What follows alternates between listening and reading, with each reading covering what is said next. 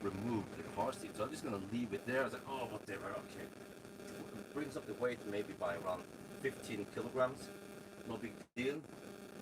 Okay, so the plan is that we will drive quite far before we need to stop and charge first time. So I'm not sure, can we go all the way to Varberg? The car claims 19%, but initially when I calculated there, it claims 4% at arrival. Okay, so we'll see. We'll start right around 10:40, I don't know, 42, 43, whatever. There, kind of late today. We're gonna reset some stuff here. Well, actually, it has been reset. And then off we go.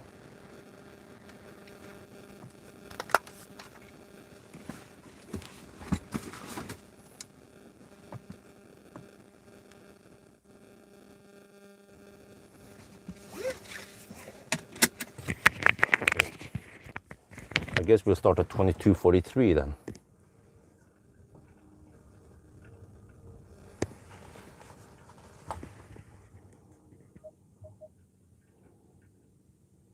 We write it down. There, it's time. Let's go. 22:43 is the starting time. Okay, can you guys guess how fast this run will be?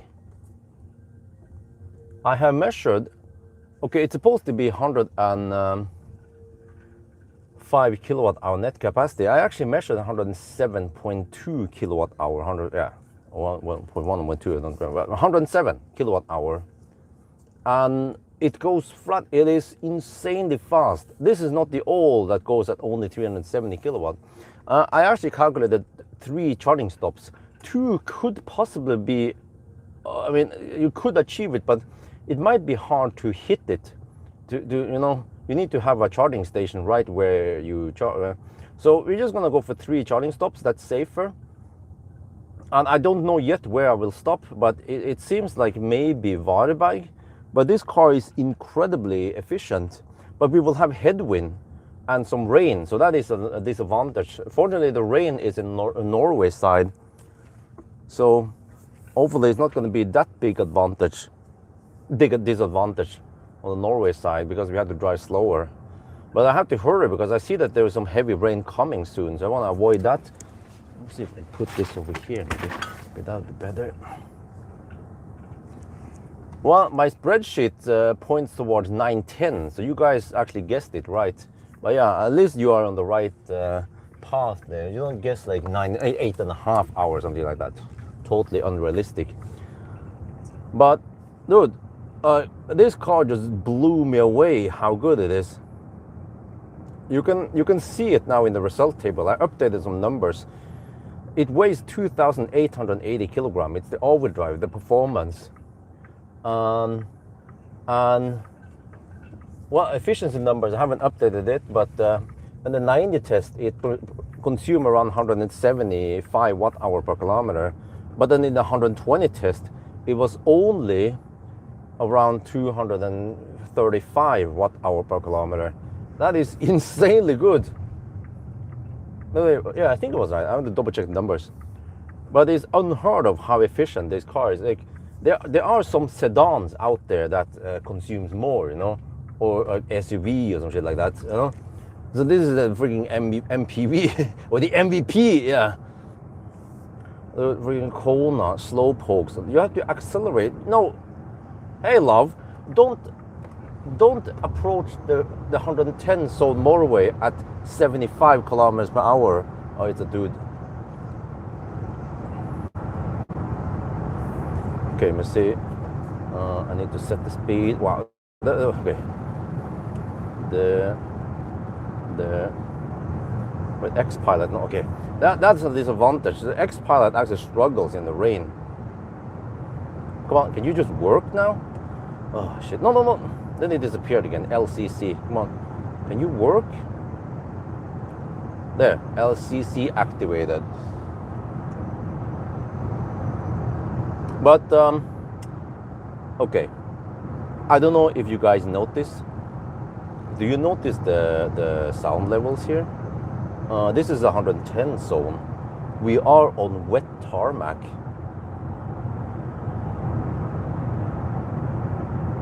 You can already see in the result table in the noise levels. I measured it a couple of days ago. It is by far the quietest car out there, except for one car, which is the EQS SUV Maybach. But that car, no joke, cost 3 million NOK. This is only 800,000 NOK. The Maybach cost almost 4 times this car. This beats even the Volvo ES90.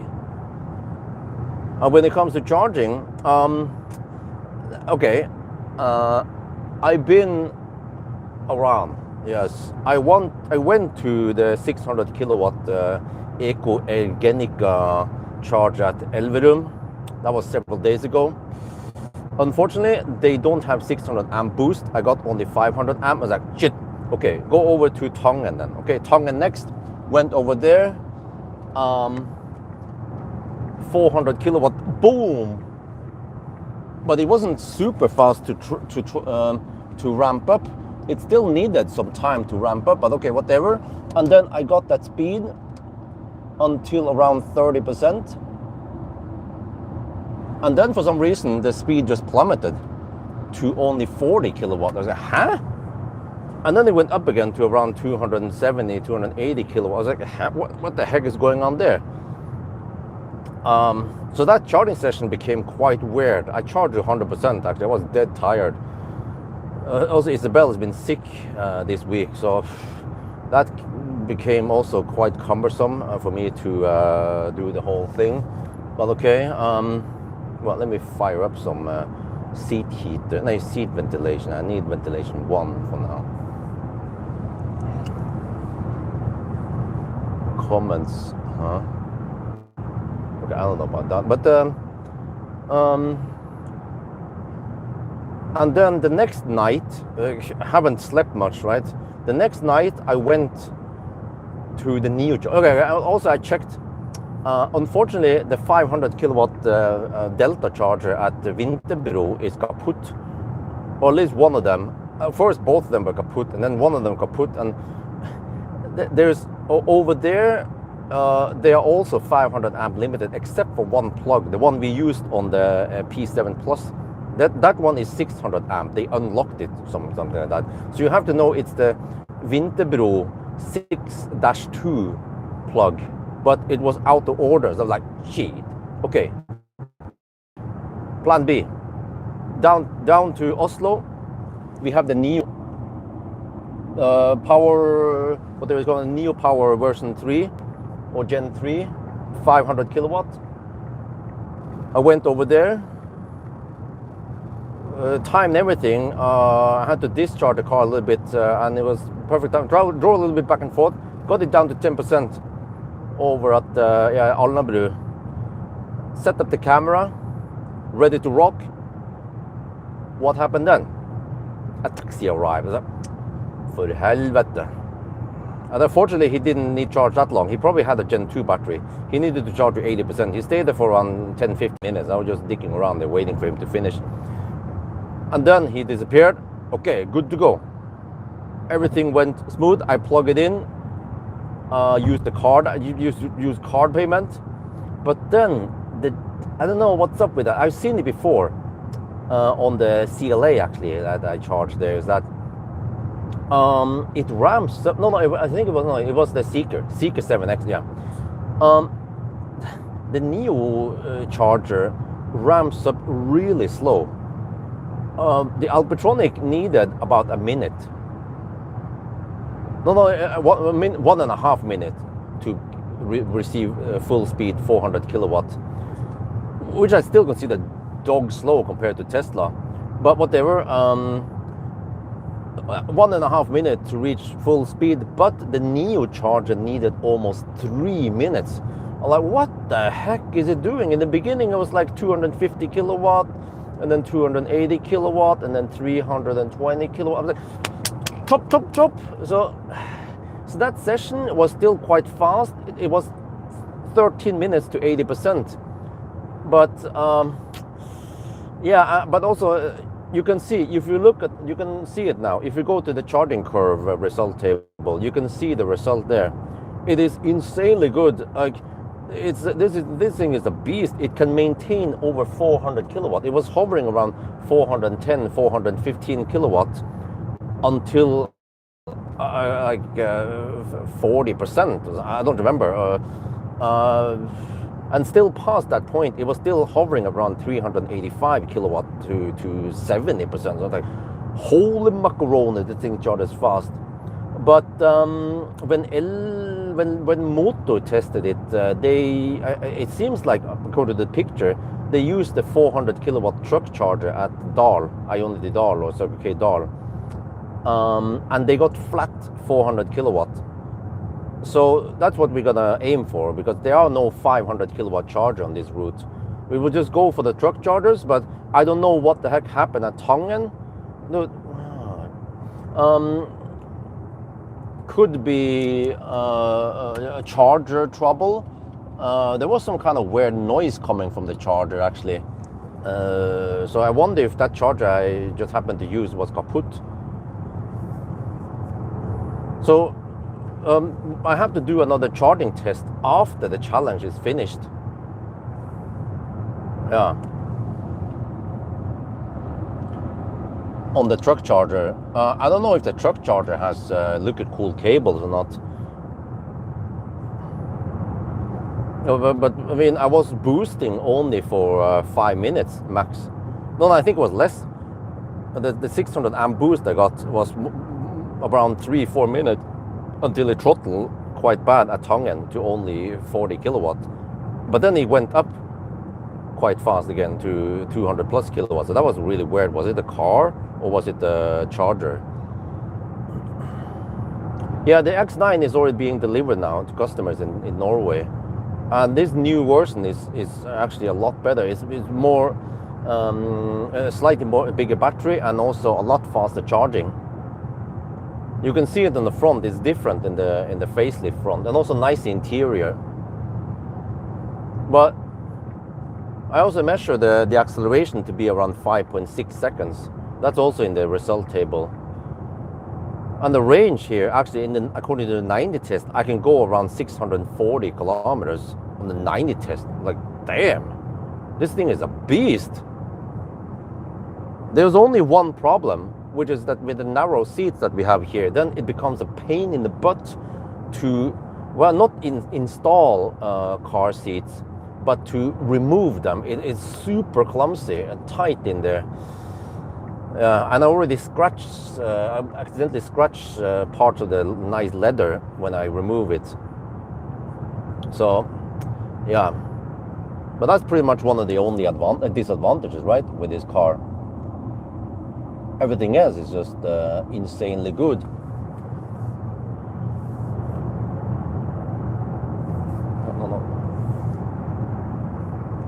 And of course, they have that button for disabling the slowdown in the curves. So, 56 already in Norway. Damn! Yeah, there was some kind of announcement I saw on Xpeng page.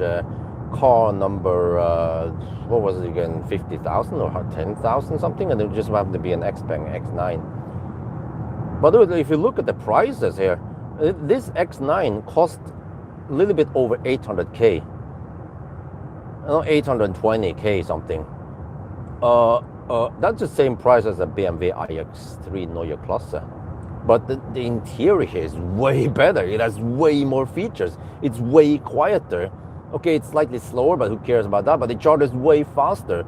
It's like, it needs only 13 minutes to reach 80%. Neue Klasse needed around 20 minutes. That's 50% slower. And the efficiency here is actually really good. For a van, it's outstanding, and for even like compared to many SUVs, it's still really good. Okay. One disadvantage is that it is 5.3 meters long, but I managed to fit that thing just fine in the garage, and I even have banana boxes and shit in there. So of course, I mean, if you're a rich bastard, if you have a normal size double garage like I have, no problem fitting it in there.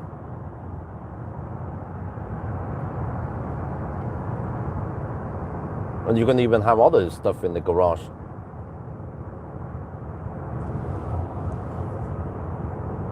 Quite low sale number. Actually, Xpeng is actually selling quite well in Norway, along with maybe BYD here. If you look on Elbilstatistikk.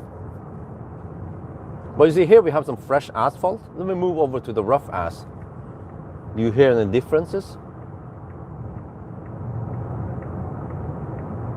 Pack voltage, well, when you're charging, the charging voltage starts at below 700 volts and then it goes to around 750 at higher state of charge. And then it needs around at least when I cap at 600 amp.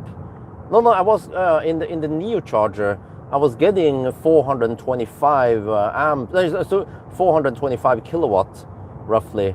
And then I had around 20-30 amps. So it actually needs more. It needs around 700 amps. I don't know. How can I hit 542 kilowatts? I don't know. Even at the Neo charger, when I start with 10%, by the time it ramped up to full power, it was already way past 20%. And then most likely you can't get 542 kilowatts. Or even 500 kilowatts. So I saw on the Neo charger, it had allocated 480 kilowatts, but the car couldn't take it. It was taking only around 420 kilowatts. So I'm thinking that with 400 kilowatts and 600 amp boost, you can go flat at 400 kilowatts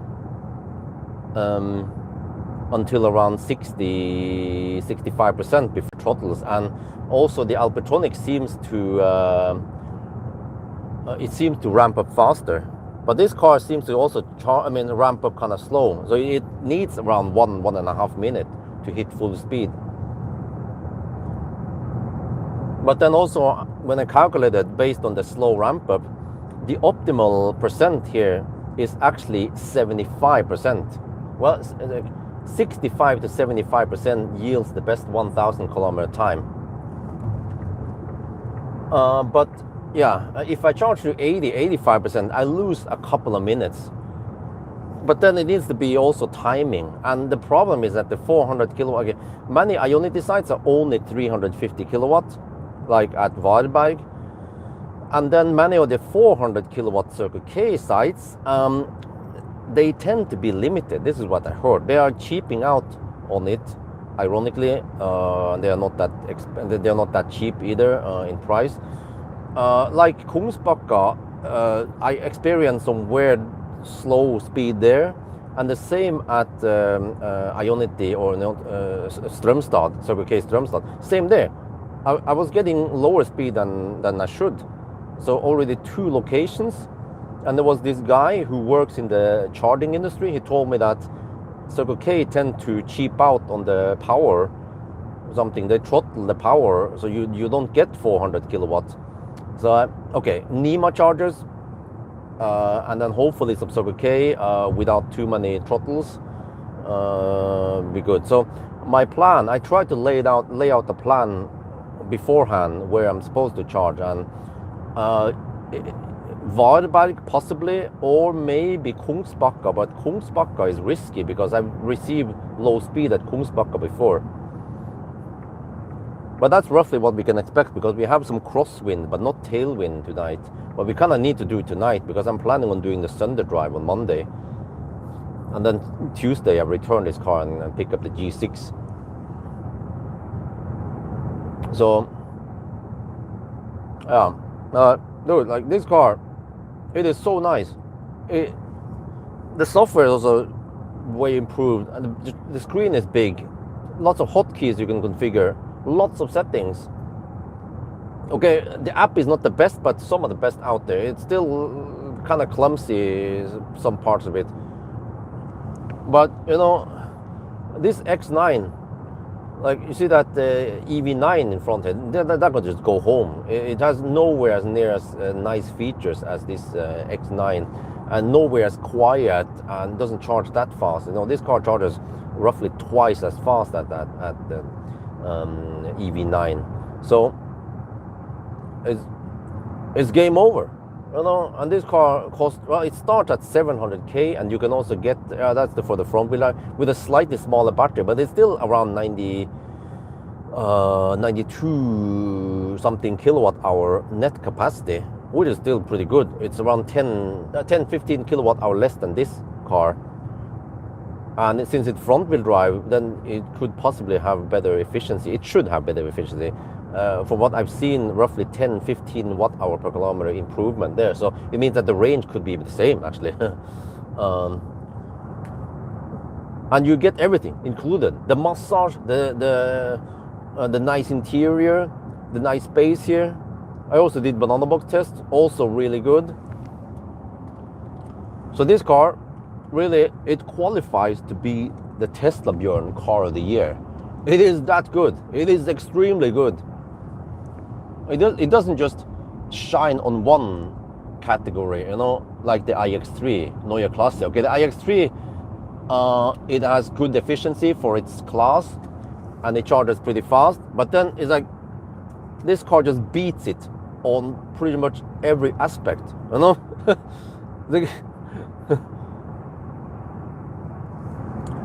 Okay, let me see. I need to get over there. Let me go past this guy.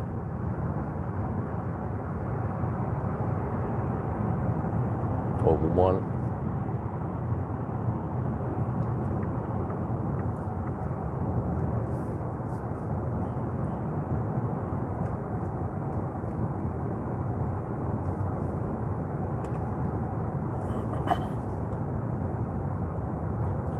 And I actually use sport mode. Let me check here. I need to check the drive. No, one.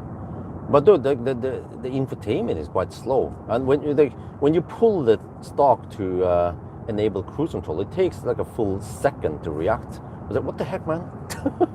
Shit. Okay, drive. Oh man, we have this Nisse. Okay.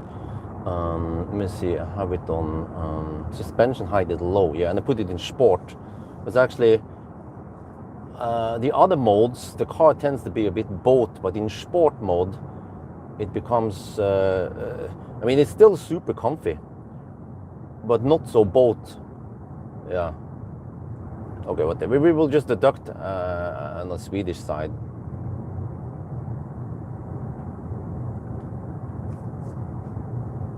Consumption right now is 211 watt-hour per kilometer. Now we hit the slow stretch. So we'll see the car shows 17% on arrival. So is that great? You know, the little things that matters. Like, yeah, okay, it now always shows the percent at arrival in the navigation. Great. You know, how hard can it be to implement it in other cars? Oh, freaking birds, man.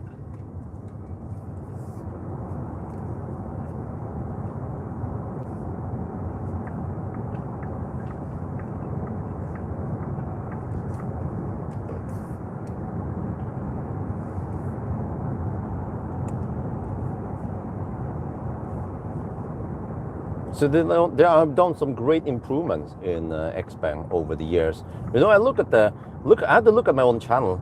The first Xpeng G3 video was posted in May 2020 during COVID times. I remember it. It was, yeah, okay. So in 6 years, they have come quite far. Xpeng, like the G3 I tested was like LCC activated. Like, what the fuck is that shit, you know?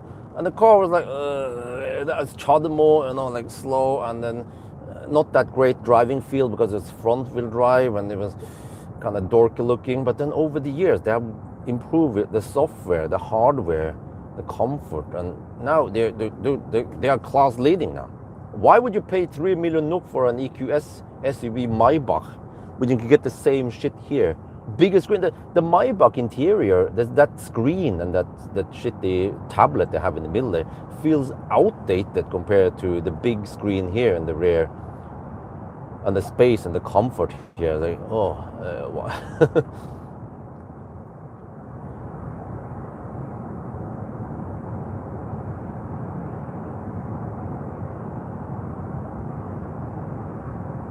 oh man, this is so nice and comfy. I'm just cruising now. I'm gonna enjoy the last few days with this car. It's been raining some days, and I had to take a break. And Isabel was also sick, so I was like, ah, shit, okay.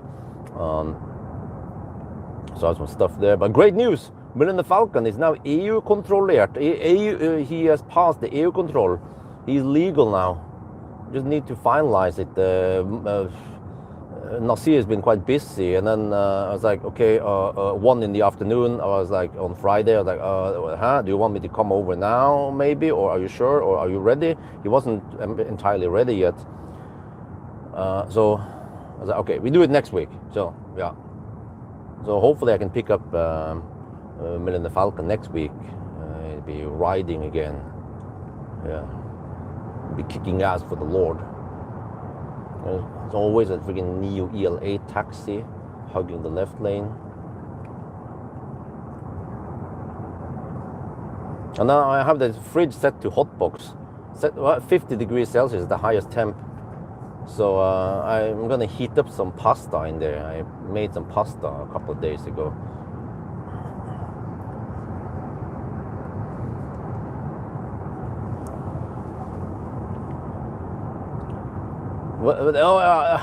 The P7, it looked promising. It had nice design. I loved the design, but then when I drove, it was like, meh, it wasn't that quiet, and also some weird design on the headrest, you know, that was in the way, and the car, okay, they brag about high drag coefficient, but it just turns out to be quite thirsty, and back then they didn't care about charging speed. It was charging at only 87 kilowatt max, and I think most of the challenge I got only 75. So it was kind of laughable. Quite big disappointment. There was an updated P7 with 175 kilowatt charging and slight improvement, but it seems like Norwegian importer didn't care about taking it in, or, you know. So they just want to go for the P7 Plus, and I was super impressed with the P7 Plus. It was way better, nicer, nice interior, good soundproofing, and also incredibly fast charging. You know, so like no joke, man. But there are not that many cars I test over the years, or in 1 year. I test one car per week roughly, and there are not many cars I want to own. But this X9 Performance and the P7 Plus, those are cars I would seriously consider owning if I had the money. That's how good they are. Yeah, I need to tell Knut Arne Markussen about this. I think he doesn't know. But they have actually improved the software a lot over the years. I've seen the differences. It's a lot better now than before, and they have more features. They have manual preheating. You can turn off the curve assisting. You have lots of advanced features. You can set up the macro, the X combo. The app is actually quite nice, but okay, not the best, but still quite advanced compared to like the German apps, you know. So and you can customize the hotkeys. You can do so much in here. Also, maybe one thing missing is that they should have a search. I think they don't have a search in the car settings, so you get lost in all the settings in there. So, but I mean, there are room for improvement.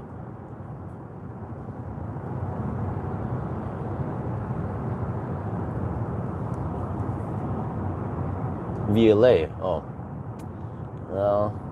Well, I mean, knowing Mercedes, I was like, I've seen some video shorts or something about the GLE also. I'm like, okay, what's so special about the GLE? It has some kind of star roof, okay, and it has that passenger screen. Like, oh, okay, so what?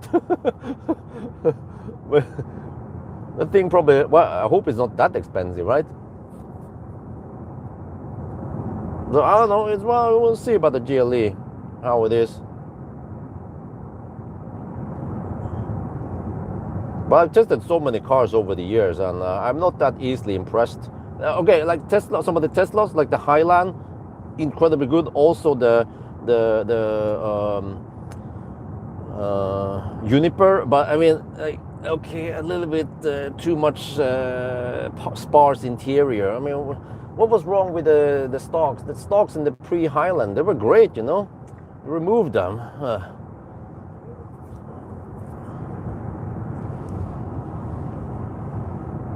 Okay.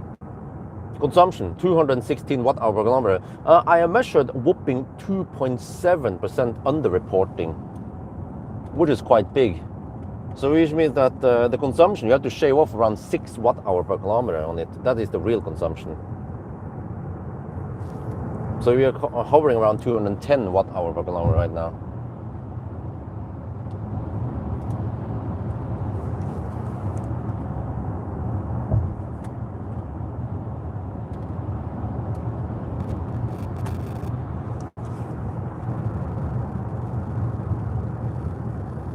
Uh, 0.25. What? That's okay. That's still. I mean, that's still a lot better than the ID Bus. But this van, this X9 has 0.227, I think, or let's say 0.23.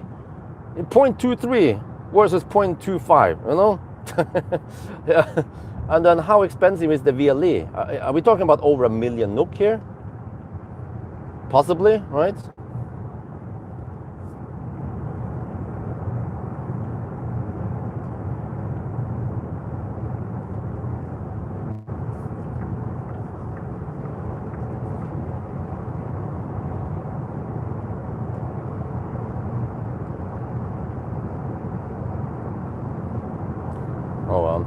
I was about to say, why is this guy in the left lane? Well, it turns out it is a woman. Oh. Okay, clear there.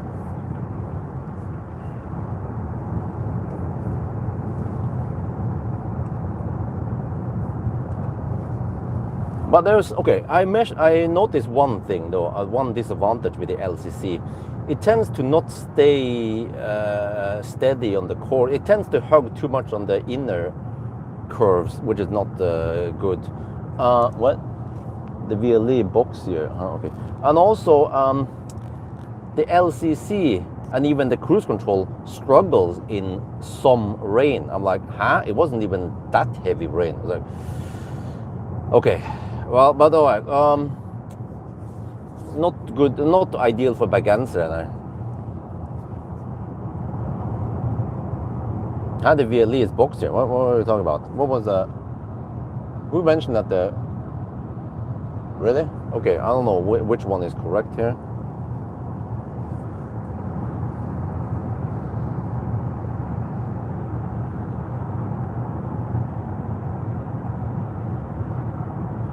Yeah, but you know, it's actually an advantage that the Xpeng X9 is so long, 5.3 meters. It improves the drag coefficient.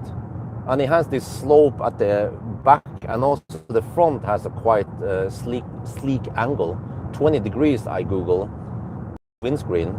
So the whole thing is just super slick, which makes it good for aerodynamics, which is important for a van. So,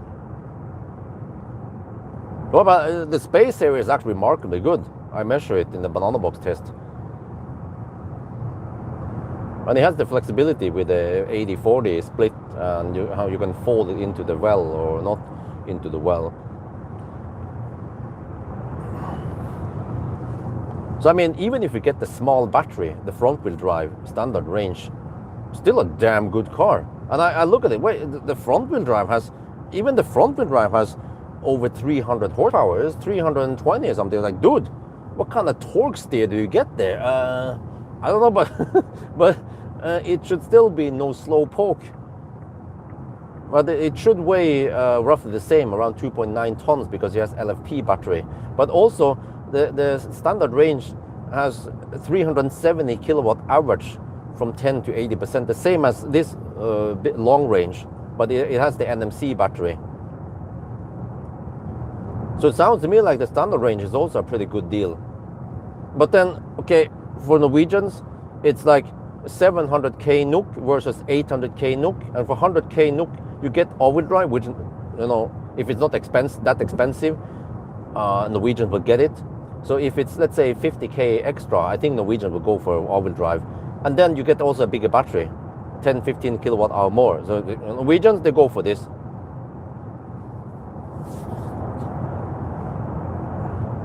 All right. Let me see. Let me check here.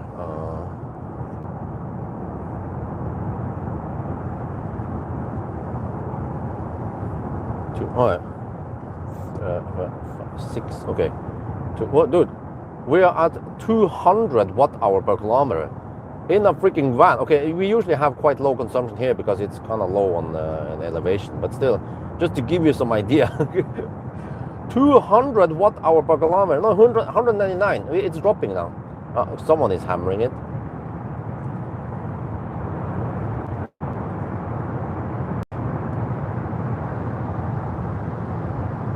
That is not unmarked police.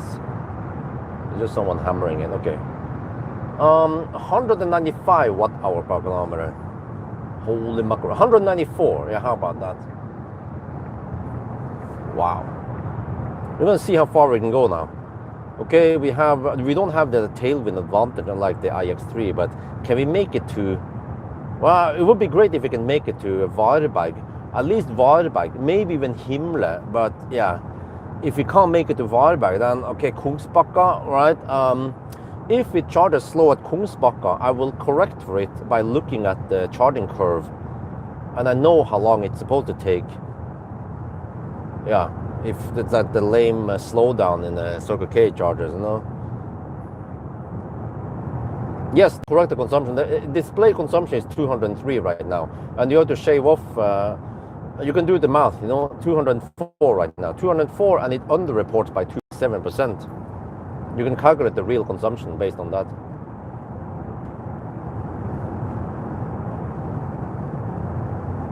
Fortunately, it's not that cold tonight. Around, where is it, 14 degrees now? Okay, good. Hopefully around 10-12 degrees Celsius. Oh, what the heck is this? E100, okay, E134 is not too relevant. Awesome, okay. Whoa, what is this? It's a slowdown here, okay. Alright, we have to, okay, whatever. There's some delay. But you don't have to drive that slow, it's 70 only. Okay. Well, whatever, I'll just document this on the camera. We just calculate for the delay at the border. It is actually a slight advantage because we will have lower consumption now. Yeah, but it's not that big. I mean, it's maybe just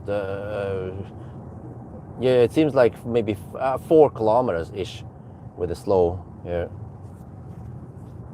But this will also explain any major delay. Like we will probably have around 3-4 minute delay at Schweinsund now by the time we get there. Okay, the moose test. Whoa, whoa, whoa, whoa, whoa. I have to watch out here in case I need to give way for. Okay, okay. All right.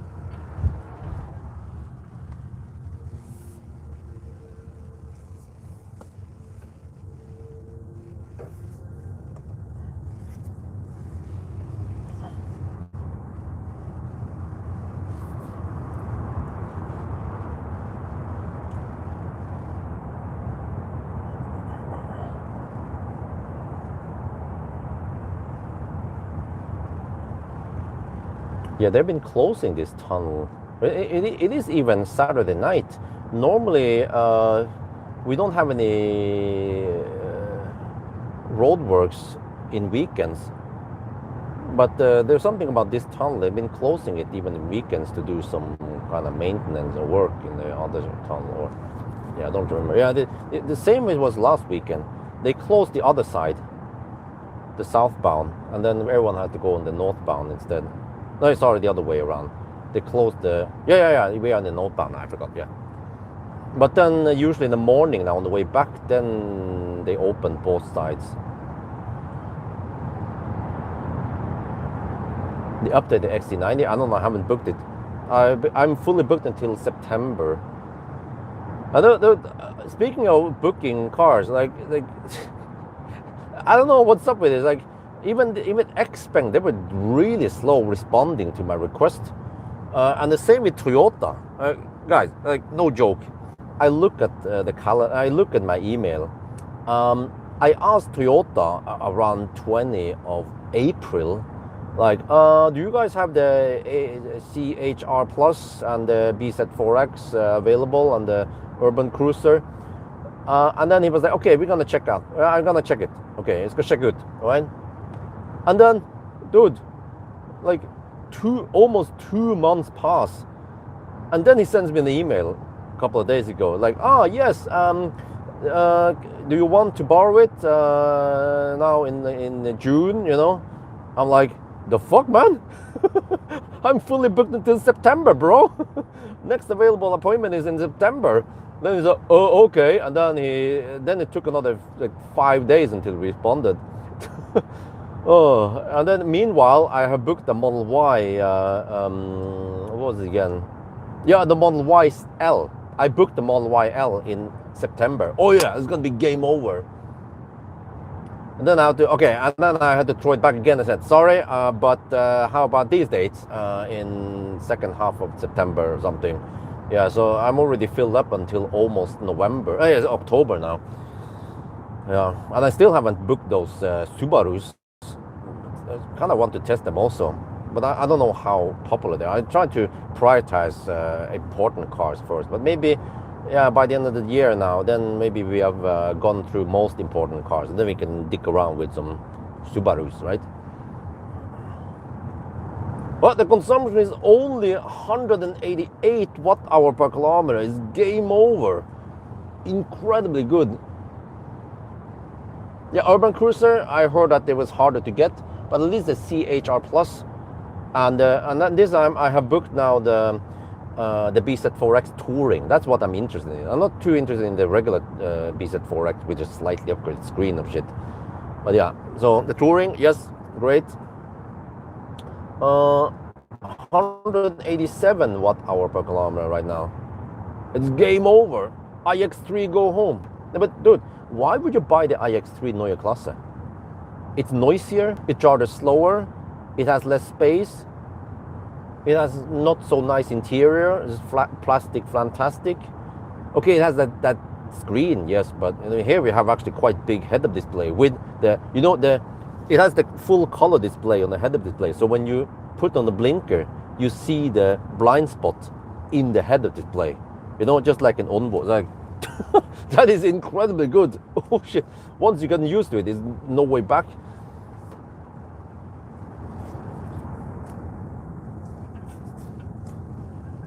I think actually the Germans, do they know that the Chinese are fucking them in the ass? That the Germans, they are so far behind. I think they don't know, and I think many customers also don't know how far behind the Germans are, how far ahead the Chinese are. And I've been saying it for many years. Once the Chinese they figure out, once they figure out how to make good software, it's gonna be game over, and it's already starting to happen now. I see it in the Xpeng, and I saw also in the Seeker 7X. It was really good.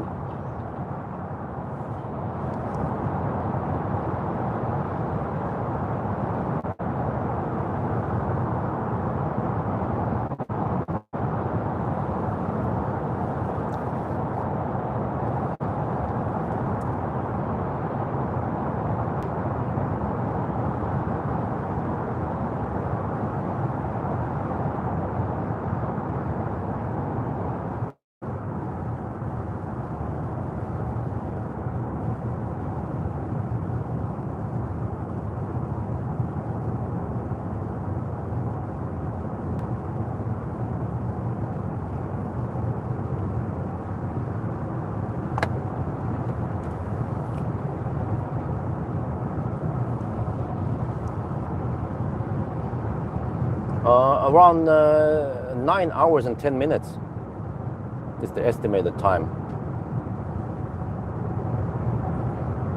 But in general, fast charging cars, they tend to perform better than I predict. Plus that is based on the kind of slow ramp up on the Neo charger. So, well, yeah, I expect 3 charging stops. So the charging stops will possibly be Varberg or around there.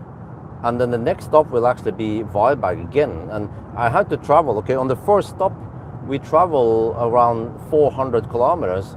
So that means 600 kilometers left. And yeah, I could go 300 kilometers per leg, right? But then you kind of need to go around 85% maybe.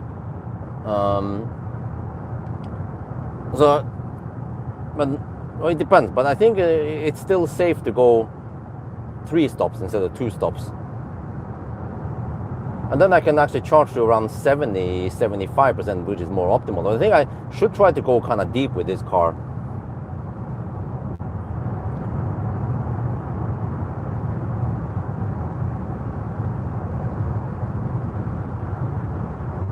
I have to see if this is police or not. It has the signature of an unmarked police car. Nope, it's not.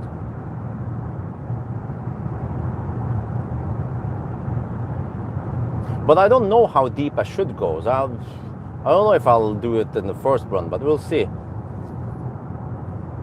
So okay, so which means I need to go around 200 kilometers on each leg. So from Varberg to the turnaround point and back to Varberg, that's actually 206 kilometers. But I calculated that I only need to charge to around 65%, and even 75 is optimal for this car. Between 65 and 75% is optimal. And then after Varberg, I'm planning on going to, well, I'm not sure, Håby, or maybe Strömstad. So, yeah. Håby, truck charge at Håby, maybe.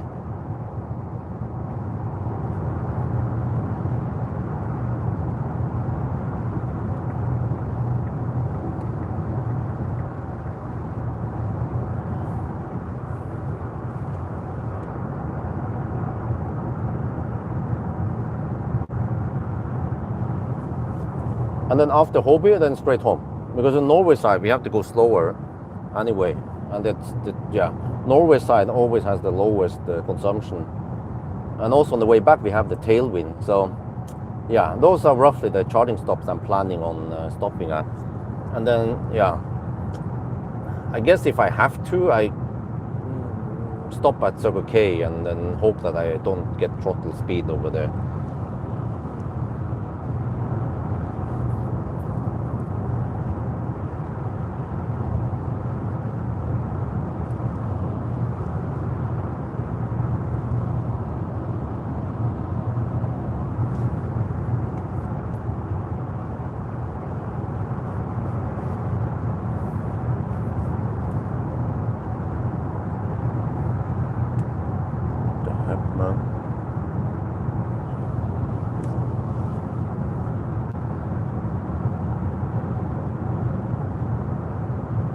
Well, the EU, well,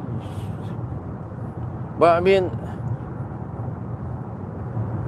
okay, I'm not sure if this is correct, but when I did an AI, I copied my range test data and pasted it into a Google AI search thing just to do the work for me, and then it let it parse, and I asked how many different car brands are here, and it told me 31 different car brands I tested over the years. We don't talk about models, just car brands. And then how many of those are Chinese that are not bankrupt? And it told me 10 brands, and then the last one, 9 brands, and there was one that was bankrupt, which is Hi-Fi. So I tested 9 different Chinese brands, but I'm not sure if it counted everything. Yeah. But actually many Chinese brands are kind of shite in software / hardware or something, you know. Like many Chinese brands are either super annoying in the software, like Deepal, and also like hardware, like RapidGate or whatever, you know.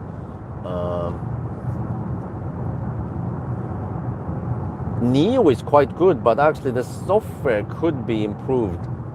Many things, and some other things also with Neo. But Neo is also I consider one of the best brands out there, along with Xpeng. Actually, I didn't really consider Xpeng that much until now. I've seen that they've been getting better and better.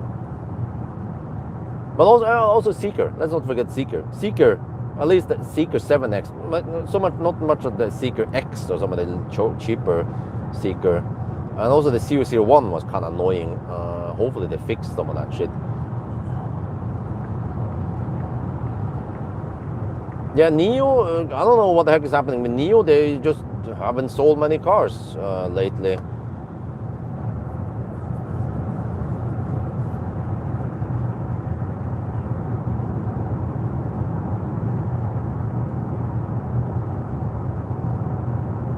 I love the brand Neo. I think they have good cars, but they just, I don't know, they just don't go all in. They're too slow getting they're too slow getting the car from China over here. Like, just get the ET9 here, and the Onvo L90. You know, what are you waiting for? There are many great cars. Also, I think the EC6, the coupe, you know, that I've seen in China. That's also a great looking car. There are so many nice Neo cars over there that they should bring here. They should really work on the software in the Firefly. It is super annoying. The car itself is great design. Maybe kind of small battery, but okay, whatever, I can live with that. But the software is like, oh man, drives me nuts. It's Firefly software. So there's so much they could do, but they don't. So I'm like, okay, what I can't save them and tell them what they should do, but. And also they should open the swap stations longer. At least some of them in Oslo, so the taxi drivers are happy. And if they're happy, then more taxi drivers will join, or other people will join. You know, they have to invest in order to gain. So okay, they need to bleed some money. Open up the swap network. Maybe get rid of all the Gen 1 batteries. Only have Gen 2 batteries, so the experience on Neo is better. But they don't. So then it's just a bad spiral, and the customers are like, meh. That nowadays charging is getting faster and faster. So, like this car here, okay, 12 minutes to 80%. Okay, it's not 100%, 12, 13 minutes to 80%. But I mean, that's already good enough, you know? And you have way more chargers out there. You can just pull out to any 400 kilowatt and get that kind of speed. Not locked to only Neo swap stations.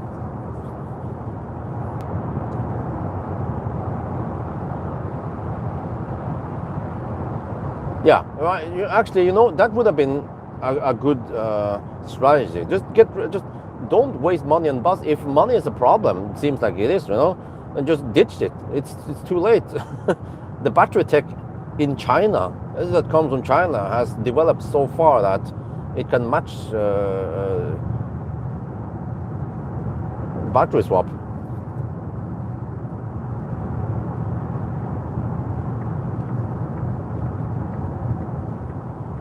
Because when I spoke to them, the reason why they don't want to open the supercharger 24/7 is because of cost. Well, but you have to break an egg to make omelette, right? Or you have to bleed some money to get more customers. That's what Tesla did in the old days when they were giving out free supercharging and building supercharging network with very few cars on the road.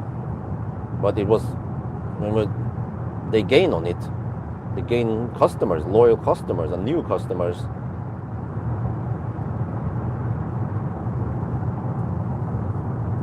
But Xpeng, they went the right route. Because in the old days, it was laughable. Like the Xpengs were charging so damn slow. It was like, lol. But they figure out. They went back to the drawing board. They figure out how to design cars, how to make the charging faster, prioritize charging, and they're kicking ass now. But it's still that big skepticism against Chinese cars that you know, probably. That's why Xpeng is not outselling Tesla in Norway or Europe. Because it probably took a while, took many years for Tesla to build up a good reputation worldwide.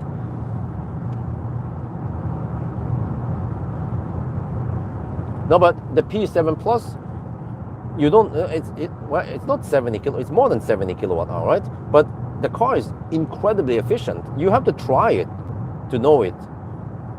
They can get away with smaller battery, lower entry price, and really fast charging. So who cares? Like when you, really? Well, you can go. I don't remember, but you can probably go 500 kilometers, and then you charge in only 12 minutes, and then you go again, right? Who cares if it's not 100 kilowatt hour battery? As long as the efficiency is good, then that's win-win. Then the car doesn't become very expensive and not so heavy.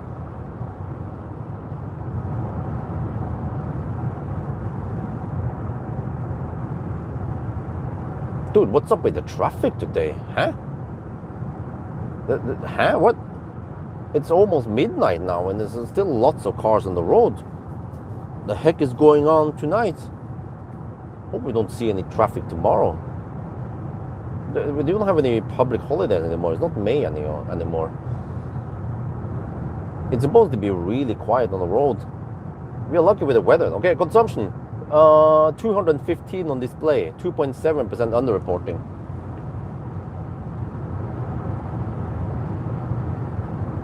Oh, well.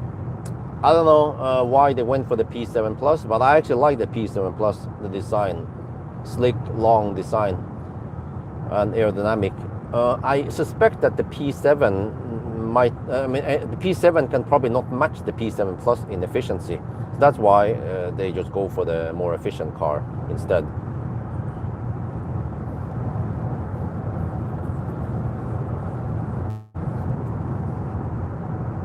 Well, I would say that Model 3 Highline is prettier than the P7 Plus, but I mean, it's still not an ugly car like E-Niro or Inster, you know, the Koreans. I don't know, man. Some of the Korean cars are so fugly. How can they design so ugly cars? I don't know, man. People buy them. Who cares? Also, Kona is like, well, yeah.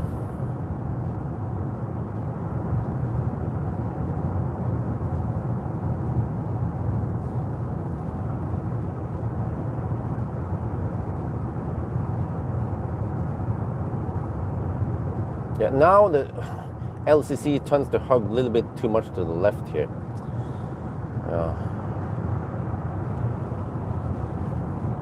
And also, I think it refuses to change lane if there is. No, it changed the lane. Okay, good. I think I had problems doing that earlier. No, and then it just cancelled. Shit, man. Dude, we were already almost over there to the other line. Like, why did you cancel when we were only the 75% completed? So this car still does some stupid shit.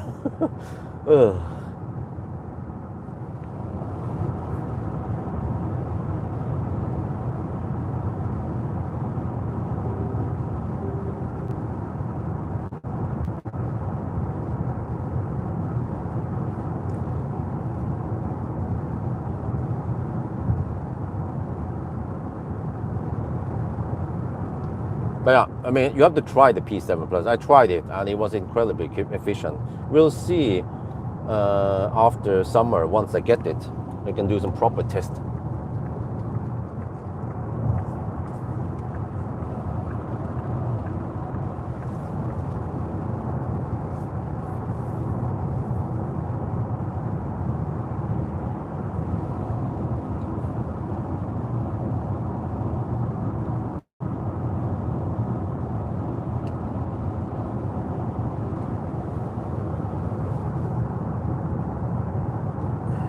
Right, 216 watt hour per kilometer, down to 82%. The car estimates 25% at arrival. Really? At Varberg? Well, as long as we arrive at Varberg, we should be fine, right? Or even Himle. Because Himle, we have the truck charger, and we should be able to get 400 kilowatt flat there. No sneaky power gate at the charger gate. I still have no idea why there is so much traffic now, almost at midnight. Yeah, it's supposed to be very empty, almost like. Oh wait, maybe some people start vacation now. Yeah, that could be it there. But but if they travel far, like Europe trip, well, some of them have actually the roof box. Dude, what the heck is the LCC doing now? Shit. Yeah, so they could be on vacation, some of these guys, like this. Oh, the LCC is lost. Okay, there. Yeah. Could be. And there's just tourists heading south now. They start early. It's 13th of June.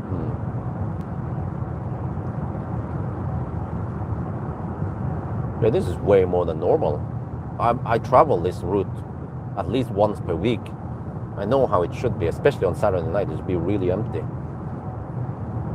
I wonder if I will have any problems on the charging stops with some Laderstau. Well, probably not Laderstau, but Powergate. We'll see. 25%. Okay, but the state of charge scale is not, I mean, yeah, the state of charge scale is not linear. So I just have to bear that in mind. I think actually once I'm low, I will count. Okay, I measured 107 kilowatt hour, but I will count around 100 kilowatt hour at the low end, so I don't get any surprises. But actually, we could just look at the estimated percentage. It should be fairly accurate, at least when we get closer and closer.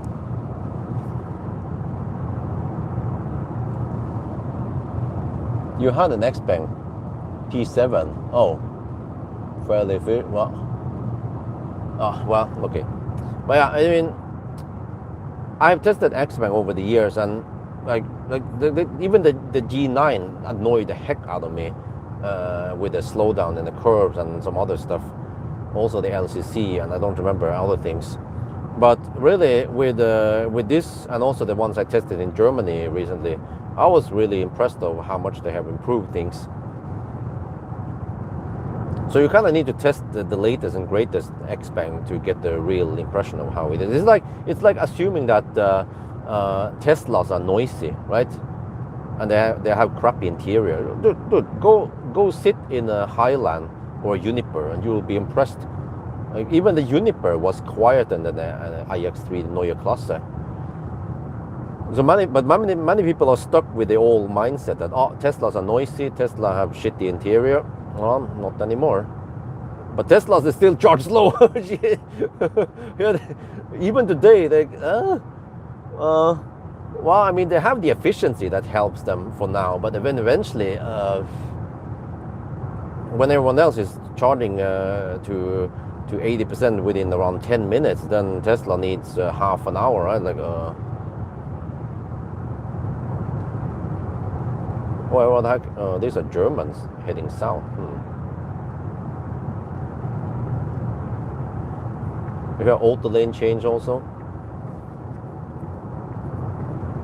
Okay, 221 watt-hour per kilometer. Yeah, I wrote down beforehand that in order to get to Varberg, we need 264. The budget is 264 watt-hour per kilometer on the display.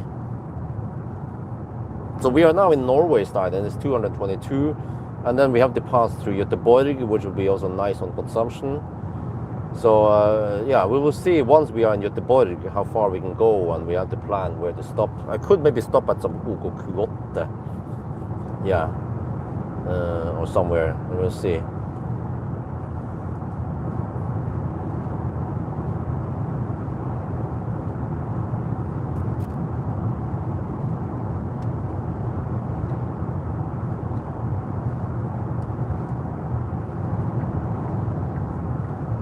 I think they also have 400 kilowatt. Fortunately, there are plenty of those 400 kilowatt Alpitronics nowadays.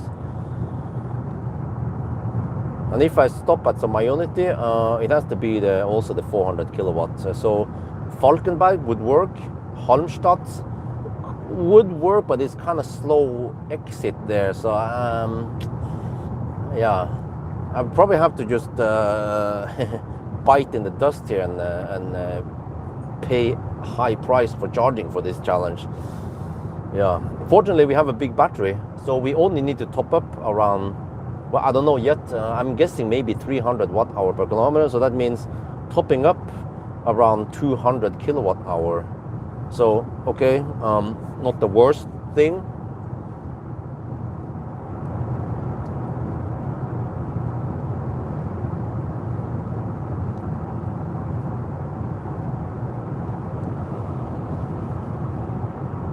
Good reputation for really everything. So yeah, they do. Xpeng, they have been updating very often. Not what I've seen now. For example, BYD is like, meh. I mean, they are okay, the best-selling EV brand, blah blah blah. But like here in the Xpeng here, you can actually see that we have driven for 1 hour and 4 minutes. You know, little thing that counts. But in BYD, it's like we have driven 1.1 hour. Like, and the BYD software is still kind of meh. It's kind of clumsy how you navigate in there with the settings and everything, and so it's I don't know, like for a brand that sells so much worldwide, I'm almost shocked how bad the BYD software is, infotainment is, compared to Tesla and Seeker and Xpeng. You know, they are leading in the software. But when it comes to the Xpeng, like many things here is just really slow. You press something and it's be like, what? Did I press it? Yes. Takes almost a second for it to react. And also the screen here, which visualizes road and cars and so on, is quite choppy. Probably operates at around 10 FPS, and Tesla seems to be at around 50 FPS.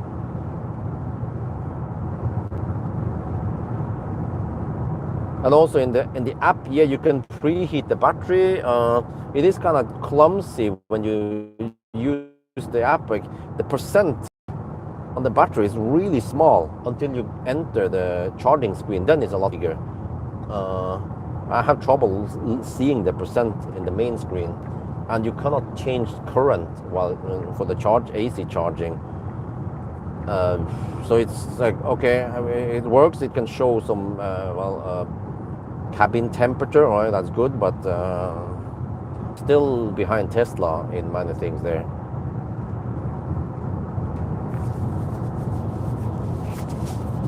But I mean, it's already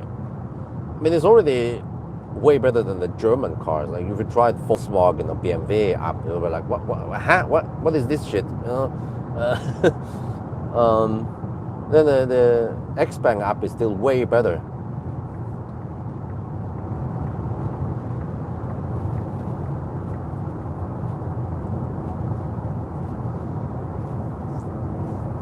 Okay, Andrew's here, okay.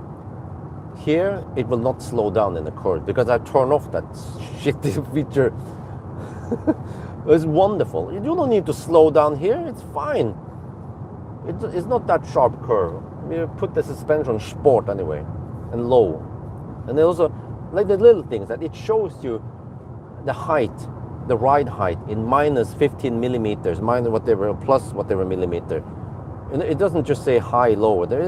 Yes, that's the way to do it. You know, just instead of just dumbing it down and say low, very low, whatever, right? And like, how much is it? Well, it is minus 15 millimeter. Oh, great.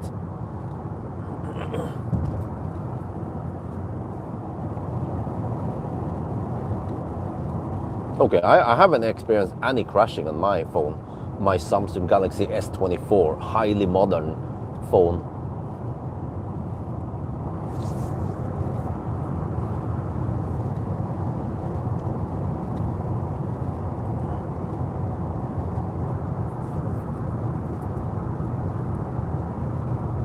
Okay, there's supposed to be some rain on this challenge, but this is the best I could do. Yesterday night it was raining a lot more. We will just have some wet roads on the way maybe, but not, okay, there will be some rain around Halmstad. Yeah. And then and also a little bit on the way back tomorrow morning. But yeah, okay, whatever, this is the best we can do. We'll see.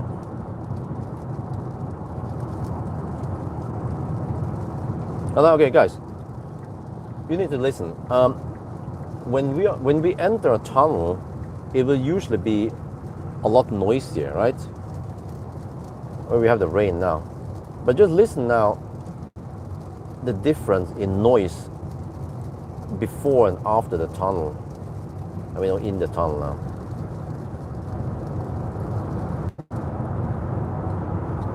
now. Do you guys hear any difference? It's like, what? You know, you could think that we are cheating. Well, I'm using a different recording here, sound recording, but there's almost no difference. Just slightly more rumbling in the tunnel. That's it. But okay, we have the rain hitting the front windscreen now when you go out.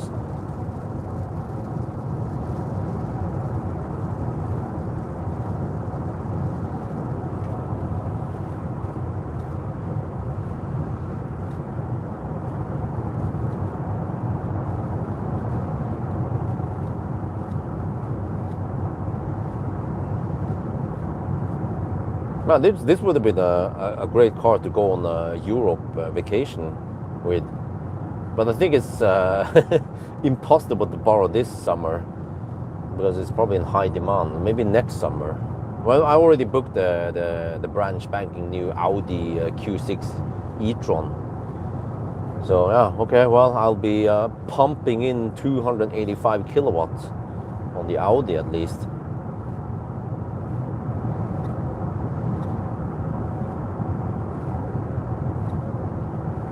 But we're not going to travel that far, so it will just be Gdansk, yeah.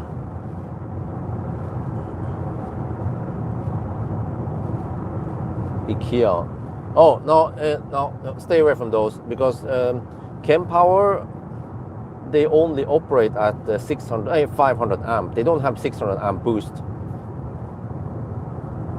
We want to go for Alpitronic because they have 600 amp boost.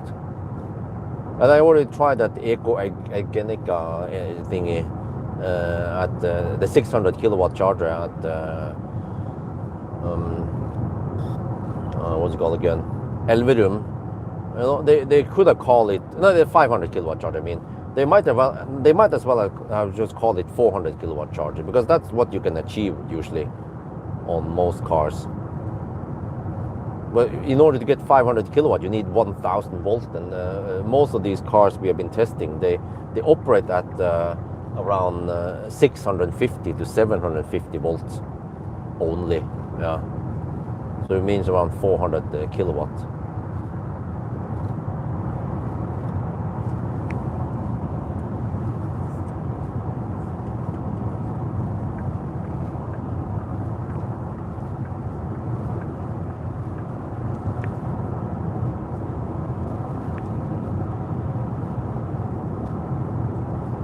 Well, I heard that the food and hotel is cheap in Poland, and then I've been poking at the weather there. It seems to be nice. When it's 20 degrees here in Xpeng, then it's usually around 23, 24 around Gdansk. So, and even next weekend when it's supposed to be 24 degrees in Xpeng, then it's 28 degrees in Gdansk. So yeah, I mean, okay, as long as it's around 20, 25 degrees, then that's fine. I don't need 28. 28 and beyond tends to be kind of hot for me. And it's not that far to go there, so that'll be okay for the kids, maybe.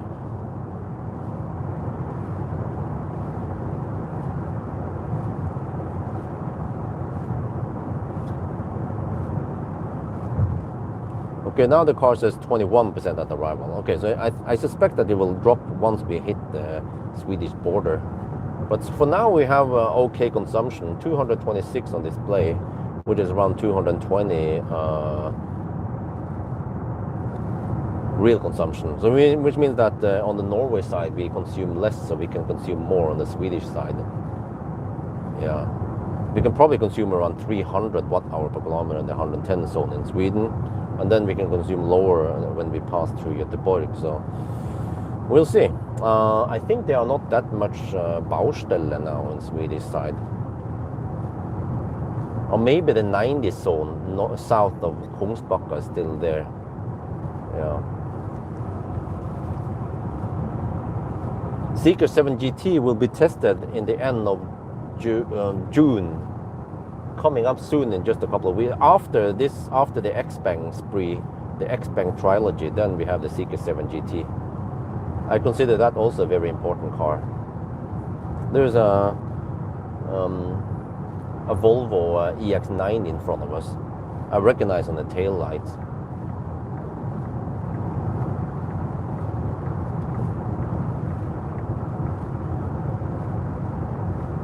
But I mean, even the EX90, well, wait. It has the AA license plate. Why would you buy the fossil? Okay. But if you want something big like an EX90, I think it costs 1 million NOK, right? Why don't you get an Xpeng instead? Way more space. Actual 7-seater with plenty of space in the back. Yeah, EX90 with the AA license plate.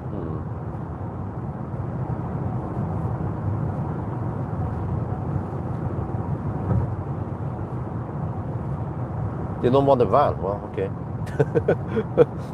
But I mean, that thing is almost like a van anyway. And the thing is that once you drive this X9, you will realize that it doesn't feel like a van. You don't sit like a van. You sit more like an SUV. And it's actually not that tall to climb up and down on. Unlike the bus, you need to climb up on it, right? ID bus. So you have the ride and the comfort like an SUV, but okay, just long, 5.3 meters long.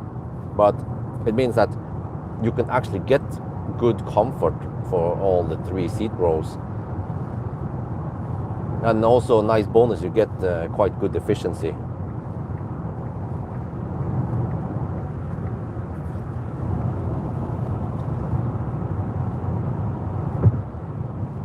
Yeah, 7-seater. But I mean, if you don't need a 7-seater, you can just fold it. Then you have a good 4-seater. Or you have the flexibility, you're going to go 5 or 6-seater depending on what you want.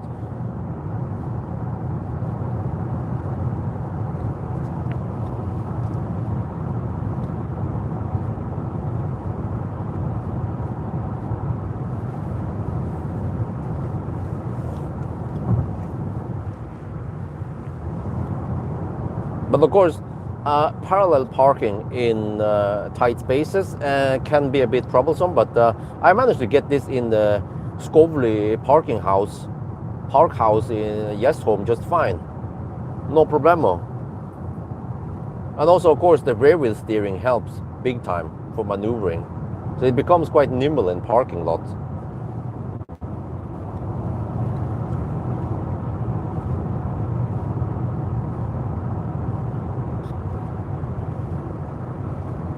Yeah, well, I mean, yeah, I know. People, they have the preferences. They want something Swedish or, well, lol. Okay, but they want something Swedish, not something Chinese. But I tested those cars, like the Volvos and the Polestar, and it's like, well, okay, infotainment is okay. Feels kind of outdated, small screen. Also laggy when you press buttons. Like, it's incredibly laggy. Just want to adjust the steering wheel or something. It's like, what the heck? Why is it so slow? This car is also kind of laggy on many things. So, well, at least it doesn't cost over $1 million. Look.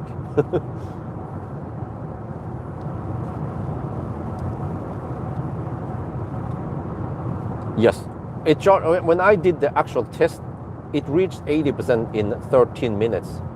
But I don't know, I got the feeling that the Neo charger, well, I know for sure, it was ramping up really slow. And I calculated I lost around 30 seconds versus the faster ramp up time on the Alpitronic. So I checked at 30%, the Neo charger, the 500 kilowatt Neo charger versus the 400 kilowatt Alpitronic. And the Alpitronic session was 30 seconds faster to reach around 40%. Or 30%, whatever, it doesn't matter. So yeah, so when I could do it in around 13 minutes. So that means that on a good day, you can do it in around 12 and a half minutes-ish, right? So that is incredibly fast. Okay, but if you guys go look at the result table, the one that is the charging session, and you can see the graph. You will be blown away by, and you can also see the numbers in the table. You will see it in a couple of hours when you charge. Like, this car can maintain 400 kilowatt until around 45%, I think, and even at 60. How was it again? I have it here somewhere.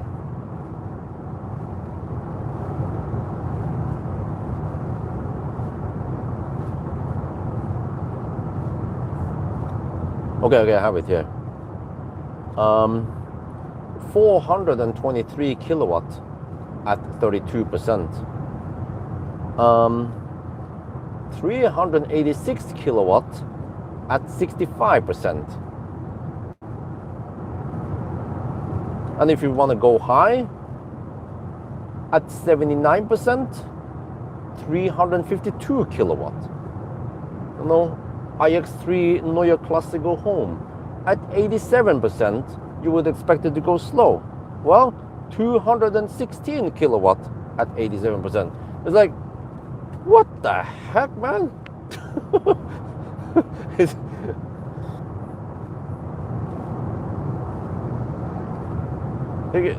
It charges way faster than the Seeker 7X even.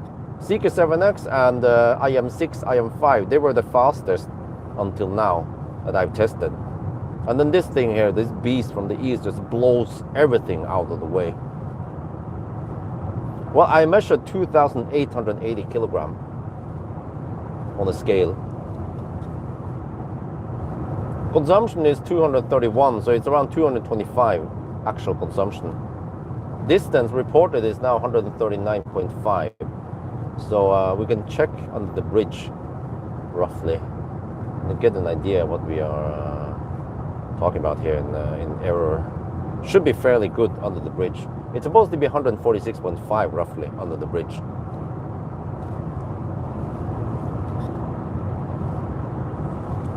Well, but the thing is that this car charges so fast, it makes the iX3 feel slow.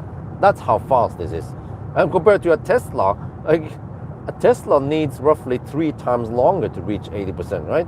I don't remember it was 30 minutes or whatever, but yeah. If they actually put this battery in P7 Plus, it would be game over. I'm sure if we can fit 110 kilowatt hour in the P7 Plus, but at least like 90, 95 kilowatt hour would be great.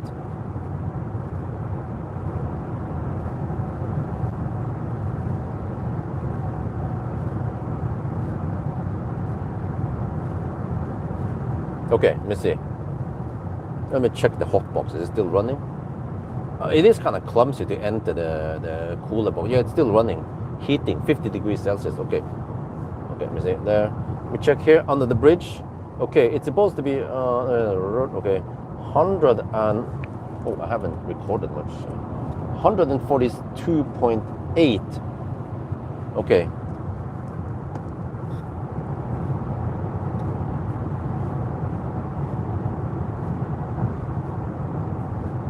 Yeah.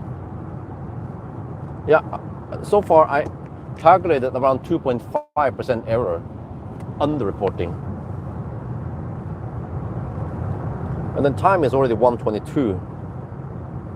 So we are already 3 minutes delayed, and it will probably be 5 minutes by the time we get to the bridge.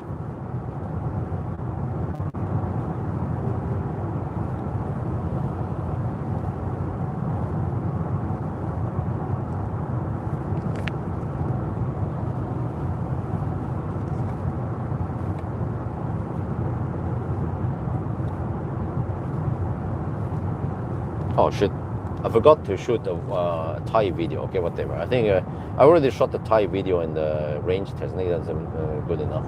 I get so low view count on the Thai videos anyway. Dude, that guy is sleeping behind the wheel. Flashed at him several times. He had the damn LED bars on.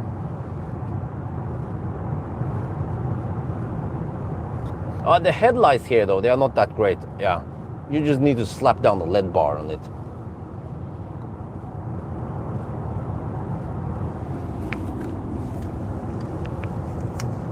Okay, 23 now. I think it might be 24 by the time we reach the border. Let's see.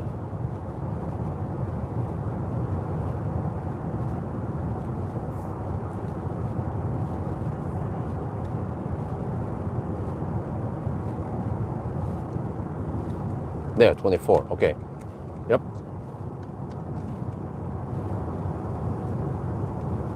We are now at the Swedish border, and you saw that there were some delays. Actually, one of the tunnels were closed. So as usual, we check here. Normally it's supposed to be 1 hour and 19 minutes. We were delayed actually quite a lot. 1 hour and 24 minutes. We have 5-minute delay. But look at the consumption. 234 watt-hour per kilometer. This car underhoard by at least 2.5%, maybe more. So which means that the actual consumption is only around 230 watt-hour per kilometer. That is simply amazing. This car, or this van, is so efficient for a van. Yeah. So now the car claims that we will arrive at the Varberg with 19%. Wow, can we make it there? We'll see, because actually, in order to get there, I calculated that.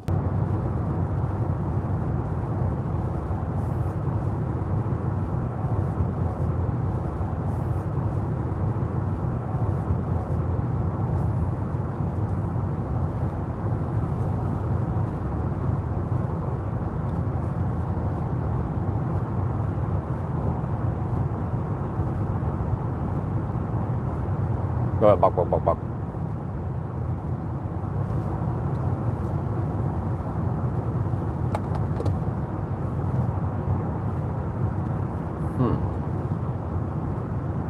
This is gonna...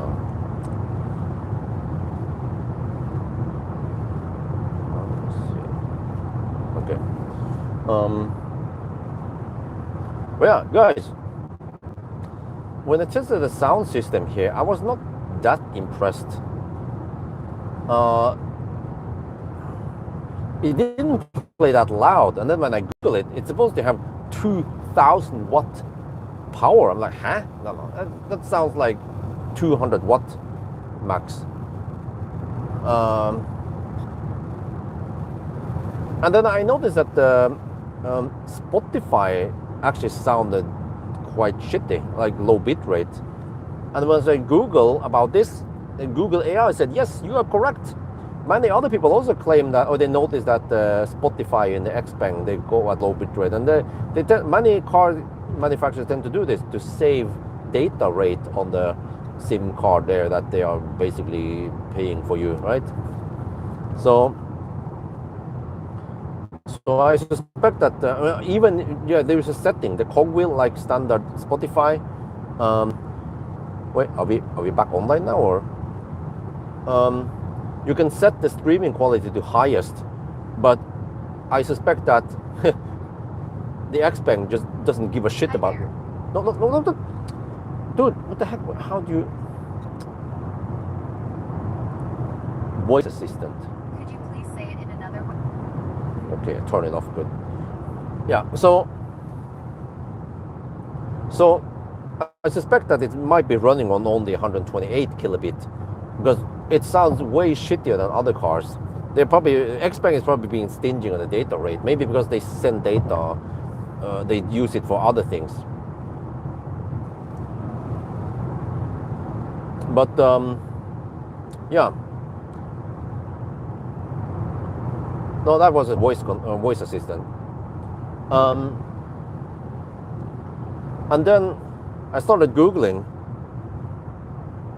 and well, Tidal or Tidal, I don't know how to say it. Tidal is way better. Tidal, FLAC, lossless is the shit. So I created a Tidal account. I migrated most of the songs over. There's some songs that I couldn't find. It was a bit bummer, but okay, I can live with that. And also Tidal actually is cheaper per month for the family subscription. I use the family subscription now to share with wifey. But I started noticing, because I listened to Spotify. Spotify supposedly has lossless also, but when I Google about this, even the lossless on Spotify is not, well, it's just that it's not as good as Tidal, because the raw material on Spotify was already not that great quality versus versus the Tidal. They collected, and the servers are holding on to higher quality raw sound files basically. And yeah, when I listen, I even turn on the Spotify on the lossless, or the higher setting lossless at home, and with a what do they call it again? The speakers I use. I've been Googling a lot about this. Marshall Acton 3. I can hear it in many songs, like Lionel Richie, Say You, Say Me, or some of the songs. The bass in Tidal sounds deeper and punchier, and also the treble sounds super crisp. I'm like, what? So this is how clear it can be on the Marshall. But there are some butt cracks here, because the Marshall doesn't use the LDAC, and also it uses the SBC, I think it was called, codec, which is actually slightly worse than the AAC, the standard Bluetooth codec. And then I could connect it with the analog plug, then it's better. But then it's not practical. Well, I can use maybe a dongle, but I was like, I'm not sure if I want to use a dongle. So I realized that in order to get the best sound in a car that I test, if I want to listen to something, don't use the in-car thing. You might want to use something like, if you use CarPlay, then it goes over Wi-Fi if it's wireless CarPlay, or if it's cable, then it has way higher bandwidth, and it actually transfers lossless over CarPlay. So I never actually bought. I mean, I never cared about CarPlay, but that's actually a good reason to use CarPlay. You get better quality, but especially if you use Tidal and not Spotify. But when I Google about this, even when you have, okay, on the way to the phone, it's lossless, but I'm transferring with lossy compression via Bluetooth, it still sounds better. Yes, because before the compression on the phone, you have better data on the FLAC versus the already compressed Spotify data. So that's why it still sounds better, despite that it uses SBC and not LDAC. I try to find out, can I use LDAC? Nope, I can go, I went into the developer settings in my phone, but simply cannot, you cannot enable LDAC because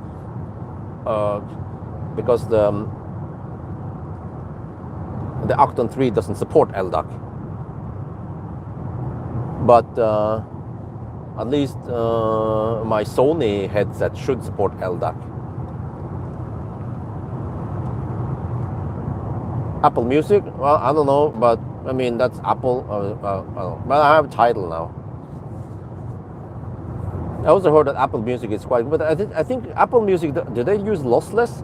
Because from what I Google about, Tidal seems to be the best for sound quality.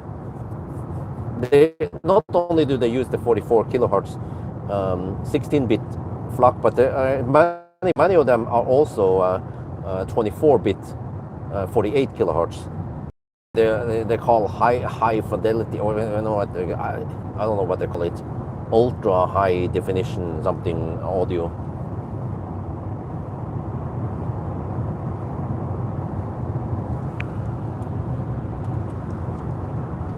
And actually, many people are complaining about Spotify, that it used to be very good at guessing what you like, so on. But now Spotify has gone more towards music videos and podcast and other shits instead of the pure music part.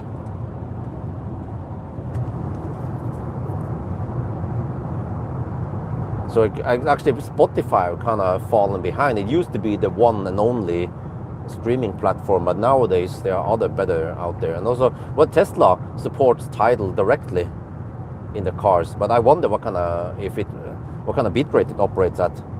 I mean, if you go for a premium connectivity, do you actually get lossless Tidal, or do they operate at a high-ish bitrate but not the highest possible, unless you maybe go on Wi-Fi?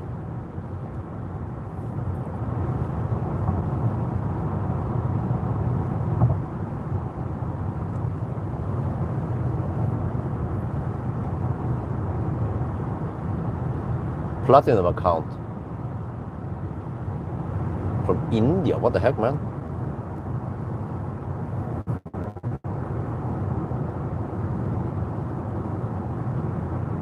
Well, at least from what I heard, the problem with Spotify is that the raw data they have on the servers are not as high as what the Tidal have on their servers. So they already kind of started low-ish Spotify, but of course they store lossless on the servers, but with slightly lower quality than the Tidal. So I remember when some guys, I don't remember, they were talking about for the best sound quality with Dolby Atmos you need Tidal. I was like, have that Tidal what? I was like, okay.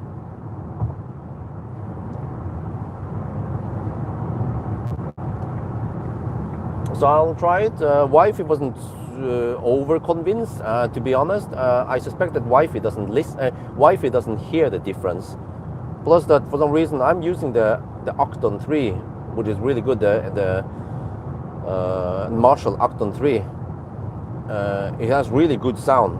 Really impressed. It has a separate subwoofer or bass element and 2 tweeters. Whereas Wi-Fi, for some reason, is still using the Emberton 3, which doesn't sound nearly as good as the Octon. And then I don't know, she doesn't want to connect to the Octon 3. She just uses the Emberton. So sounds like for her, she doesn't care too much about sound quality. As long as there's some kind of sound that comes out and it sounds okay, then that's fine. But I can hear it that the Emberton lacks the deep bass, the punch, and also the higher and crisper treble. But it's the Emberton only used as a full tone element, so it's doomed to not be nearly as good as the Octon 3. Tidal actually started in Norway. Wow, really?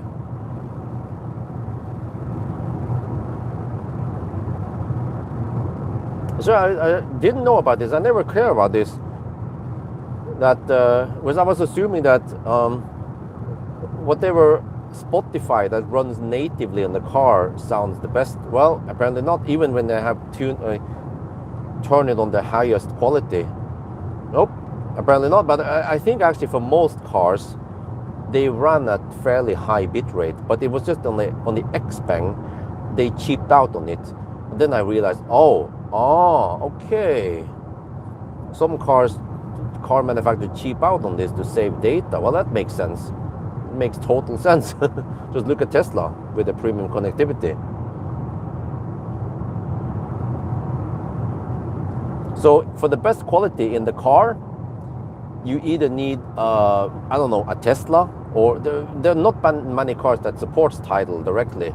You have Lucid and Tesla and some of the other cars, but more cars will support Spotify nowadays. But even if they have Spotify native in their car, it doesn't mean that it runs at higher quality. So what could, well, if you run Spotify on your phone and you use Bluetooth, then the quality gets crushed there.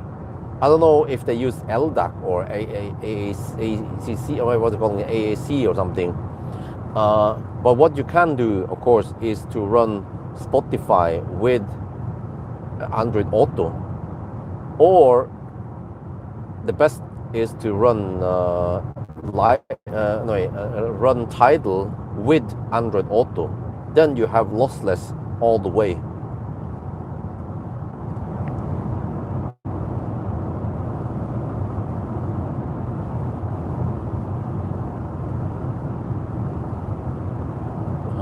Tidal on Tesla bitrate is around 1100K. Oh wow, really?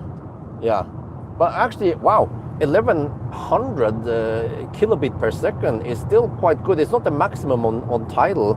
It's actually like 9,000 something kilobit per second, like over a megabyte per second. Well, that is still pretty good. But I guess if you want the best, I don't know if Tesla automatically switches to higher quality if you go to Wi-Fi. But also when I Google about this, many cars, once you go on Wi-Fi, it will detect that and then run at higher bit rate.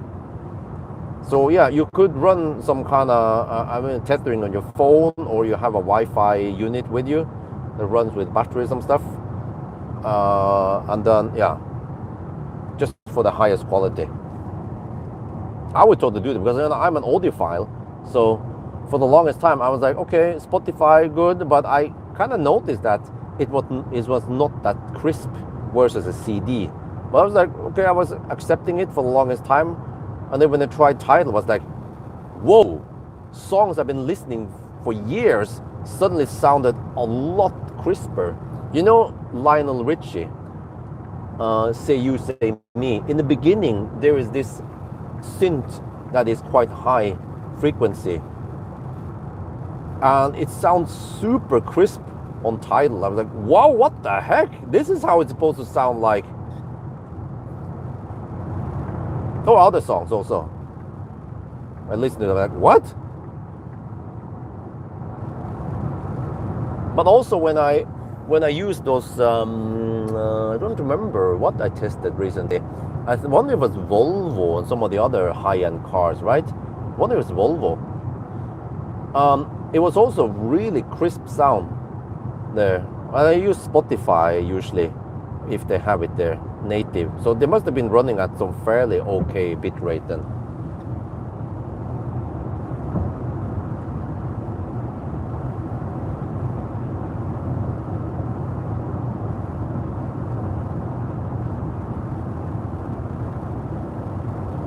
Oh, but do you guys know some songs?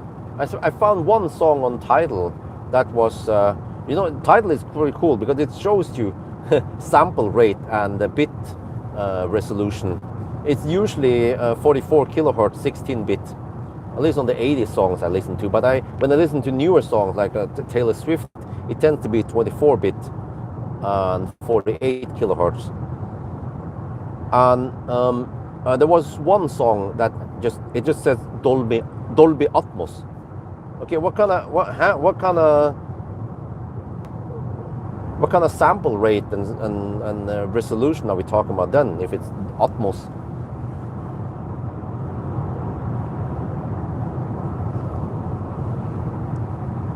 So for the best sound experience, for example, with this car, I need to use Android Auto, but I don't know. I disable it now, but I think I don't know how to turn it on again. With Android Auto, or at least if I use Bluetooth and then Tidal on my phone, it should be a lot better sound, just to get the right impression of this sound system.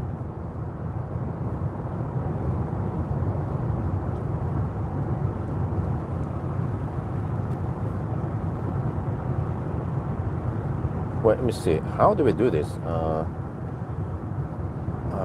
I don't know how to re-enable Android Auto because it was bugging me about it in the beginning. I was like, okay, no, I don't need it, and then I was like, oh, okay, I need it anyway. Device connection, Bluetooth, okay.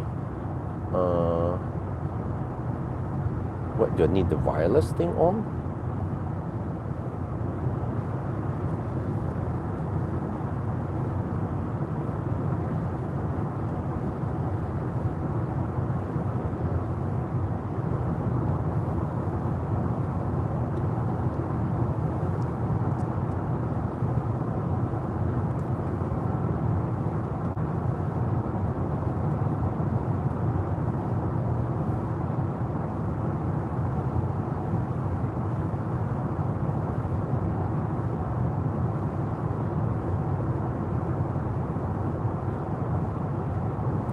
I'm not sure how to enable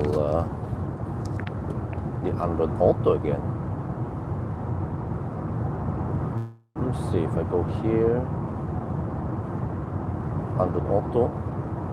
It's connecting to the S24 Plus, but I don't get any prompts anymore. Not sure if I dismissed it too many times.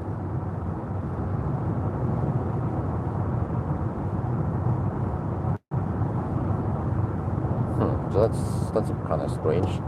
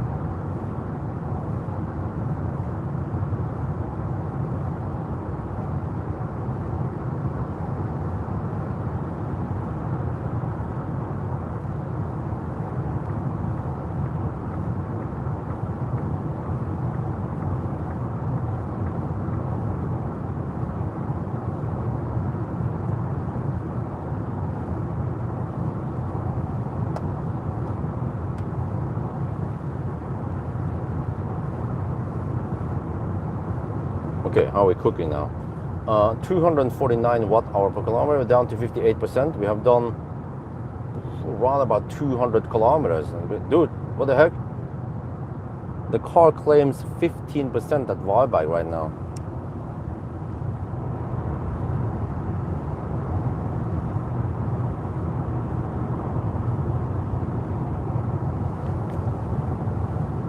Okay. So you have to check again here. What was the budget. 264 was the budget to Wildbike. We are currently at 248, so it's slowly crawling up, but it's gonna drop again once we pass through Göteborg. Okay, I can calculate another thing then, based on the halfway, or I don't know, 58. Well, actually, we can count exactly on the kilowatt hour. 194 times 249. That is 48.3. And then I measured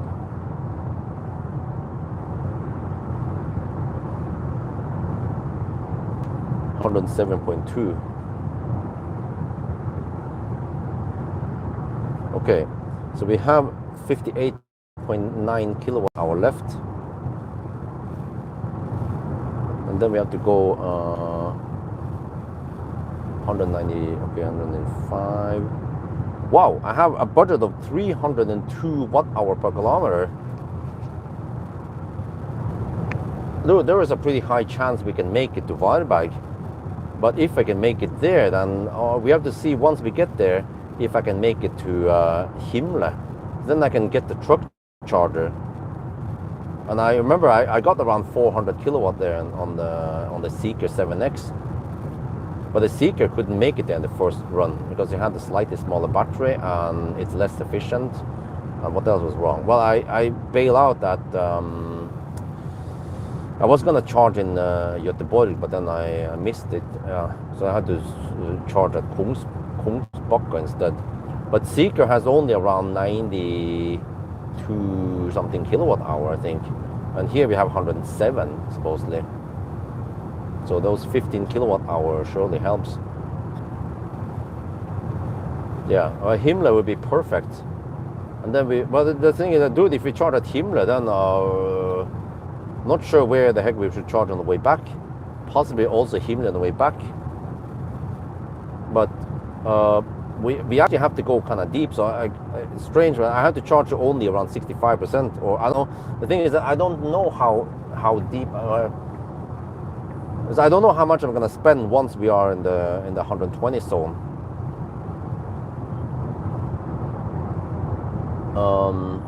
Yeah, if I can't make it to Himle, then I could bail out at Falkenberg. But I think I want to try to arrive with 10%, or maybe 5%. But the thing is, I haven't tested if it goes slow at low state of charge or not. Or maybe I'll find out at Himle as the first charging stop. That would be great to find out early.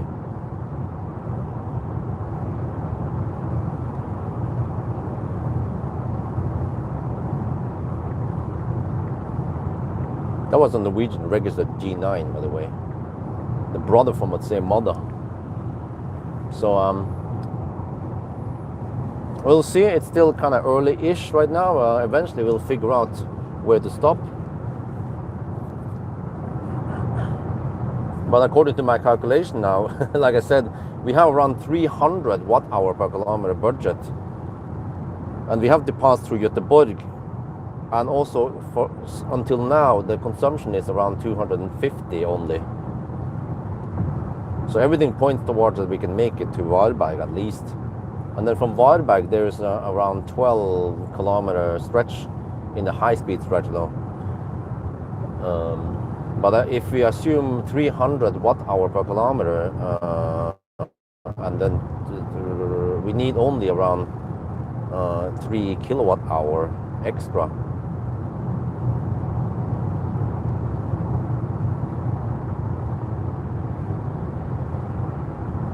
Yeah, or let me see, 3 kilowatt hour extra, right?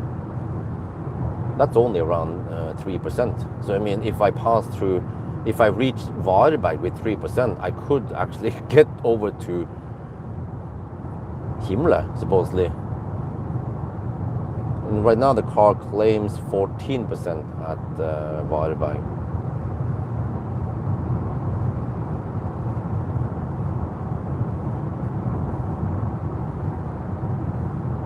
Okay, it's supposed to be kind of wet. It's been raining earlier, 11 degrees Celsius. All right. Not that soaking wet, which is good for consumption. We even have 20-inch wheels, 235, 50, 20. The same dimension as, I think it was the ID Bus. So just modest wheel sizes. And even the smaller battery and the front wheel drive also has 20-inch. So I don't know if 19-inch fits here, but okay, 20-inch is fine. It's still nice and quiet. And also not fat, wide, super fat tires. I can expect that the Mercedes VLE will have 255 to 275 tires because it probably weighs over 3. Yeah, it is. It weighs over 3 ton, that beast, right? Should. But I don't even know if there will be the same type of luxury there than here. You know, you just pay a higher price and you get roughly the same. Pay more for less. Yeah, that's the Mercedes motto. Or what was the Mercedes slogan again? Best or nothing, or whatever it was.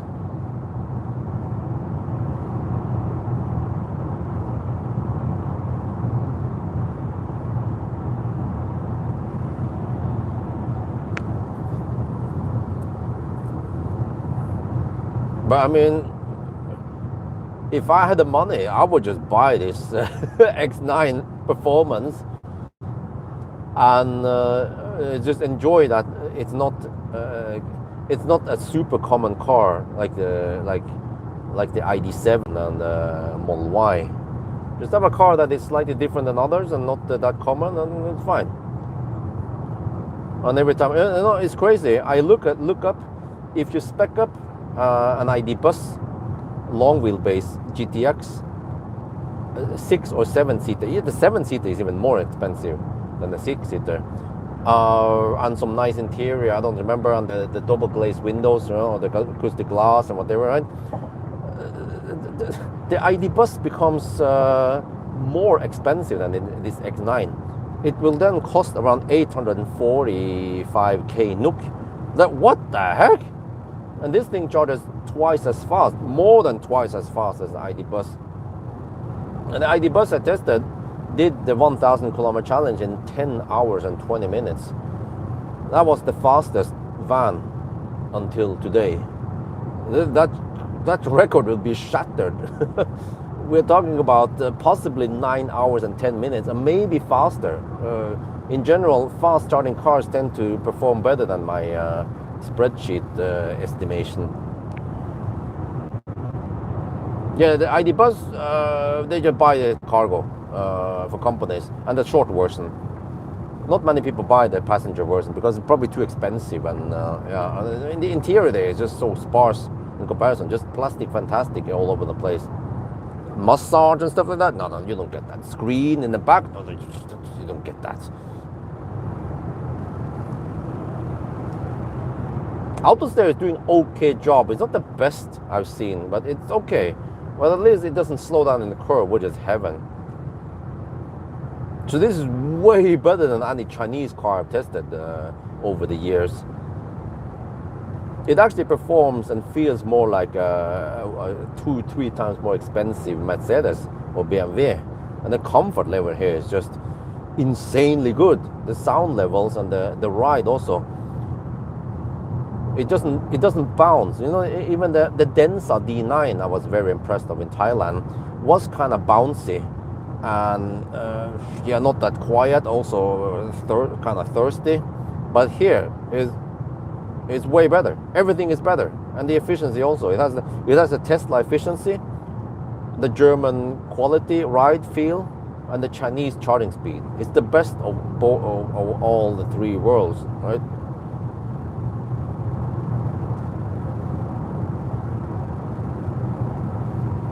I need to actually make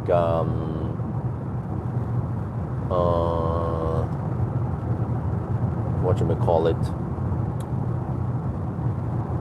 a rambling, whatever, summary. I can do that actually. I suspect that okay, I'm gonna do the Sunday drive on Monday, and then I can't finish it before the kids and all that, and I have to finish it in the evening. So then in the evening, I can mount the camera and do the rambling while I'm driving anyway, right? Kind of slow. I can do a little bit of city driving also to show the comfort when you go over some cobblestone and stuff like that. But mostly I just be talking about the week I had with this car and what I experienced, what I measured. And there were a few downsides, which is when you mount car seat in here, in the narrow seat, it becomes super clumsy to take it out.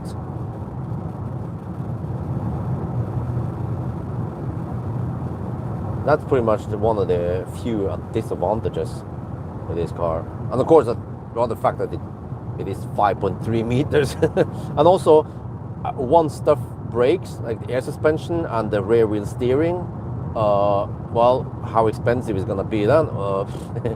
Well, that's a different question. You better have the money ready.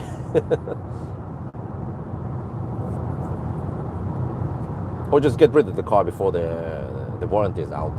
I don't know if is it 5 or 7 years on this. Maybe someone can Google it.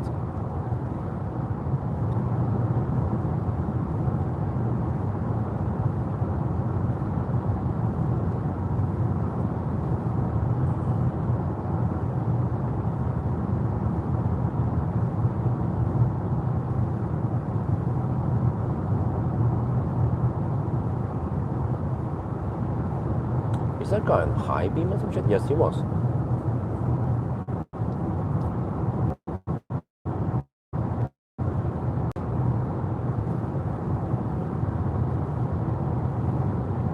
Is this guy on high beam? Yes, he was.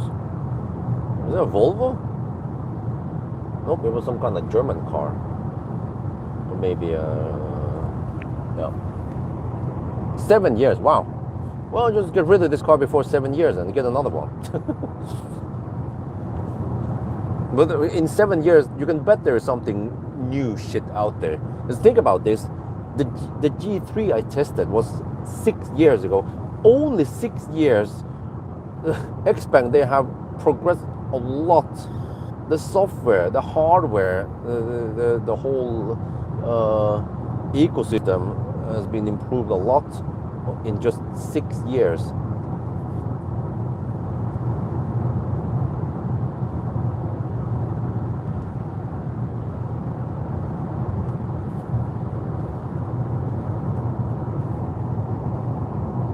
Wow, 8 years on the battery, okay.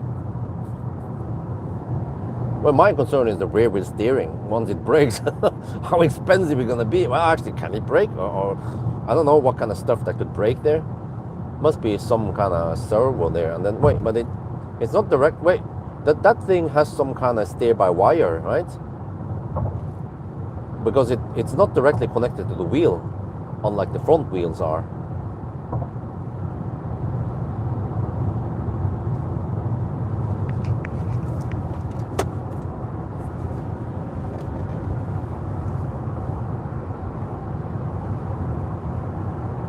Wow, Seeker. Oh, 10 years, dude. What the heck?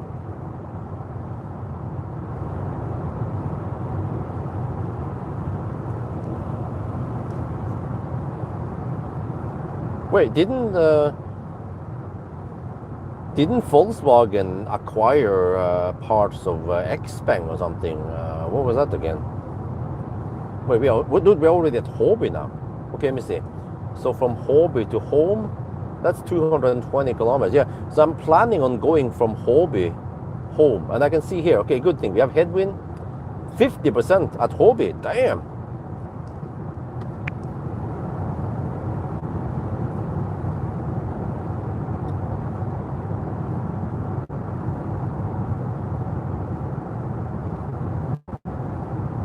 Dude, what the heck, man? With tailwind, well, actually no, we don't have that much. We have crosswinds, yeah. It sounds to me like you can charge to 50. You can charge to around 60%. Yeah, because it's non-linear. So I can go probably 60, let's say 60, 65% at Hobby, and then I go home. Yeah, how about that? Yeah, 49% now. Okay. Damn.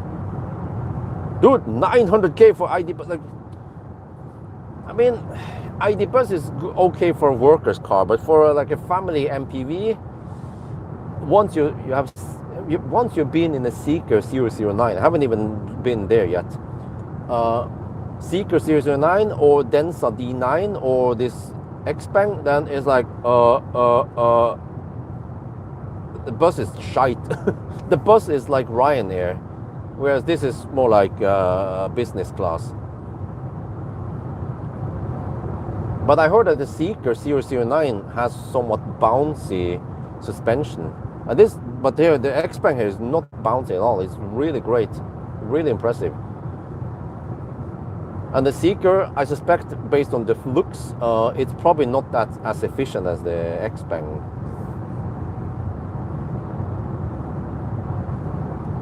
And I don't know what kind of battery they use there. But the Densa has around 110 kilowatt hour or something, 107 or something. But it's it's kind of thirsty, yeah. So well, that's a slight bummer. But I think it would work great as taxi around Oslo, right? And maybe some family would buy the Densa. But then, yeah, I don't know. They are probably too afraid to commit.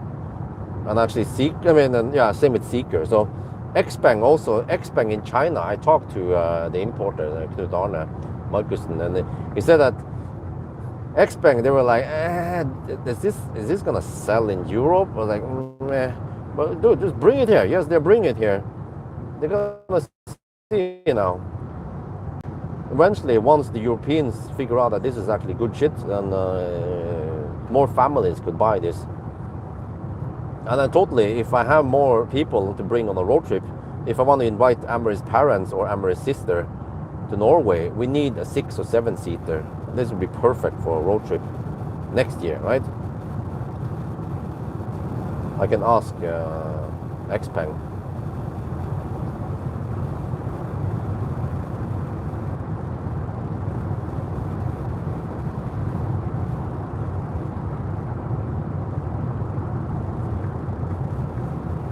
Well, the headlights at least seems to be okay for motorway. They shine somewhat narrow, which is more optimized for motorway.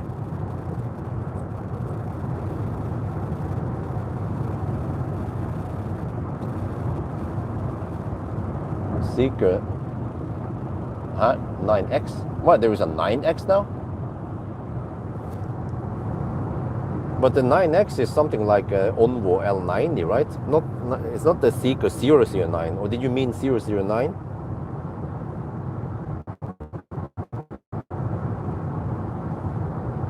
Because I heard about it. The 9X is like a longer version of the 7X, and it's some kind of 6 or 7 seater, right? Oh, it's the MPV. Okay, I see.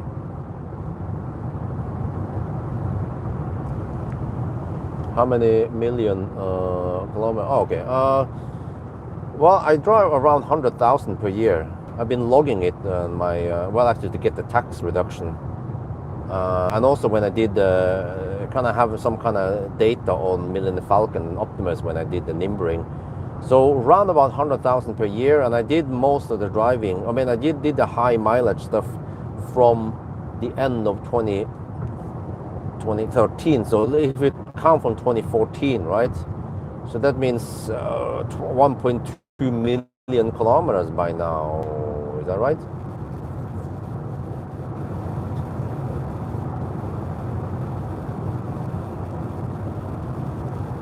Okay, consumption is going up now slowly. We are 257 on display, around 250 real consumption.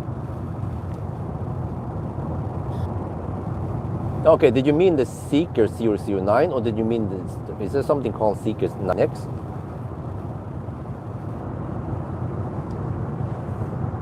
But the 009 also has the screen in the middle. It's actually quite popular in Thailand. It has the big screen, it has some nice zero gravity seats and all that. Yeah, okay, so they sell more there, yeah. So I don't know why they sell more. I feel like maybe Xpeng has just been like the underdog. But I'm pretty sure that the Seeker has worse efficiency than the Xpeng. And you know which I would go for.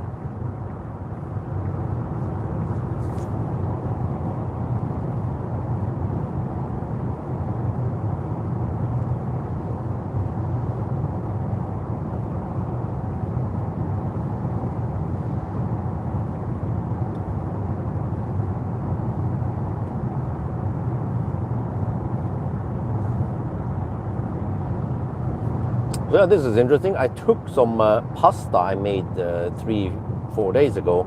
I had it in the fridge. I took the cold pasta from the fridge, put it in a box, a plastic box, food container, and then just put it in the fridge here or whatever, and then turn on the hot box, 50 degrees Celsius. And it's been running the hot box now for 2 hours and 7 minutes approximately. So by the time we stop and I can eat, then oh, I almost forgot to shoot him. Then the food should be nice and warm. It will be around over more like 3.5 hours before we stop and eat. So I was thinking about here also. If I stop here, Hogstorp, then I have 45% left. Okay. But I'll probably go for Himle. No, not Himle. I'll go for a Hobby on the way back. Either Hobby or Hogstorp here.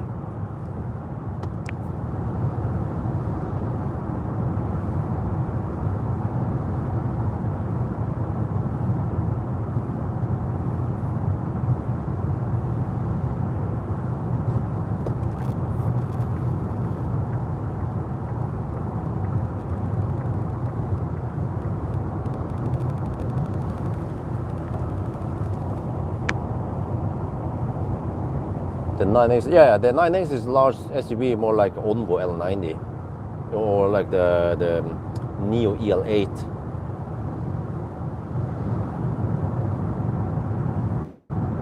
I think, dude, I even think that maybe this Xpeng X9 is actually more efficient than the EL8. I have to look at the numbers here. The EL8 was super comfy also, but kind of thirsty. Yeah. And the third row was okay, but of course this is even better because it's even longer. The EL8 is around 5.1 meter, and this is 5.3 meters.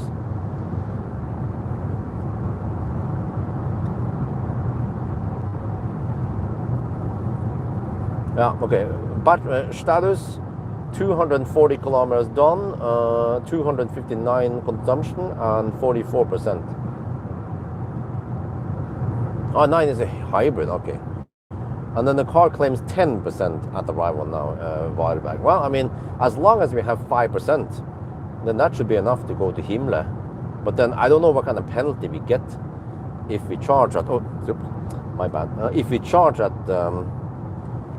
1%, yeah. But I suspect that maybe we need to go deep to hit the maximum speed. So we'll probably hit 400 kilowatt at the bottom and then just go flat. But I mean, will we take penalty and get lower speed higher up there? Or will it rapid gate? Well, there's only one way to find out. But fortunately, we don't need to go 80%. So even if it rapid gates at 65, 70%, then that's fine. We already have enough to get the heck out of there.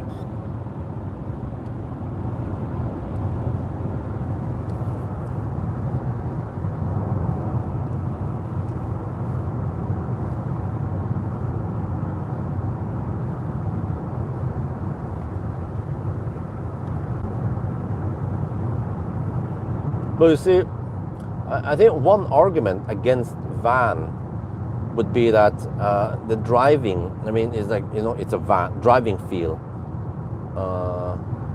driving dynamics, driving feel is not that great in the van. But with ID Bus or this X9, it feels more like an SUV. The comfort and the driving feel. And also when it comes to efficiency, yeah, then another argument against van is that, well, they tend to be thirsty, and especially electric vans, they don't have that great range. Yes, but this thing counters everything because it has the efficiency, it has actually quite big battery, and it has really class-leading charging. So the PV5 is good, but it's like half the price almost, right? It's way cheaper, it has smaller battery, okay charging speed, pretty good car for the money, but it's in a different league, right? it's not that luxurious there. It's still okay. So yeah, I mean, if you just want a spacious van, then I would get the PV5 actually before I even consider ID Bus. ID Bus is just overpriced. If you have the money for ID Bus, passenger version, whatever, long wheelbase GTX, go for this instead. Go for the X9, way better car for the money. But the PV5 is only 460k something. Yeah, but it's smaller battery and so on. But it's also fairly efficient.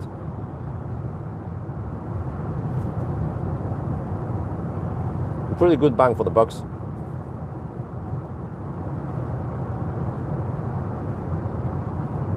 And actually, for a Europe trip, the PV5 would be quite good because it's not that big compared to this car. So, but I mean, if you have a big car like this, you just have to know its limits and then avoid some tight parking garages and stuff. Yeah, you have to do a little bit of check beforehand, like in Paris and shit like that. There's so many tight parking garages in Paris. Well, of course, it helps with the four-wheel steering and the 360 camera.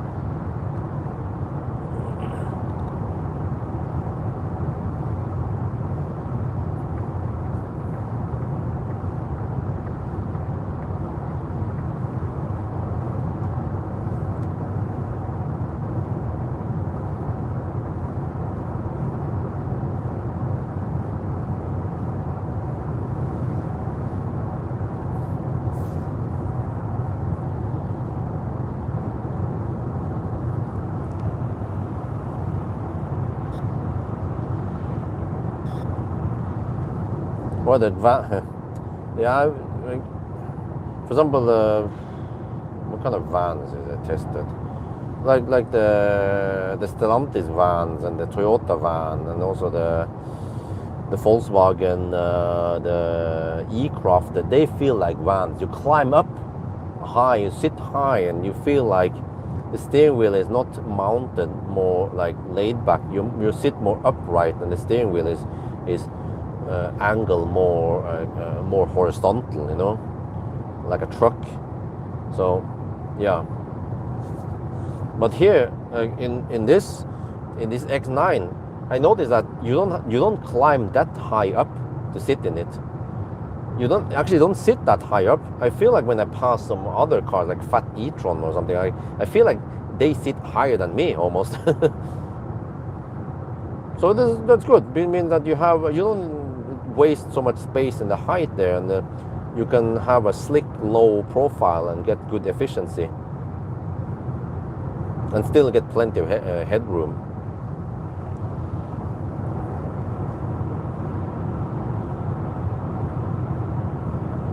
Yeah, exactly. Don't scratch your balls in public, then they can see you. On the PV5.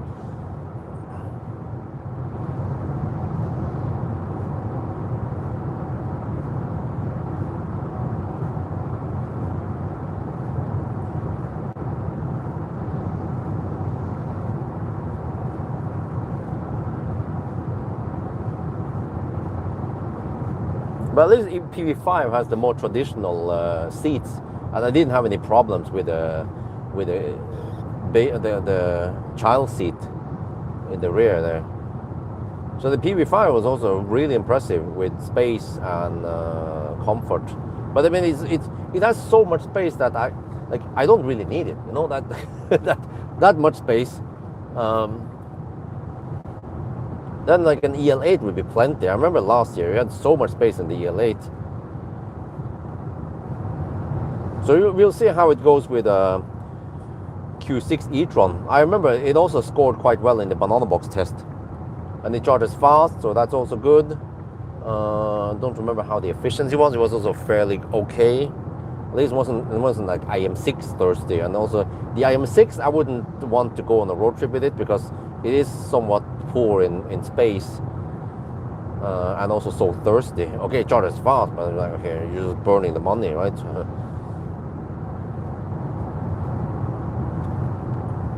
A Model Y would actually also work really great. Juniper is also very efficient. Headlights are meh. It's like not that great. Just get a LED bar. The money you save from here, you can just buy a laser linear elite 24, 12,800 lumen. Yeah, ferdig snakka.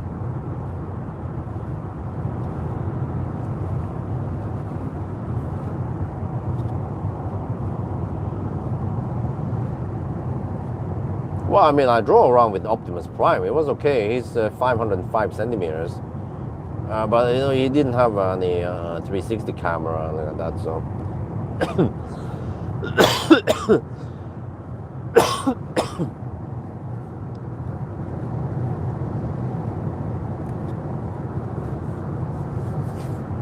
Okay, there's supposed to be some rain on the way there.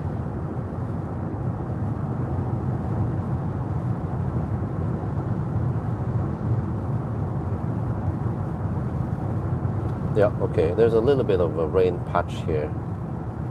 Not that long. Well, actually, it will we kind of ride on it until you hit the border. Okay, but then we tend to outrun the rain. Yeah. Yeah, so we have wind from the north nowadays, so it becomes slightly colder at 12 degrees now.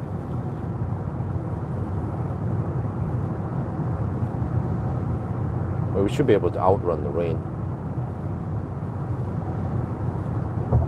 260 right now.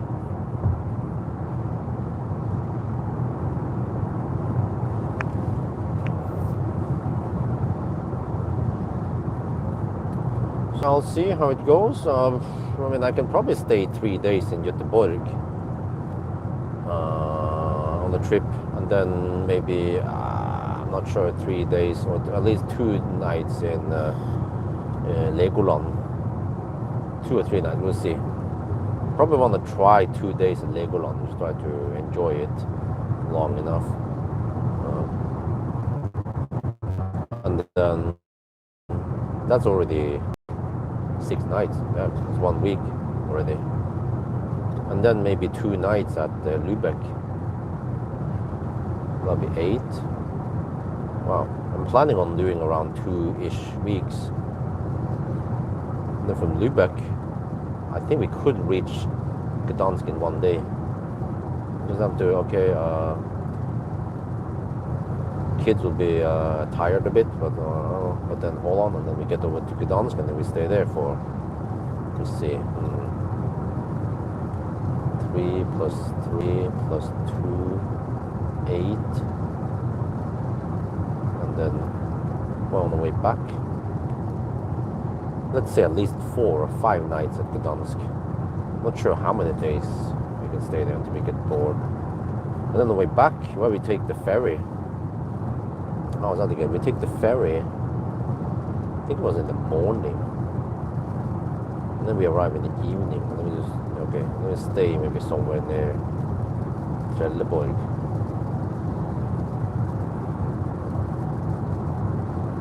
Then we can drive back. Yeah, we can drive 500, 600 kilometers 1 day. A little bit long, but okay. Just take a long charging break in the middle where kids can play and eat. That'll be roughly 2-ish weeks, 2.5 weeks.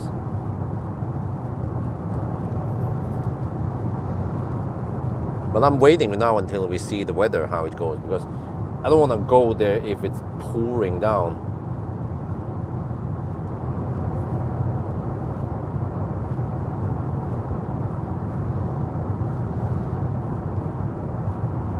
I have to wait at least until it's nice weather at Göteborg. Yeah. Then I book maybe 5 to 7 days ahead. Okay, how is it cooking now? 263. So the consumption doesn't skyrocket.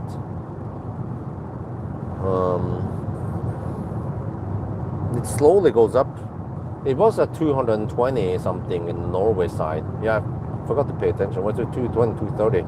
See, okay, I've gone up now on the high speed stretch here. But it's gonna drop soon once we arrive in Göteborg. Now it says 8% of arrival. I'm not sure if I can trust it. Let me calculate again. 267 times 263, alright, that's 78.2, 107, 200. We have remaining 37 kilowatt hour to drive 119 kilometers. The budget is now 310 watt hour per kilometer. Damn. We will have lower consumption in Göteborg. So it means that once we pass Göteborg, the car will estimate back to 15% maybe. Dude, can we even reach Falkenberg? That would be game over if we can reach Falkenberg. The same as the iX3 Neue Klasse. Wow.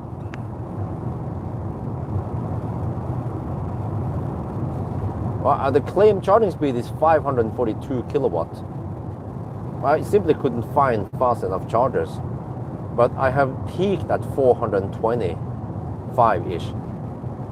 But it was that the new charger was so slow to ramp up, so we won't see 400 plus kilowatt this challenge because the fastest charger on this route is only 400 kilowatts. But it will be flat 400 until around 65%. It's gonna be ridiculous, man. And it takes only around 10 minutes to reach 65% from 10%. So I better pee and eat quickly.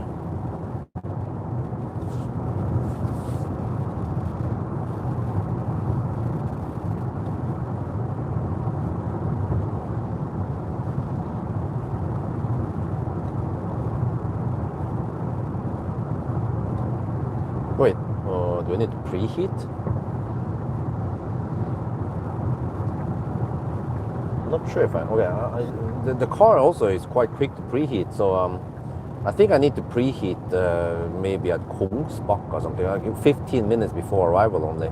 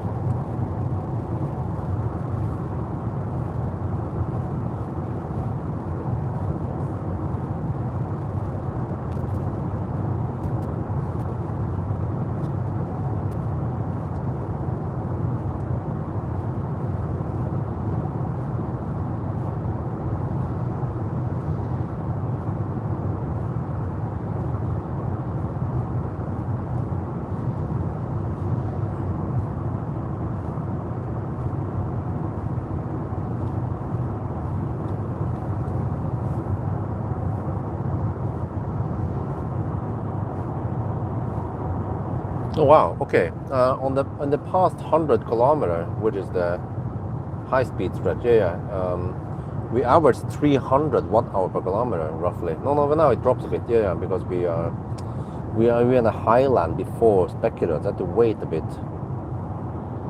So it seems like I can expect around 290 watt hour per kilometer in the 110 zone here. Which means that in the 120 zone is going to be maybe 310, 320. Which is actually not that bad for a freaking van. Some other vans I consume around 350. Like the ID Bus. Don't remember what we had there. Should have rewatched that video. Yeah, this is crazy. We have 34% and we are gonna roll past speculator soon. Many cars, of course, they need to bail out at speculator, but not here. Not today, son. Not today.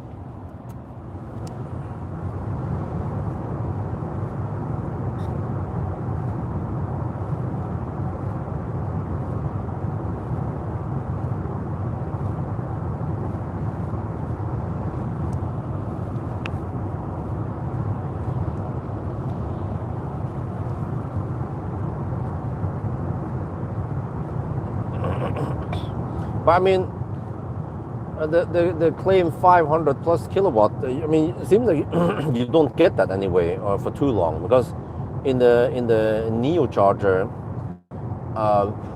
once it could ramp up to around 20%, then like 425 kilowatt was the max, right? The charger could deliver 480 kilowatts, but the car couldn't take more. So, okay, so I don't know the 542 kilowatts, like where do we get it?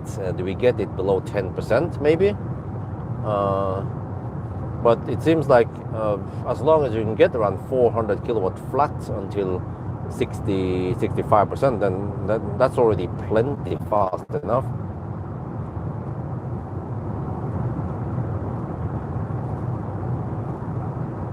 And then, you know, which means that when you get the flash charging, instead of 12-minute charging stop, you can do it in 5 minutes. Well, I mean, how big improvement will it be? Well, maybe 10-15 minute improvement. So from 9-ish hours until 8:50, whatever, right? Ish. It depends how efficient the car is. And I would say most people, as long as we're talking about the 9-hour domain, then it's already good enough for them. So which means that today's charging network should be good enough until you might have to share, yeah, and you don't get 400 kilowatt, you get only 200 kilowatt. Then it kind of sucks a bit, yeah. Then might take around 25 minutes to reach the 80%.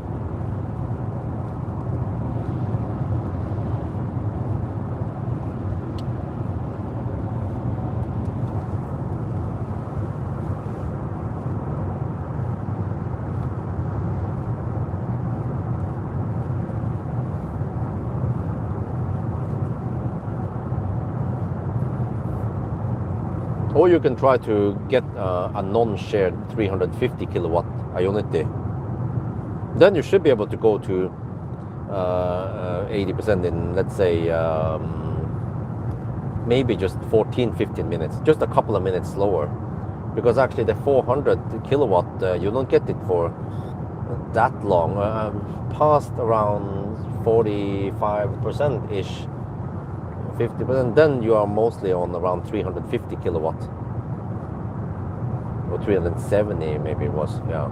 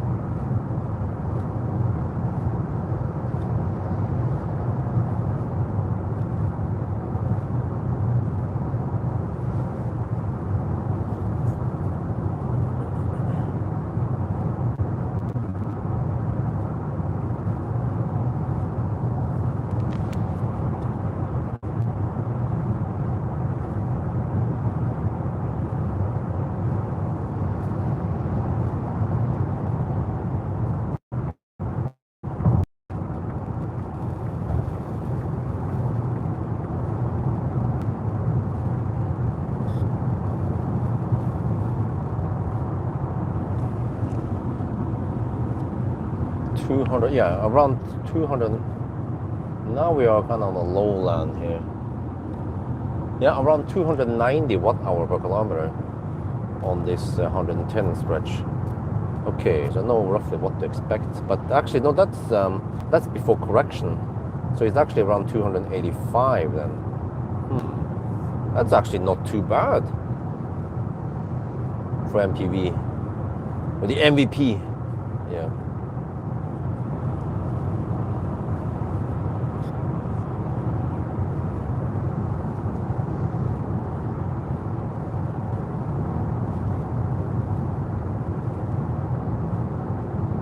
Okay, we're down to 31%. Consumption is 264. We will reach Pawel soon. We can slow down. Car estimates 7% on arrival. No, that's highly unlikely. It seems like the car is not very good at estimating. Because that was a Tesla actually. Okay. It seems like it takes the higher consumption in the high-speed stretch here and then applies it to the, well, I don't know, it doesn't adapt correctly versus the lower speed limits we have coming up soon. It was jumping all over the place, you know. In the beginning, it was like 7 or 8% at arrival. Then when I started driving, it was like 25% at arrival. Huh? What? They've been jumping up and down. And even the 7% now, we are 96 kilometers away. I don't believe it. Yeah, it might be more than that. We'll see soon.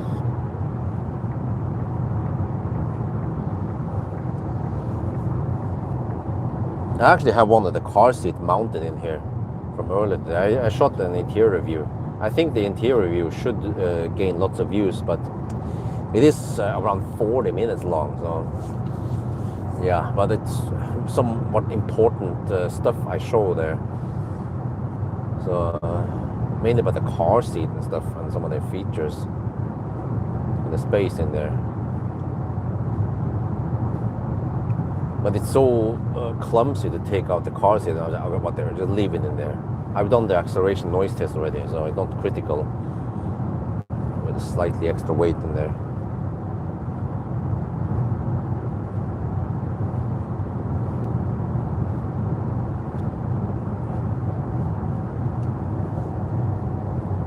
The left lane seems to be drier than the right lane actually. Oh, okay, they're dry now.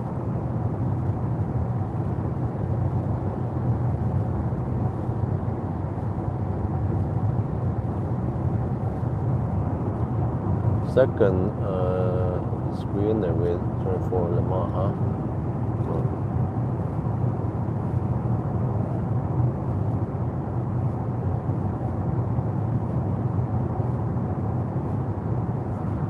Is that going high beam or what? Seems like it. It was a Volvo. No.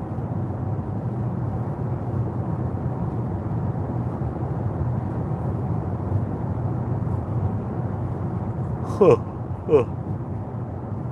29%? What? Look at the traffic.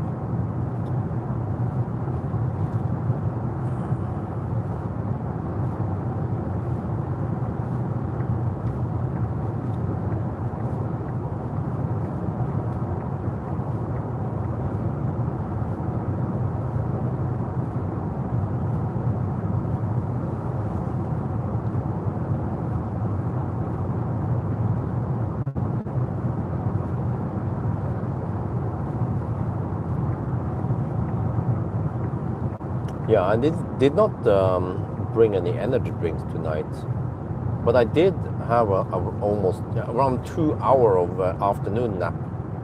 So hopefully I'm well prepared for this challenge without passing out or becoming too late, sleepy.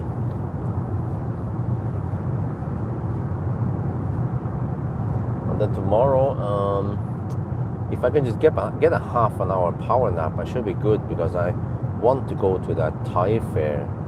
I have to check the weather forecast tomorrow morning how it is. The Thai fair in Oslo, they have lots of street food, Thai food over there. So now at least Isabel starts getting more used to the Thai food, so maybe she will enjoy it. And of course wifey. But I'm not keen on going there if it's gonna pour down, you know?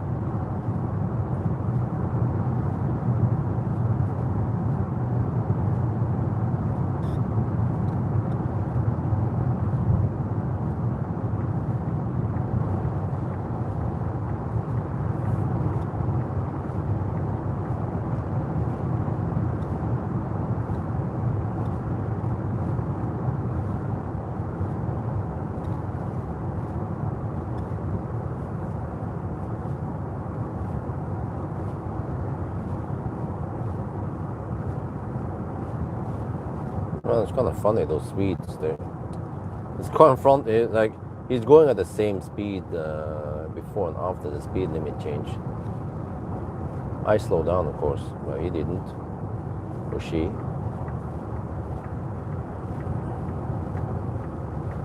Okay, 299.4 kilometers now. Kungalp has been reached.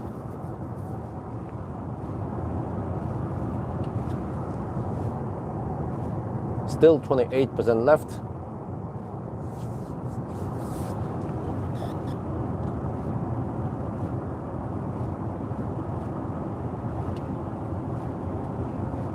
Maybe I can calculate the energy now. Let me see, 300 times 263. Okay, and then let's see if I. Yeah, now it points towards 109.6 kilowatt hour. Okay, no, it's less than that. Okay, so 28% is more like 25% than true state of charge.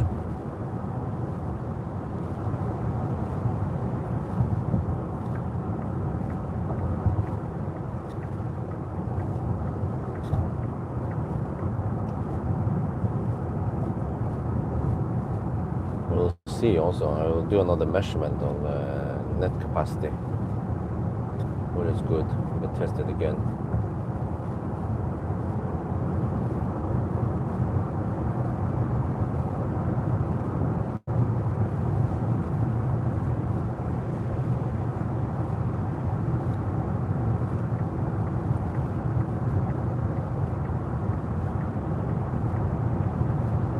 This guy in front doesn't seem to adapt to the different speed limits he encounters.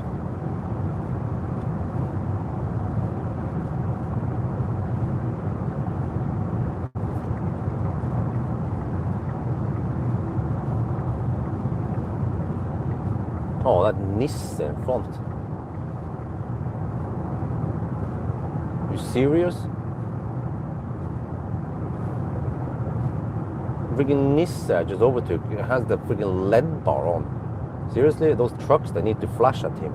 There, finally. Holy crap, man, are you sleeping while driving or some shit? I mean, the LED bar is so powerful, how can you not see it?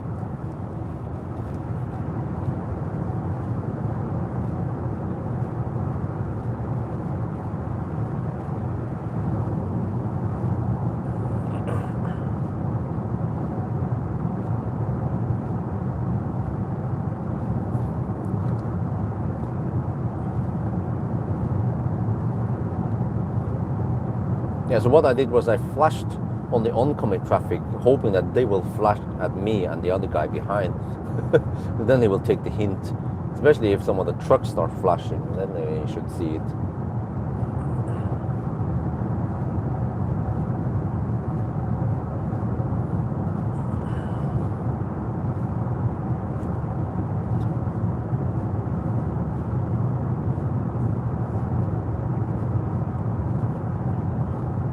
Okay, so GOM claims 112 kilometers left, and then we are 81 kilometers away. But now that we drive in the slower stretch, then the consumption should drop.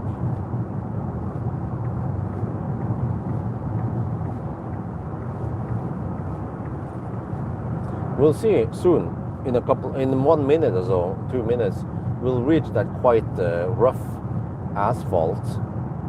You can hear the rumbling in most cars. What about in this car?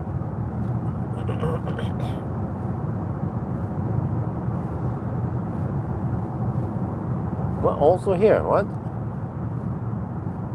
1:25 at night, and we have way more traffic than normal. It's supposed to be very empty now, like zombie apocalypse now. Usually.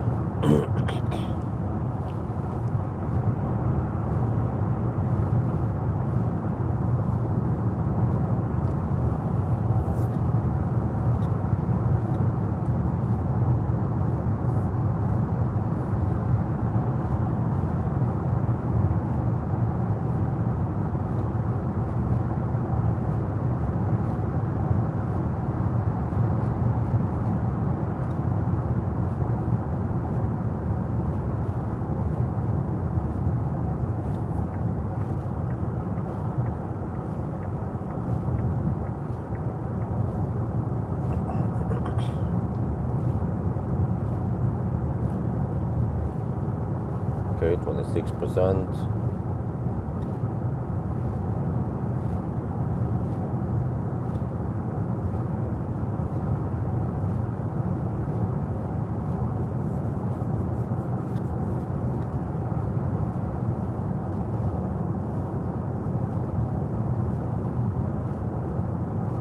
It's coming up soon. You should be here. You should be able to hear the distinct difference in rumbling, road noise.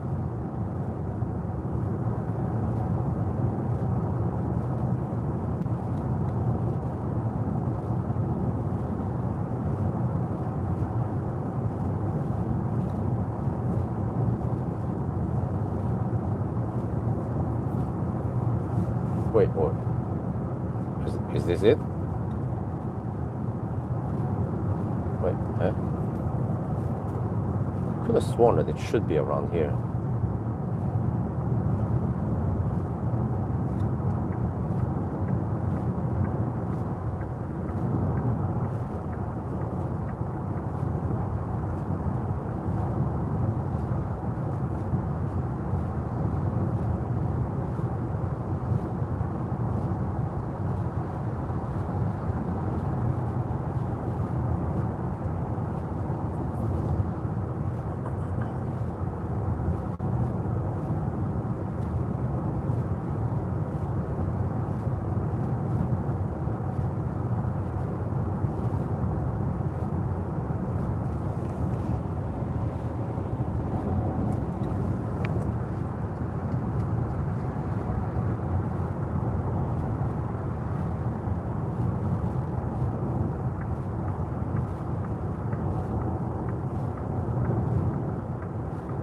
It is here, dude. Okay, I can hear it now. It's slightly rumbling, but nowhere as noisy as some of the other cars I tested. Wow, this is amazing. How did they block out so much rumbling or road noise? There's no magic here. There's no what do you call it again? No noise cancelling here. Just passive.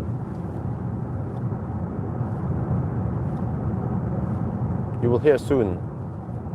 Yeah, I think it was there. We went over to some smoother asphalt. And then here, oh wait, we get even smoother and quieter.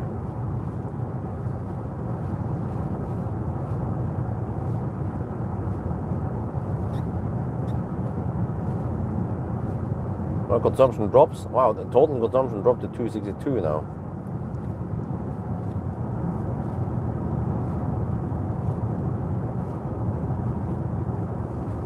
Which means 255 real consumption. Well, it's 7 lower. I mean, how did I do my measurement again? I measured actually quite long distance. No, actually, no, wait.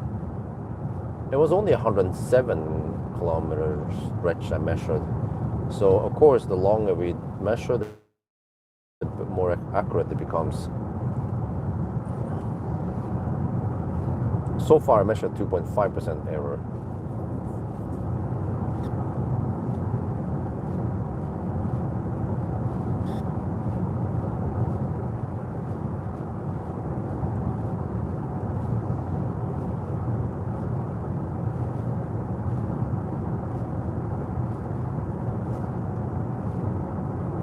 Okay, still 7% at arrival.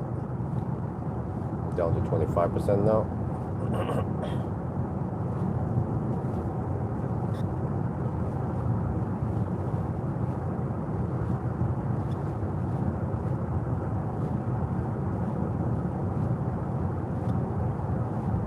Well, this is good. Because I thought, oh man, do you have to stop at Kungsbacka? At least if it's Varberg or Himre, then I can get some. I should be able to get max speed, yeah. Was it Varberg? I don't know if I use the Circle K chargers there, if I get max speed or not. But hopefully it will ramp up quickly, right? Within 1.5 minutes. Not sure why it ramps up so slow.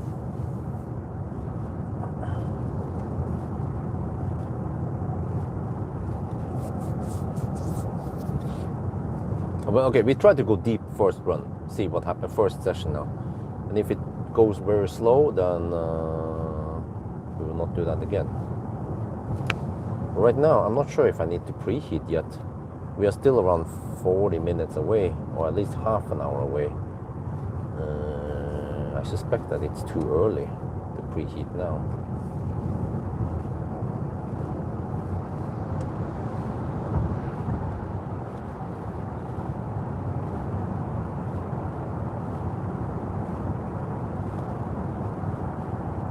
But it could also be that the car says, nah, the battery is already in optimal condition.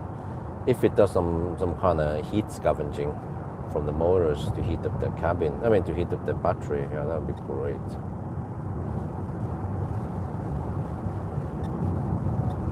And also, I don't know if it rapid gate or not. Because actually when I did the charging session, I didn't preheat anything, and then the car said, oh, battery is in optimal position. Like, hey, really? It's been parked in the garage in 18 degrees Celsius for many hours, and then I kind of drove downtown Oslo. So I suspect that it might need only around 20-25 degrees. It doesn't want 40 degrees.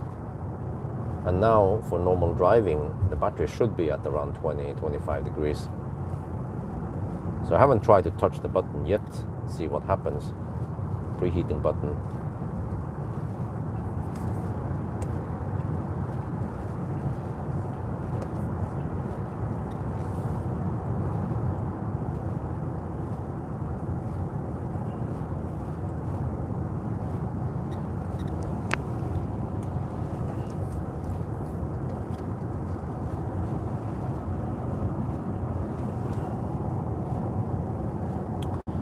So yeah, this is possibly another place you want to bail out around here, right? But I have 24% left. Too early to bail out now.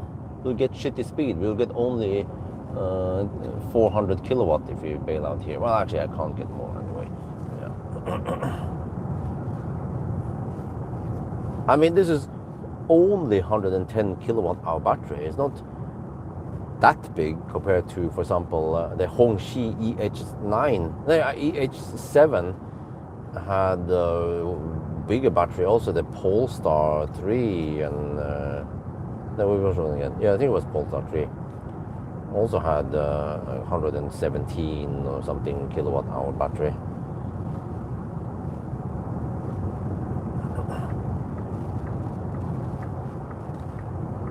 Well, it would be interesting to try a 0 mile test, but I don't have enough time for it. I could do it maybe after the Sunday drive. It stays actually quite bright nowadays. It doesn't get pitch dark for too long.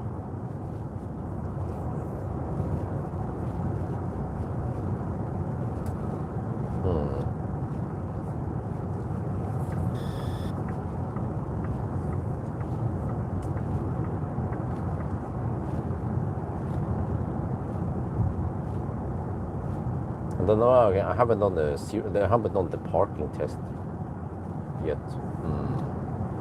Also need to do that. I don't know. But phantom brake. It has occurred a couple of times. Just out of the blue, it would phantom brake. I'm like, huh? What? There's nothing there. Not a shadow. Nothing. Like really true phantom braking. No obstacle nearby that I could detect. And they will phantom brake quite hard, like Tesla style.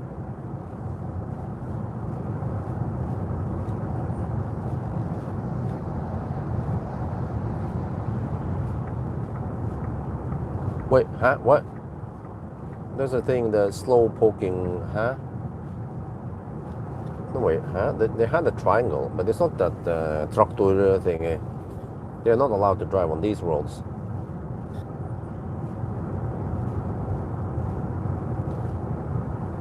But because that thing didn't seem like going at only 35 kilometers per hour. It was more like 60, 70 kilometers per hour. Still slow. Maybe it was some kind of moped bil. But wait, are they allowed on the Autobahn? I don't think so.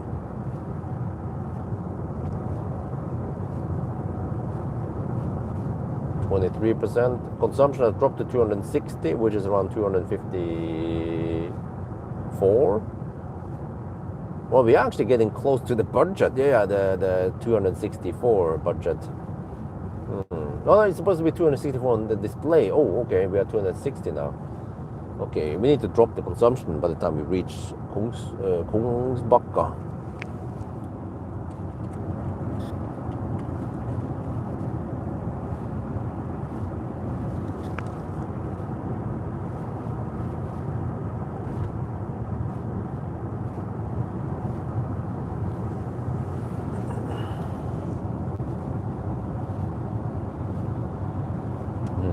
Okay, so we need to test once only, or at least once. What happens if we go deep? And I have to compare that against the stuff I had. Well, I had the breakpoints quite easily accessible. I can check that.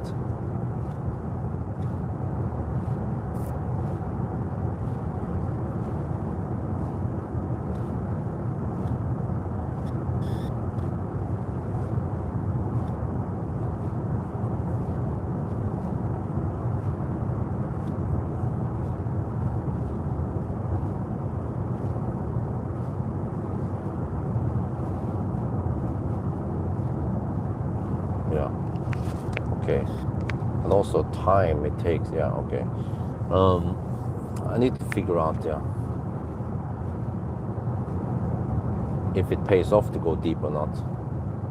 Based on that, we can plan the route further on. It was actually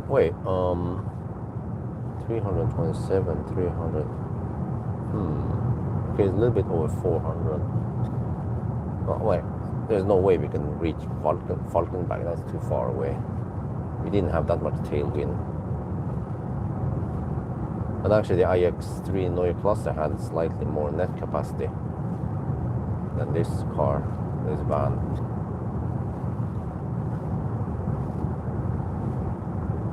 But 12 degrees Celsius now. I think we have a warmer run than the iX3 had. At least when that advantage. It was kind of cold on the iX3 run, I remember. Yeah, also, I don't know what's up with these what should I call them? PR managers who are responsible of the press cars, because also BMW emailed me yesterday, I think it was. It was like, oh, you wanted to borrow the iX3 again, right? I was like, yes.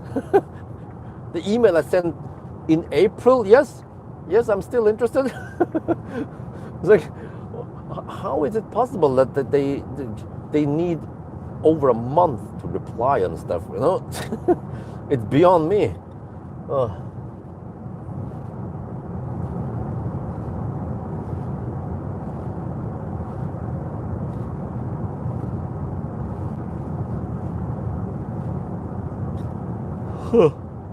I mean, I already tested the car, so I figured out that if I retest it, it's not going to get massive views.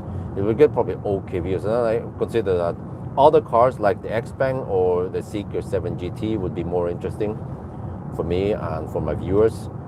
So then I wasn't too persistent on nagging him about, oh, do you have it? Do you have it? Do you have it? Do you have it? Did you see it? Do you see it? Do you read my email yet?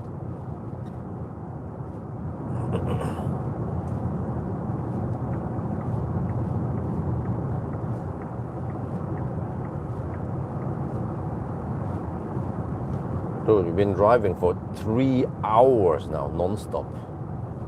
At least I feel like stopping soon, but no. We still have 22% left. Yeah, in my fossil days, I could drive. I prefer stopping at roughly after around 2 hours.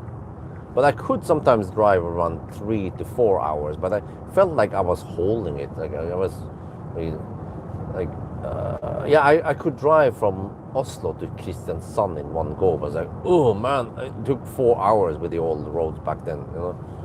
So I don't mind just taking a quick pee stop halfway.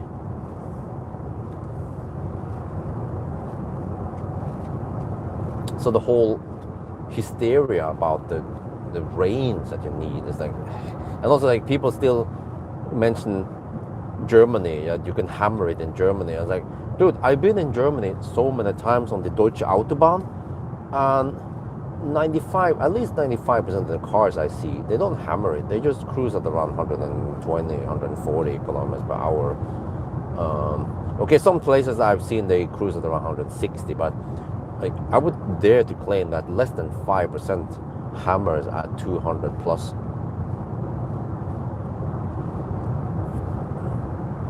Even the fossil cars, yeah. And then you have the Baustelle that goes at 80 kilometers per hour, or I mean, ish. Many there, they cruise at around 85, 90, and then some cruise at around 100, the Baustelle. They are long. Some of them can be 10 kilometers long or 5 kilometers long. And there are many of those. You can usually not drive, you cannot drive a 100 to 200 kilometer stretch without meeting at least 2 to 5 Baustelle on the way there. Wait, I think this is when I should preheat, right? 21% left. Well, half an hour left. Car doesn't need half an hour to preheat. No, yeah, now it says 8% at arrival. Okay. 21%, 259 consumption. But dude, if I have 8% at Wildberg, I can easily get to Himmler. Okay, what are the benefits here if I go to Himmler? I go deeper, I get better speed, I can test that. And then on the way back, and I can probably charge to only 65%, no problem. And then stop again at Varberg, I guess, on the way back. Yeah, there's no other place I want to stop at anyway.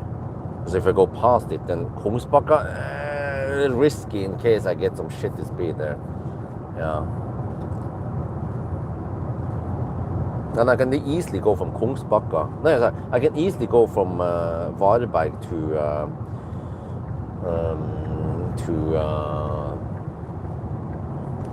Hobby.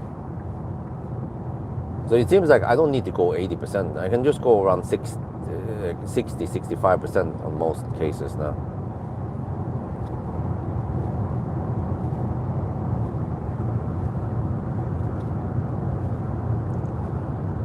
%20 left.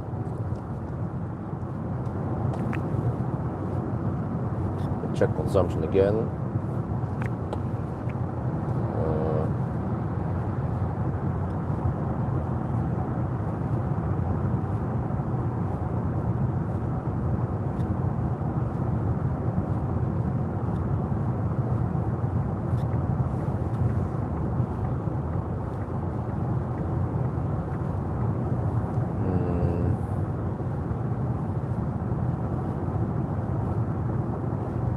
Well, 339 kilometers now.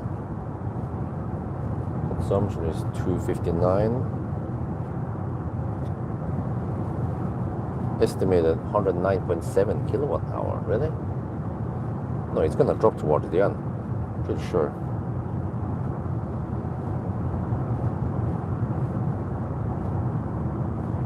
So supposedly we have 19.3 kilowatt hour left. And then to Varberg. Well, that's 431 1 hour per kilometer budget. Okay, but I don't remember. Was it 10 or 12 kilometers past Varberg that Himmler is at?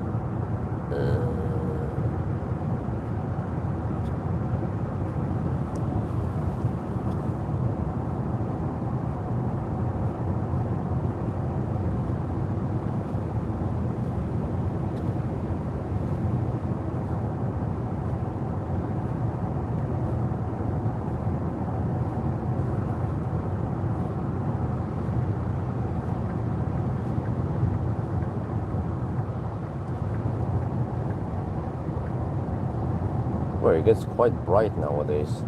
We had the clouds tonight. And if the clouds clear, then it'll be quite bright. Next week is supposed to be really nice weather. Maybe I should try to get another swimming session going. I've been so busy lately and we had some rain and stuff.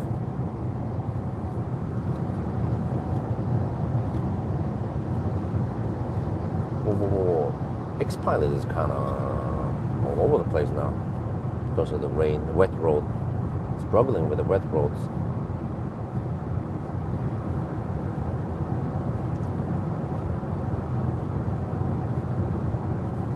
Oh, we have to see past Kungsbacka if there's still 90 zone there.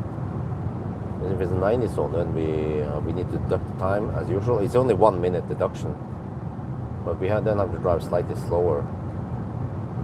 They slapped down some new asphalt there a couple of weeks ago, and it was 90 zone there for a while now. Because I had to wait for the asphalt to harden.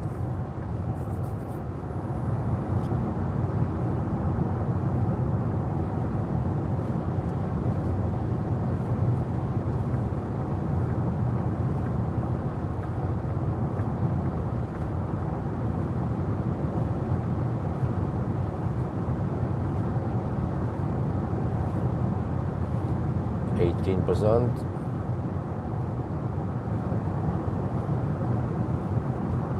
%8% at arrival.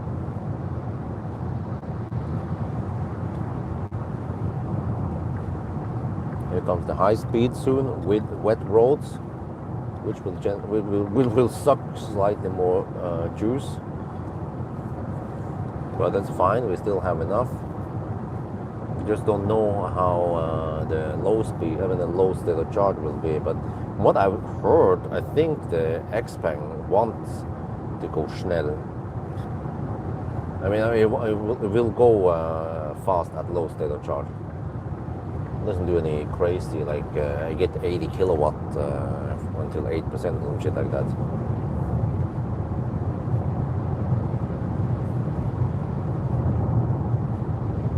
18%. We just passed Kungsbacka now.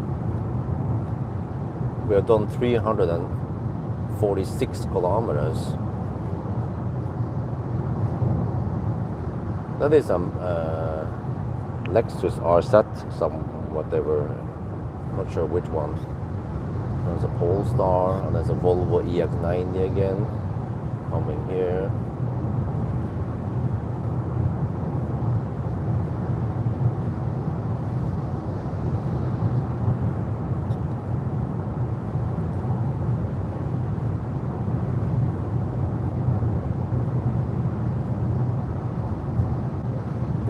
Talisman.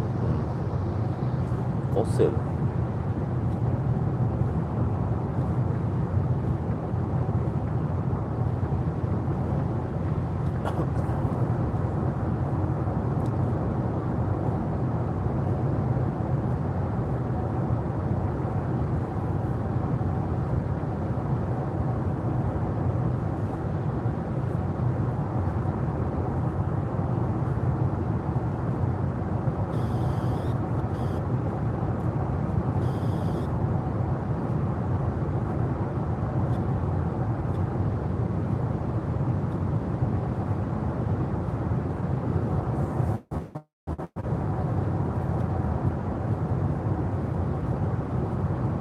Degrees Celsius. Well, that's good for consumption then, and it's not too cold.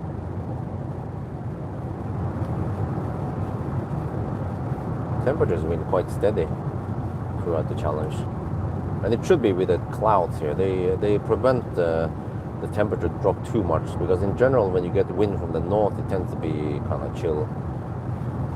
But I mean we are close to midsummer now, so that's good. Well, it's a bummer. I think I tried to book the iX3 in September, so it can be cold in the September night. So, well, if I end up with the same temperature as last time, then I don't know what else. We can try at least to go, 3 charging stops instead of 2. Yeah, see if that improves things or not.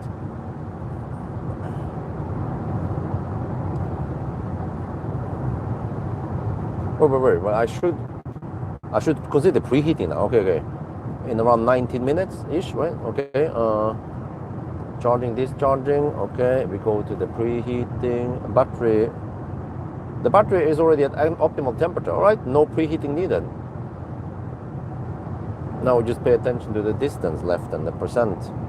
Claims 8% at arrival. We're down to 16% now. Yeah, it's about to drop faster and faster towards the end.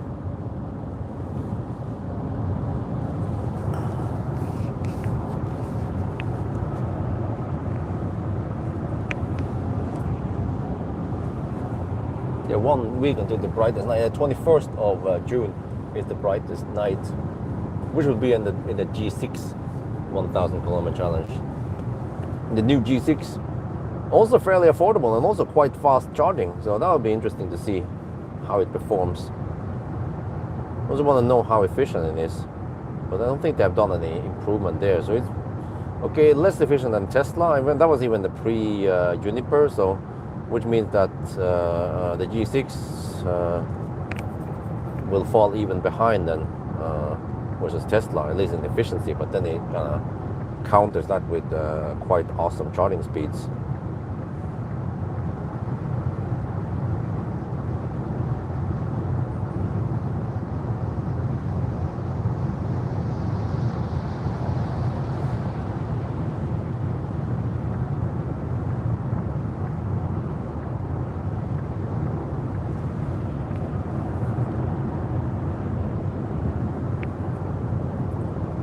Alright, let's see. Okay, so it means that the battery is in optimal temperature. Yeah, it seems like it wants it to be kind of cold-ish.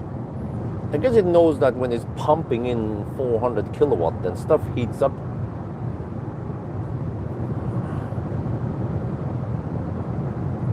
%15 left. Yeah, what was the battery provider of Xpeng again? At one point they used CATL, but then switches on. I don't know what the heck. I mean, why can Xpeng, Seeker, and why can the Chinese brands charge so fast? Most of the European brands, they can't charge that fast, right? And the Koreans are like, okay, like the whole hyped up 800 volt architecture and so on. Like, but the Korean cars, they can barely charge much faster than the 400 volt cars anyway, right? But it is when we see the Chinese start rocking it that the 800 volt really makes sense.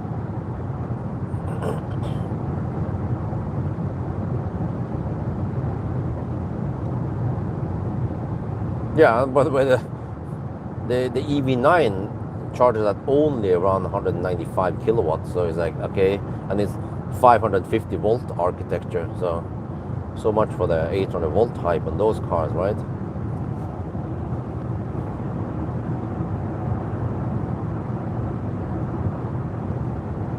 Yeah, Tesla needs to roll out the Sunwoda batteries.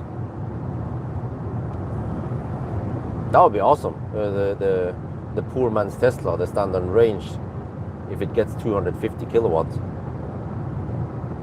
and a fairly flat curve, that'd be great. Yeah. And if the long ranges you get around 400 kilowatt, that would also be great. Yeah.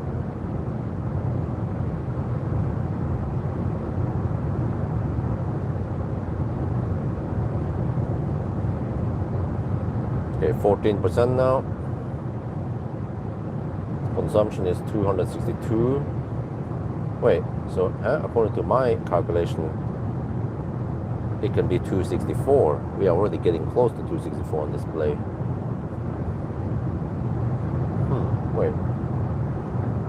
Wait, there is only one thing then, that we actually get more than 107 kilowatt hour out of the battery. I have to check once we get closer, or at least once we stop. What the heck is this car? Oh, it's a Seeker 001.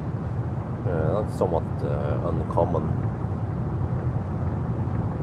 I'm getting hungry now. 3 hours and 12 minutes of driving, non-stop driving.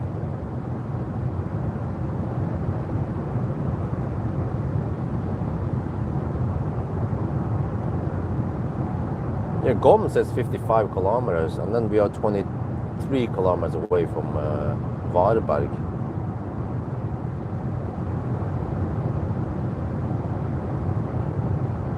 7% at arrival.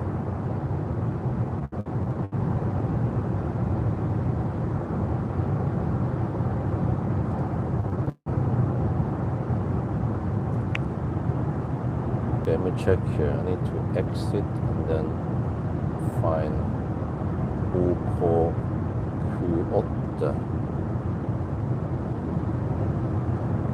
Himle. Just have it in the history here. There, does that look like the right one? Okay, let me see.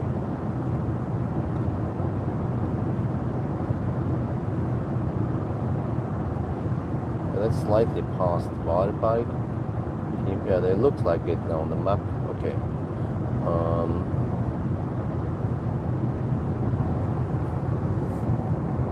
Okay, let me see. Well, then it claims 4% at Himle. Okay. Seems like we have a plan. Let's go deep, see if we can get the flat 400 kilowatt at the bottom, at the truck chargers. The truck chargers, yeah, by the way, guys, do you guys know, do the truck chargers, do they have 600 amp, well, they don't have, no way, they don't have water-cooled cables, or liquid-cooled cables, so it's just 600 amp boost, right?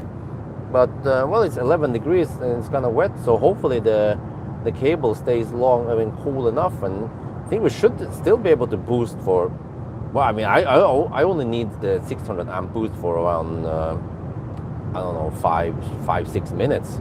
Then I need to throttle down to 500 amps and below anyway. And then 10 minutes, then I'm good. Well, actually, I don't think I even need to charge them 10 minutes. This is insanely good. The range. Because actually, if we go to Himle, then that means only around 200 kilometers, or less than that, like 195-ish something from Himle to the turnaround point, and then either back to Himle or Varberg. So, well, Varberg, Himle,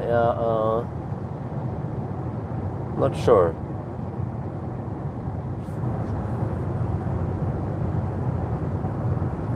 Where I want to go. We will reach the 90 zone soon with the new asphalt here. Oh, I can see the signs. Okay, there's still 90 zone here, right? That means we need to go lower. We can't hammer too hard here.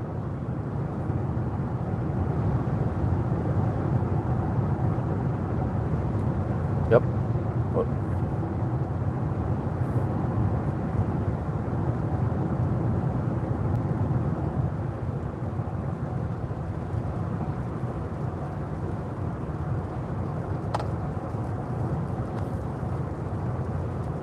Okay, so it's still low speed here. The road markings are here, but they just need several weeks to harden. I don't know what you call it in Norwegian.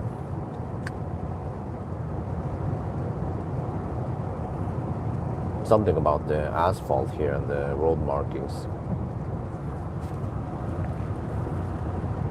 Himle. Yeah, truck chargers. Well, I mean, I remember it. I did it. I used the truck chargers with a Seeker and got good results. We were pumping in 400 kilowatts, at least for a little bit until the car throttled down to 350 something, you know.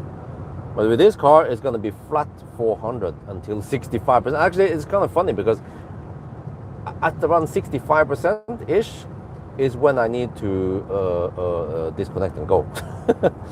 And then I have the option to either go back to Himle if I don't have enough juice, or I could even bail out at Falkenberg. Even that would be okay. And I can then have the option to charge to, let's say, 75% at Falkenberg. And then, yeah, but we can go Himle and then back to Himle, or to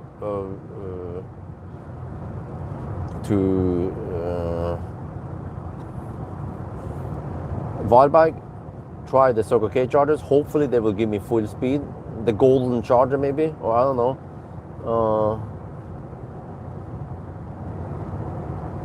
So that's the plan then. Himle, Varberg and Hobby, and then done.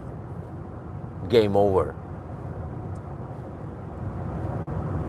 And I suspect that the P7 Plus will also be insanely good and fast. I already test drove it. It's great, great comfort, good soundproofing, nice interior, very good efficiency.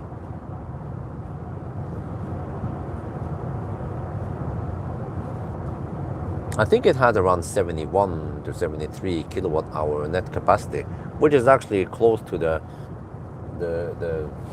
like the 77, 80, whatever, many other cars like MEB cars and so on, and also close to Tesla. With slightly less capacity than those cars, but I think it might have the same range because it's very efficient.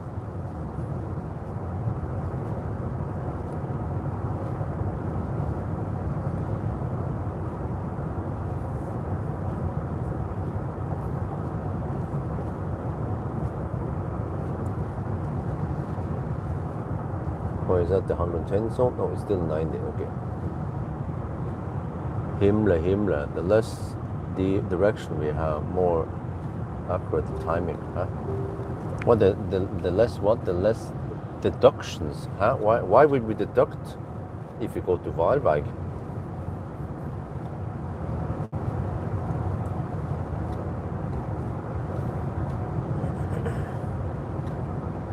You mean detour, not deduction, right?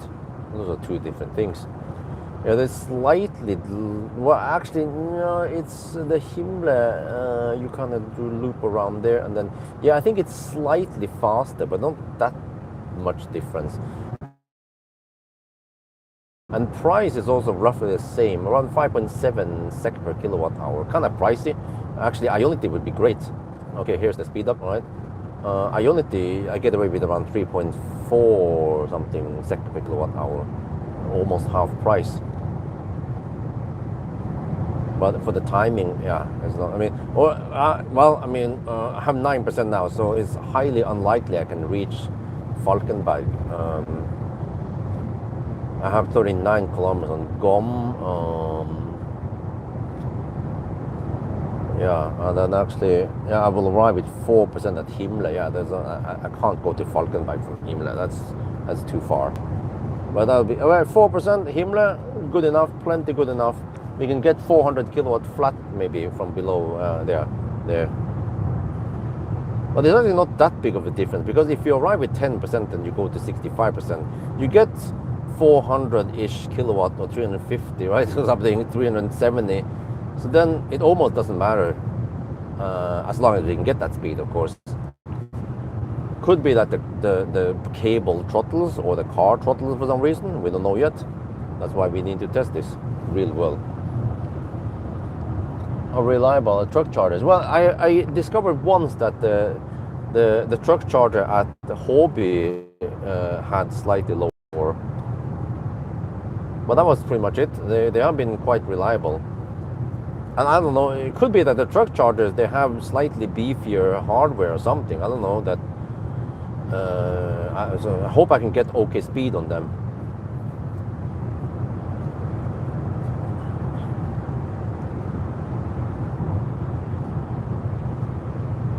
Well, and I also hope that they are still open, because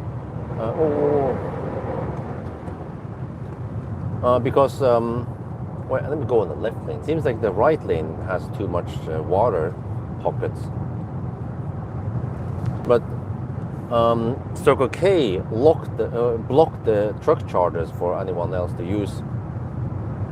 Wait. Yeah, I forgot Varberg. They have plenty of chargers there. Dude, can someone please check ASAP? Do we have something faster than 400 kilowatt for the public at Varberg? Well, those truck chargers or whatever, I mean, can we get more than 400 kilowatt? I haven't checked that beforehand.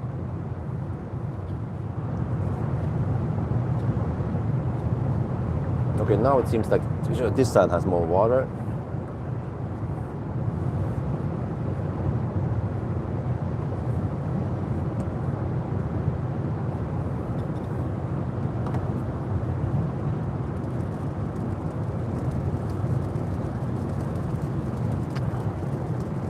But I don't know about those truck chargers, if they are open for the public or not. They might not be. So it's safer to go to Himmler. Plus that, seems like we don't get the 400 plus kilowatt for too long anyway. Well, it depends, yeah, it depends. 7% now. Then, oh, nice rain, okay, I need to hammer it. Yeah, 264 on display, okay, so which means that my calculation might be actually a bit off now. Seems like we get more than 107 kilowatt hour. Right now I need to focus on the driving, so I'll check once I stop. Alright, there we go. I think actually over here I don't want to use LCC. The car LCC wants to go on the water pockets. It's kind of silly.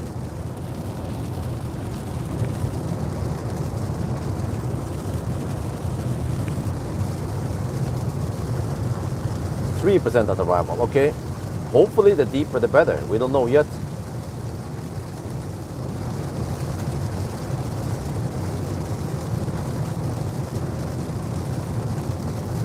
%6 now. Consumption is 265. Maybe you guys can calculate for me. 385 kilometers done and 265 consumption with 6% left. What is the net capacity?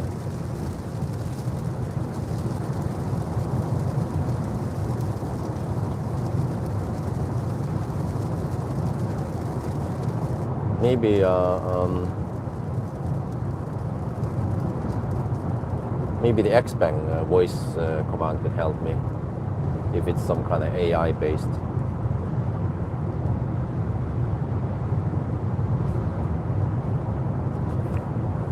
$10 kilometers left. We're 23 kilometers as well. What is the distance to Falkenberg anyway? I think we're too far away.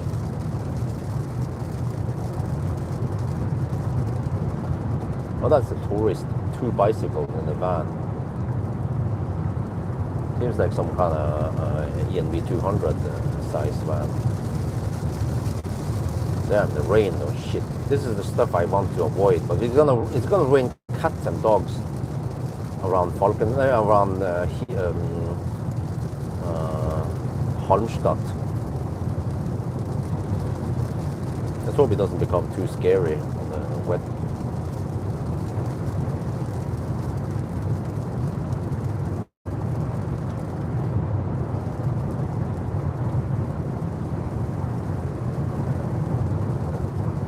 Okay.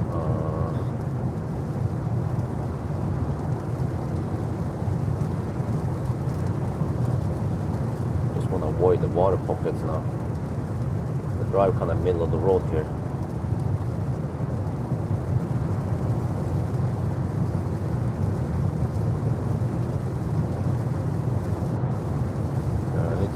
I need to check a lot. I barely have time to eat and do anything at the first stop. I have to calculate the distance error and stuff. First stop always takes a little bit extra time. And with this car, it charges so fast.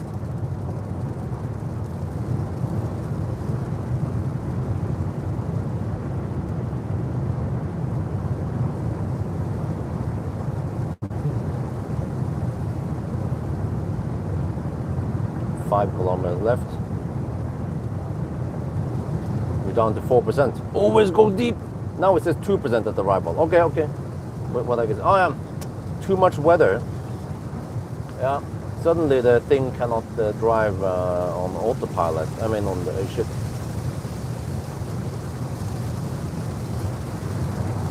Is that a leaf? Something? Slow down a bit. Even I slow down a bit because it's freaking wet now on the road here.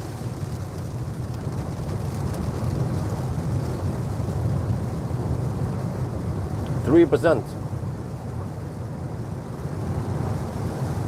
Yeah, lots of water. Still 3.6 kilometers left. Oh, I can feel the water. Need to struggle against it. Okay, just find a place where we don't have too much water.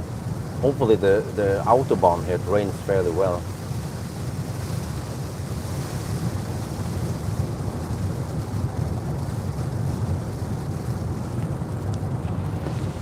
Okay, microphone off.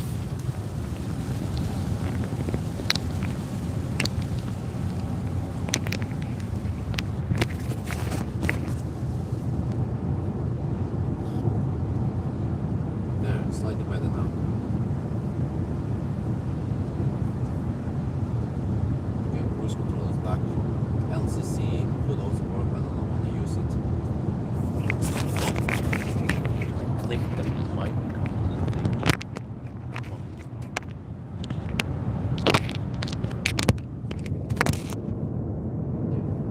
Camera coming up. Get this ready. 2%. Go proper deep. Okay, we couldn't make it the Falcon bike, but at least Himla. Okay, good thing it's not raining cats and dogs here. Do the card payment. This will be actually a pretty good starting position for the next charger. So I'm guessing around 65% is done. Well, actually, oh wait, could be. I need to take into account the wet road and shit like that. So maybe I want to go 70 just to be sure. I need to calculate it though. For all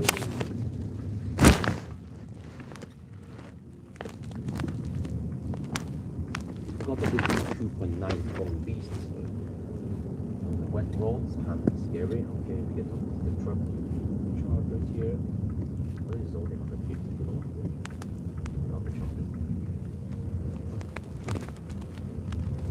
Okay, see, charge port is on the right side, with the wrong side, to the left side, the right side. We use the same charger we used before for the Seeker.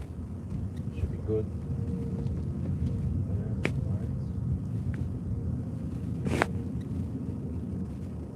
Why is it hard? Okay, one plug here, right?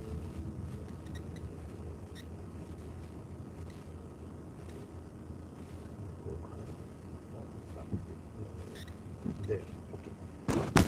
Alright, that's 396 kilometers done.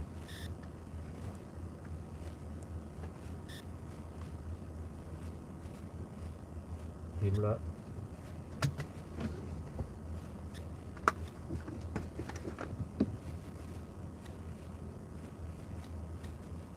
Okay, let me check.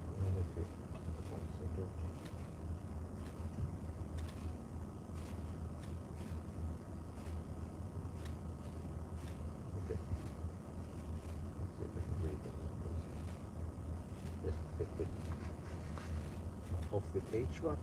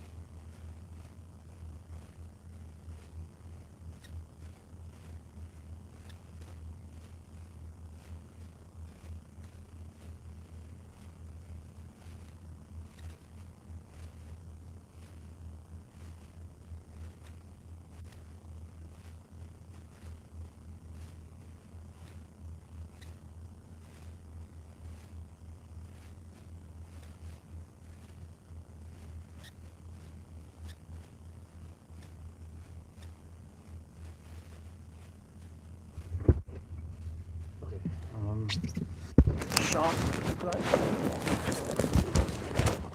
with dog slow handshake.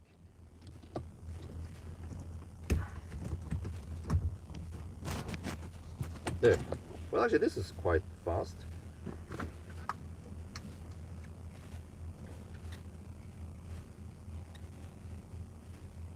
We're now at Himmler, charging up.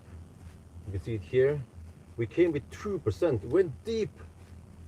Oh, okay, it has this slow ramp up. It will actually take 1.5 minutes before it hits maximum speed, which should be 400 kilowatt.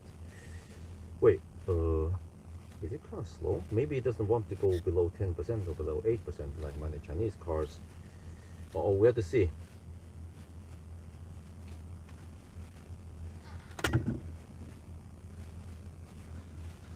let me quickly calculate here. Based on this.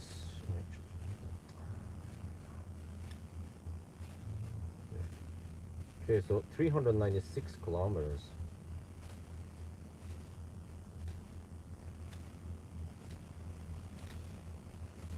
And then according to Google, is it supposed to be... Uh-oh, seems like you don't want to go deep.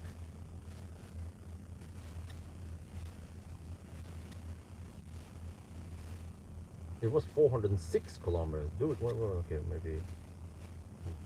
Here. Yeah, 406 kilometers, damn.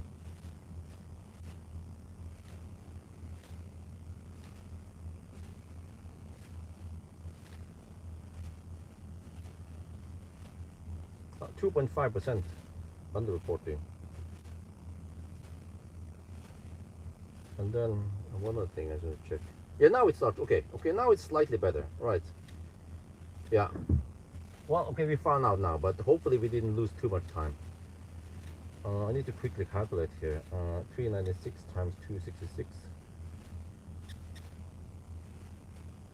And then 0.2% or 92, 90.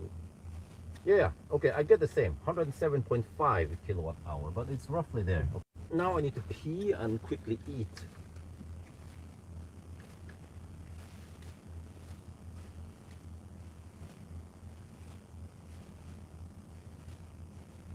We can check outside.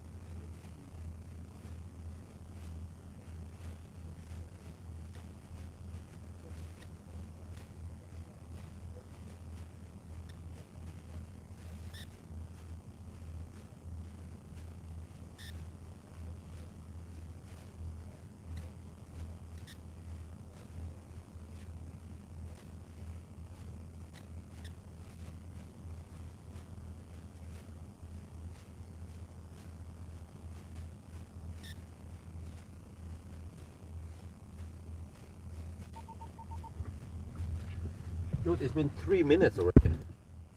270 now.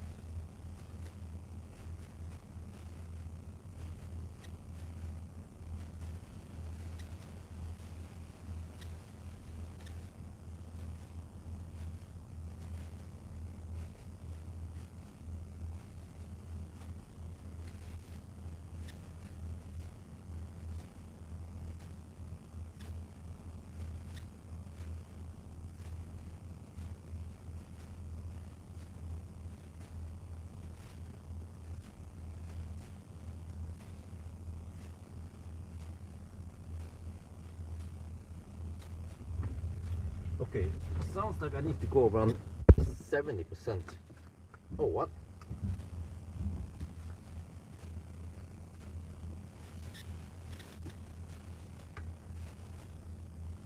Dude, look at this. Shit, man, even at 18%, we're taking only 300 and... Okay, now it's ramping up, okay. What? Wow, how long did that take before we got full speed? Look at this. So we can get the 600 amp boost and hopefully we can stay on it and the charger doesn't drop me.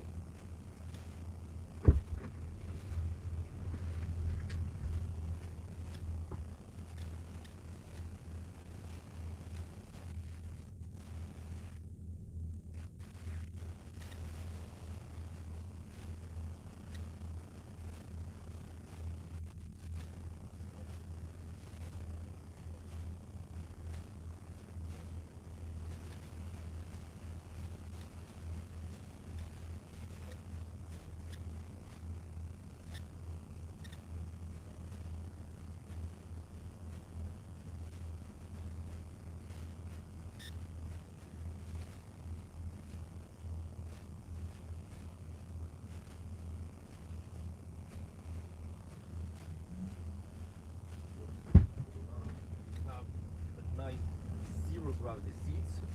We're gonna close the door for now. Okay. But look, I set the hot box.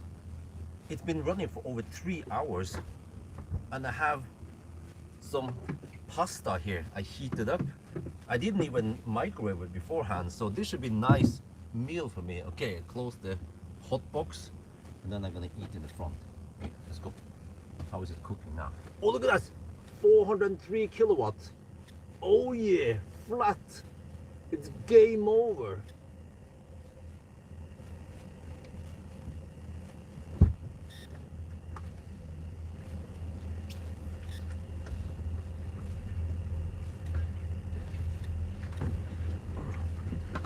Okay, now I need to hurry and eat the few minutes I have before we go again. So I know roughly how many percent we need. I want to have around 10% buffer, right? So actually 70% is fine. So we might have lost a couple of minutes now on this session, but now we know we don't want to go deep. So it would actually be better if we went to water bike, right? But except for that, I don't know if we get the max speed there.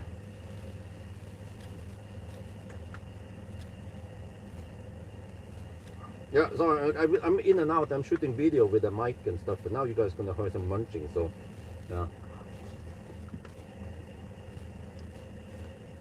Yeah, this is the latest and greatest. Tastes great. 50 degrees Celsius.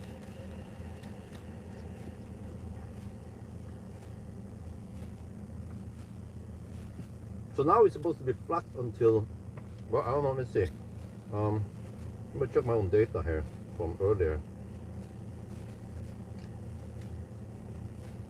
It should be 400 kilowatt until actually around 60-ish percent. Yeah, I don't know, 60. At 65%, it takes 385 kilowatt. It's like mind-blowingly fast.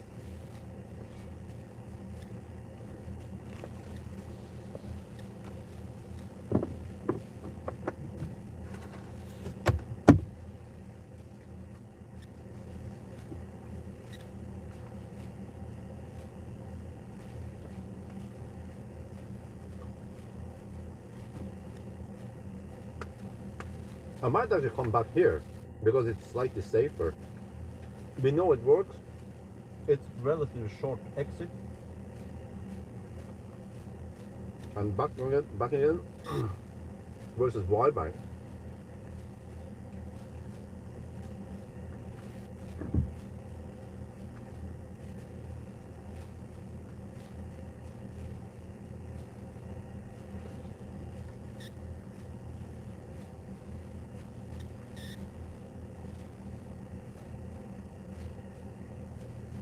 So actually 2 to 72% is the same as 10 to 80%. We can see how long that takes, right?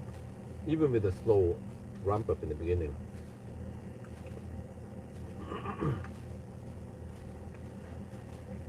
Well, let me show you something. I calculated we need to spend 58%.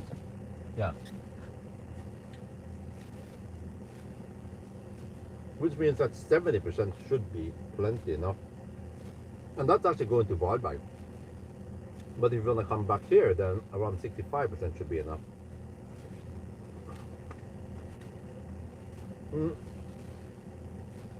Consumption is around 260.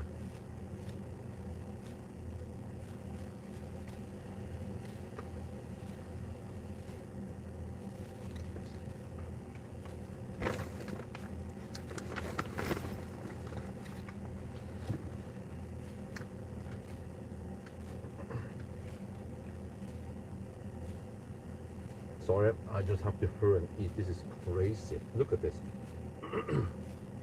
Even at 51%, 52%, we're taking 403 kilowatts. Dude, I need to hurry. We're gonna finish at around 65, 70%. Then we have enough.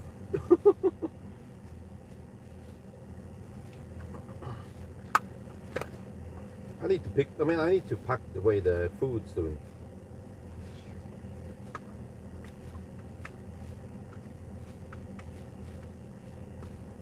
Put it in the hot box.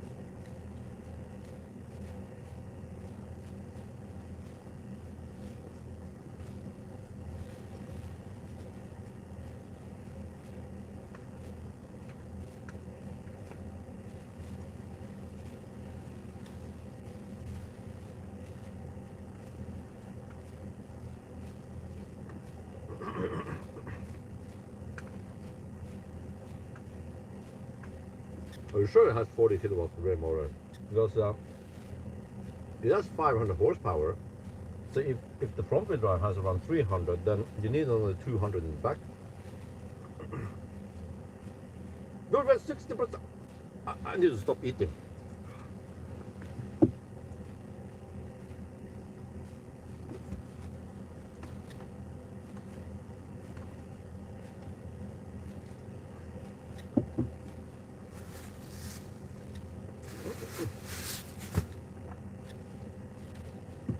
Good. I ate just about a couple.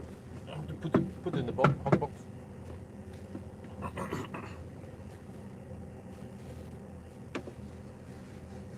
Look at this shit, man. What the heck? What kind of alien technology is this?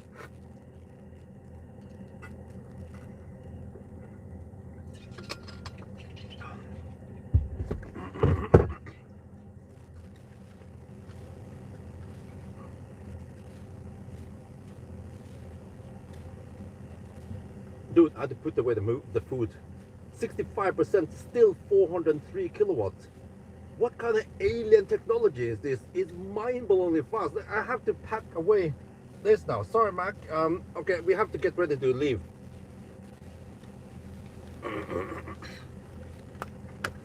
Look, guys, we don't want to slow down the challenge here. I need to get you guys ready. It's insanely fast. We are done. We are done soon. I have to go at around 70%. That's what I need. And I can always bail out at Falkenberg or wherever. You know? In case we don't have enough, then okay, whatever we're gonna do, I have to go 80, 75 or something. Yeah. Oh shit! 69% already. Shit! What? Still getting 400 kilowatt at 69%. 394 now. It's pouring down. I have to get to 70%. Dude! Okay, I have to fire up HVAC here. Auto. Okay. Let me check here.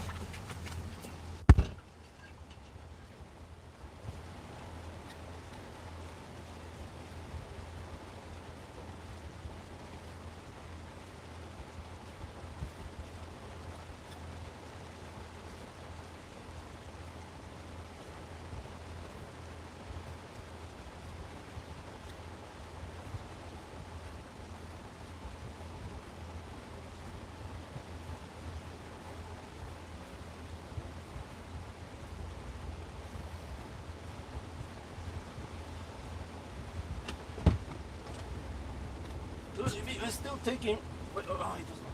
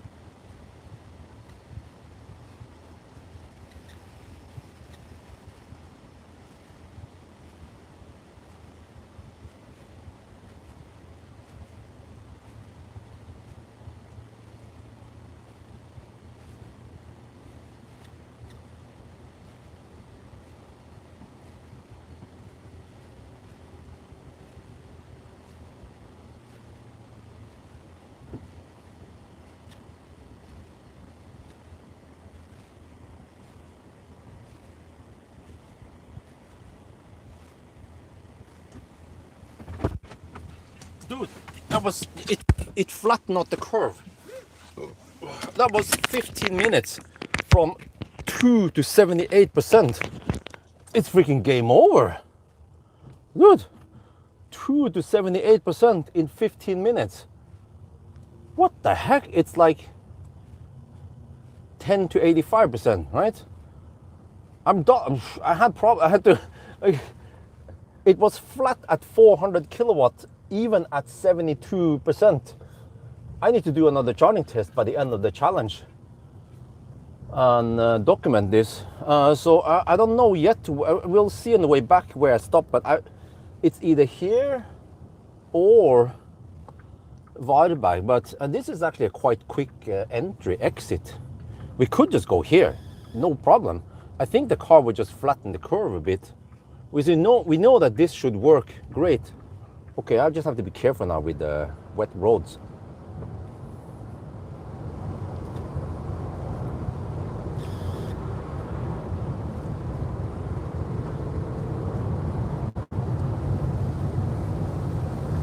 Yeah, so it was flattening the curve.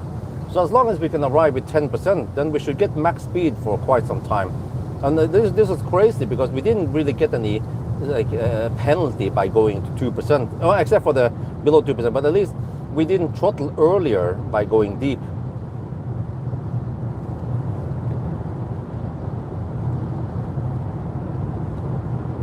That was madness how fast it was charging. 400 kilowatt flat until 72%.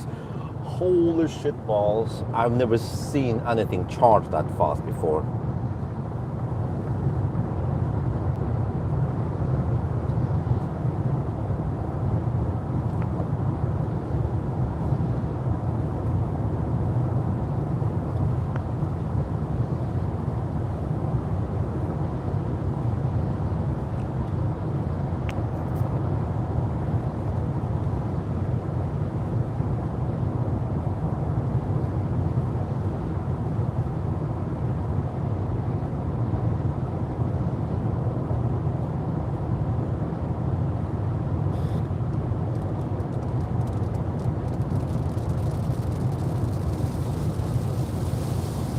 Here comes the rain again.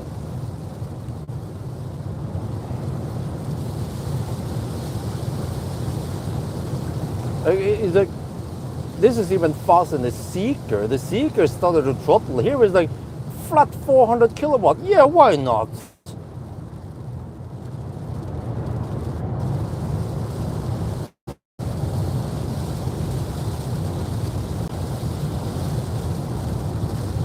But you don't have 500 kilowatt chargers available? No problem. We just flatten the curve for you. Yeah, it was strange that session I recorded with the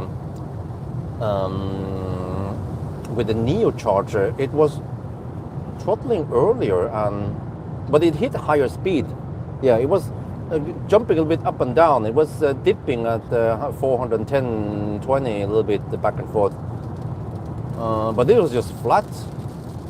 Okay, so I have to start with 10% then, after the challenge, something like that. Okay, now we have a little bit of fogging in here because I grabbed a lot of water. It was pouring down outside when I recorded. I have to be careful because it might be a lot of water on the surface here. And I was going to do the Falcon bike thing. I might do that on the return if it's too wet. I have to be careful now. And, yeah, there you go. Auto steer stop working. Okay. This is of course a slight disadvantage that the consumption is a bit higher.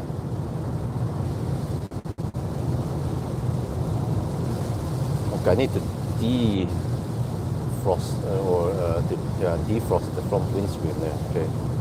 But you have to get rid of the moisture slowly. There's a lot of moisture in the cabin now because of the rain. So hopefully the HVAC system is good at getting rid of the moisture. Yeah, it struggles now because of the wet road. Oh, okay, and now X-Pilot cannot be used. Well, maybe they don't have rain in China. Okay, there it's back. Okay, good. At least it wasn't too long.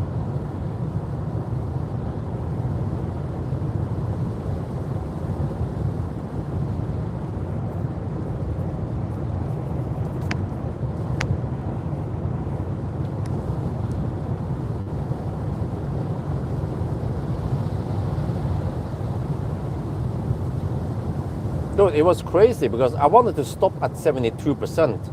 And then it was like, oh, you want to stop? Well, you have to show the card you used to initiate the payment. I was like, oh, shit, okay. And then I was like, oh, let me just do this and then bring the card out. And then I panic a bit. And then by the time I stopped it, it went from 72% to 78%. I was like, oh, okay. Because I think I might arrive with 20% something, yeah. But I'm not sure if I'm keen on going to Kungsbacka. So I had bad experience over there. I haven't reached 400 kilowatt there yet. So we can go back to Himle, possibly. Or wait, are we on the concrete surface? I mean, it sounds kind of loud. Wait, huh? Oh, are we? Are we on the concrete surface? I think we are. What the heck, man? Is this the concrete surface? Dude. This is the concrete surface. What the? Dude, I've been driving this route so many times and... Okay, now I can hear it, okay. When I was on the left lane, it was really quiet. What the heck? We even have the rain whipping on the front windscreen now. We're back on the road again. That was 15 minutes from 2 to 78%. But now we are on the concrete surface around Falkenberg. Yeah, it's a bit foggy now in here, but I pull in a lot of water. It was pouring outside. Car is actually doing a good job keeping the windows clear. But listen to the sound level. It is remarkably good. And then if I go to the left lane here, I'll show you. Then it becomes... I was in the left lane because I was overtaking some other cars. And normally when I enter the concrete surface, I can hear it. It's like... But just a couple of minutes ago, I was like, wait, are we at the concrete surface? I'm not sure. We should be. And it's like, but it's so quiet. It's supposed to be loud in the concrete surface. No, not with this car. We even have the 235. Sorry, I've been talking a lot in the live stream. We have the 235 50 20-inch wheels, which is the same dimension as the ID Bus long wheelbase GTX even.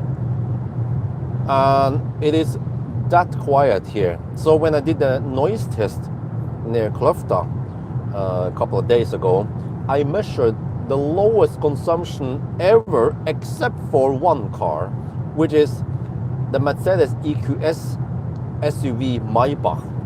Yeah, exactly. That car that cost over 3 times more than this car. Yes, that is quieter. But even the Volvo ES90 and the Volvo the ES90 and the EX90 and the Polestar 3 or the Neo EL8, this is better.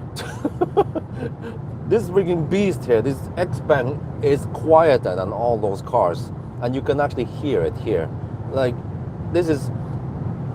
Dude, I forgot to mention something. It's wet on the road.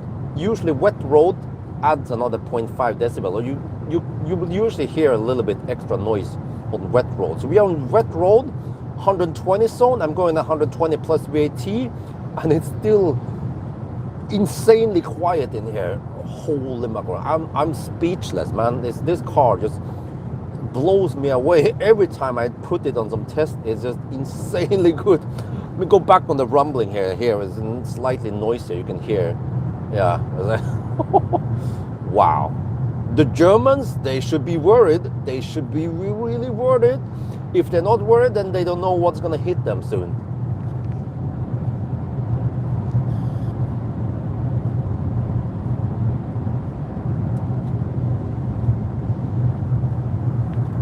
What tires? Continental Eco Contact. Or no, it's called again. Was it Primacy E? Yeah, or something. Or some Continental something. And you can check out in the noise test and the acceleration noise test in the result table. You can see the tire there. I don't remember what it was.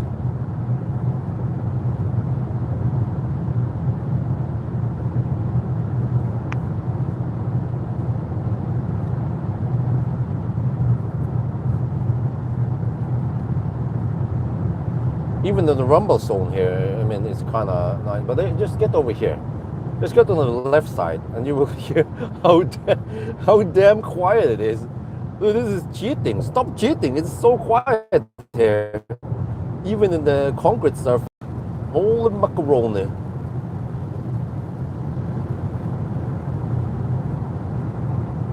E-primacy, yeah, thank you. But yeah, so that deepness we kind of lost a little bit of time there versus a more optimal run if we would hit it with 10%, right? But I mean, it still had that slow ramp up thingy and whatever, so yeah. But no big deal, we lost 1 minute.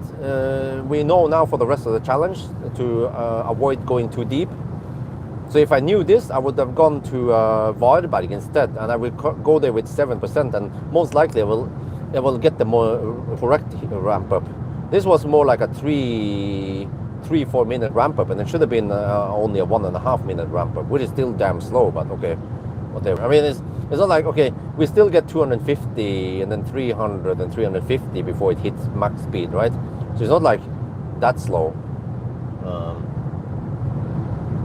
But yeah, okay, so now I need to plan the rest, how it is. Yeah, also, I mean, dude, like, I was panicking a bit, but what if I was already at 78%. What if I charged to 85%? Could I have done it in 2 charging stops? Do you need to redo the test? Because when I unplug, I still have whopping 370 something kilowatts, you know. But I already, in my head, 2 charging stop is going to be too hard. Whoa. So I guess I kind of settled for 3. But if I go for 2 charging stops, I could then maybe go to Spekkerud. Yeah, I think it sounds like I need to go to Spekkerud. But then I probably need 85%. Spekkerud and then charge there and then go home. Spekkerud to home is around 300 kilometers. Now I have to go slightly slower for safety.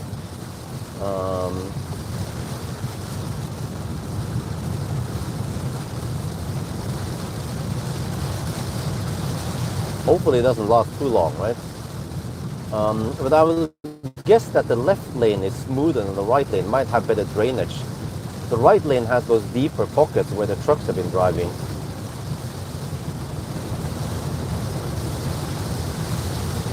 So I want to try to stay on the right lane, but actually slightly towards middle to avoid the biggest water pockets. And I have to be careful now. High alert, not reading the chat, not doing anything, just focusing on this, and also keeping the windscreen clear. I can feel the pull now sometimes. The pull usually happens because there's a little bit too much water on the road. Holy macaroni. Yeah, stay safe. If it's too bad, I just deduct 1 minute because of this slowness, but I also need to consider how long it lasts. Yeah. It's a bit unfair to have this heavy rain, because you don't get that normally in the other challenges.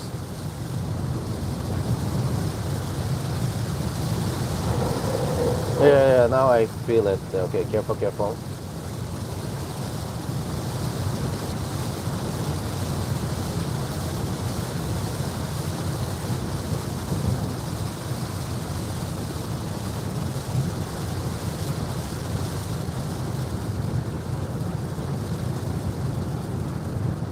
Oh, I can feel the water. Okay. I need to take it easy here for safety. Don't want to hammer too hard.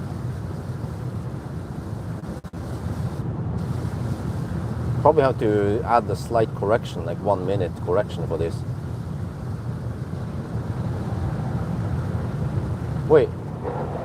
Oh, careful. Oh, shit. But what about the Baustelle? It's coming soon, but let me see. I wonder if this lane here is better. Maybe there's slightly better drainage here.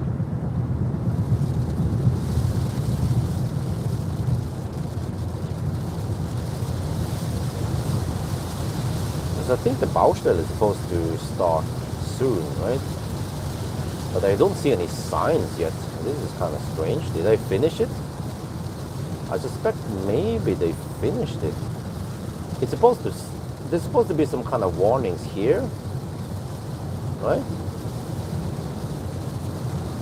Yeah. The Baustelle is supposed to start here. It didn't yet.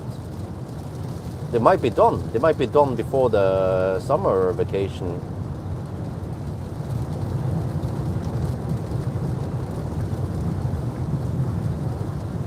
It's supposed to be around here. It's been here for months, or like 6 months at least.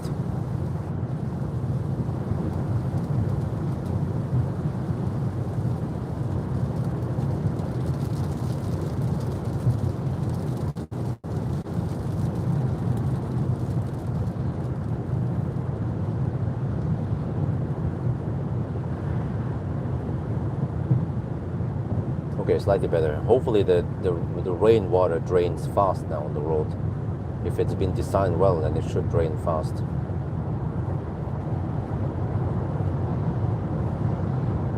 Yeah, seems like the Baustelle is finally over. They're probably going to keep it like this throughout the summer and maybe resume the rest, or I don't know, in August or September. Wait, there's another Baustelle here? No, okay, just wait, okay.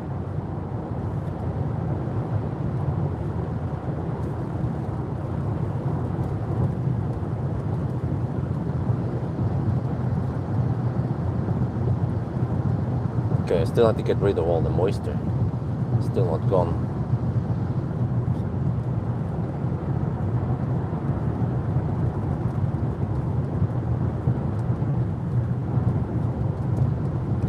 Yeah, wait, on hindsight, shit. If I got that good charging curve, I should have gone for 85%. And then I think I could have made it to Speckerud. Yeah. That means I could have done it in 2 journeys, but it's, I don't know, could I made it there, or is maybe 85% would have been enough? And then, I also don't know how slow it would be to 85%. And if that would be enough to make it to, I don't know, Speckerud or Kongalv.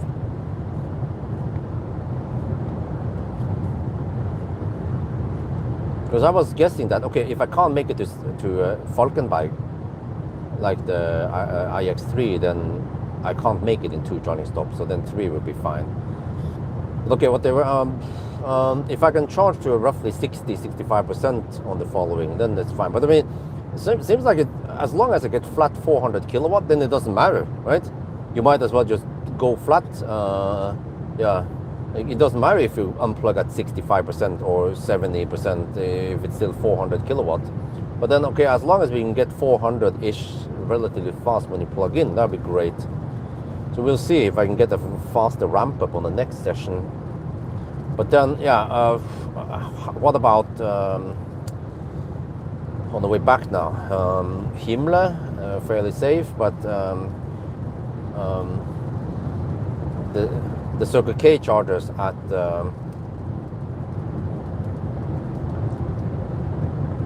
Varberg might give me less than 400 kilowatt. So I could just follow the plan. Himle, Hogstorp, and then home. So I only charge on NEMA chargers. Yeah, the truck chargers.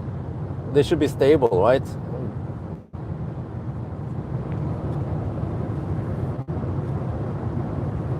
Yeah, good night.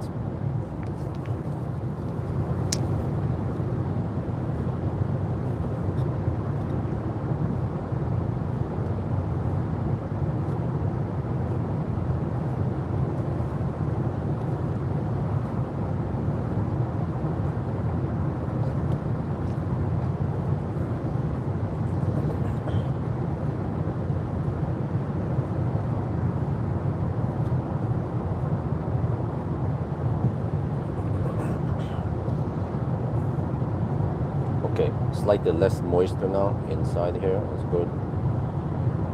Oh man, that was intense. That charging session, 15 minutes, a little bit back and forth. But actually, the Seeker charged for only 12 minutes, but it needed several stops. So it makes me wonder if I went for only 2 charging stops. yeah, I don't know if it's risky or not. If I can't make it, then I kind of lose what I gamble in time.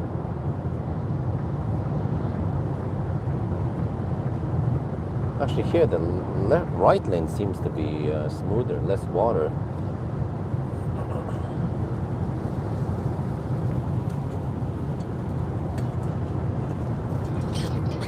Okay, we're at 63%.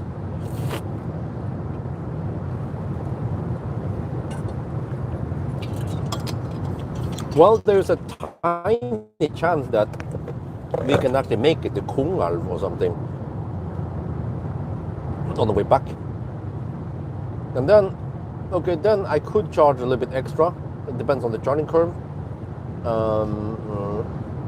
And then go 300 kilometers for the remaining. Yeah, I know that the Norway side will not be that heavy. And I'm gonna expect that, I have to check, I forgot to check the wind turbines.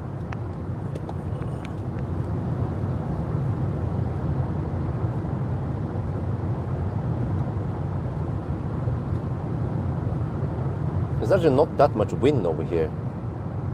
Only 1 meter per second, which is great. Wait, Falcon. Oh, no, wait. Oh, it seems like we have slight tailwind now. Okay. What's tailwind, crosswind, which means we'll get some headwind on the way back. Oh yeah, the wind is from the north nowadays. Yeah, I forgot. Wait, that means headwind on the way back. Okay. But it's no big deal if we have 3 charging stops. I think I will just go for Himla, possibly arriving with 20% to see what happens then. Wait, maybe if maybe it will Colgate. Could that happen? If I charge with 20, if I plug in with 20%.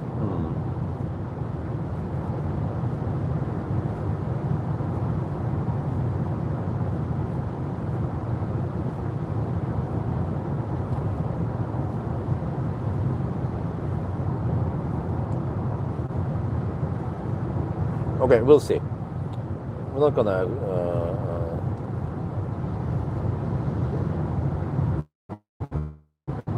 we're not gonna calculate too hard now until we are getting close to Himla again on the way back.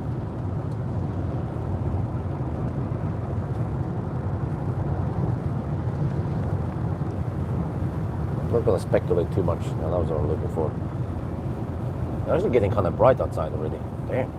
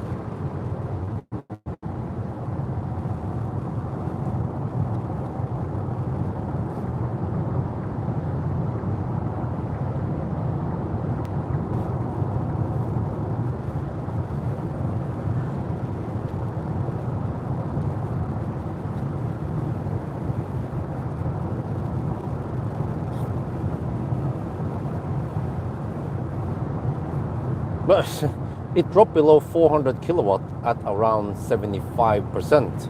And then when I stopped the charging at 78%, it was still pumping in around 365 kilowatt. I have it on video. It was insane. It seems like because the car didn't go past 400 kilowatt, it flattened out the curve. That was what I was hoping for. So I need to record a new charging session tomorrow morning after the challenge at the truck charger. The same hardware, more or less. Circle K truck chargers, they usually have the one that is shared, more like regular cars use, and then the truck chargers, hopefully they're beefier. I don't know, somehow. They have the labeling at 600 amp there, whereas the other ones, I wonder if they also say 600 amp. Yeah, that's the truck charger they use for charging test with a NAF or motor. So I'm gonna do the same thing there and see what I get. Should get the same, right? Which is supposed to be 10 to 80% in 12 minutes, not 13 like they claim. But if I can get flat 400 kilowatts all the way to 70%, like last time, that would be great. Oh, okay, yeah. This is where it struggles a bit. Yeah, this is where I want to kind of avoid. Wait, no. I need to turn off LCC and only use adaptive cruise control.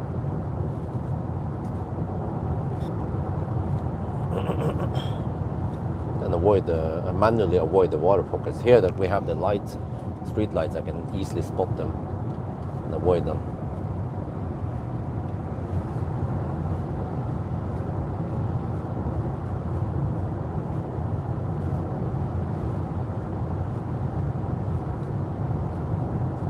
Because actually the slow ramp up is a slight disadvantage when you have multiple charging stops. So you want to avoid that too often. So yeah, it was kind of wasteful. We unplugged with 350 kilowatt, right? That's way faster than the 100 something kilowatt we got initially when it was slow.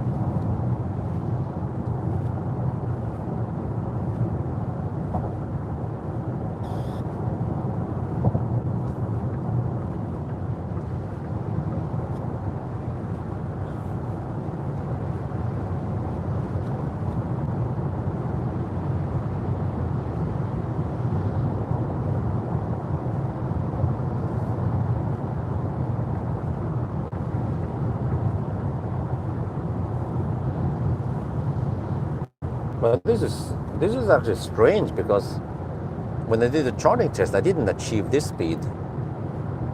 It was very strange. On the first session I did at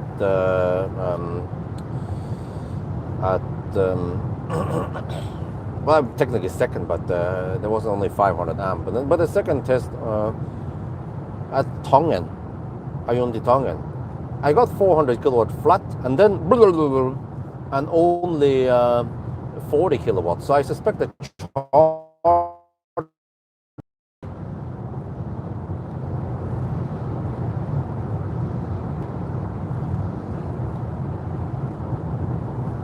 And then the Neo charger just seems to be, I don't know, slow in general. I don't know, it was ramping up really slow, and I don't know if there's anything else going on there that made this charging session slower. I don't know. So that's why I want to redo it again after the challenge. Just a quick one. It doesn't take too long, you know. Just go to charge there. But yeah, I'm not sure how I should be. I mean, how deep I should go and so on.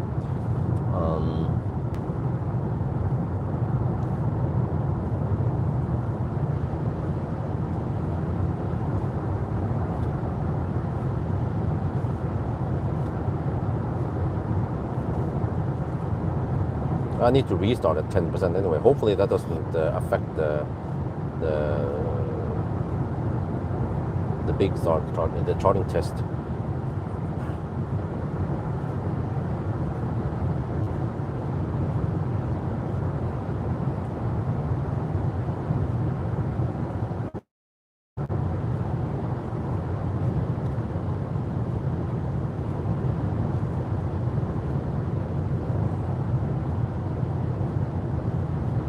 Oh yeah, I forgot the consumption number here. Wait, I didn't pay attention. Shit. But I never left the car, so yeah. It doesn't reset as long as I don't power off the car or lock it. It doesn't reset, so it actually keeps the same consumption number throughout the whole challenge. So it's actually at 280 right now. So yeah, I believe it went up in the high-speed stretch. Yeah, it claims 4 hours. So that's the since Xpeng consumption. I just have to make sure I don't reset or don't leave the car during this. Oh, it shows after charging. Okay.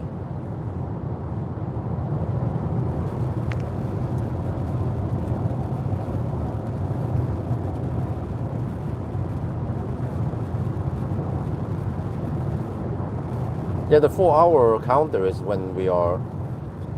Wait, that's. Well, I'm not sure what it counts. When we're driving, maybe. Yeah, it's probably not counting when we're stationary.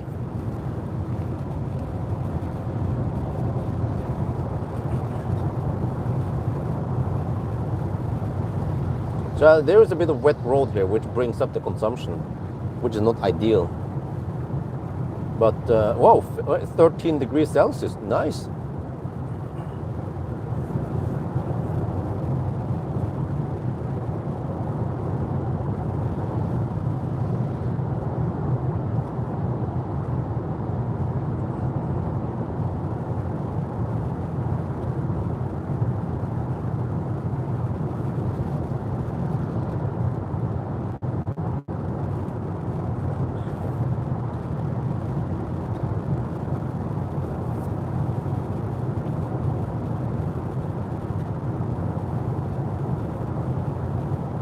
Wait,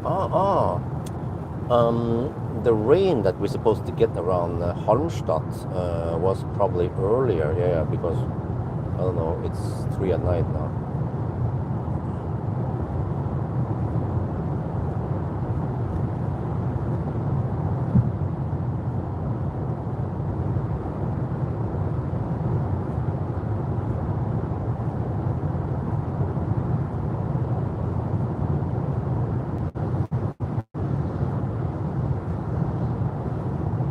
Some big fat bug hit the windscreen. So, well, eventually we should hit some rain so you can wash it away.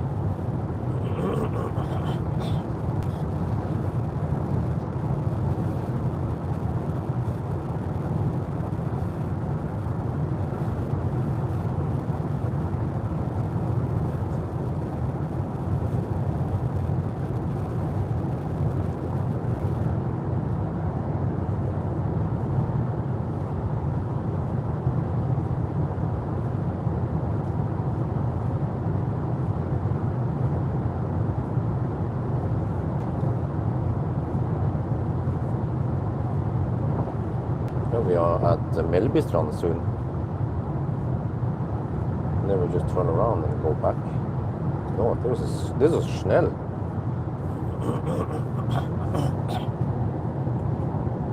So I might stop again at Himmler then. Or, so okay, charger. The golden charger. Let's see if we can get 400 kilowatt from it.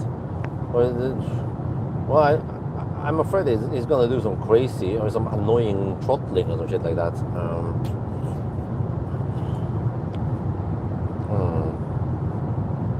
And I don't get 400. Yeah. Okay, let's just see on the way back now. If we arrive with Himmler with 15%, I think that's still okay. Because I can't go from Himmler all the way to Kongalv or yeah. Anyway, Kongalv or Spekerød. And now we're at 54%, so we'll have to see once we get back there.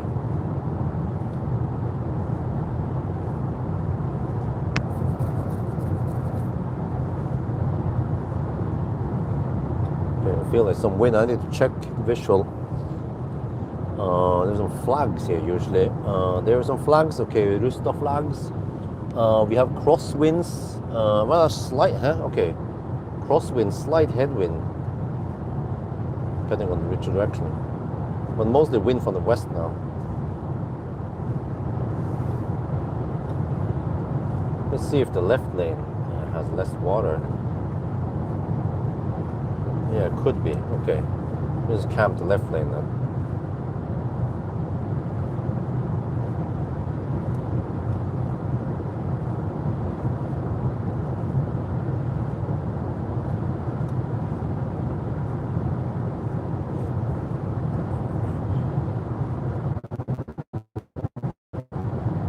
You can feel the wind tugging on the van a bit.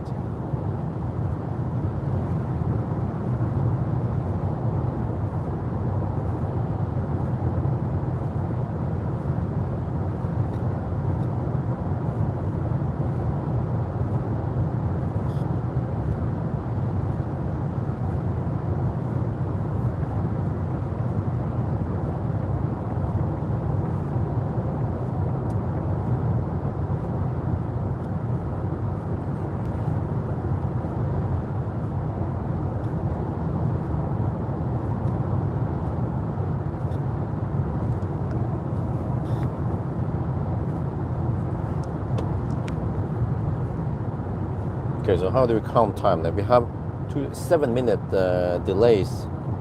Yeah, so you count the current time plus 1 hour and 10 minutes.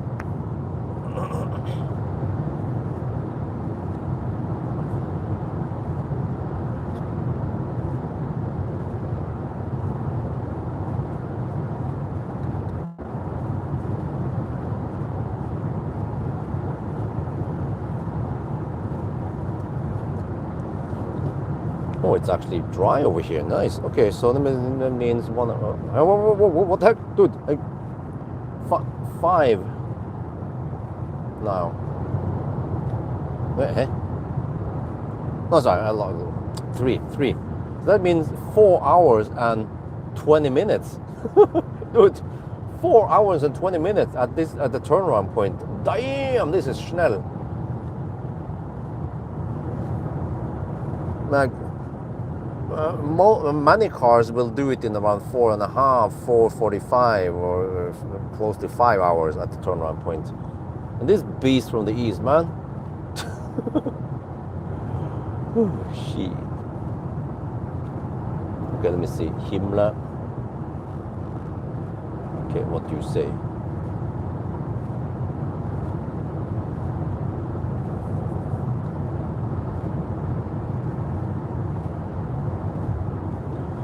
The car claims 29% at Himmler. What the heck, man? We're at 52 now. Well, it's only 88 kilometers to Himmler. Shit. Sounds like I should have charged to around 85%, and then I couldn't have gone all the way to, yeah, Spekerud, possibly. Wait, okay, could I? I'm not sure. Well, no, I was calculating towards Varberg. Oh, yeah, that's right. Okay, so Varberg sucks another 5% at least. Okay, we have to see once we get deeper. What's up with the traffic here, man? Oh, that's policing. Okay. Wait. You want, huh? What? You want to hammer in the middle lane? What?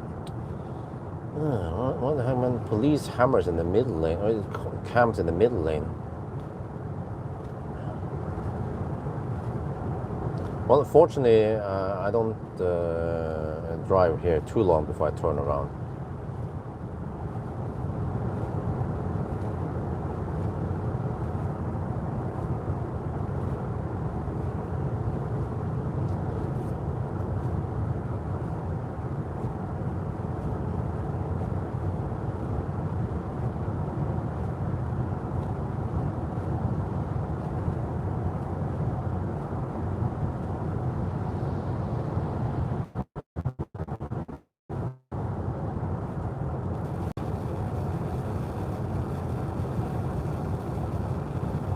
The exit is 1.7 kilometers.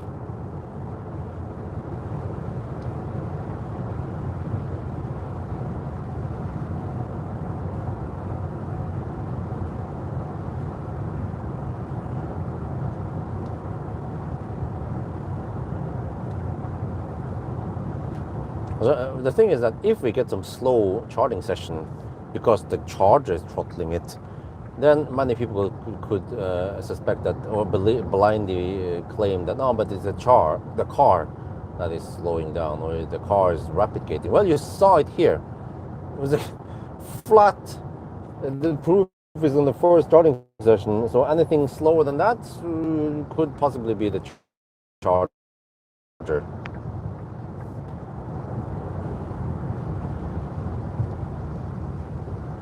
Okay, here I have to be careful. This big fat beast and slippery roads can be kind of scary.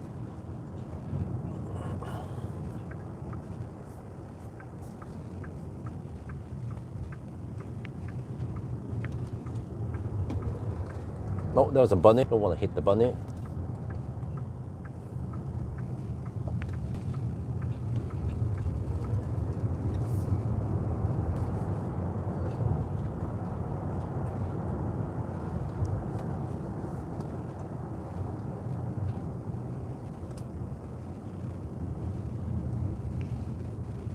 Yeah, the sport suspension is way better than comfort. This is too boat. It's still nice and comfy even in sport. I think we might hit some rain on the way back, which will clean the windscreen.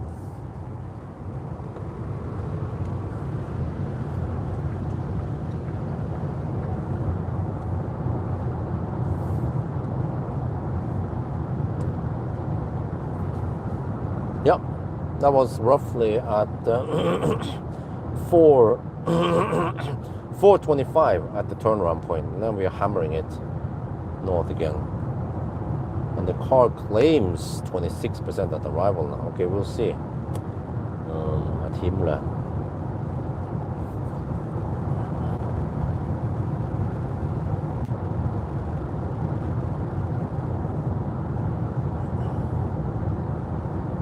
But the problem is that if I go deep to try to do it in 2 joining stops, I might need to go deep, and then I get the penalty again, which kind of counters any advantage of skipping 1 charging stop. So I might still want to go for 3 charging stops instead of 2. But if I knew this, yeah, maybe I should have gone 85%. But I mean 78, yeah, when I unplugged. Not sure how the speed will slow down, but it's supposed to be a lot slower, you know. We're supposed to get only around 200 kilowatts, near 85%. We can see here. Yeah, that's strange. When I did the previous session, 386 kilowatt.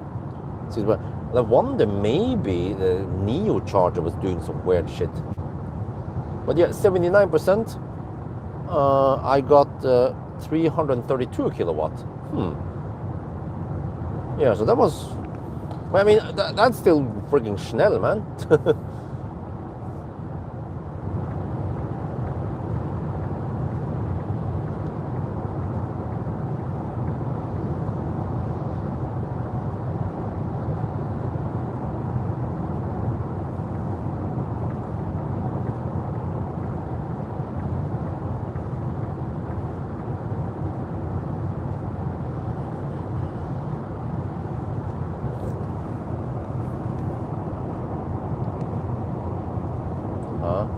Almost 30 kilometers in Denmark. Oh yeah.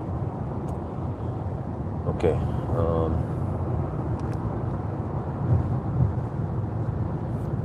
Oh, some dry roads finally.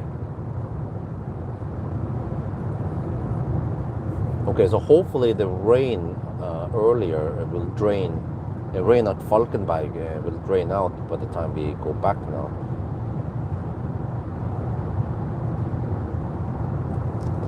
Not sure if we're gonna hit any rain. Let's see.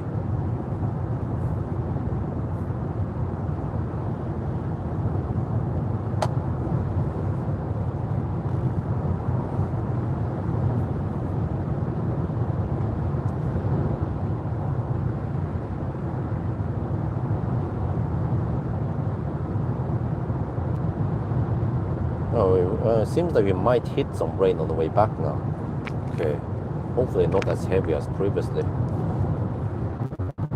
Now it seems like we have some headwind also. Okay, what is it still saying? 26% at Himmler, okay. Yeah, Varberg is actually kind of slow. We have to cross the road and stuff. And on the way back also. So okay, I feel like doing the short and ninja at Himmler. Himla, and then Hobby, right? Hobby is also fairly quick on the northbound route.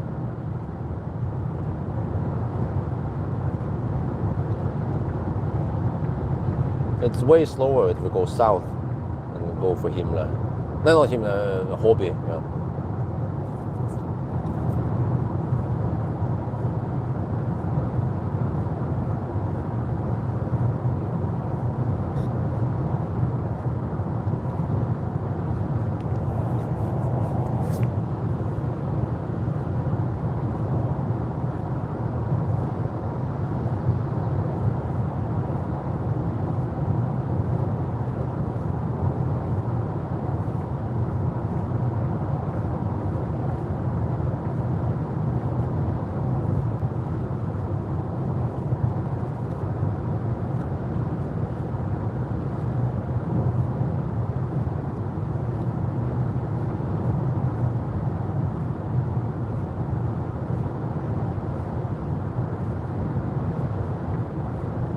Feel the wind around here. It's a bit stronger here versus closer to Varberg and Göteborg.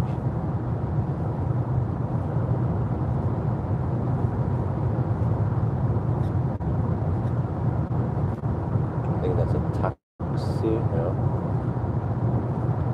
Well, the whole consumption has gone up to 283 now. That means the corrected is around 275. This is some of the highest consumption we get on the route before it drops again.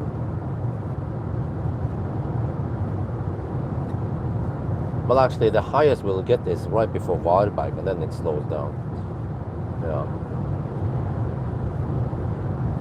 Let's see. Okay, so some crosswinds now. 26% at Himla still. I mean, that's actually kind of high, man. So which means that I spent only 50% going back there.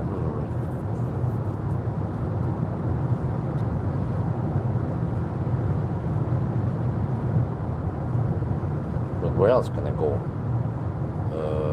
Kungsbacka?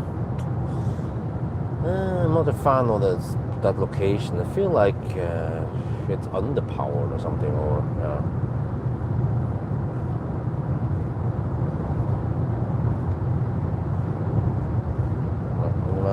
Look at that damn car. Is it a damn Volvo again?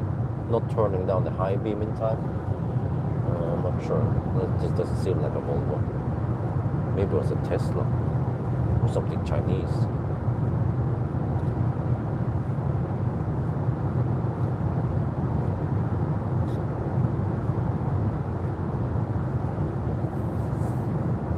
Dude, 3:20 at night and it's getting kind of bright already. If it wasn't for the clouds, and it would appear to be even brighter outside.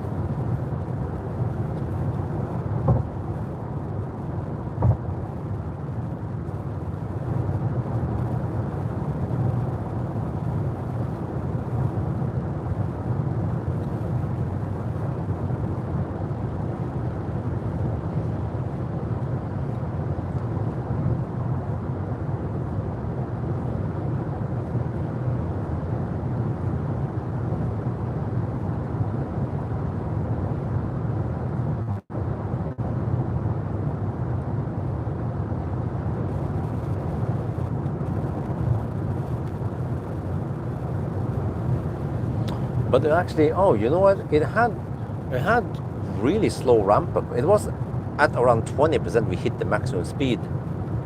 I remember it.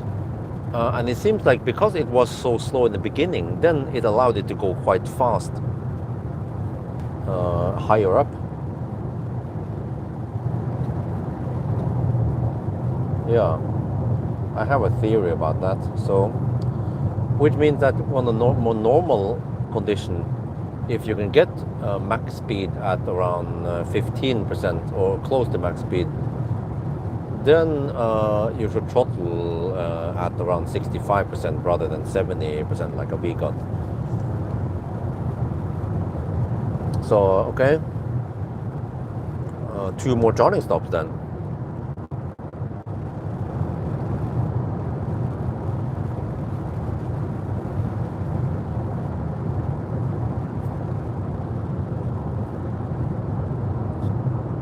And I don't know yet how high the consumption will be for the whole challenge. But it's only around 275 now. So we have to see if it stays this way or goes up now.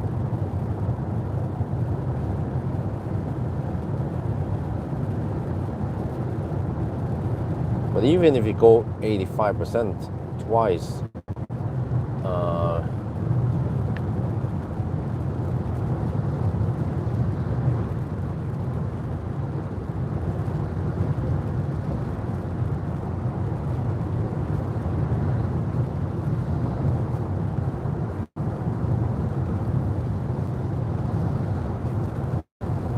yeah, actually that would have worked.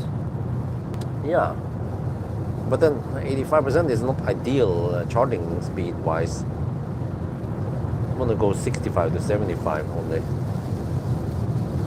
Okay, here comes the second cleaning session. Yep, now X-Pilot cannot work, but it's usually quite temporarily. There you go. It's right.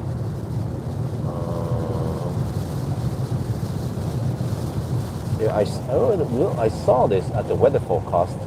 At around 3, 4 at night, it's supposed to rain quite heavy around Halmstad.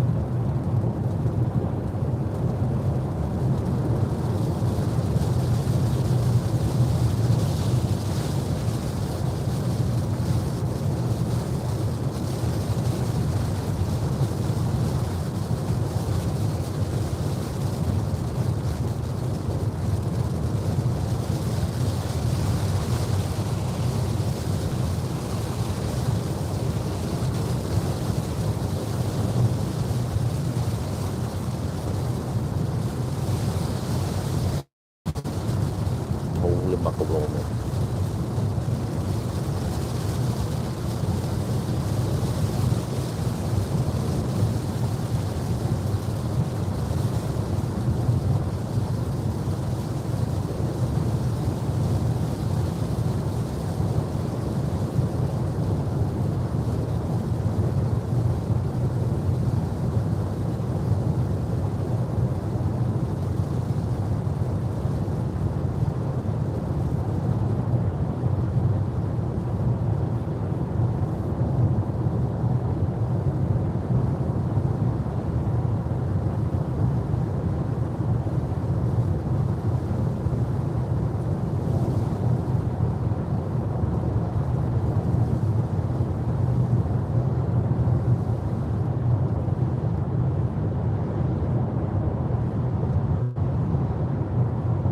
Well, we clean the windscreen at least.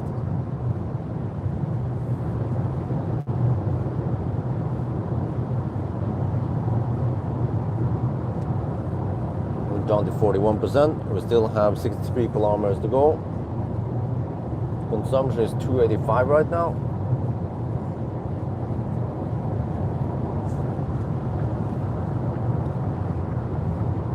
Oh, careful.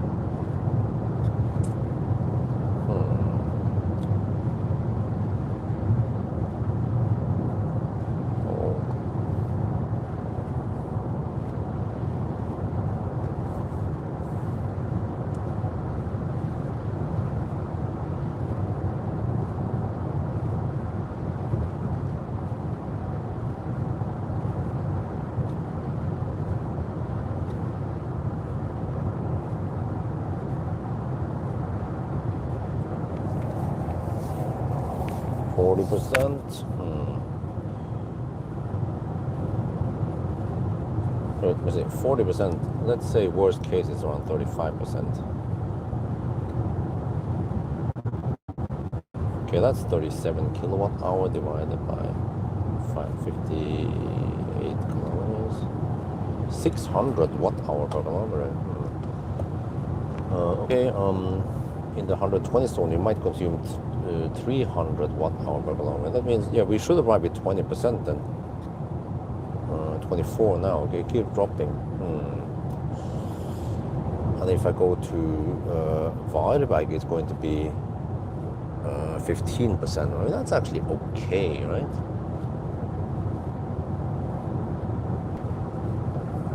But okay, but there were. Let's just go for Himmler, and then I need to calculate again.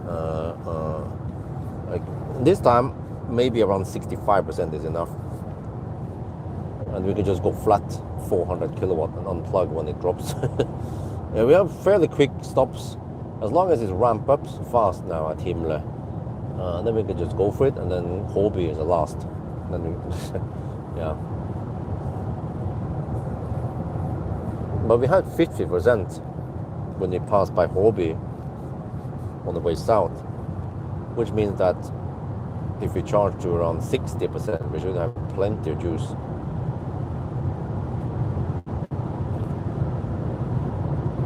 Or enough at least to, we have to count on the non-linear stuff and maybe some rain in Norway side on the way back or some shit like that. We have to calculate also, we have to check the weather forecast once we are closer, because the things could change. But the 1.5 hour forecast is very accurate.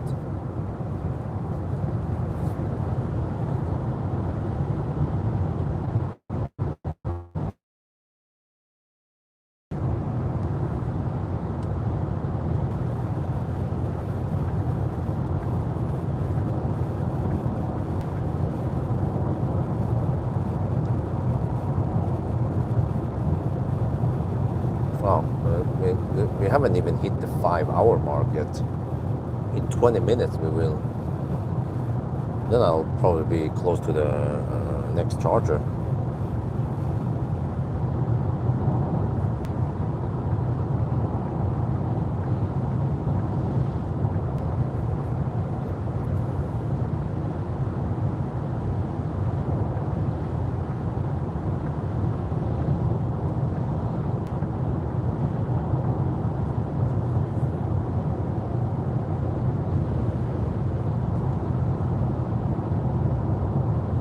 This guy sleeping or something, or texting?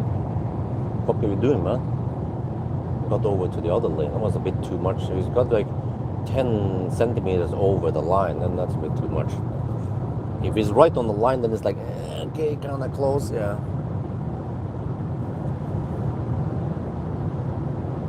I think it was, yeah, I don't know what the heck he was doing. Probably texting. Because if it was falling asleep, then he wouldn't see the flashes that easily.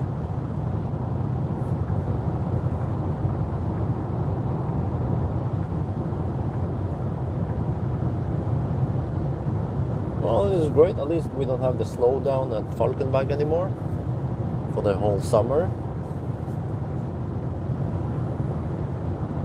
Slightly faster, a couple of minutes faster, always feels good.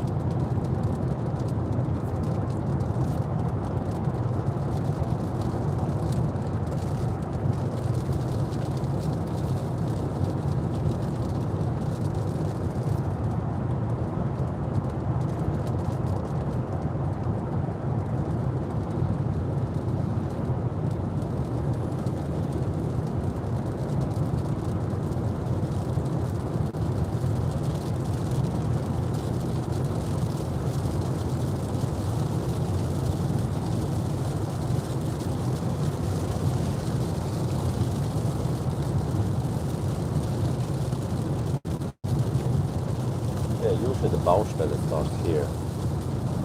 Well, that means there could be some new surface now, some fresh asphalt coming up soon. Not sure what they did on this side. This side was closed for 6 months.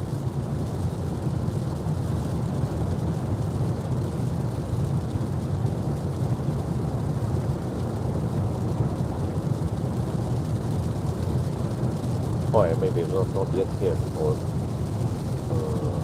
was it here? Oh, this is not it. This is all surface.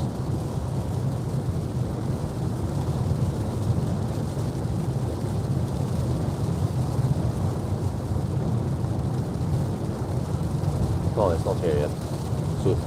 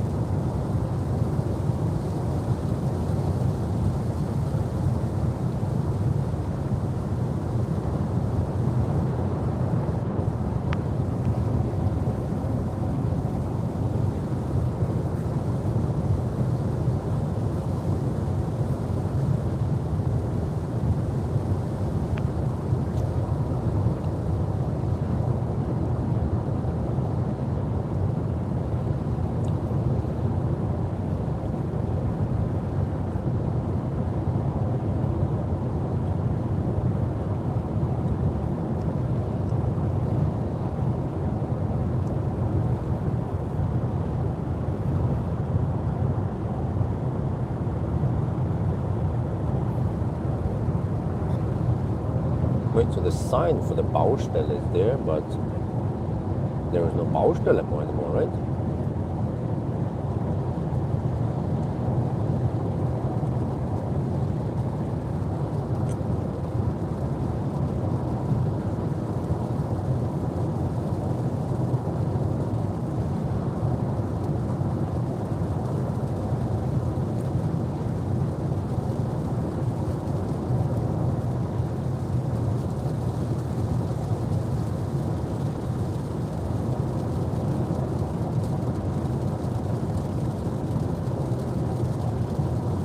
Well, 288 now, consumption, total consumption. That means that the high-speed stretch here probably consume more than 300. I can check, by the way. If I see here about 100 kilometers, it says, well, quite small there. 340, holy macaroni. Okay.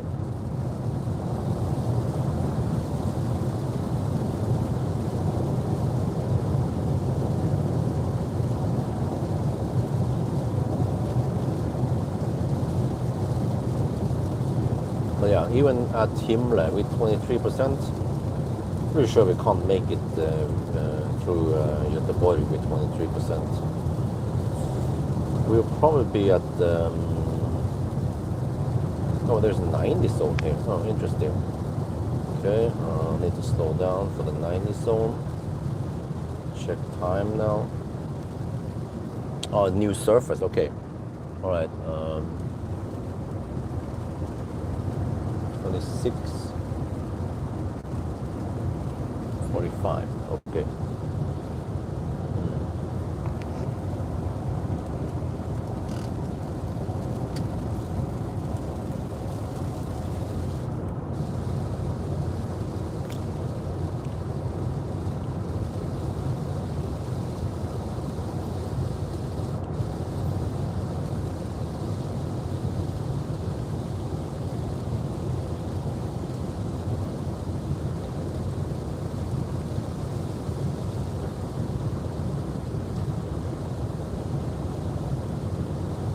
Also, this side has asphalt now, not concrete.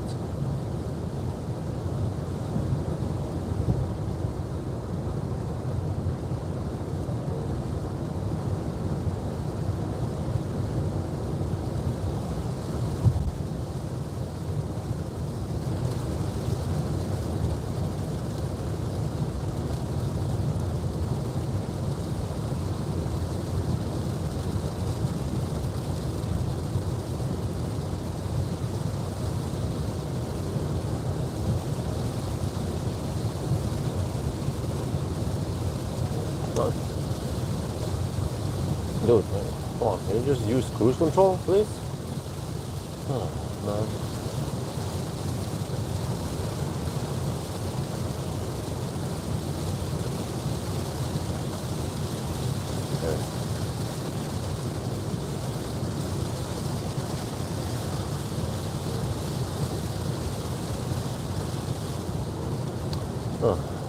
Maybe they don't have rain in China.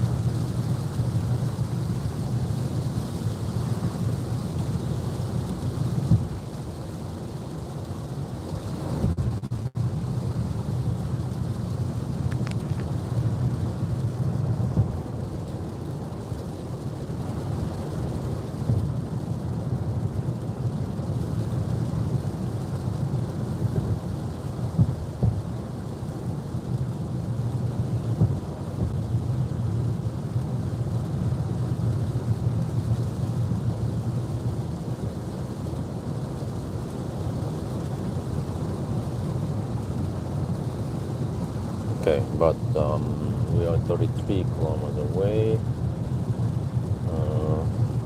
We will arrive at 25% supposedly, or 23%.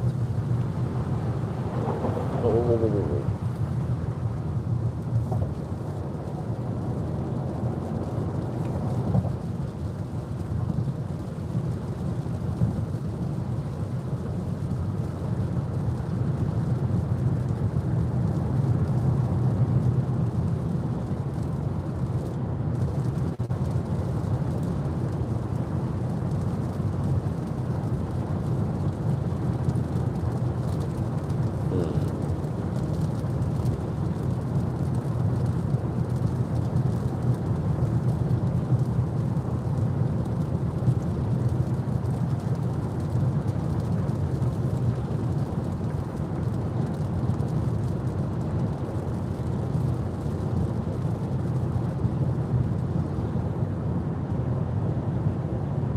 Yeah, at this point, it actually, whoa, be careful. It doesn't matter too much where I stop because the charging wise, it's fine. So it's more like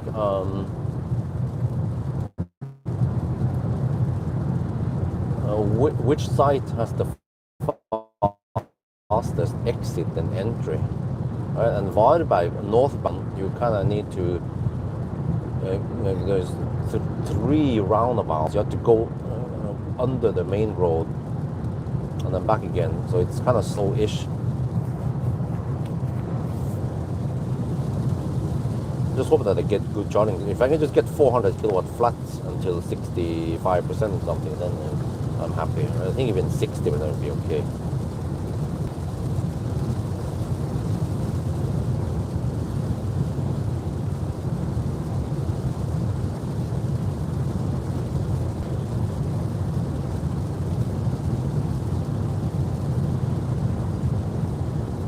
I suspect that maybe the left lane here is smoother and has less water than the right lane. Because the right lane has deeper pockets. How do you call it? No, okay, now. Oh man, okay, this is kind of annoying that a little bit of rain is like, oh, I can't use cruise control. It's dangerous. Vision is impaired.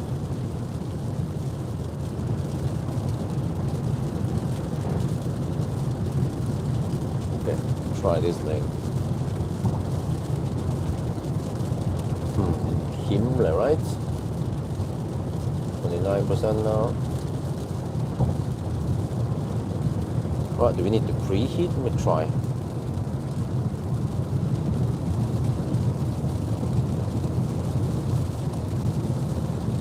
Nope, it's already optimal temp as expected.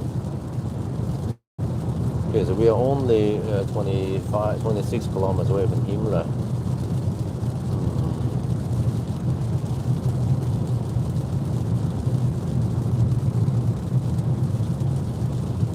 But yeah, that's the thing. I was at 78%. If I went 85%, okay, I would have gotten 7% extra. Would that have been enough for me to go to Spekkerød though? I mean, it's quite far. I don't think I can make it to Spekkerød anyway. Because from here to Spekkerød is way over 100 kilometers. Yeah. So I'm pretty sure, no.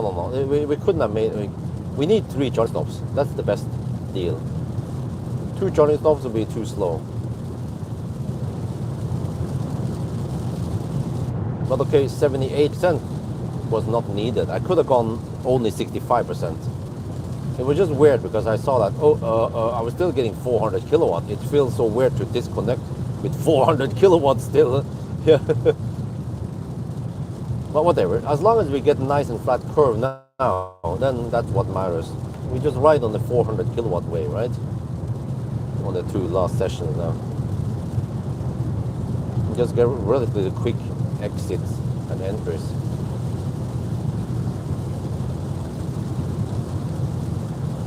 Oh yeah, what about Falkenberg here? That sounds tempting. I can get some cheaper Ionity charging here. Oh shit. But it's slightly slower again then. Yeah. These are not truck chargers, or are they? So I mean, but they should still deliver 400 kilowatt and you know, all that stuff.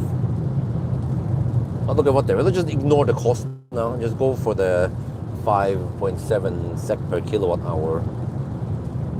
Just go for NEMA chargers. If you go for the exact same charger, then we should get the exact same speed there. And it's rain cool tonight anyway. Yeah, if I go here, it is kind of slow, yeah. Exit for Ionity. Let's have 27% now. Kind of feels wrong to plug it now. Okay, seems like 21% at Himla, right? All good. Yes, it's that bright already. 3:46 at night. The Nordic summers. Wow, whoa, dude, this hotel is kind of busy. Seems like people are on vacation or somewhere.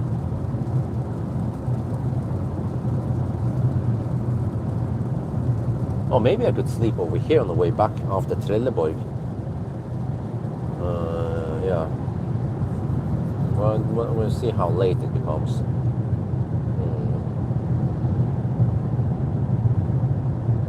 And then the next day, well, we could visit Leos a little bit. Or, wait, I'm not sure how we're gonna do it. But to time it, so we end up at Nordby. Okay, here we see the wind. Oh, slight tailwind on the way back now.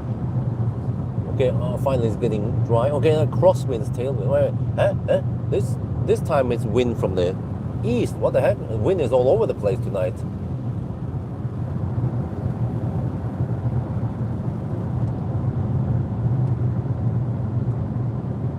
Okay. Anyway, we go Schnell now. We're about to hit the 5-hour mark.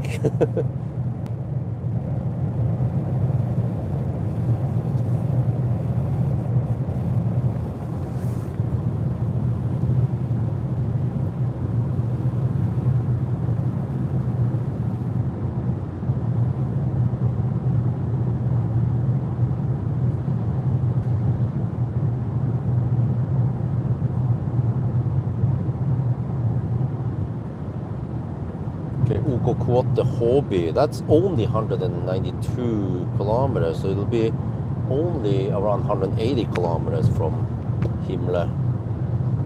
Yeah, that sounds like 65% is enough then.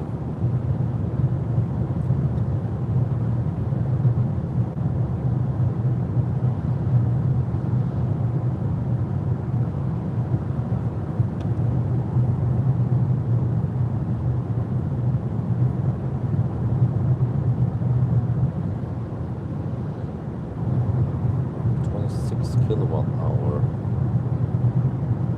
Dude. Yeah. There's no way I could. Yeah, I calculate now. There's no way I could do it in only 2 charging stops. Or even it's gonna cost me a slow charging to 90% something. So 3 charging stops, ideal. This seems like I made the right choice. And now as long as we get 400 kilowatt, actually yeah, this will be really good. If we can get close to 400 kilowatt from the start or after 1.5 minutes, then that's good. That's a good game.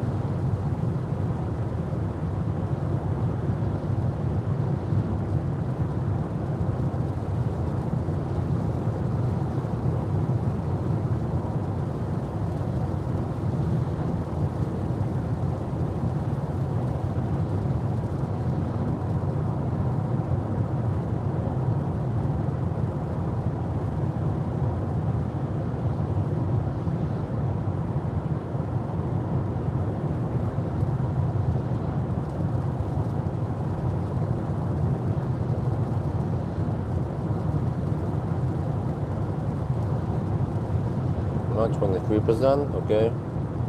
Well, it seems like it wasn't that bad. What was it? Okay, so ideally if I hit it with 10%, right? 78, 68. Yeah, well, that's what I calculated. Around 65% would have been enough. And then I saw like, oh, what? I'm still getting 400 kilowatt. What? You can't unplug now? Well, of course you can. You're not going to make it in 2 charging stops anyway, or it'll be quite hard. Well, we can see by the end of the challenge how many kilowatt hour we consume. Based on that, we can calculate if, yeah, it was possible. But the problem is also that you kind of need to also have the chargers at the right place. So, well, if I charge you 85% and I hammered it, then I have to maybe stop at Kungsbacka or somewhere, or around Göteborg at the last charging stop. But I don't think that's too critical. As long as we get fast ramp up, no slow speed, and fairly quick exit entry, then that's good enough. Well, over here there's almost no wind. Wow, which is good for the consumption. If we can get a bit drier, that would also be great. Okay, Himmler coming up in 5 kilometers.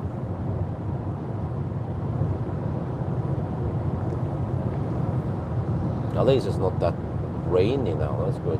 Oh.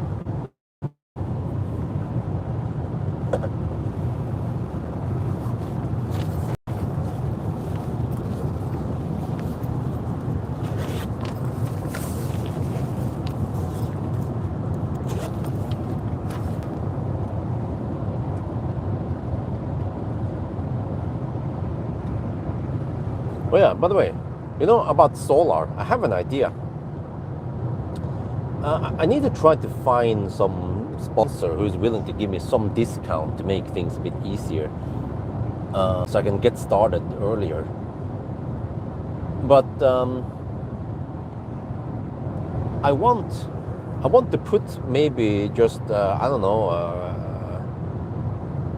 4 to 8 panels on each side, like the east wall, east roof, west roof, and some on the fence and the south wall, pretty much it. And then maybe I could put some on the shed also, but okay, whatever. But I want to have the same size, exact same size, but then we have to somehow be able to meter each of them, and we can see over the year which panel, which side gives the best yield on different occasions, right? Winter, summer, low sun, high, you know, yeah.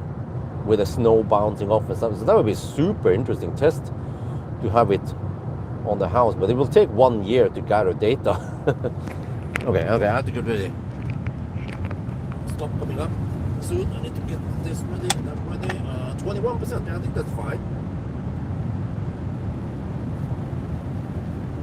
Could go fallback, but it feels like a slow exit and entry.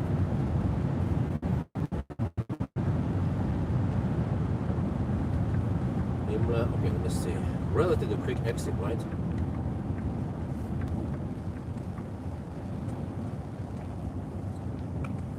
Compared to wildback, well, it's still kind of, you have to cross the road and all that, but hopefully we are saving 1 minute on this shorter exit entry versus wildback, and then at least we shouldn't get these annoying like slow down speed. We should get 400 kilowatts.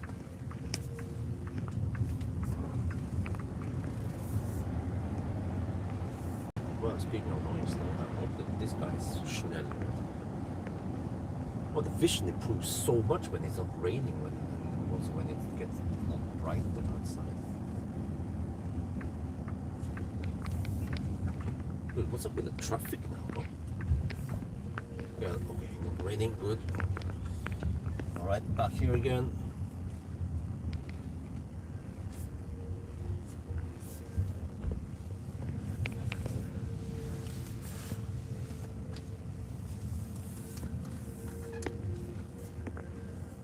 Alright, 575 kilometers now. Same spot. Langsam.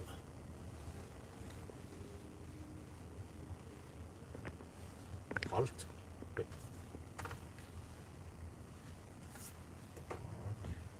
Turn off HVAC maybe. Himmler.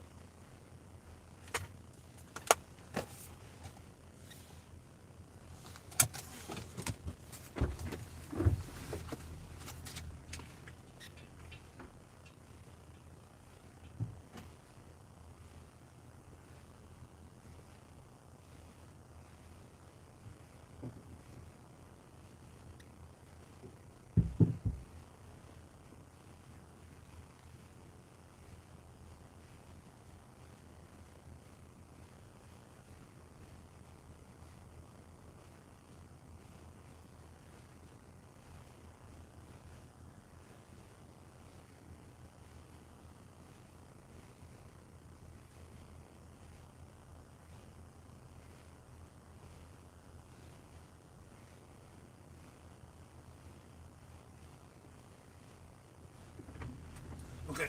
Yep, that was relatively quick. Put you guys in the shaft again. I think it actually handshakes relatively quick. We're 21%. That means we have only 10 minutes of charging here, maybe. Possibly even less. Okay, so next stop is going to be OKQ8.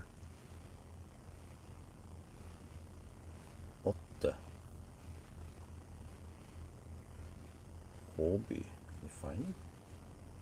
We found something. Munkedal. Yes, we found it. Start. Oh yeah, this is way better.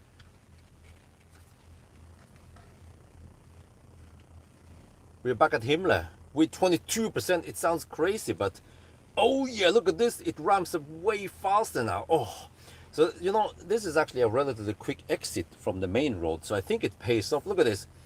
Yeah, we get close to max speed quite early. Oh yeah. Wait, huh?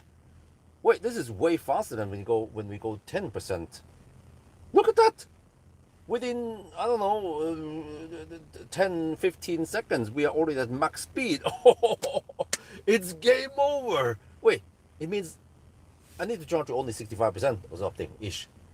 No, wait, you know what? Maybe I can just go until it throttles. Yeah, until it drops below 400 kilowatt. Then it's too slow, and then we unplug. Holy dude, this is a freaking beast. You know?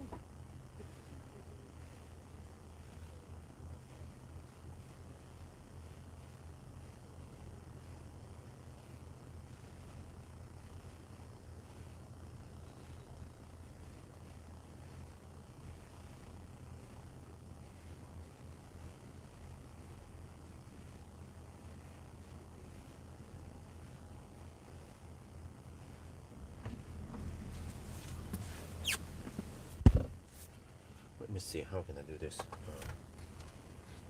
Put it here-ish.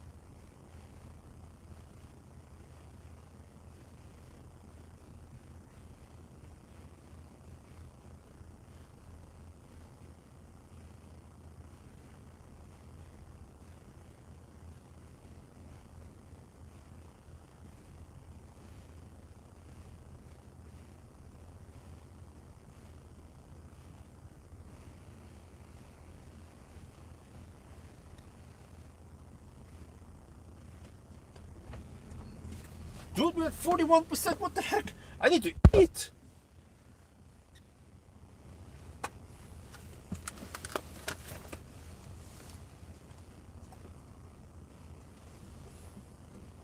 Well, let me check here. What do I expect? I need to drive 178 kilometers to Himle. Consumption might be 250 only.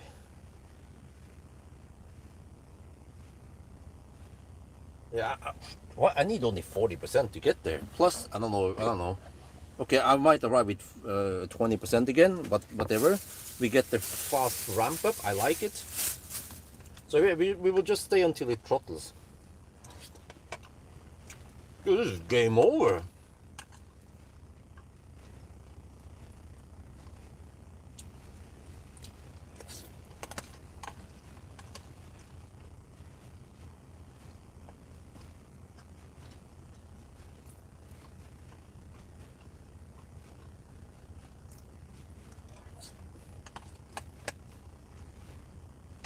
Okay, it might not consume 250. It might consume more. Okay, but whatever. We charge to 65% ish. There we go. I need to see the charging curve at the charger eventually.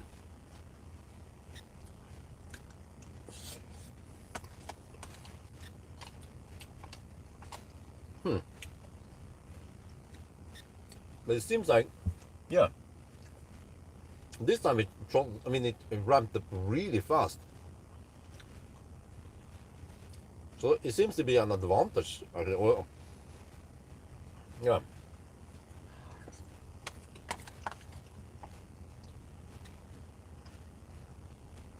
Dude, I can totally get used to this speed. 400 kilowatt flat.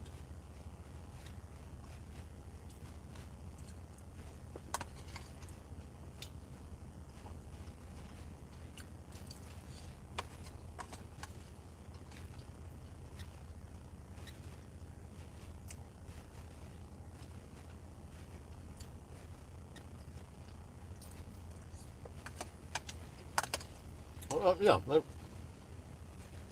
Can you imagine if Cybertruck had this speed? Dude, I need to leave soon. Shit.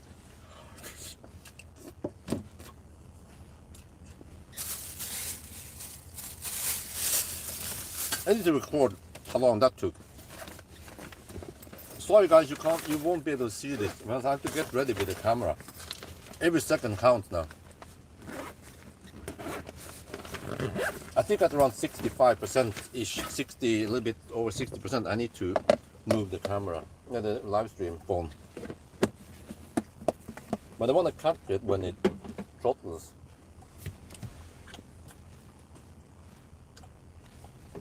Yeah, we should have plenty of juice now. The car claims 13% at arrival.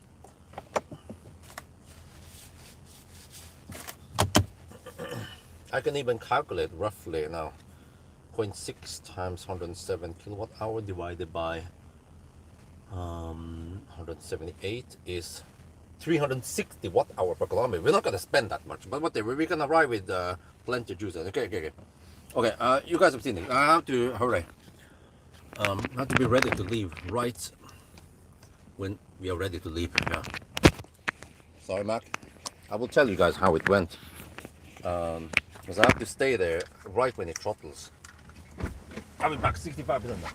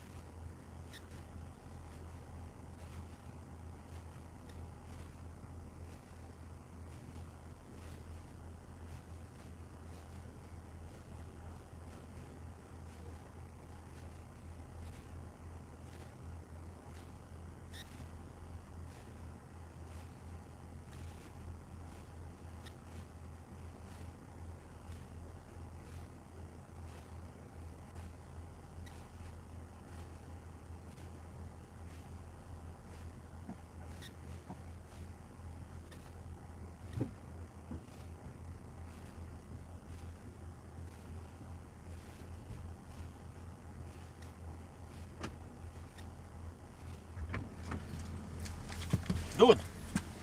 400 kilowatt flat until 77%.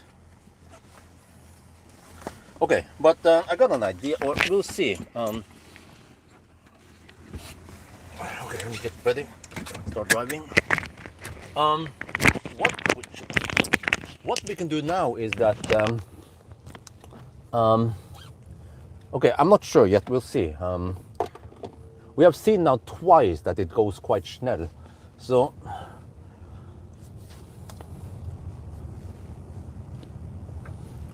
where are the 400 kilowatt chargers in Norway side? Like, how far can we go now? The car claims 30% at the Holby. Okay, we'll see. But once we get closer to Holby, I could consider what to do. Yeah. That was 10-minute stop, by the way. Yeah, this is actually quite quick exit entry compared to Vibe.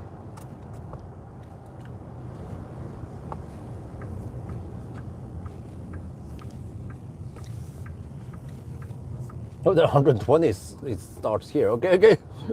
Anyone who can do 120 over here is fine. We're happy to do that.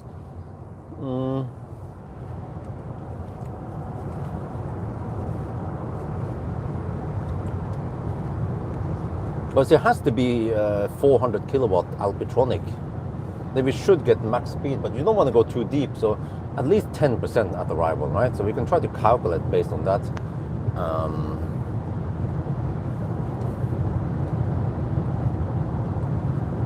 76% now.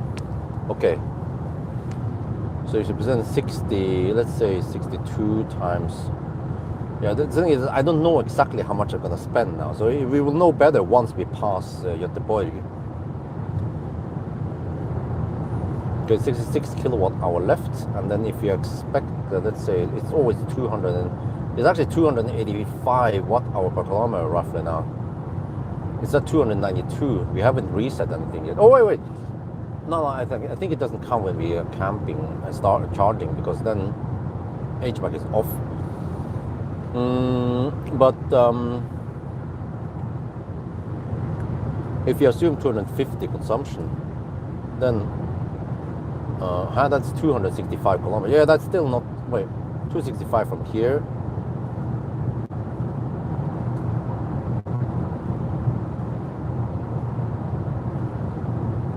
I don't know, Sarpsborg maybe. Do we have any 400 kilowatt chargers there?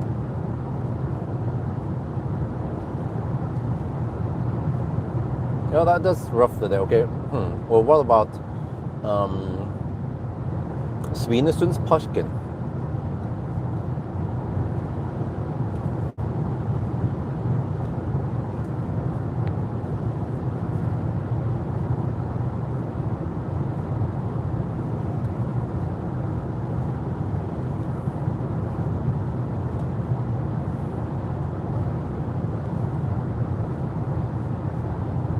Well, you have the 400 kilowatt at Strömstad, so well, hopefully they deliver 400 kilowatts. What if they don't? But I mean, we could just ninja calculate at Hobby. We will probably arrive with 25%, and then we just calculate best guess. Try to ninja calculate and charge to, let's say, 55%, 60% only, and then we might arrive with 5 to 10%, which is no big deal, right? I think I should have pretty good idea of how much we'll consume.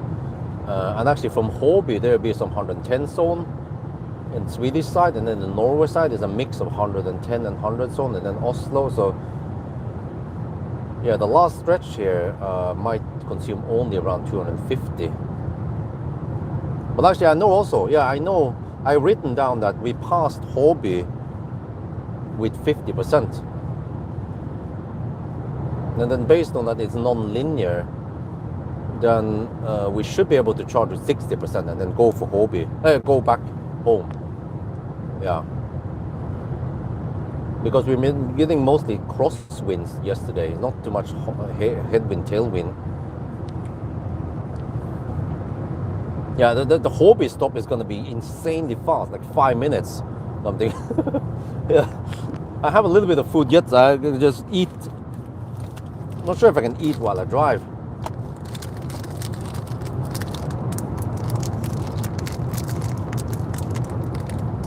But also the second session here, we got 400 kilowatts flat until around 76%. Then it throttled to only 370 kilowatt.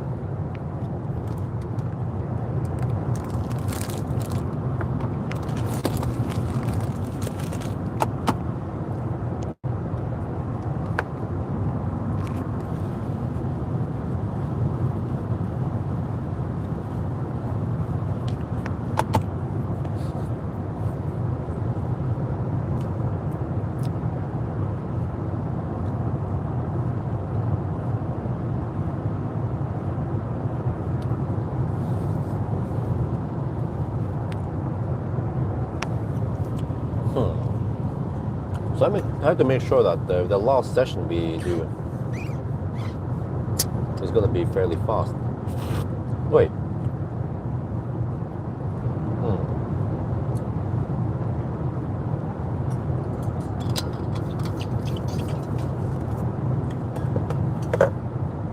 Well, kind of hard to time this, but the last charging session, if I could record a charging session there, Then and then deduct the time.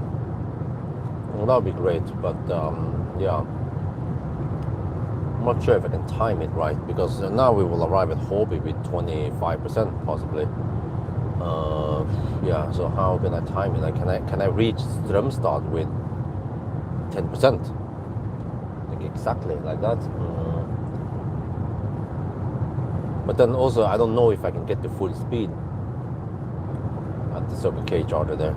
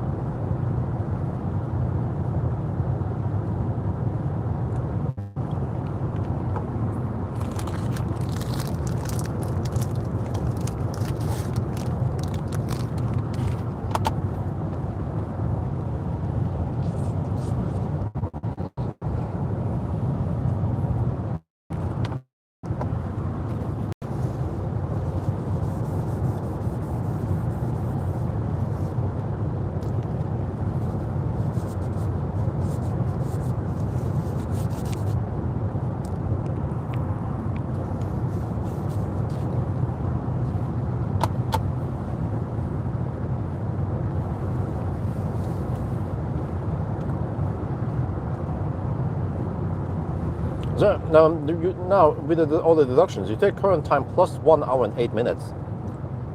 That is the 1,000 kilometer time. So dude, we are 5 hours and 23 minutes. And that was the second to last charging stop. And now the consumption will drop because we are hit the 110 zone. But like, when you are charging at 400 kilowatt flat, I don't feel like it goes too slow, you know? You know what I'm saying? It's like, okay, I think I can get similar charging speed with well, I get not that, but still kind of fast-ish on the P7 Plus. It has a smaller battery, and it also fills up in to 80% in 12 minutes. But then it also has way better efficiency, so you can maybe even drive further on 80% there versus here. So that will also be quite insane 1,000 kilometer challenge.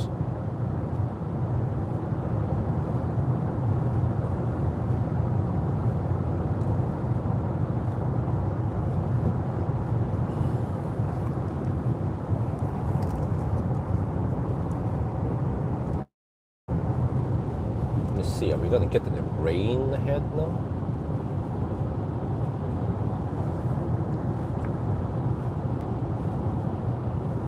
No, it seems like it's fairly clear until we hit. Oh, Speckerud. Yeah, okay. Oh, Speckerud Hobby maybe. Then some more rain there. Okay, there's slight moisture here before we.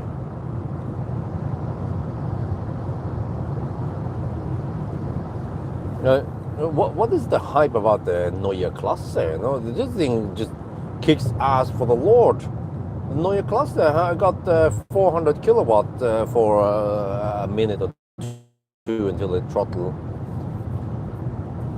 This is just flat, and you know, the iX3 even has a bigger battery.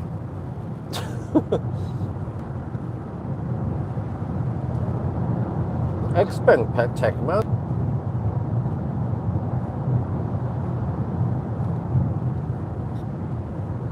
I don't know. There must have been some work here. For example, the wonderful Shenzhen battery, or the 5C battery, what they've been seeing. Well, that's CATL. So I guess that CATL and what was the provider on this battery again? They are competitors. They have figured out roughly the same things, right? So that's why we can go at, well, it's not even 5C. 400 kilowatt on 110 kilowatt hour is only 3.7C. But you can go with quite flat. This is the NMC battery. There's also, yeah, the smaller standard range battery, which is still almost 100 kilowatt hour, 95 or something, has the LFP battery, and it can actually go. It has the same average charging power to 80%. 370 kilowatt to 80%, just like this battery, but slightly less energy. So even that would be quite awesome. But I mean, if the price difference is only 50K, well, I mean, it's 100K for the performance versus the, it's in Norway, it's roughly 700K for the standard range front wheel drive, and then 750K for the long range front wheel drive, and then 800K for this all wheel drive. So yeah, you pay 50K extra to get the bigger battery, and then 50K more to get the all wheel drive.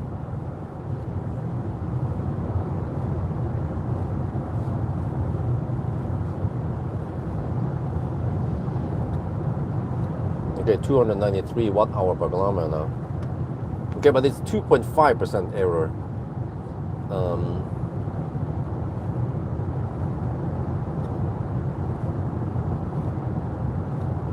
Okay, so 286.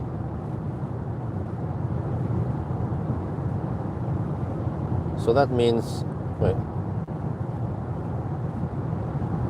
That means 7 watt hour per kilometer lower than the display.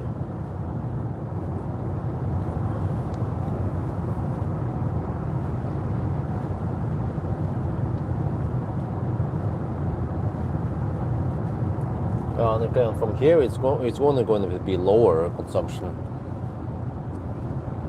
especially through Göteborg and Oslo.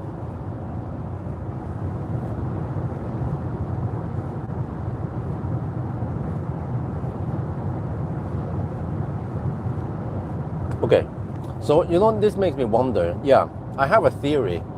Because many people will probably claim in the edited video that, oh, Björn, you could have made it in 2 charging stops. Yes, but you saw what happened in the first charging stop. If I go to two charging stops, I might have to charge to 85%, which is kind of slow, but then I might arrive at 5%, which is also going to be slow in the beginning. But now you saw it was really fast ramp up, way fast in the first session, and I think that actually counts a lot. That fast ramp up to 400 kilowatts.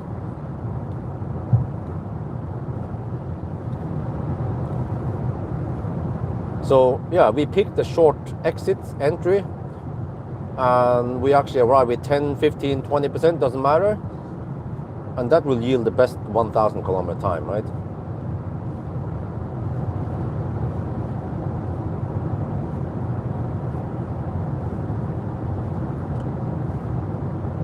Well, it seems like we have slight headwind over here. The wind is all over the place. Wait, so that meant that we had tailwind yesterday on the way south. But just barely, and it's supposed to be around 1 meter per second wind around here.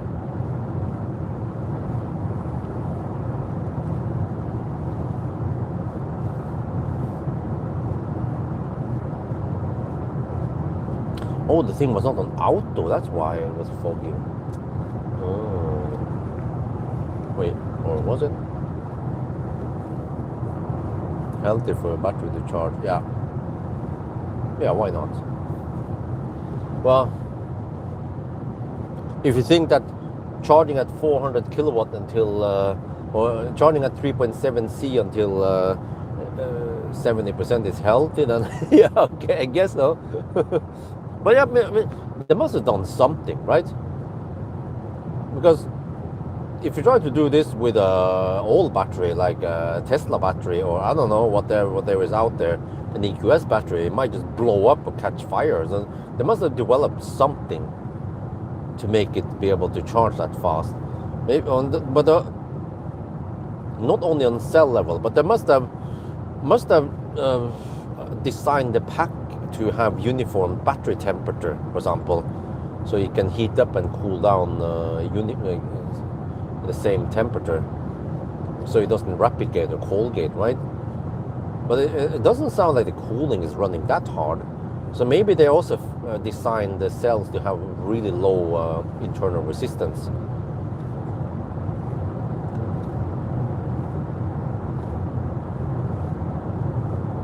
So the Chinese must have figured out something, along with the CATL and the other. But then I'm not sure about the BYD Blade battery and all that stuff. I mean, the Blade tech, okay, they go quite fast, and yeah, then what? Well, also, yeah, people were concerned about the flash charging, that the battery supposedly hits over 70 degrees Celsius. We don't know about that. I have no idea what the battery temperature here is. I tried stuff, but I couldn't get any battery temp info. Maybe I can ask Power, but I have to plug into a Power and then get only 500 amp. Dude, it's fogging now.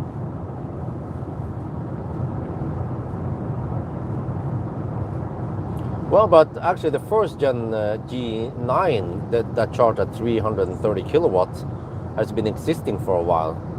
So maybe we can do some degradation test on it. I have some data on when they were fresh, how many kilowatt hour we got out of it. Wait, I think I did, right?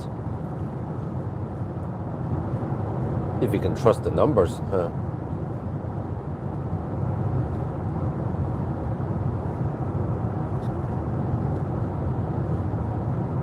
Well, they find someone who's been fast charging a lot.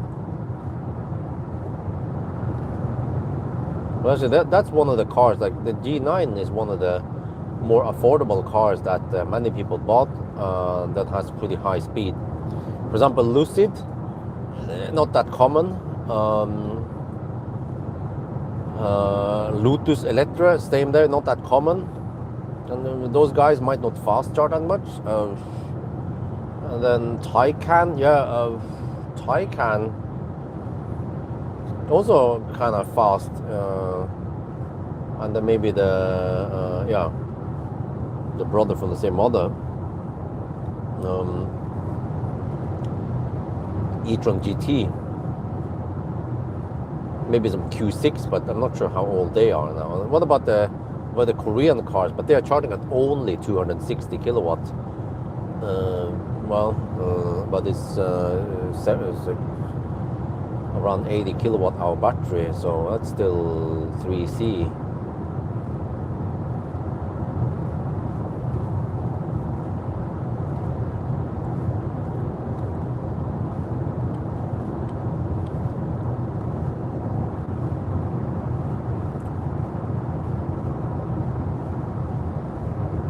Yeah, I also never seen anything like this. The old version, actually the previous gen X9 could charge at only 370 kilowatts, according to EV database. And but I heard about this. Wait, the new G9, G6, they also supposed to hit some crazy high numbers. But when we tested in München, it was going a little bit up and down. So I don't know what the heck was up with that. So we have to do some proper tests again, maybe with some newer software and so on. See what happens then. Also, the G9 should be able to go quite flat. But it has slightly smaller battery. Yeah, same with the G6.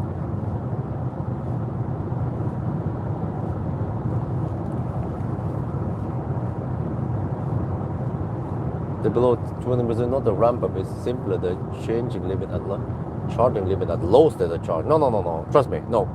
Because I've done a charging test at 10%.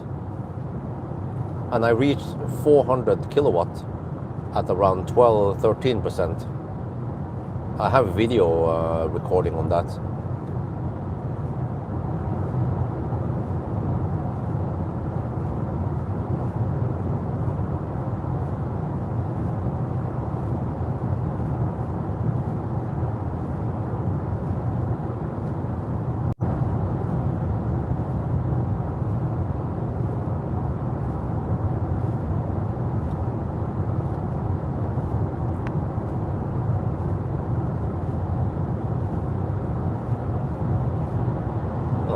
Taxis hammering in. I was wondering what was approaching from behind.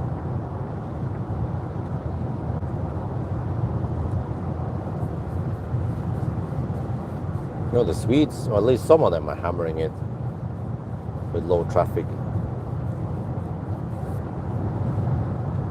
But dude, like this car, it charges so fast that, you know, for a family, how are you gonna keep up? Well, this would be the perfect car for towing a caravan, maybe.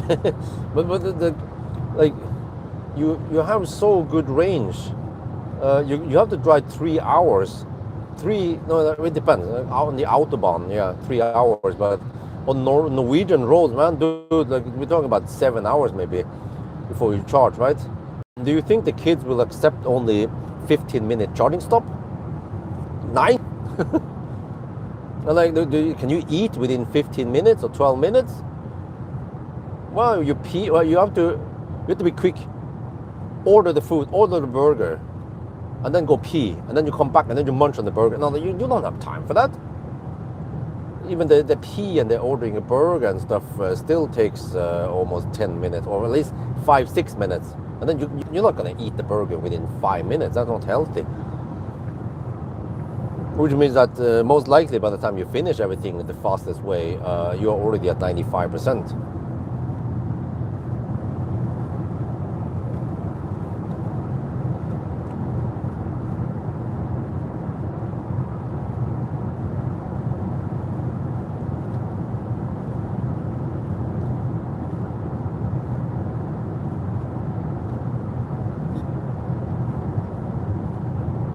Okay.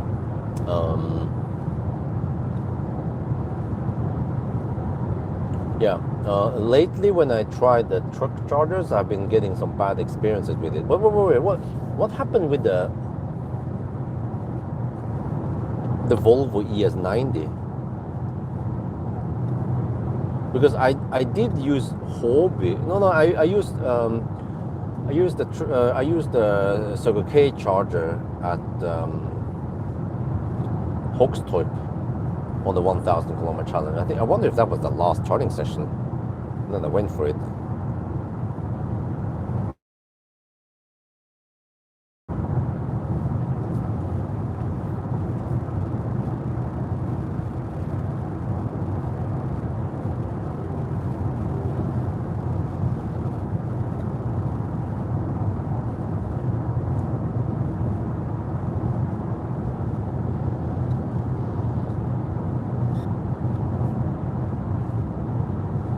The ES90 hit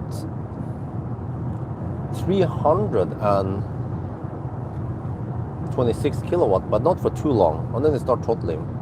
And then it will be below 300, 270. Yeah, so the ES90 was not that fast compared to Xpeng. It still maintains some okay speed, but already 50% is down below 200 kilowatt.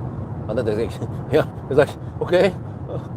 But then the Xpeng, okay, let's go 400 kilowatt until 65% at least. What the heck, man?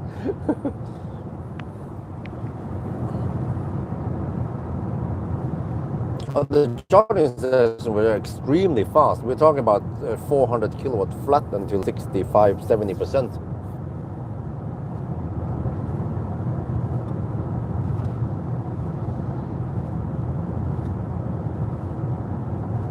So that was Kungsbacka. Yeah, okay. So I could have made it to Kungsbacka, but yeah, okay. Whatever. Let's not overthink it.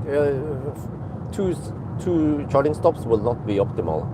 It will be too slow ramp up, and actually, yeah, it will be slow in the ramp up section, but also slow-ish once you start throttling at 75 plus, or yeah, or actually 80 plus %. Plus, it is risky. If you can't make it, then you have to take an extra charging stop towards the end.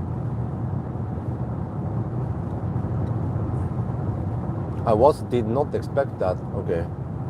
Yeah, me either. I was expecting it to throttle around 65%, 60-65%, because when they did the other test earlier, that's what I got. So, yeah.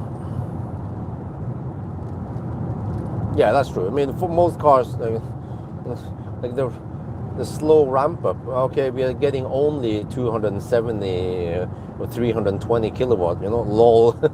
Yeah. But I mean, at the very beginning, it was taking only 110 kilowatts, so it seems like it didn't like going too deep.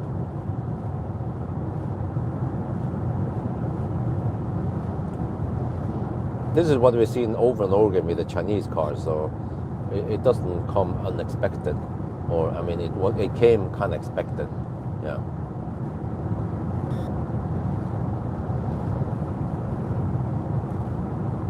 Yeah, I suppose if you look at the front, if the front has that front like this, then yeah. If it has that little honeycomb, whatever front, that's the old, the one that's slower speed.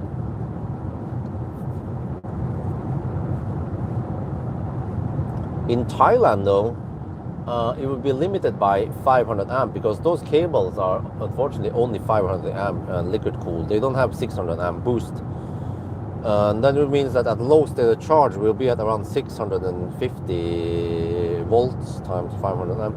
At low state of charge, you get only 325 kilowatts, and then at higher, at mid-ish, at around 720 volts times 500, then it's 360. So in Thailand, it won't hit 400 kilowatts.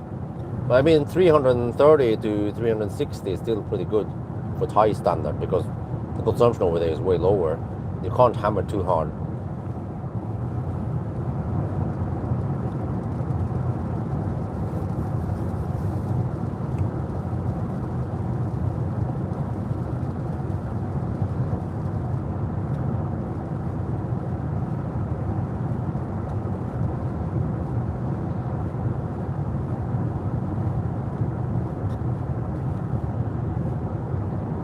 But dude, can you imagine if you had this battery in a Model S or a Plaid or some shit like that? If, well, I don't know how big it is, but 110 kilowatt hour. But you can get smaller, you know. But that's basically the P7 Plus. It can also reach some insane charging speed. So if that's going to be the future, just within 5-10 years, then well, we should have way less Ladestau. I wonder, once we have Ladestau situation, I mean, if cars charge at only 150 kilowatt at max, and then once they throttle, they're down to 70 kilowatt, right? That's why we have Ladestau. So if the cars can finish faster and they get out of the way, then that will improve things. So, but that means that during summer, during holidays, right? I'm not sure if the charging stations are operating at max. I suspect they don't operate at max. Yeah. Well, I have to deduct something here. I'm not sure how long it is. 1630. Let's pay attention there. 1630.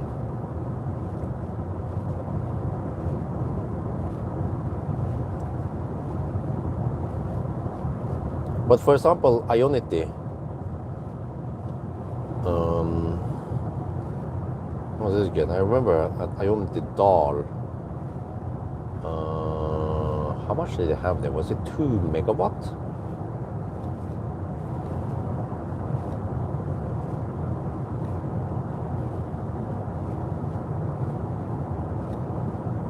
How many chargers do they have now?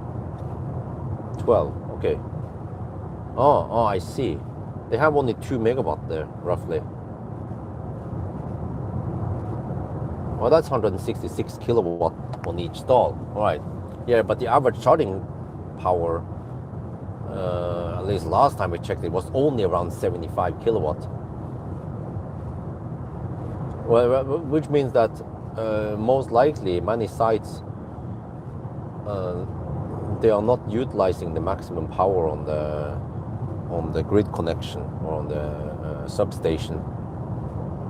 So during Ladestau situation, it might be running only on 50-60% load, which is like, you know, well, what can you do? You can get more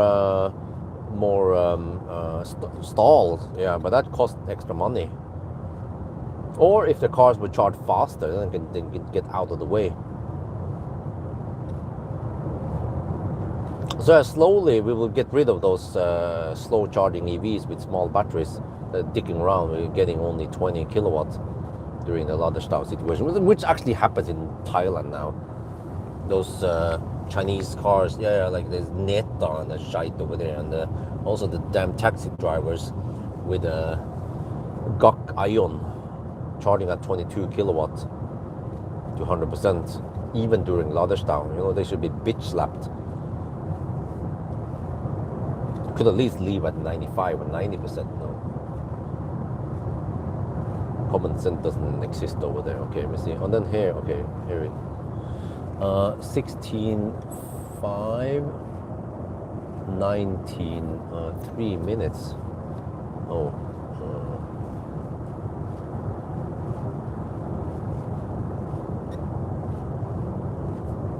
okay, it's like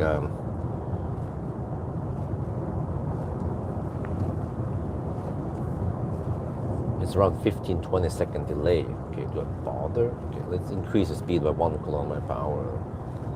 Try to compensate for that.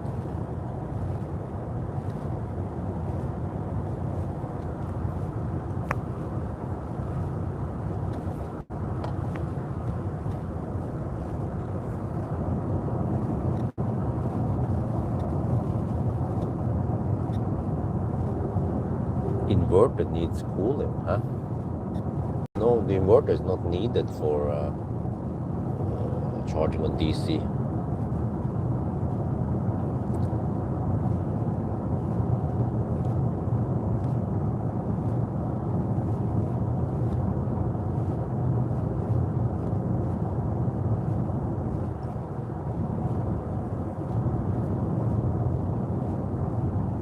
But yeah, I mean, something must have improved in the battery tech, right? For example, I noticed that my old Samsung didn't charge that fast. The Samsung S9 Plus I had for ages didn't charge that fast. It was mostly at 10 watts, roughly 10, 15 watts, I don't remember. But now with the new 24 Plus, S24 Plus, I'm usually getting, well, at least when I tend to stay between 50 and 90%. But I get usually 30 watts, around 50, 60%. If I would go deeper, I can see 45 watts, 40 watts. So the cell must be able to take more power without degrading too much. So they might have improved something there. I don't know what they made better.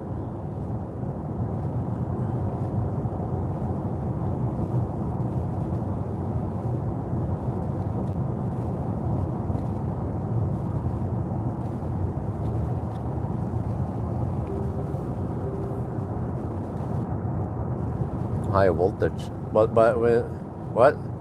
But the phones, they still operate on 3.7 volts, don't they? They don't put the two cells in parallel, in serial, to get like the new 7.4 volt architecture. And even if they do, each cell still operates at 3.7 volts.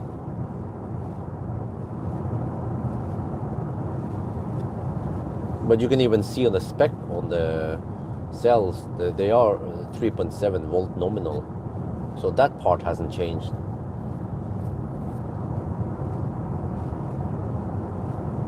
No, not parallel, serial. Parallel, you just increase the amp hour. Serial, you increase the voltage while keeping the amp hour the same.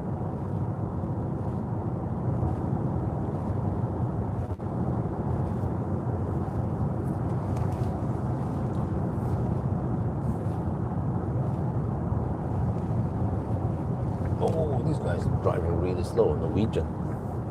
Dude, the heck? It goes at around 70, 60, 70 kilometers per hour maybe. Heck, man.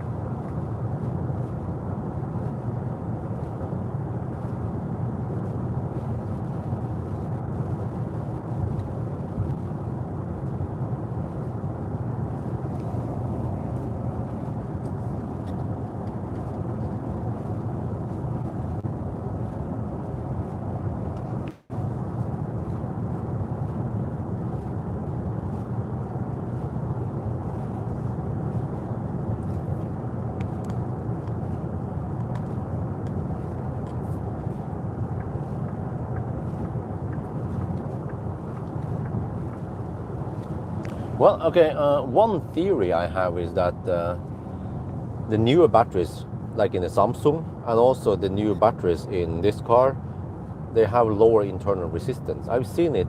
The Leaf batteries are kind of shite. Also, the first gen Soul batteries or whatever, that generation.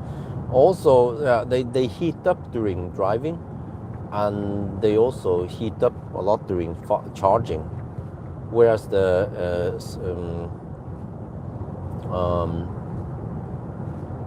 e-Golf battery doesn't heat up that much during discharging and charging, which could only lead to one thing, which is the internal resistance is lower on this e-Golf battery. But it's just that they don't have thermal management there. If the e-Golf would have thermal management, it would be game over. It would kick ass for the Lord. We can allow faster charging even.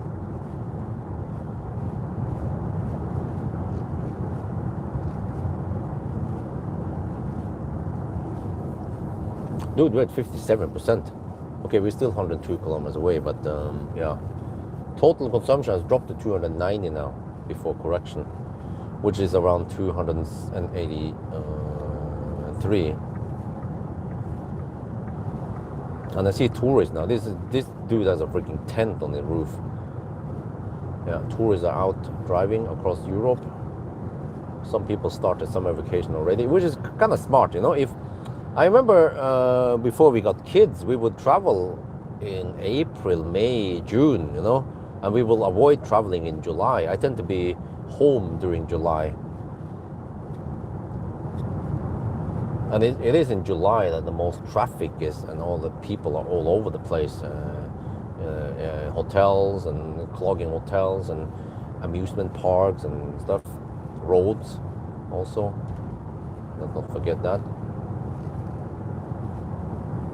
So we'll see how busy it becomes in July now when we travel on vacation. Here we have a Danish ID3 went all the way from Denmark. Damn. You are adventurous, woman.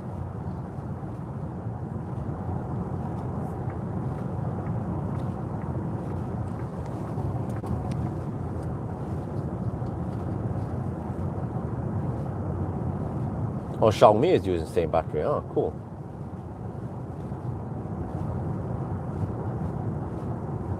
What the heck is that? Is that the Russebus? They don't have that shit in Sweden. They don't celebrate Russ. It's only a Norwegian thing. What the heck is this thing?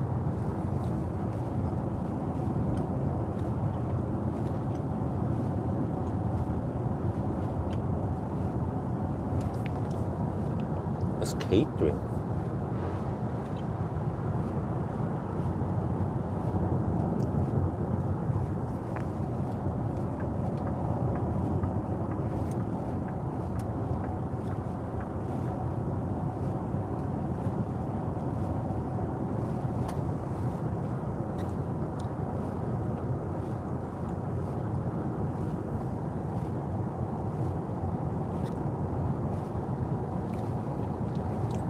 Wow, ELA seems to be thirstier.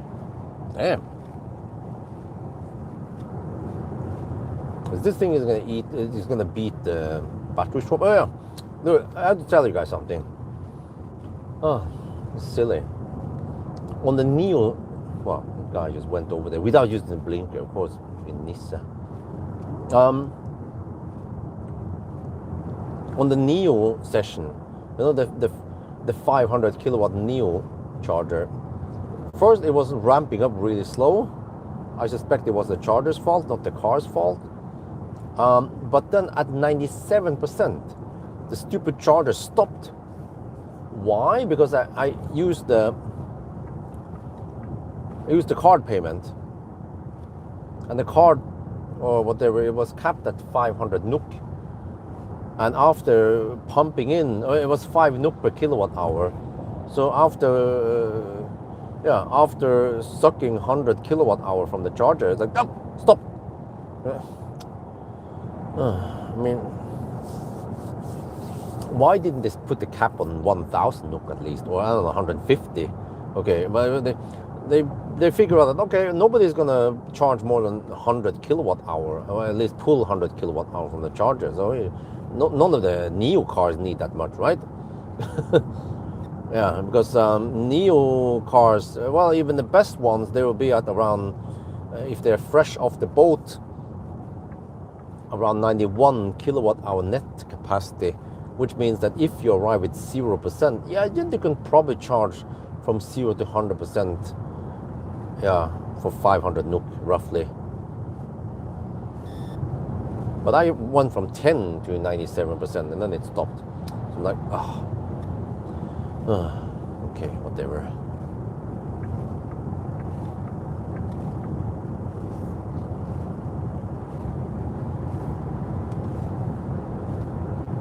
Well, no big deal. I will probably discard that. I will probably ditch that session, and I will keep the 400 kilowatt flat. I might show that, and then maybe the fail session also that happened at Tangen. I don't know why it happened. You know, I suspect it's the charger's fault. Quickly show that, and then I show the whole comparison in another session. But I have to also show what happens if you charge at supercharger. So that would be a session I do after the Sunday drive, Monday night. Yeah. It's supposed to take 130 kilowatt, maybe. Can we at least get that flat all the way until I don't know, 90%?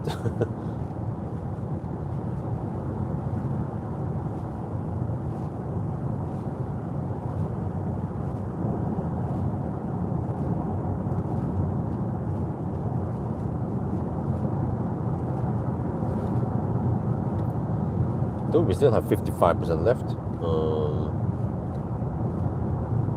209 kilometers gone.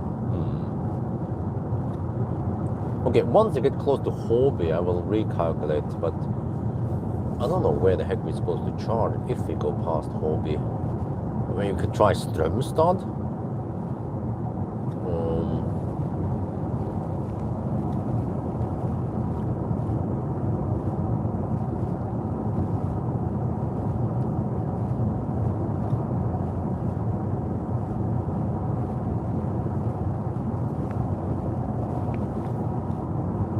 Yeah, well, EL8 is, but I think EL8 is not that efficient when it comes to the drivetrain and also the drive coefficient on it. So this Xpeng will be way lower. I mean, already now it's lower, and it's going to be even lower once we get via Norway. So it might end up with around 270, 265 watt hour per kilometer only.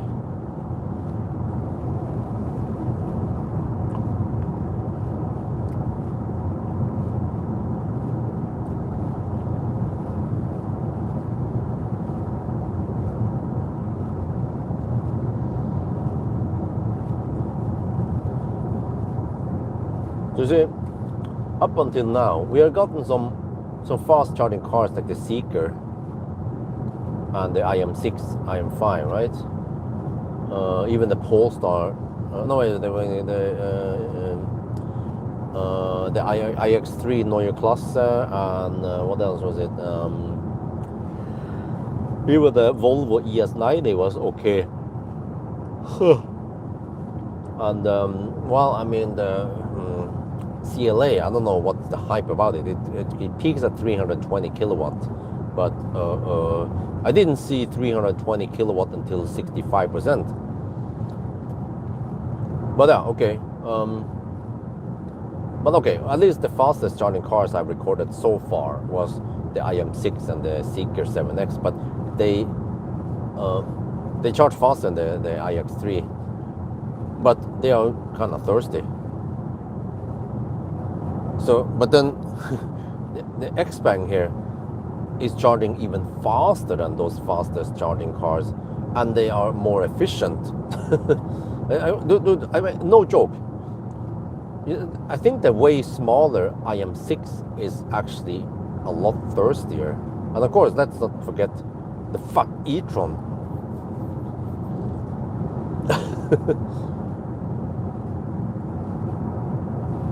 I'm pretty sure this car consumes less energy than the fat e-tron at the same speed, at the same time, you know.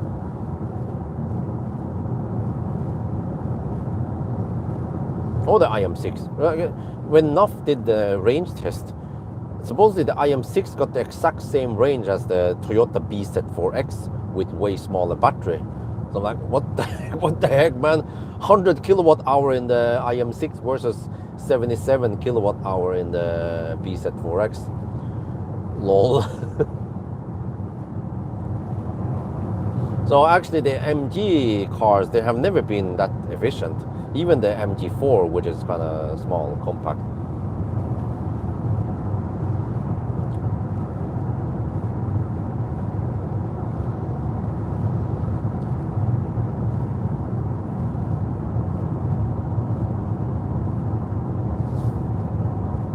Huh? 268. Okay, on the Seeker. Oh, wow, really? Wait, but this car should be equally efficient as Seeker. And then and then we have bigger battery, so we should be able to beat Seeker. Well, we could do it in less than 9 hours. Because my spreadsheet is kind of dumb. It doesn't count the 140, not the 120 zone. I mean, it just counts 120 limit or cruising speed, and then the lower speeds we have also doesn't take any account that, you know.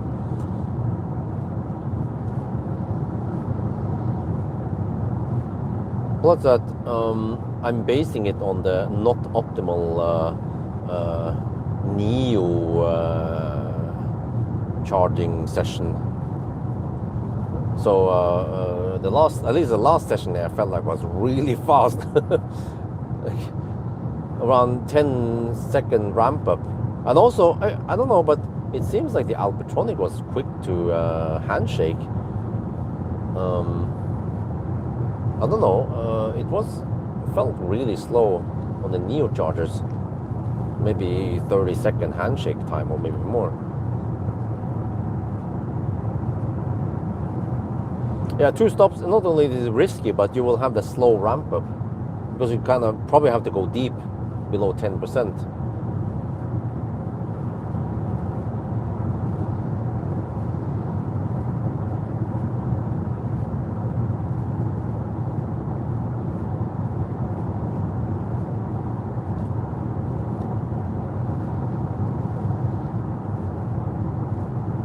Dude, is it gonna exit? Wow. No blinkers? Oh, taxi drivers, of course. The worst drivers ever.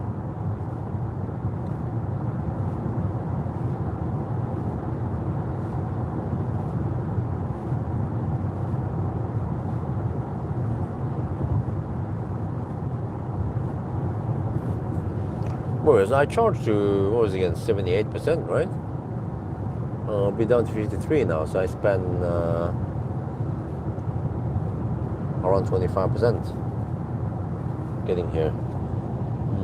But I had 21 when I arrived. Yeah, so you see, I could have pumped it up to around 85%, and then then I would have gone further.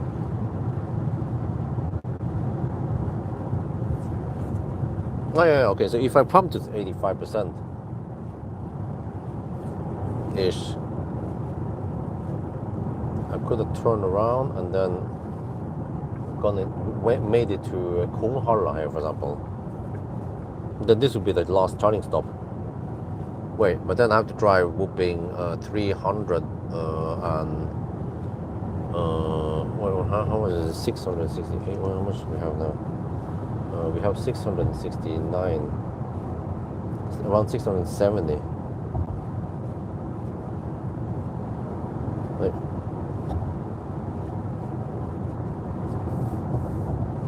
Oh, 600. Wow. Okay. Wait. A little bit over 300 kilometers, 320-ish. Is it supposed to be? If I average 250. Well, that could be possible. If I go, according to my calculation, around 85% from here would be enough to go home. 2 charging stops, really? Then no, but then we have the shit. We will get the slow ramp up, yeah. Because we arrive here with 5%. I mean, like 3-minute ramp up time or some shit like that again. Så vinninga går opp i spinninga.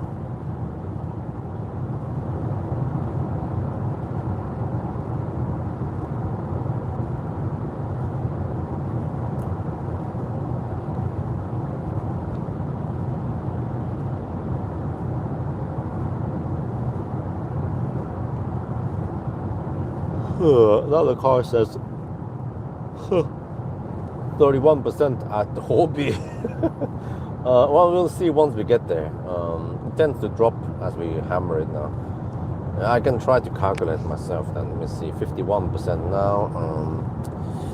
Okay, 77 kilometers. Consumption will be around 290. Okay,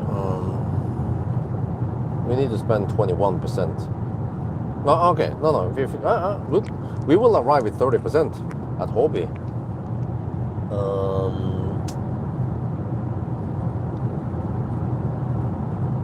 Okay. Where are all the 400 kilowatt chargers on Norway side? I haven't paid too much attention where they are.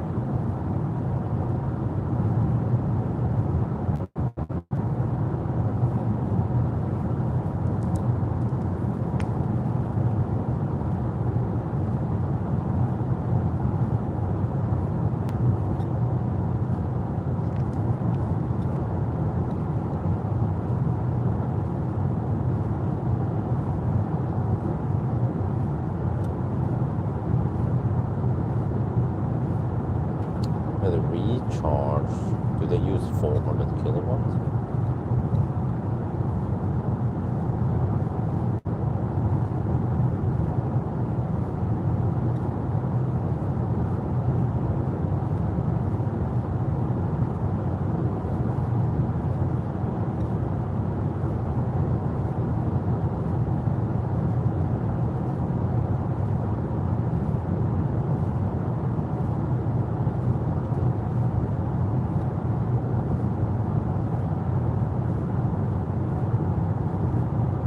Wait, Uno X supposedly has 400 kilowatt.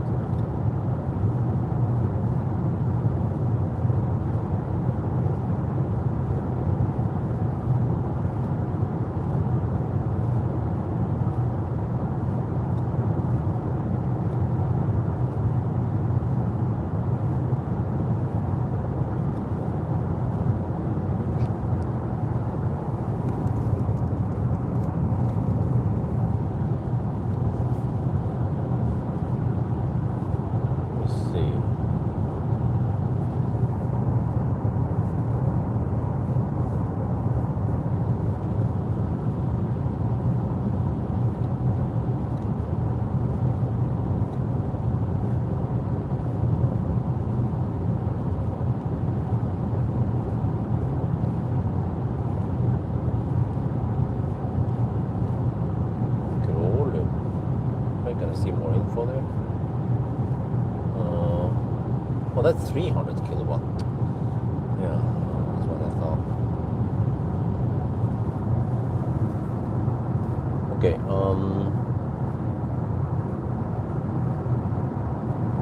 Maybe you guys can check out. Oh, well, okay. So we have 400 kilowatt at Strömstad. I could use. From there is only 180 kilometers. So, well,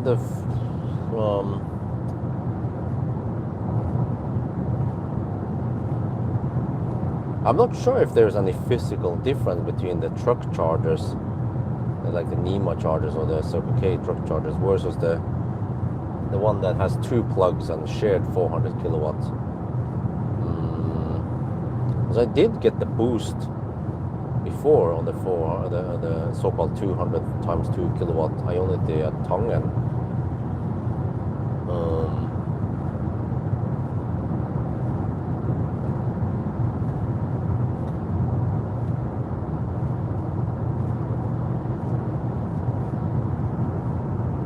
Well,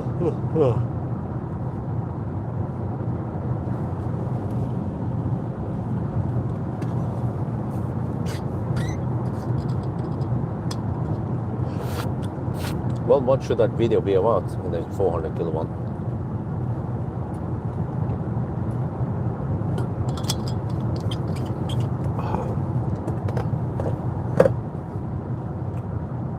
Trying to figure out. Okay, now it says 30% at arrival.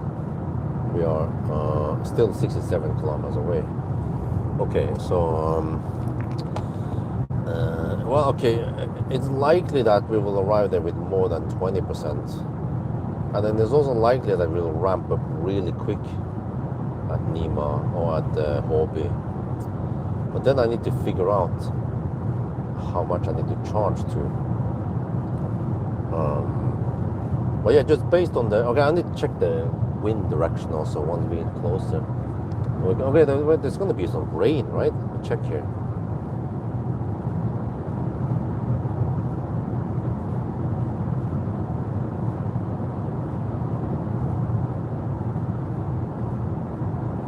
Yeah, it seems like we're driving straight into the rain now, but it's just a little bit. Yeah, that is the last rain shower we will hit. Right around there, but it will be actually, yeah, it will be dry by the time we reach Hobby. Okay. Right, so it means that fairly dry roads, but the wind comes from the north.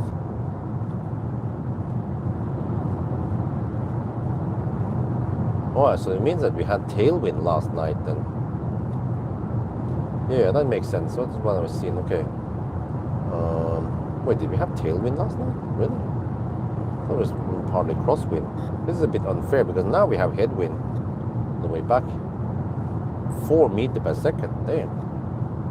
Okay, so I have to expect that the consumption might be higher now versus last night.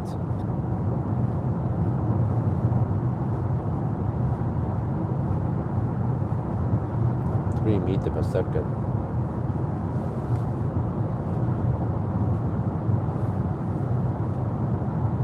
Yeah, we get pretty much headwind all the way. So, well, okay, whatever, no big deal. Charge to 65% should be plenty, right? And then go for it.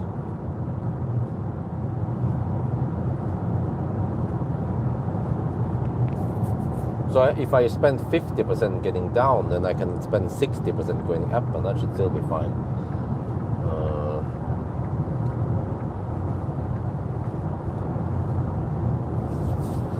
Yeah, now is the rain. It's going to be heavier, but only last for 5 minutes or so. Maybe not even that long.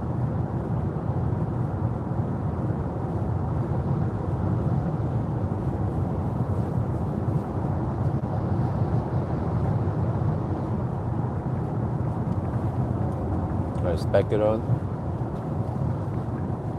I would expect that'll be very stable, huh? Well, yeah, I will record. That's what I'm going to do this morning. After the challenge is over, I have to go to Ionity and go for the truck charger. I don't know if it has anything to do with that, but maybe the truck chargers can provide more stable 400 kilowatt flat versus the other ones that has the two plug shared. They you know, there could be that the truck chargers have some kind of hardware config or whatever that makes it suitable for higher power over time. Whereas the other ones that are shared, maybe there's like, okay, it's fine. Most cars will pull only 100, 150 kilowatts on each side or shit like that. But I believe that if it can ramp up fairly quick, 400 kilowatt flat will actually yield better time than the 500 kilowatt Neo charger I tested. And then unfortunately the Winterbro charger is kaput. Well, I don't know, it's out of service. I haven't checked it lately. But the Winterbro, the 6-2, charger is the one we are looking for, which has 600 amp. And I don't know, that's a delta charge, so I don't know how fast it ramps up.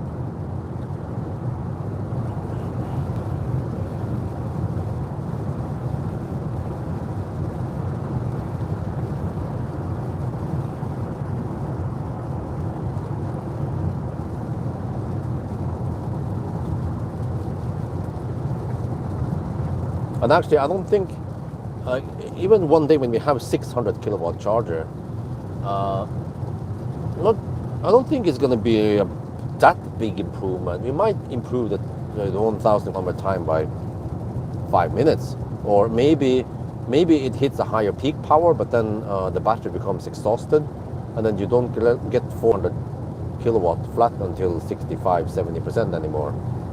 So yeah.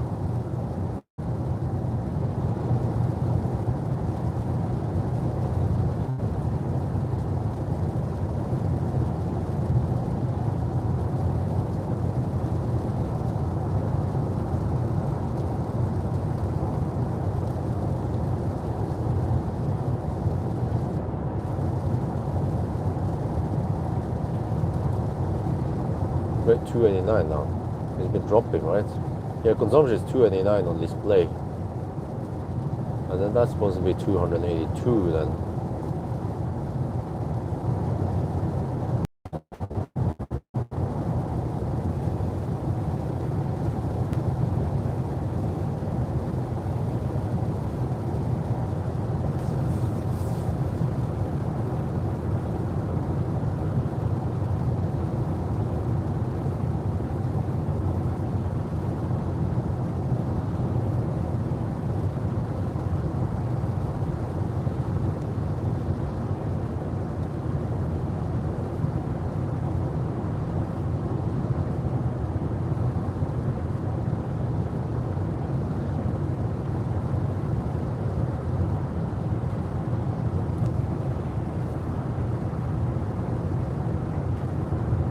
No, it doesn't have MCS. It just has the CCS2.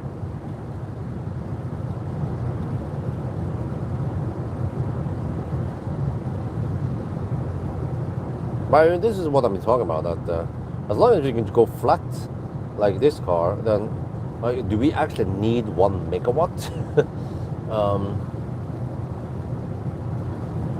So maybe the BYDs, they can go to 80% within 5 minutes, but this can do it in 12 minutes. It's still fairly quick, right?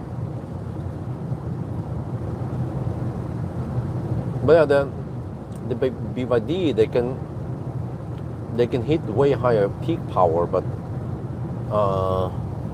I wonder at 60% what kind of speed they have left. Could be less than 500 kilowatt. Flash charging. I haven't seen it. Yeah, the charging curve. But it seems like not many people have made video about this Xpeng X9 facelift yet. Like proper test and charging test and whatever. You know, it seems to be quite new.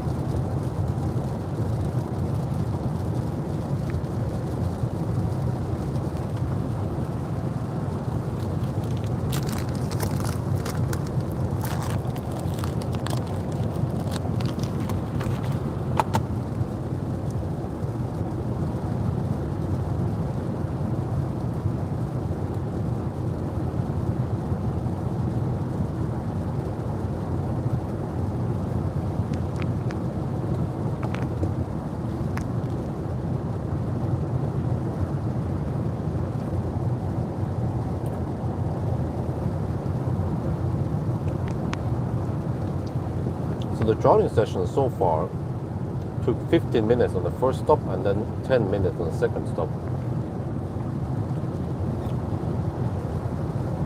That's 25 minutes. The last stop might be only 5 minutes long. So half an hour charging total. Well, I wonder what the Seeker had. I think it had around 3 times 10, 12 minutes ish. But the Seeker on paper should be slower for the charging.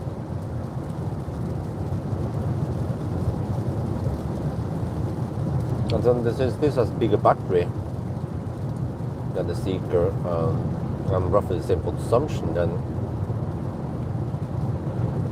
should be faster than Seeker. Well, okay, I don't know, but it's 289 right now. Seeker had 267, right?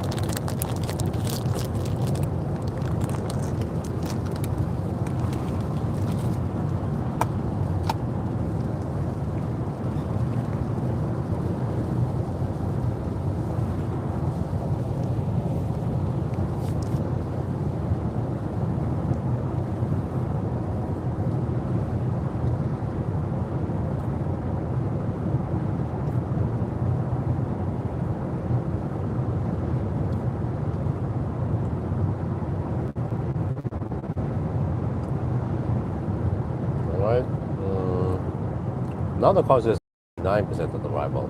Okay. Maybe we should go for it. If we can get quite quick ramp up, go to 65%, then off we go.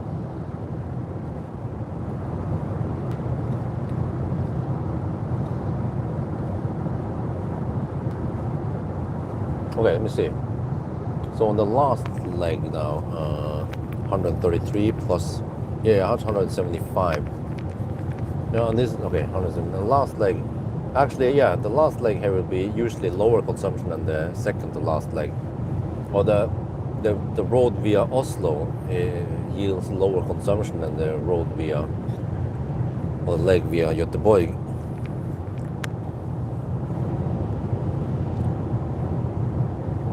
Well, except for that, I don't know exactly how much I spent on the last leg.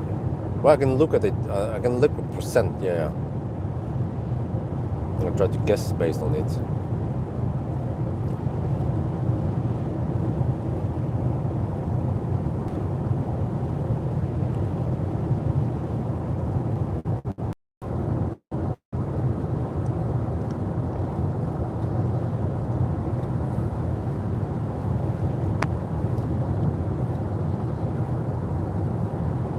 Of course, I spent only around 50% of the battery getting here. Well, that's madness. Wait, that should mean that I need less than 60. Wait, oh no, it can't be. Or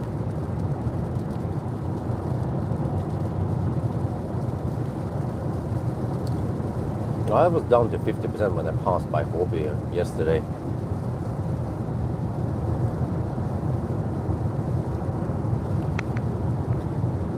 And then 45% at Specular.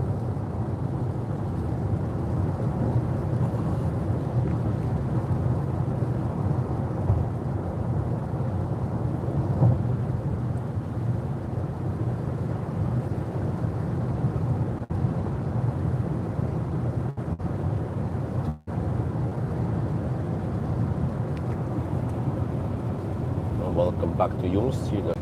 Here is too slow because the plugs are only 500 amp limited. We need 600 amps, 400 kilowatt.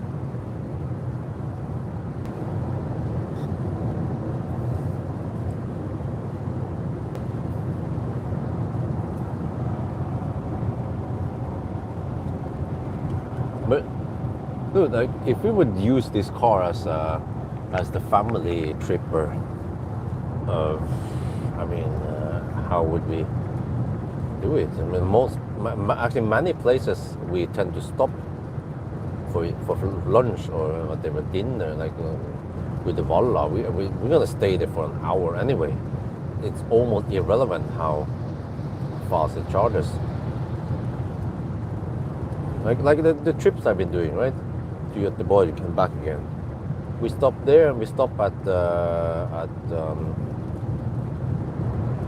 Norby shopping center on the way back. There we can do AC charge, except for that the AC charging price is ridiculously high. So what I could do is I could pump it up on some cheaper Ionity. And of course, if you're pumping in 350 kilowatt or 400 kilowatt Ionity, then just a 5-minute top up is not going to cost too much. I mean, not too big deal. And then I can just stay, and then I can avoid AC charging. It's kind of silly that, you know, like very convenient to AC charge at shopping center, but it's just way overpriced, almost twice as expensive as Ionity or Tesla. I still wonder why they overpriced the AC charging. The AC infrastructure should be a lot cheaper than that, but I suspect that they have lots of charging points. They invested the money there, and they calculated that okay, if we get 5 SEK per kilowatt hour, it will take 10 years to pay back because they have so many charging points. So in a way, it's better to have just a few high power chargers with more sessions on each of them.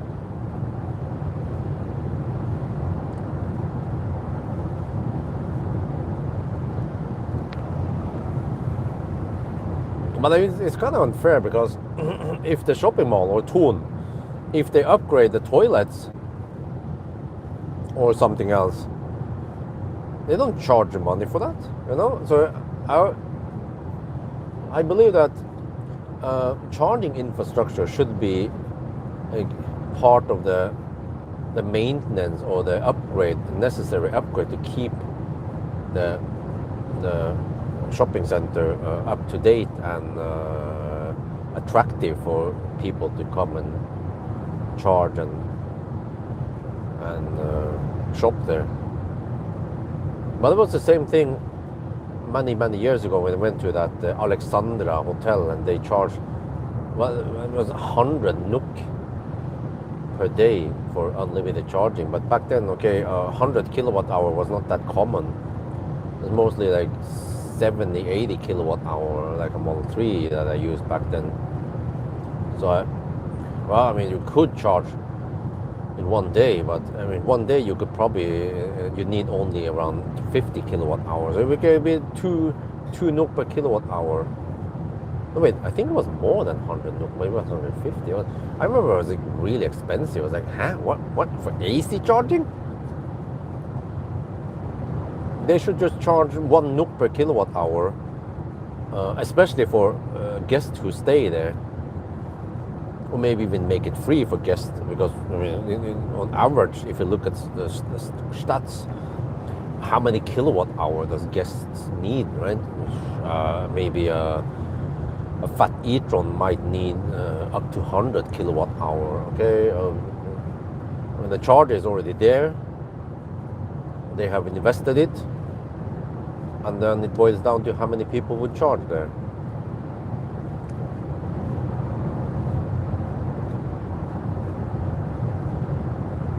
And I bet that if you just make it simple, if you stay there, you can charge for free, and then just up the price by 5 NOK or something, or a little bit.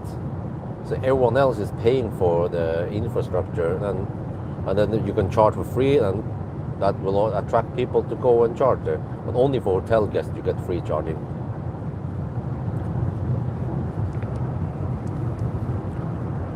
Like BYD using batteries on the charging station would be, yeah, well, but I don't know. Oh, okay, as long as the batteries are quite cheap, then that could help.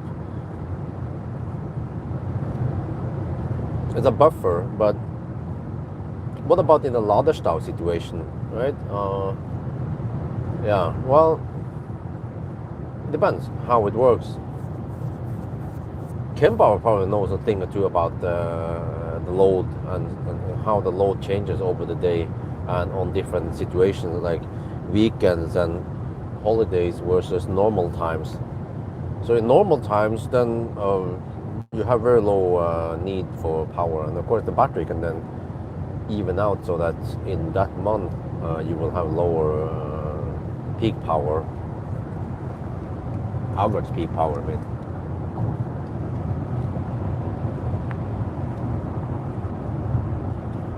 Okay, 24 kilometers left. We will arrive at 28%. I think that's fine.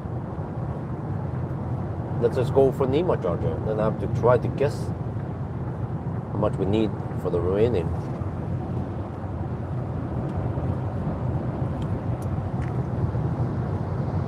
But I have to, okay, but if I went to 50% on the way down, that was actually not 50%. I didn't check, but it should have been more like 48%, maybe. Well, I mean, I spent 52%. Okay. So then, on the way back, even with some headwind, I should spend no more than 60% on the way back, right? So which means that if I go 65, then I should be safe. And on the last session, then we don't care. I mean, on the last leg, then we don't care if we arrive with 1%. If it goes slow at the bottom, then no problem. We have finished the challenge. So it sounds to me like 65% is quite safe.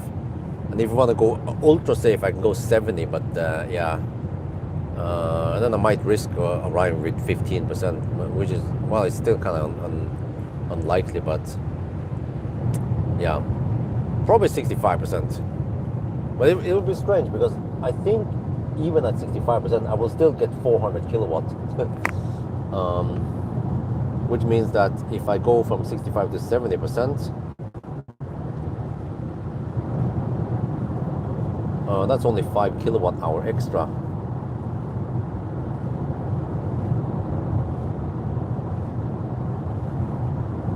Huh?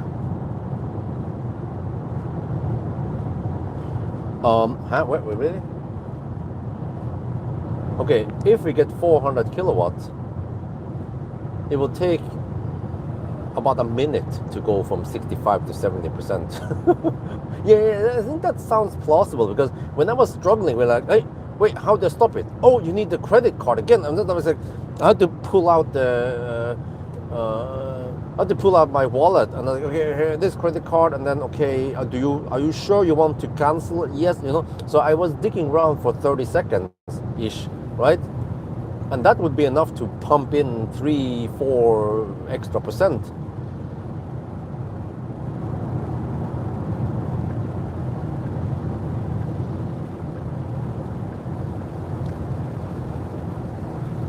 Okay, 18 kilometers left.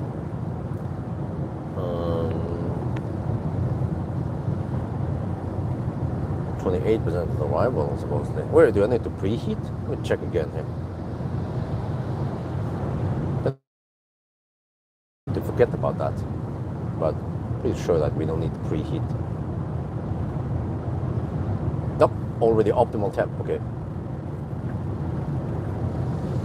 Well, I thought it was supposed to stop raining.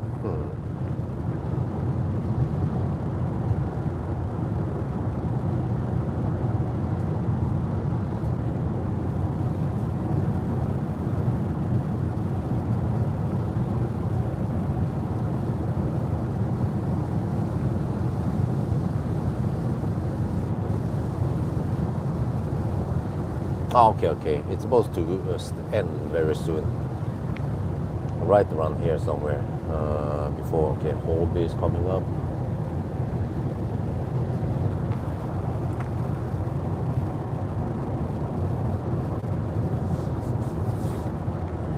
Well, but how big are the batteries at the BYD stations then? It must be 1 megawatt hour, right? They can't just have like a Pixie stacked with 50 kilowatt hour. That's not going to cut it. with 1 megawatt hour, they should be able to at least discharge at 1 to 2 C, so they can deliver 1 to 2 megawatts.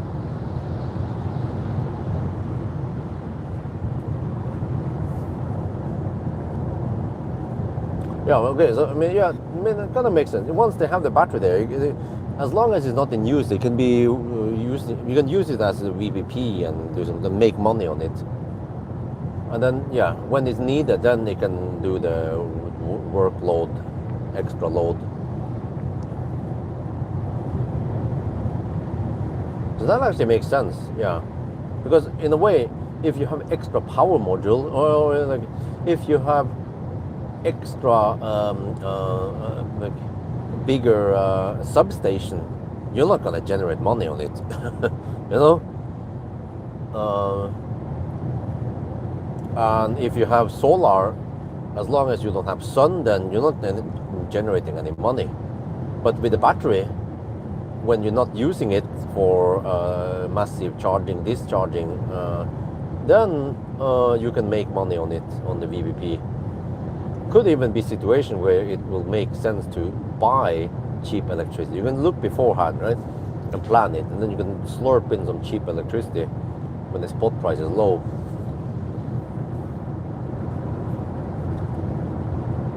So yeah, that would actually be great if the battery can pay for itself. And it will actually help the grid also. It's win-win.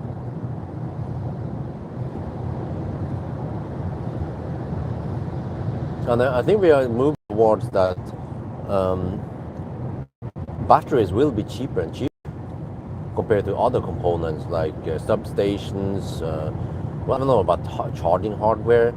Because I remember several years ago when I talked to Fortum, they said that, well, one high power charger, lynlader, they call it, lightning charger, that was only around 150 kilowatt ABB or something, 175 kilowatt maybe.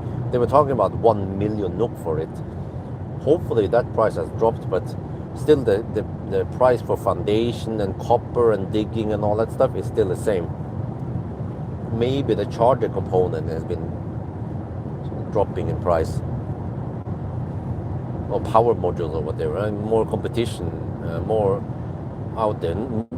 Back in the old days, it was mostly just ABB and EFOSEC, and then tritium.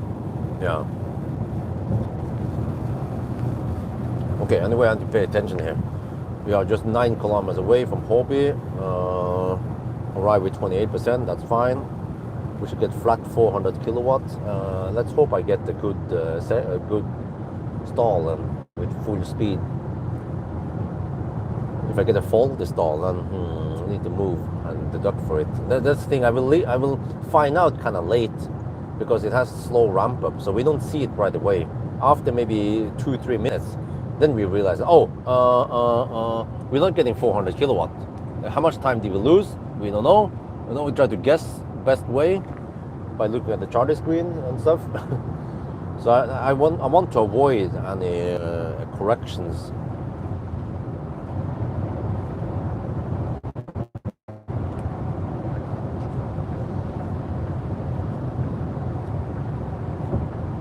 That's a BYD in front, isn't it?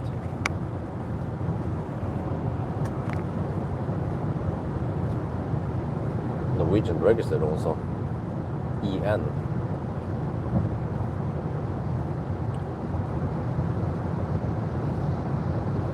Oh, that's a new Atto 3. No, is it the old one or the new? I'm not sure. No, maybe it's the Seal U. Oh, yeah. It was a bit bigger than the Atto, yeah. I think that was a Seal U.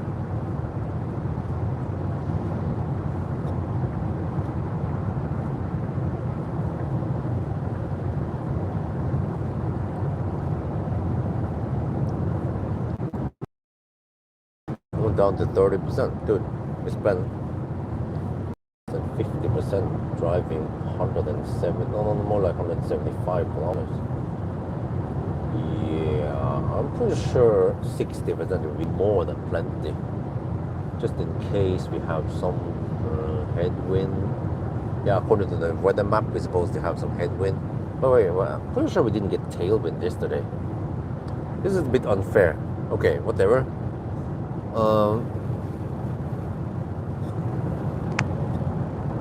some crosswinds yesterday, and then headwind on the way back.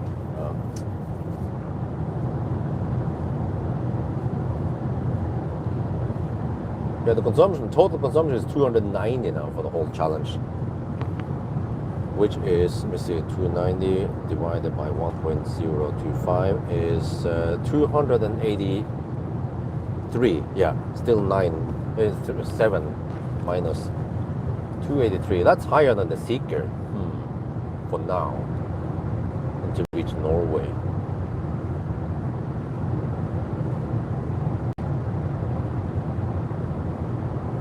But we already have around 750 kilometers now. Wait. What? Since startup? Wait, how did they count this?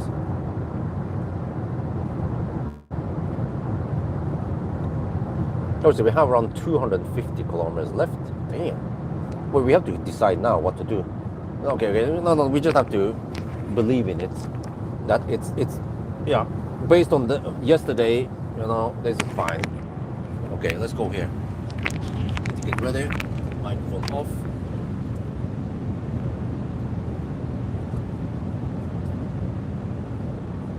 It's just crazy, man, that they're gonna drive 250 kilometers before we finish this. Well, okay, whatever. We should go for this. This is a relatively quick exit. Same direction we're going. That's good. NEMA chargers, use the card. No handshake problem, no fail attempt on the thing, I hope. Should be smooth sailing.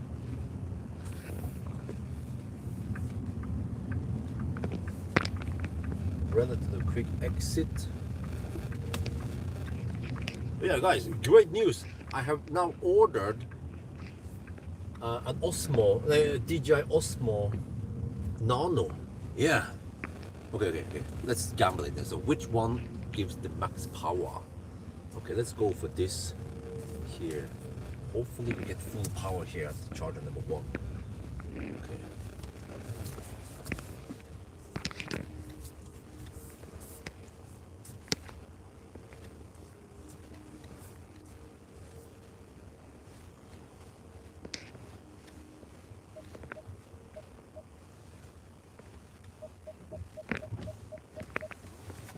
Okay, let me see time, 5:37, just in case we have any handshake or any charger problem.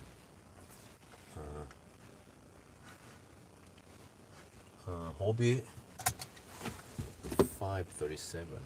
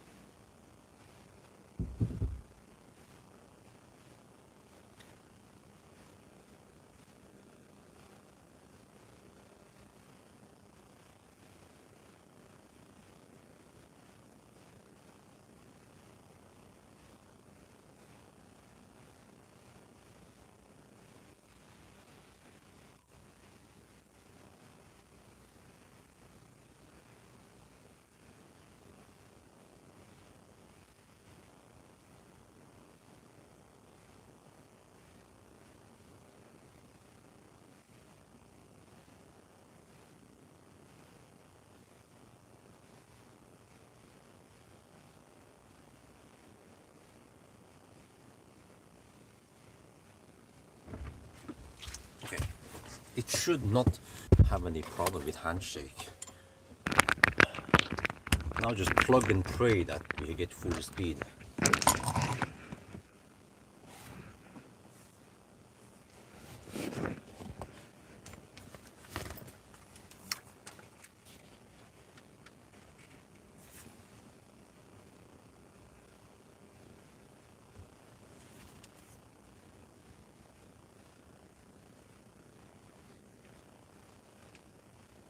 This is it, the last charging stop. We are at the NEMA charger again.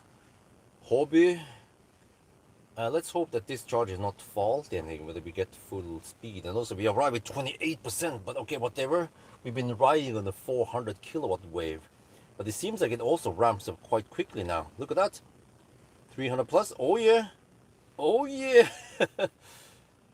500 plus. Oh, wait, see. Wait. Did we get 600 or I don't know, 600 amp or 400 kilowatt?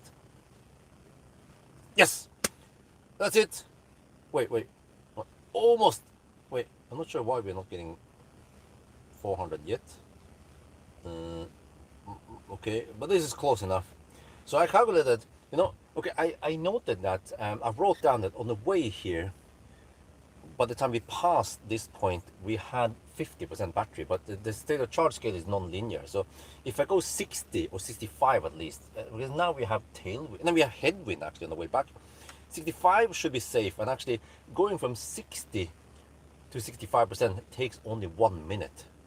Okay, this is strange. Why am I not getting 400 kilowatt here?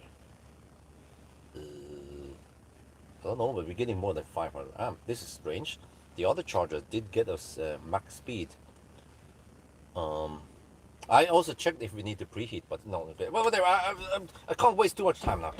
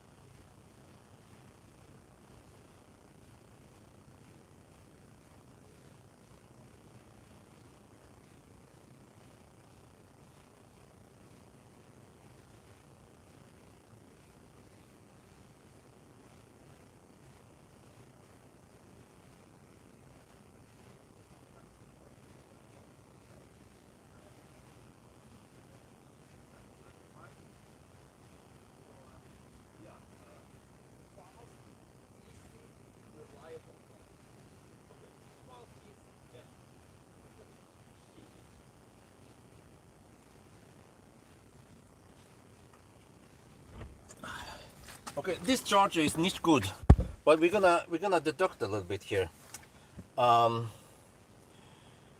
Okay, I need to write down here.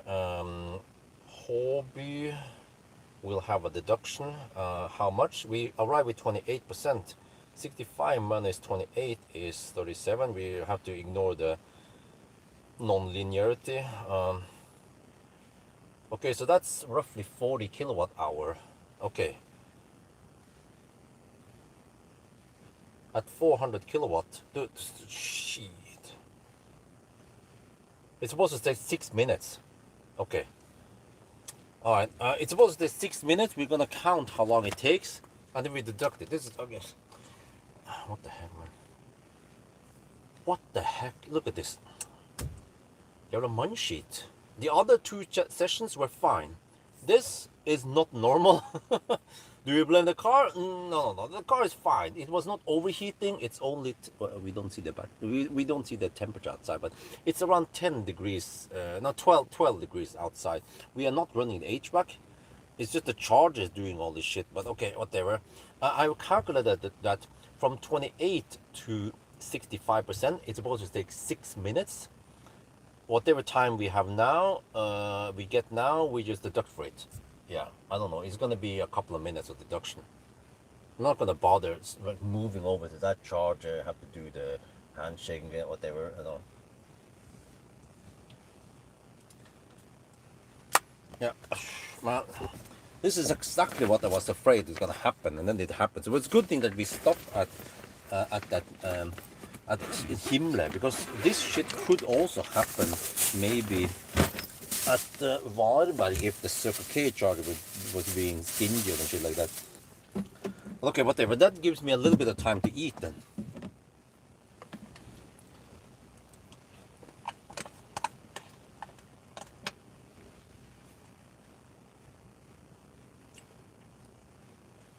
What? Did I make it worse by switching chargers? When? I haven't switched on the chargers now.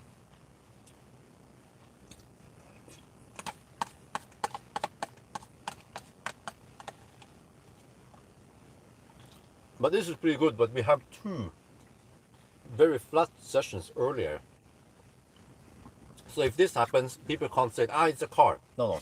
This side has been kind of troublesome, so I actually tried to avoid it.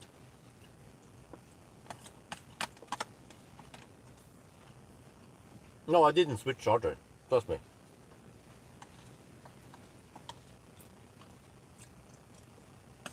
Please close the refrigerator door.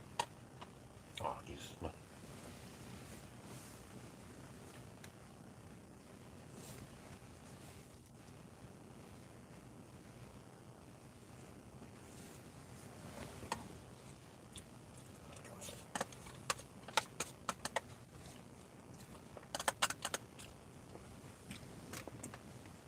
Gone.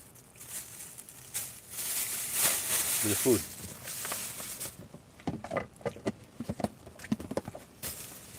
It's ABC, always blame charger. It's funny. On the charger it says fast, easy, reliable. Okay.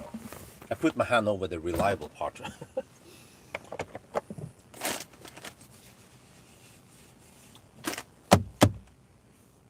Okay. We are almost at 65%. This didn't take too long. It claims insufficient range. Okay, whatever. Please close the refrigerator door. No. I want to get rid of the heat first. I switch it over to cooling. So I have the fridge door open now to get rid of the heat.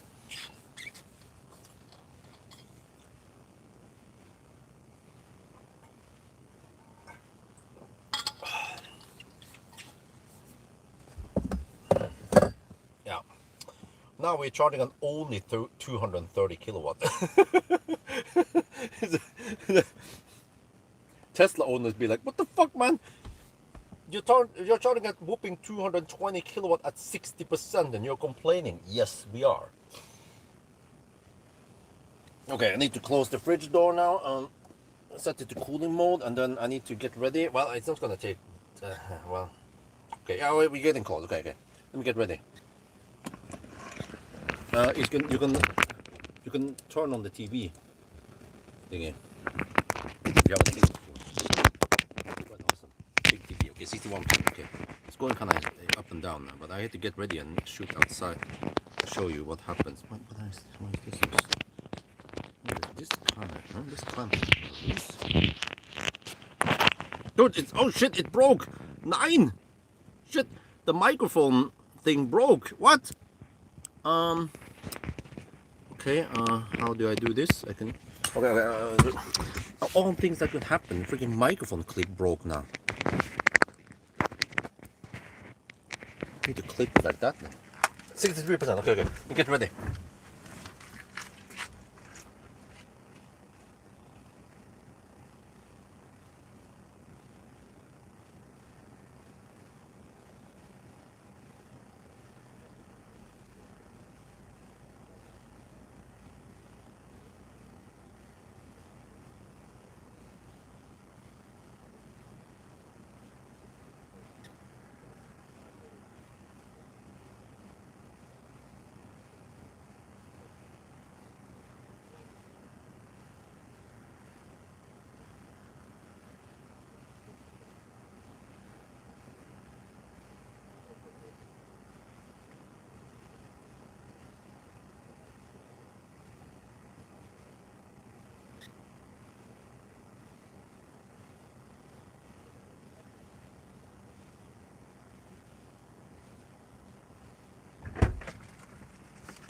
Eleven and a half minutes.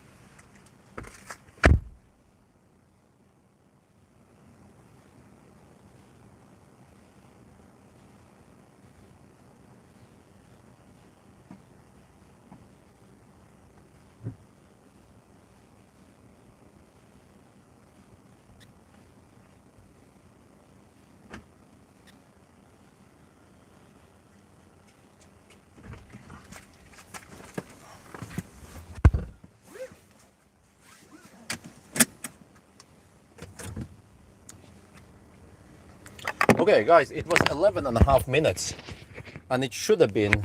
Oh shit! Now the microphone here is not. Okay, there. Okay, it kind of works. Okay, it was 11 and a half minutes, and it should have been 6 minutes. How much do we deduct? Is it 5 or 6 minute deduction?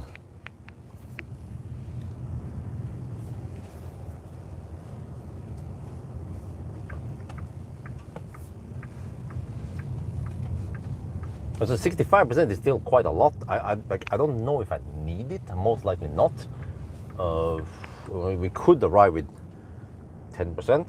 Could arrive with 12%.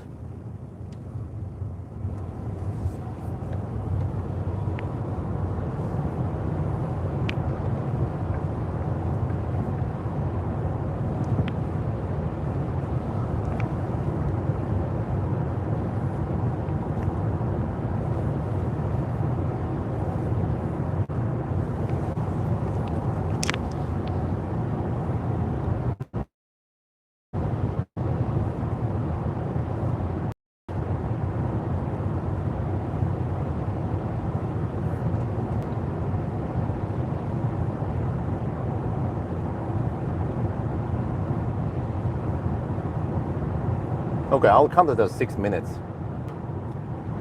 So that means 1 hour and 2 minutes.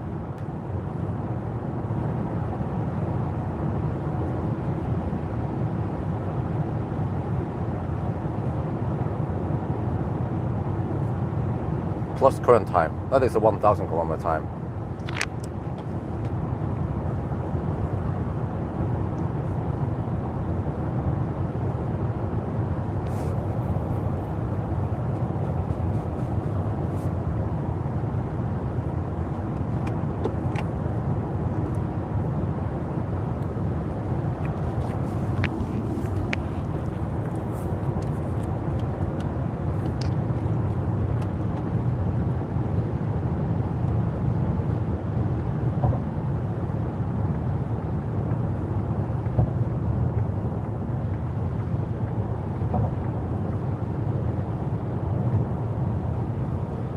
Right, I decided to deduct 6 minutes, yeah, because we were actually getting slightly more than 400 kilowatts in the previous sessions. I was calculating based on 400 kilowatts. But yeah, look at it, 750 kilometers. Okay, this car underreports by 2.5%, so we have to go to 900 and, wait, this is quite big. Wait, 975 kilometers? Yeah, I think that's it. 975. We are 200. Yeah, that sounds about right. Okay, that would be 1,000 kilometers. Consumption here is also 2.5% lower than that. Yeah, around 283 watt-hour per kilometer right now. And then the way you count time is that you take current time plus 1 hour and 2 minutes. So we are at 5, 6. What? Almost 7 hour mark only. What the heck? This is gonna be insanely fast.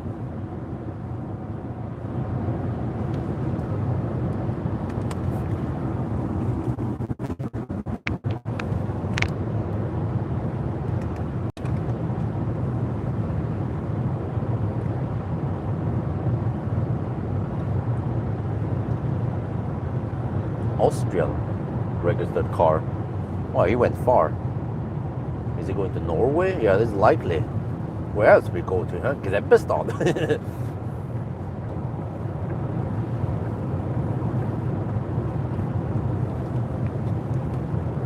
It's kind of funny that an Austrian is going to Norway. I mean, there's already mountains in Austria.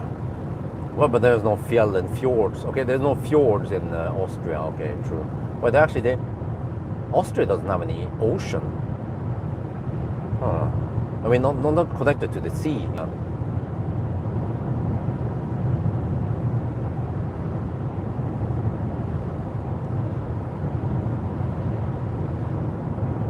Wait, what let me see here, huh? So,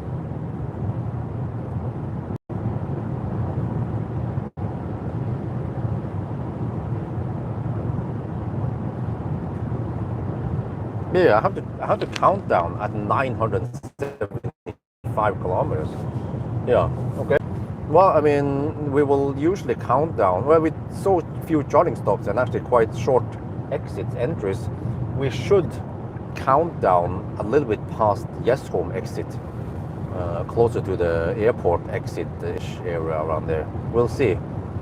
It should make sense. I mean, as long as we count down around there, then everything makes sense.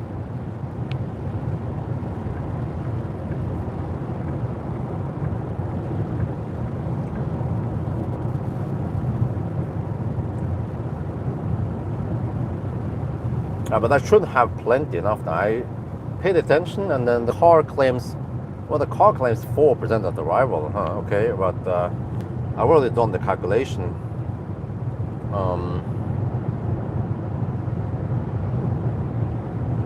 We have 64 kilowatt hour left to drive 220 kilometers roughly. Yeah, that's 292 watt hour per kilometer. We're not going to spend that much.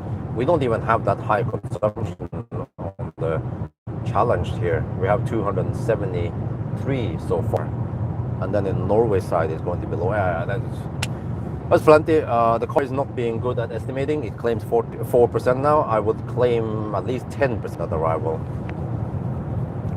We'll see then who's right, the man or the machine.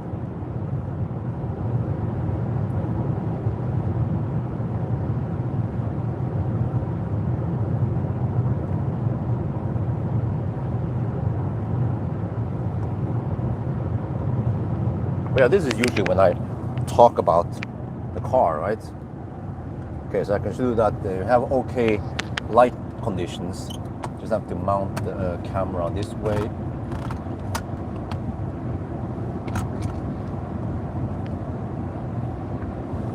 Oh, no, don't pull over. Shit, man.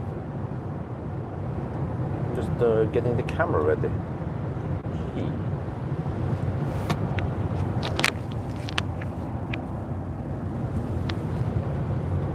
Can you just use Xpeng?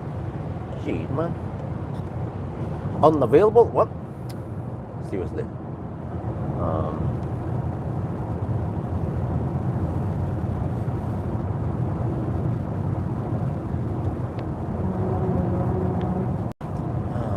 Where the heck is it?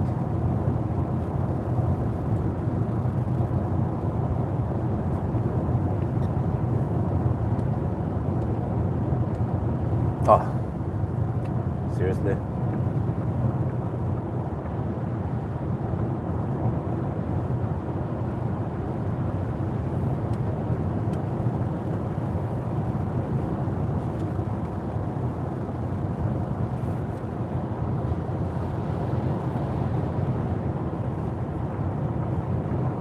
Just because I was moving the camera, then I get punished, and now I can't use Xpilot. Oh, this is lame.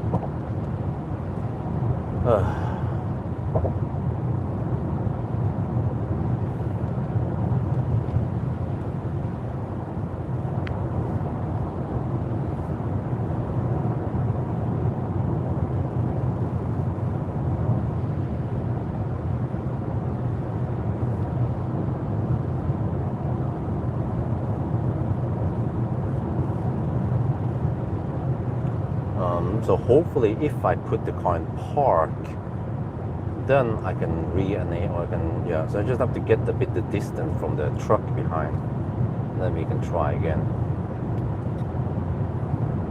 But I needed to reposition the camera a bit.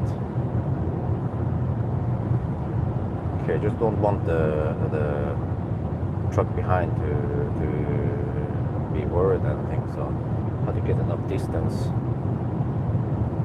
Then I put the car in park and then drive again, and hopefully I get the X-Pilot back.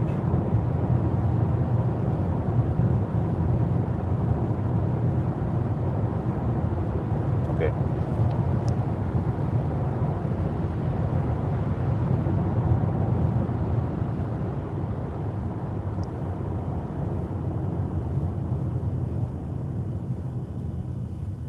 Hope I don't have to restart the whole sheet.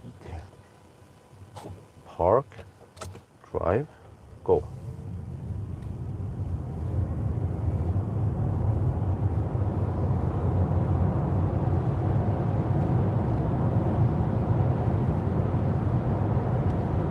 Yeah, good. LCC can be activated again. Okay. So at least I know what I can do to re-enable it in case it becomes lame again. Just because I needed to position the camera a bit. Yeah, okay, dude, seriously, stop nagging me. You had one job. Drive for me, so I can do my video. Okay, need to get the light conditions right. Actually have too much light in the back. Cover up that part a little bit. Get better exposure. There, that's better.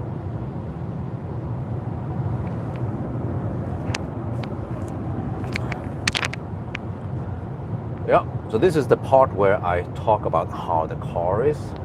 So yeah, it is super comfy, like quiet, chargers like a boss, plenty space in the back, super luxurious even.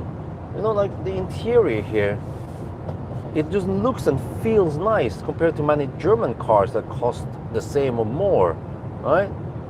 And there's so much plastic fantastic in the other Western cars, but here in the Chinese cars, like, you know, I had to look at my own videos. The first Xpeng video, it was the G3, came out in May 2020. That's 6 years ago. And it just 6 years, Xpeng, they have improved a lot, because back then it was like the G3, they used CHAdeMO because it was closer to the GPT protocol. It was slow charging, only around 45, 48 kilowatt. The car was front wheel drive and kind of dorky looking and not that efficient, and the software was annoying. LCC activated, you know, like, and just in 6 years they have gone from like this meh Chinese brand to how much further they are going. You know, like, wow. So you know, there are not many cars I test nowadays that impresses me that much versus this X9. And actually, there are not that many cars after testing it for 1 week, like, I feel like I want to own it. But with this X9, I genuinely feel like I want to own it, because it's just nice interior, nice features. Software has been improving a lot. Xpeng is known for having many updates and coming with nice features and improvements.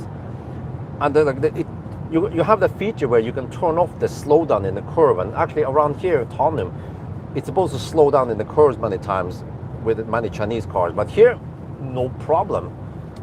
So, you know, yeah, a little bit back and forth here, but this car is actually so good. You think it's a van, you know, it's supposed to be inefficient.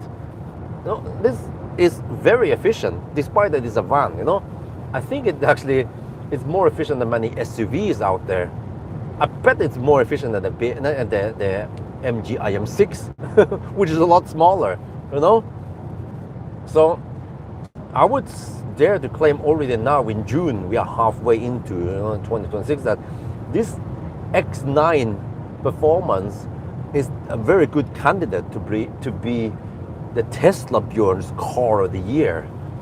You have to do it well to be able to get that highest rankings. I could say, I would, if I had the money, I would love to own this car. Yeah. And it will give the status of being like the best car I've tested in 2026. But we have to see. Okay, there might be other cars out there, but we'll see. But like, seriously, 2 thumbs up for this car.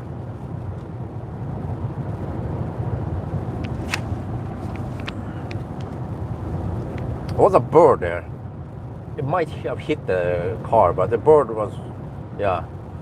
I was just very focused on talking, so I might want to redo it. Okay, let's redo it. Okay. So how is the comfort here? Well, it is really good. Nice seats, great massage. Massage that actually you can actually feel, you know, poking in you, like Chinese cars. Really good soundproofing, plenty of space. The TV, the fridge, the great sound system. Like, everything is just insanely good here. Some of the cars I test, they tend to be good on one thing, like charging speed on the IM6, for example. It's actually not that efficient. Or maybe other things, like, okay, some cars might be efficient, some cars might be quiet, but they are then expensive. But here, you get everything. Oh yeah, listen. We're entering a tunnel. Listen to the sound levels. Just slightly more noise. If I didn't tell you that I was in a tunnel, you wouldn't have guessed it. That's how quiet this car is. So it's a perfect car for family, especially for family, but also for, I guess, other people. Depends what you want to do. Even a taxi, right? It's not that expensive, and it scores so well in many categories. So think about this. The first Xpeng, it was a G3. I tested it in 2020, April. That was 6 years ago. Only 6 years. And that car was not good at all. It was based on CHAdeMO charging because it was close to GPT standard. 45, 48 kilowatt, slow, not that efficient, front wheel drive, kind of dorky looking, and the software was annoying. It was like LCC activated. What the, you know? I was kind of laughing at that car. It's like, what the heck is this? And then just 6 years later, they come up with this. Is so much better. Like, it puts the Germans to shame. The German cars, the German luxury cars that cost 2, 3, 4 times this price, and it even outperforms that in many categories. So, dude, like, how good will Xpeng be in 6 years from now? They are moving so fast, and I test many cars. And many cars annoy me, many cars impress me in some parts, but not in other parts. But this X9, I like it so much, it scores so well that I feel like I want to own it. That's how good this car is. And also, this X9 would be a really good candidate to be the Tesla Bjorn car of the year. That's like the highest highest ranking you can get in a car, right? Yeah, so, well, I haven't tested the P7 Plus yet, but okay, yeah. But, dude, Xpeng, good stuff, really good stuff, 2 thumbs up.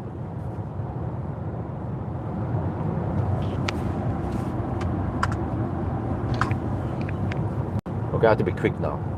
The car is gonna nag me.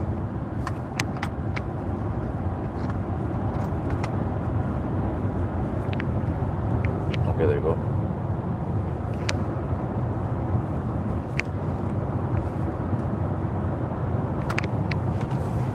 Okay, I think I had a shorter speech there. I think the second was faster. And I wasn't mixing back and forth a bit. Xpeng Neo software, they are similar in many ways. But I actually, after testing this, I feel like Xpeng has less misbehaving of things versus Neo. There's many good things to say about Neo, but I kind of like live with Neo for many months, and I found, I don't know if I should call them flaws or kind of clumsiness or stuff like that. Things that I consider should be changed. Yeah.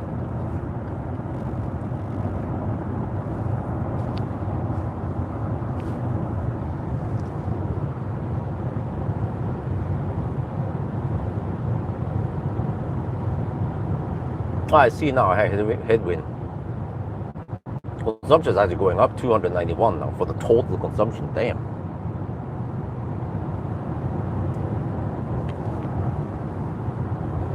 No, I will have a driving summary thingy for this car eventually.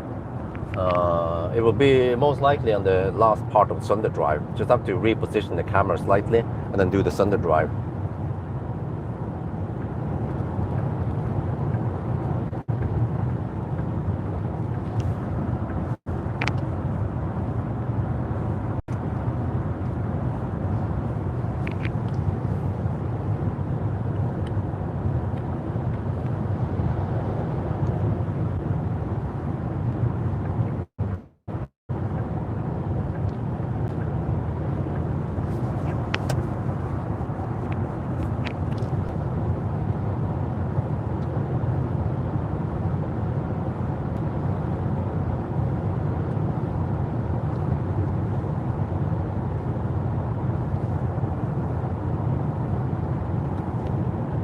Okay, the car still claims 3%. Okay, well, to be honest, the percent estimation at arrival is not good. We'll see now if the car is right or I'm right, because I claim 10% on arrival. The car now says 3% on arrival. So you see, you might be like, oh, unsure, and then you slow down, but then you suddenly arrive with 15% left, or you charge, and then you be like, you don't need to charge, you know. So yeah, but I mean, we can't expect too much because many cars actually show incorrect arrival. Even but the route planner doesn't show correct data there. I look at it, yeah. But it's because this car is so new, so but the route planner doesn't know too much about it yet. There's not enough data about this car. That's how I bet the route planner learns, gets better once people start using him. But also, yeah, well, they kind of need to feedback with canvas data also, yeah. Not sure how that's going to work with the Chinese cars, since they don't report too much and I cannot connect it directly. Well, I can use eNode maybe if some people use it. Not sure how that stuff works.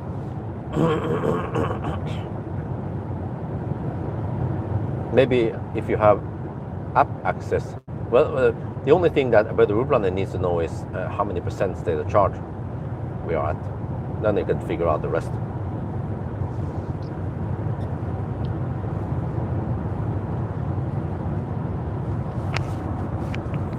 Okay, at least it's fairly dry outside.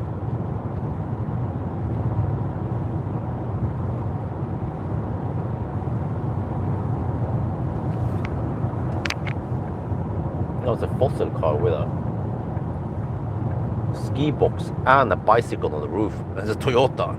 It's going kind of easy.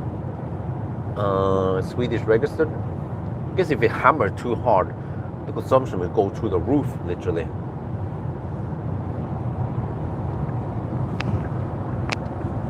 Also, the Thule box was not the most aerodynamic I've seen.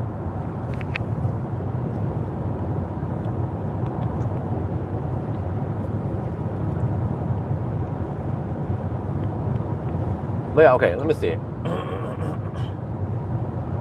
I charged from 2 to 78% first time, right? So it was plus 76%. And then second time, I charged from 20 something percent to almost 80%. So that's plus 60%.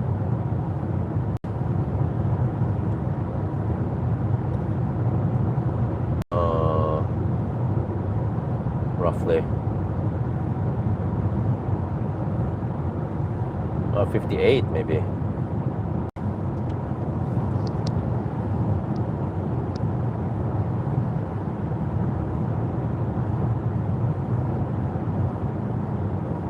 That's 134%. And in the last session it was 65 minus 28, I think it was 37. Oh, so I added 171%. Whoa. Oh, that's 85% on each. Okay, yeah. Yeah, I think we could have done it in 2 charging stops, but you need to go deep, and then you will get the slow throttling, the slow ramp up, and you also have to go kind of slow towards. Like, I think I need to go to maybe 85-90% on each time. And also another thing is that I need to be able to hit a charger at that location once I'm there. So it is a bit risky, and it's also yeah, you have to be able to hit the charger at 5% or whatever, right? And if you just happen to be out in nowhere, like actually from Hobby to Strömstad, there is nothing there that is fast enough. And if you arrive at 5% in the middle here somewhere, then you're kind of screwed, right? But then with 3 charging stops, you have way better flexibility, because then you're not forced to go 90%, 90. You can go like I did, like 65-70%, and then even arriving 20%, you get the bonus from fast ramp up, and then way more flexible on hitting the right chargers. But yeah, the NEMA energy, it seems like for cars that can take around about 400 kilowatt or 350 or even 300 kilowatt, the NEMA charger there are kind of troublesome. You can see on the charging curve, I have it on the video, it does this weird throttling and then like a zigzag wave form on the, like a sine wave kind of ish on the charging curve. I've seen it before actually on the NEMA charger at Hobby.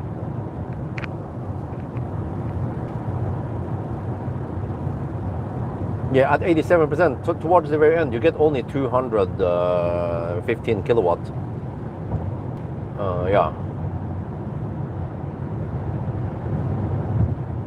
But I mean, I already calculated beforehand that the optimal charging is between 65 to 75%. Once you go to 80%, you lose 1 minute, which means 30 seconds on each session, right? Something. Yeah, so we already stayed within the optimal. We charged at 68, 70-ish, you know, no more than 75%. I went 78 first time. It was crazy that curve we got. Yeah, but my estimation was based on that not so fast Neo charger. So I believe that the Neo was just ramping up really slow, and then I also suspect that the Neo didn't give me the max speed that the car always wanted. And you saw here in the last session that like, we're supposed to get 400 kilowatt, but for some reason it was only at 395, and then it's like blah, blah, blah, dropped, and then up and down, up and down, up and down. So, yeah.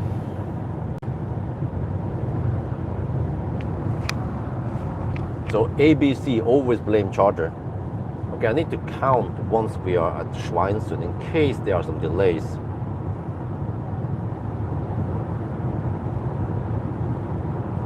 It's going to be 6 something. It should be 6:28. Well, because it takes 20 minutes to go from here to Schweinsund Bridge.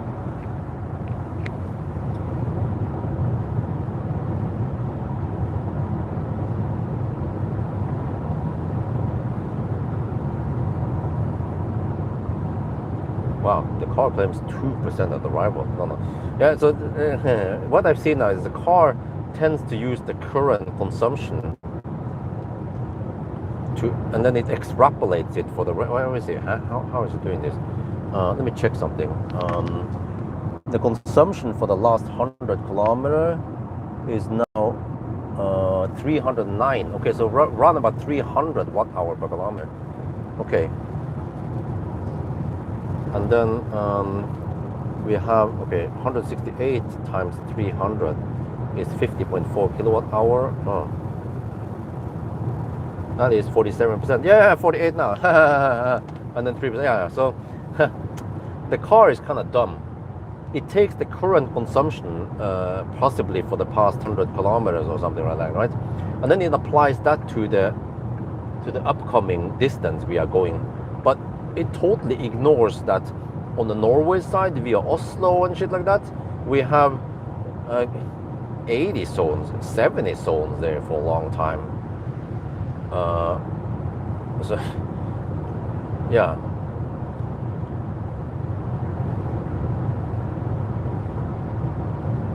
So it seems like it expects me to spend around, or to average around 300 watt hour per kilometer. But that's not going to happen.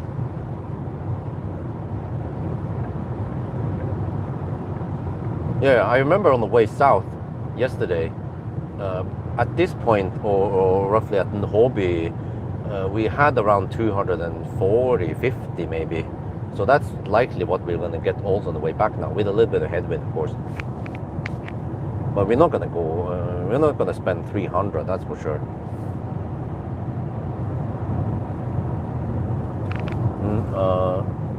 Does not show.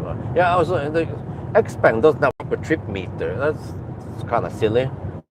It should have. They should fix that shit. Just implement a proper trip meter, just like the other cars, where you can reset and then have since last charge and like that. So I'm actually going to ask Xpeng if I can be an Xpeng influencer. I can be Xpeng Björn, you know, just like I was Neo Björn. And then I want to borrow various Xpengs over the 6 months or so. Yeah, I'm pretty sure that Xpeng factory in China, many people over there, they know me. Yeah, they also invited me over to some what was it again? Yeah, they invited me over to check out some new Xpeng in Germany, München or somewhere, in July. I was like, whoa, okay, but July, I'm on vacation during July, so that's not gonna work unless I hammer south towards München.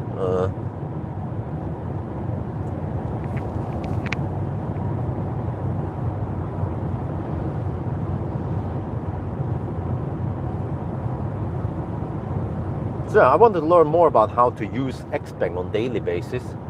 Use the app, you know, use the car, what kind of, and then also I will, after, I don't know, after 3 to 6 months, I will make a list with recommendation up to Xpeng if they want me to go public about it, or I could just send it to them silently. But it will be also great to make it public, and we can have a healthy discussion whether my suggestions are good or not, so they can actually get feedback from other users, potential buyers, or even owners. If they will, yeah, we agree, we should have a trip meter, or no, we don't care about the trip meter, you know, or other things. I noticed, but I need to spend more time with the car so I can find out more about how it works, the good and the bad things. For example, I'm not 100% happy with the throttle feel. It feels like there is too little regen, even at the, like, when I use the max regen, then it feels like it's a bit too much. So use the second to highest max regen, and still it doesn't have the same smooth feel like some of the other cars. Still pretty good, but feels like something could have been tuned better. You don't have to spend more time with it. And also, yeah, the regen sometimes feels like it's not that consistent. So inconsistency is not good for driving feel, at least on the regen part.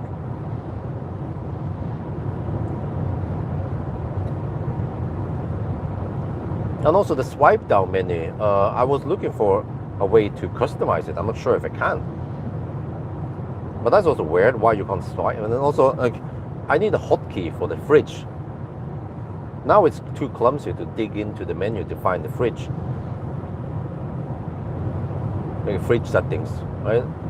So, yeah, plenty of ideas on how they can improve the software. So of course, if Xpeng is willing to improve, they can of course ask other people if they agree. You know, they're not going to just take all my input and then implement them. They should of course consult someone else to, and also themselves maybe, to consider if this is useful change or not.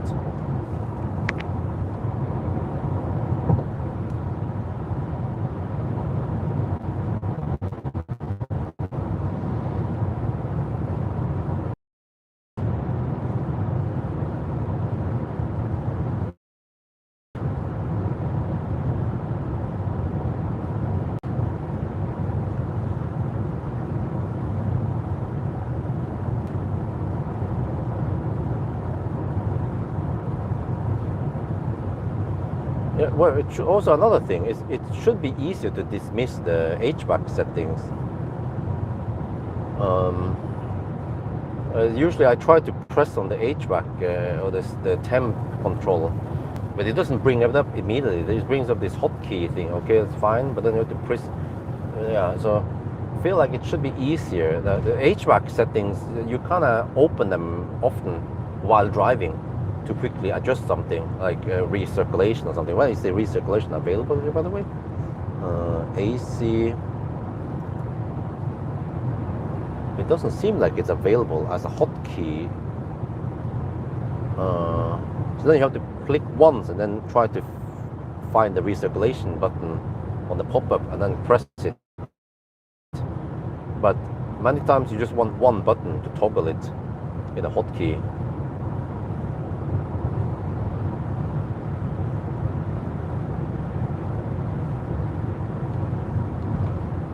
And there's like one setting here. They put the tow hitch button. Well, I mean, it's always visible there, but they should have maybe two settings, like one in park, where then tow hitch is relevant, and then maybe the keep climate on setting also is only relevant when you're in park.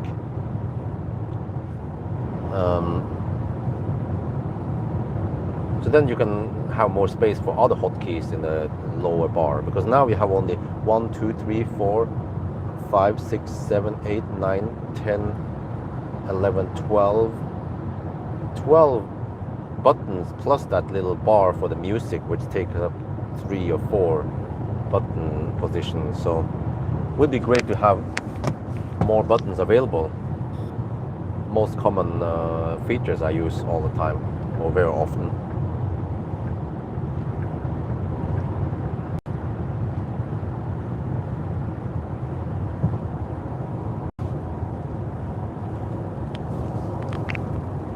Okay, 627 now, so it should be 628 at the border.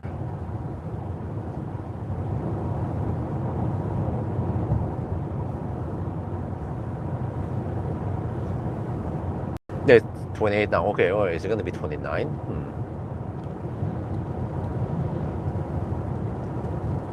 And then we usually need 1 hour and 20 minutes, right?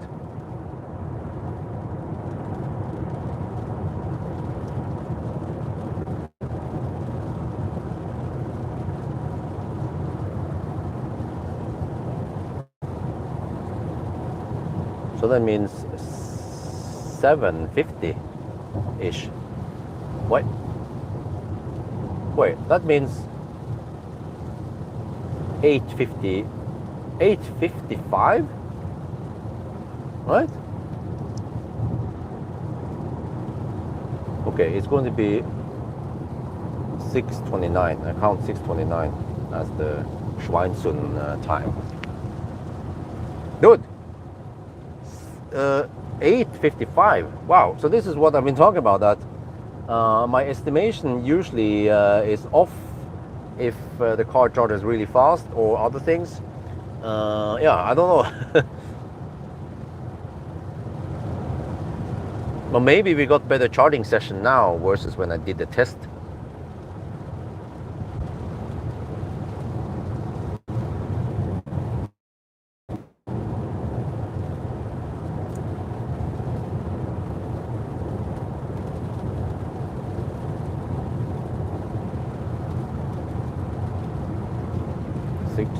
Yeah, so we should finish at 750.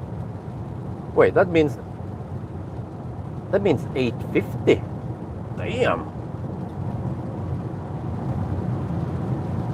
It's faster than the Seeker. Well, that kind of makes sense, right? It has bigger battery, it charges faster, it makes sense that it's faster. We're gonna see the consumption now eventually. It should drop now in the Norway side. It's at 284 watt hour per kilometer right now. But it should drop and drop and drop now in the Norway side. Even if it's slightly higher than the Seeker, it should still beat the Seeker because it has a bigger battery and faster charging. I mean, the Seeker is just a 4.8 meter SUV. This is a 5.3 meter MPV. It's like this MPV just puts everything else to shame, really, when it comes to charging speed and efficiency. Can you guys check what was the consumption of the IM6? IM6 was a freaking thirsty beast. I think it was way over 300 watt hour per kilometer, or at least over 300. And then, well, I don't know how hot it was or cold it was during that run.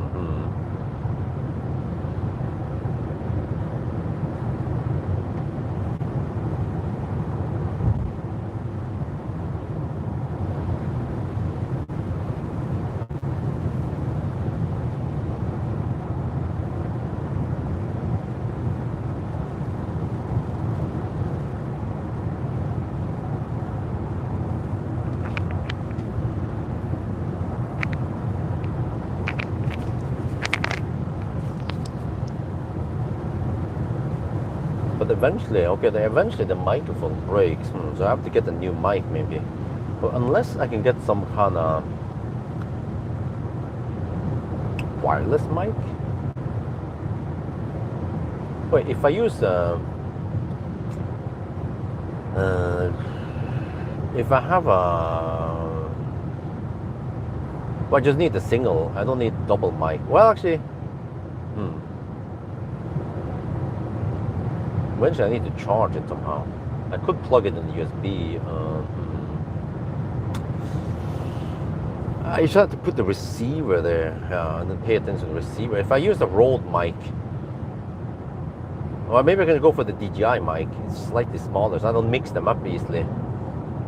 I can have the DJI mic on me. I wonder if the DJI mic has longer lifetime, battery life. Yeah. And then I put the receiver on that part, and then I think the receiver was smaller than the Rode. Yeah, that's what I remember. It's going to be dangling on the phone a little bit, on the microphone input there. Well, unless I can pair it with Bluetooth directly to the phone. I wonder if that works. But then I might want to mute myself or unclip the mic if I go pee or take a shit. Like, bloop, bloop, bloop, bloop. Oh shit! When I have my when I nuke the toilet, when I have diarrhea, right? Then you guys don't want to listen to that.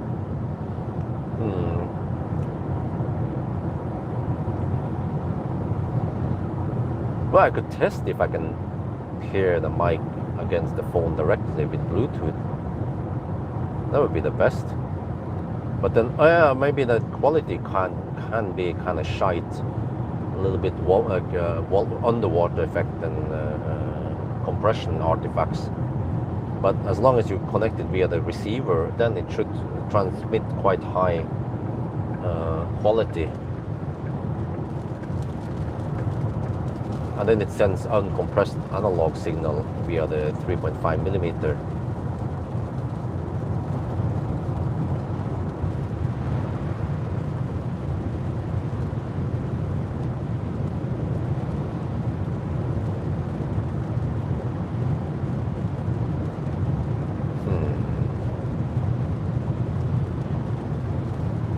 Because actually the cable is sometimes in the way and it messes up some screens and stuff like that. So it would be better to have that freedom, but I know that the battery life is not going to be enough.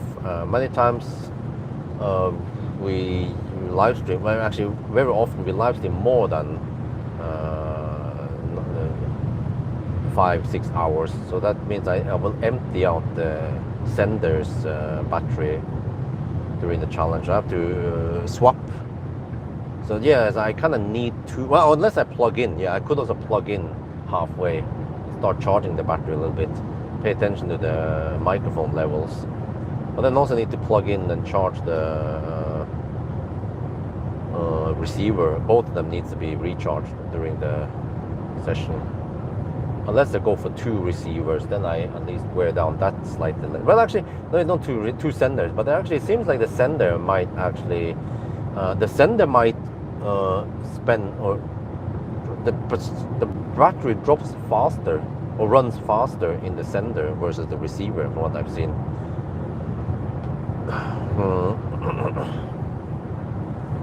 But that is roughly a 2,000-3,000 NOK investment in equipment. Yeah, but it should work. I can always try to hook on the mic, like the one I used on the car camera, for example. I don't use it that much. I can just plug it in and try to see what it feels like.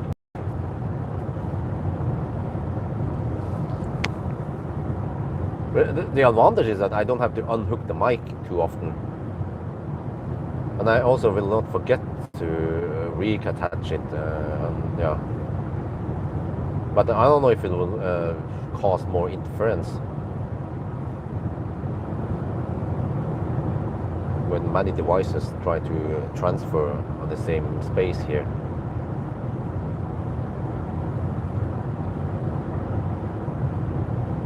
Okay, how are we cooking now? Well, the car claims 8%. The car claims 2% of the arrival. Oh, well, I hope it is wrong. We're down to 38%. Okay, let me do the calculation here. Let's say 35% left of energy. Okay, and then distance 132. Yeah, 283 watt-hour per kilometer. No, we're not going to use that much. We need to slow down soon anyway. There's a 100 zone coming up soon. Yeah, I'm pretty sure that the car is wrong.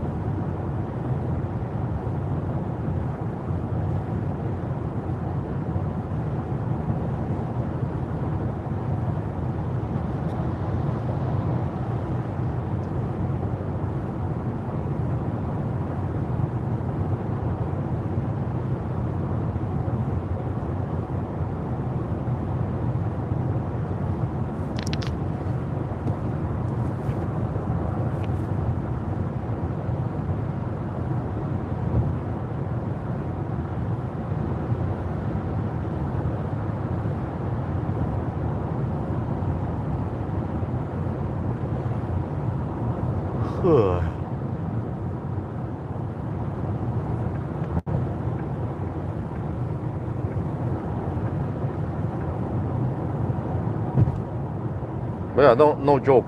The fat e-tron consumes more energy than this minivan.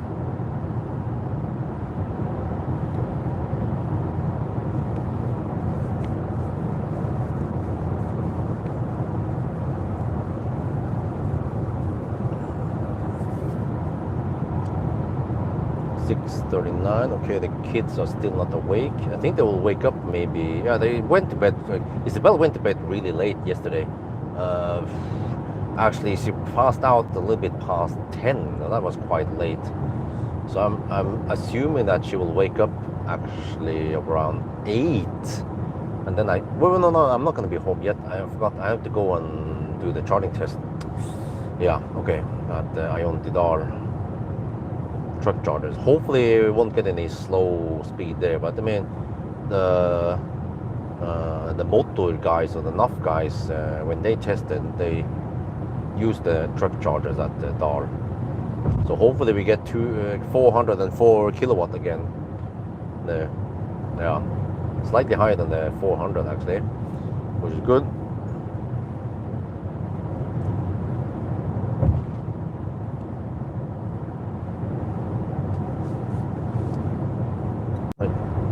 Shit, okay. Guys, this might be an 850 run. So, so the actual test was, wait, 20 minutes faster than my prediction, right? What the heck happened there?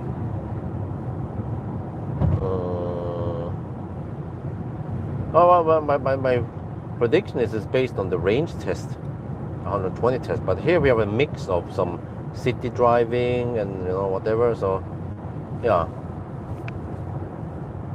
850 is what I predict now. Very accurate, since we passed the border. We know how long it's supposed to take now. The remaining, like now the remaining stretch. We should be in Home in 1 hour and 10 minutes. So we should finish right around 7:50, and then you add 1 hour and 2 minutes, and it becomes 8:52, and we can round it down to 8:50. So it's going to be 8:52 or 8:55-ish, somewhere in that ballpark. I mean, 8:50, dude. What kind of cars are we talking about here? It beats battery swap, right? We didn't have that much deduction. People say, "Oh, you deducted too much." Well, but it's okay. ET5 did it in 850. Oh, the ET5 75 kilowatt hour. Okay, it had some swaps, but the ET500 kilowatt hour did it in 840. Mirai. Okay, so we're 10 minutes slower than Mirai. We're 10 minutes slower than the hydrogen car. Okay. Neue Klasse. We beat. Wait, are we gonna beat Neue Klasse? Oh. But it was cold run on the Neue Klasse. Okay. So as long as if I can get it in September, and if it's not minus 5 degrees at night in September, and I don't know, if we can at least get 5 to 10 degrees at night, then hopefully we can do it slightly faster. And if I go 3 charging stops instead of 2, yeah, or yeah, I think that's better for the Neue Klasse. Go to around 60%, 3 times.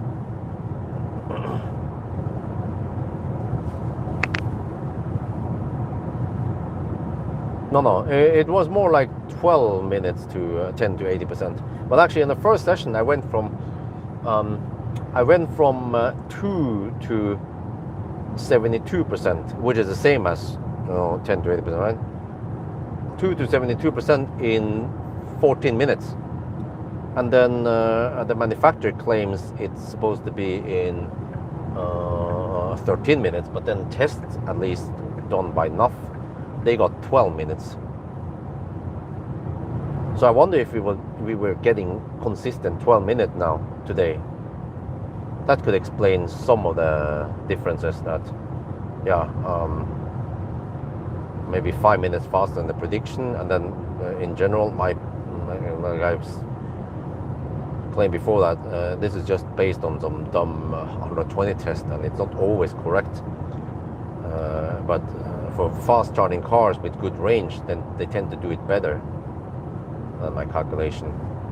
Because mine is just based on 120 constant speed, but here we have a mix of everything from like 70, 80, 90, 100 kilometers per hour mix, both directions via Oslo and stuff. So the consumption is a bit lower there, but then you also have the 120 zone where you go faster than 120. And then so that's the whole theory, is that okay, you go faster, right? But let's say even if we are consuming 320 watt-hour per kilometer in the high-speed stretch, and if you average 135 kilometers per hour, that is only 43 kilowatt average power. It's way lower than the 400 kilowatt we are getting. So some people might wonder, yeah, but wouldn't it be better if you slow down a bit? It was wet outside. No. Just hammer it, like hammer it. If you can take 400 kilowatt flat, like, you want to hammer it, even for this van. Like, I wonder for this van, you could even go maybe I don't know, 160, 170, maybe even 200 kilometers per hour for the 24-hour challenge. Yeah, since it charges so fast. So let's say 200 kilometers per hour. I don't know if it can go that fast. Let's say if the consumption is 500 watt-hour per kilometer. That is still only 100 kilowatts. Yeah. And even if it's 600 watt-hour per kilometer, it will be only 120 kilowatts. And the charging session that we have, we can easily pump in 400, and we can unplug at 350 kilowatt. But okay, at 600 watt-hour per kilometer, if you charge to 80%, you can only go around 100, 120 kilometers. But whatever, you will be completing the leg really fast. At 200 kilometers per hour, it's around about, or let's say at 180 kilometers per hour, you can take the distance divided by 3, roughly. So 120 divided by 3, that's 40 minutes to drive 120 kilometers.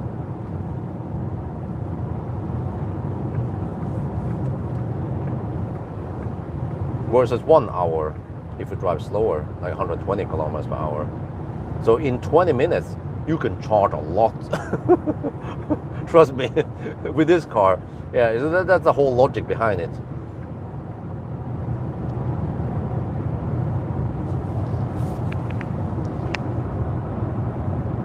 Yeah, I couldn't find the IM6. Wait, didn't I do the IM6 1000 kilometer challenge one? It's strange.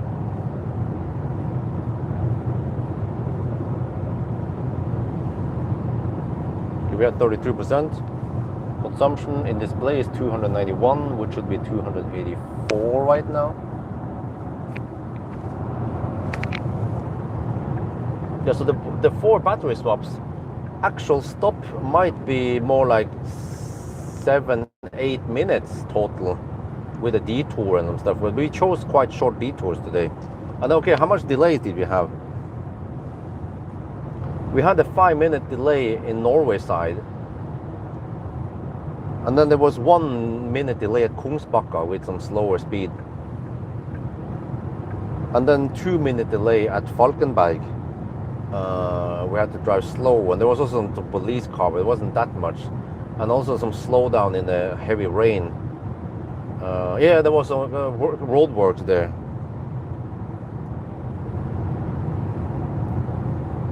And then Hobby, 6 minutes, also quite clear. We know how long it's supposed to take, and you can see the graph is like way slower.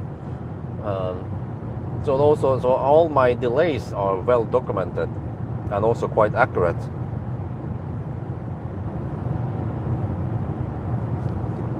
And even without the delays, let me see how many delays. How many? 5, 6, 7, 8, 14 minutes total delay. Yeah, 5, 6. So even if we disregard the delays to 22:43, we will still finish after around 9 hours and 10 minutes.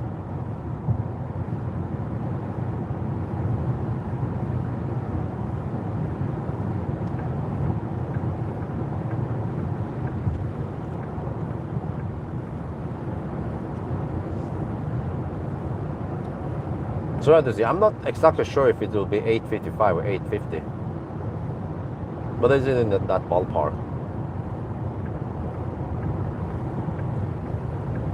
But it seems like we should have low traffic. Oh, it's almost 7 now. Okay. Yeah, it's Sunday morning, so people are kind of slow waking up.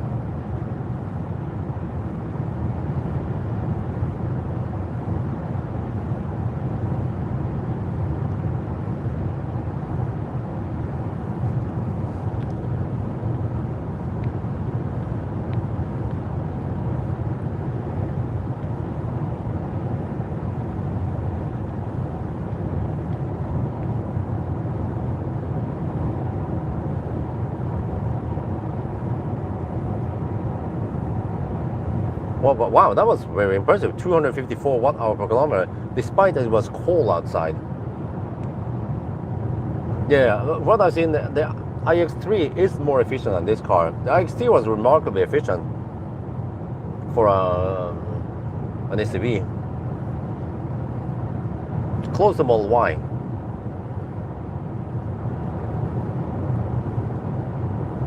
But charging speed, nowhere as good as this. If the iX3 would get this flat curve, if the iX3 would get this battery, you know, a flat 400 kilowatt until 65%, then it would be game over. Or the i3 actually. The i3, okay, people are pumped up by the i3. Okay, it's more efficient, but yeah, charging could have been slightly faster. We are capping on the infrastructure right now. But I think even if we get 500 kilowatt chargers, it's not going to be that much faster.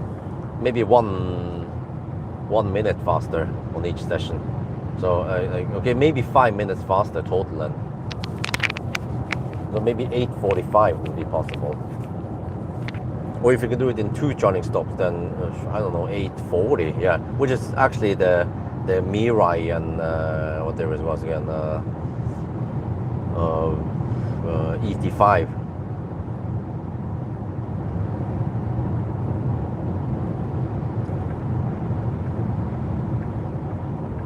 But we are getting close to the theoretical max now.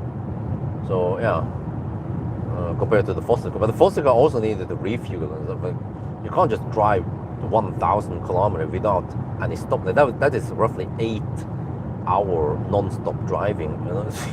Who does that, right?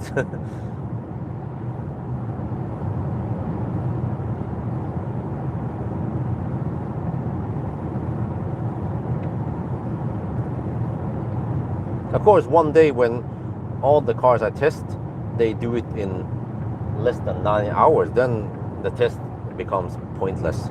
But until then, as long as the cars need 10, 11 hours to finish, then there's always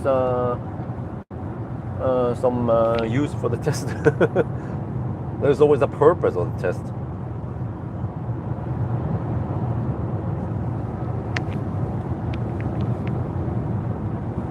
Right, but wait, did you find the IM6? Wait, didn't I? Huh? Didn't I run the IM6 test? Huh? What? Come remember, wait, I remember I borrowed it, but wait, so I borrowed it for the range test. Wait, MG. You know, I never borrowed it from MG directly. I borrowed it from the Hedin. Which means that I only did the range test and some other shallow tests, but I did go deep into the 1,000 kilometer. Oh, I did test it. Oh, I did not test it. Yeah, I think I only did the range test. But you can already see on the range test numbers, right? The car was extremely thirsty, and even the NAF test, in the totally independent test, confirms that the car is so thirsty that it ends up having the same range as the Toyota BZ4X, and they were even driving slow. They were following the speed limit and shit like that. It's similar to my Sunday drive. So the IM6 seems to have inefficient drivetrain, plus maybe bad aerodynamics. So I'm pretty sure that the IM6 would do it in like maybe 9 hours because it's somewhat thirsty.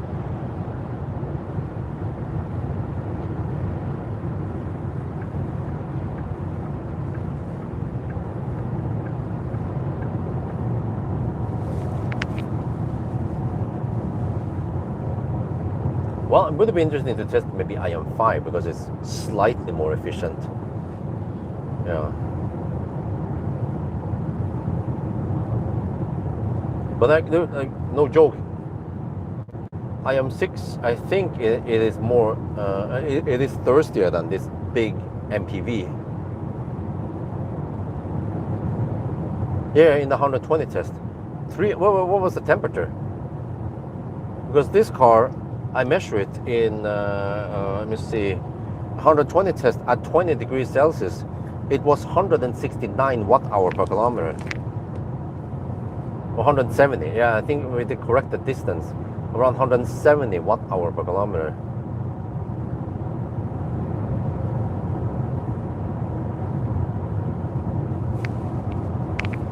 Oh no, but the IM6 was I think it was a cold run. Yeah, like 5 degrees or so. Not 20 or 18, 19.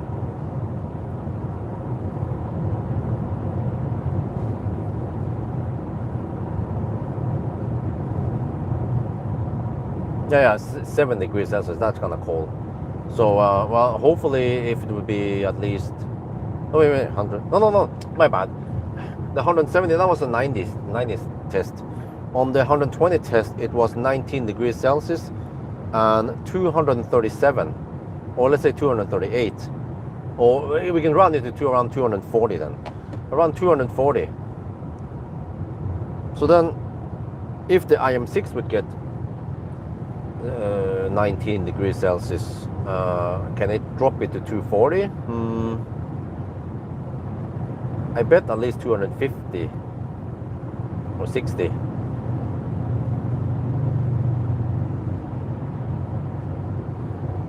But I think we have the Fat e-trons result, 1,000 kilometer challenge. It was done many years ago, 2019.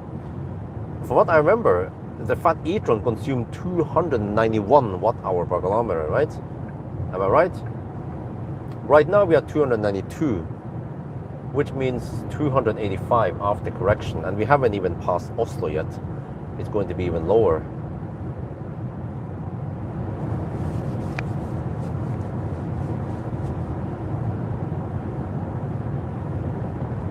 And then, oh, what about ID Bus? 1,000 kilometer. That was over 300, right?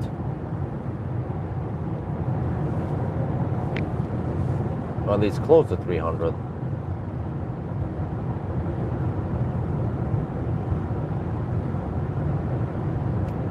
Dude, it means that this X9 is possibly 1.5 hours faster than the ID Bus. Holy macaroni. The 75 kilowatt hour rear-wheel drive. Oh, yeah, huh? The IM6 75 kilowatt hour. Oh, that was tested in Thailand. Yeah, that's okay. That's close enough. But that's a rear-wheel drive. Not the all-wheel drive is usually more, thirstier. So the all-wheel drive could possibly be around 250, 60. But the rear-wheel drive IM6 can match the X9. Dude, the all-wheel performance X9. Wow. Shit. Wow. Yeah.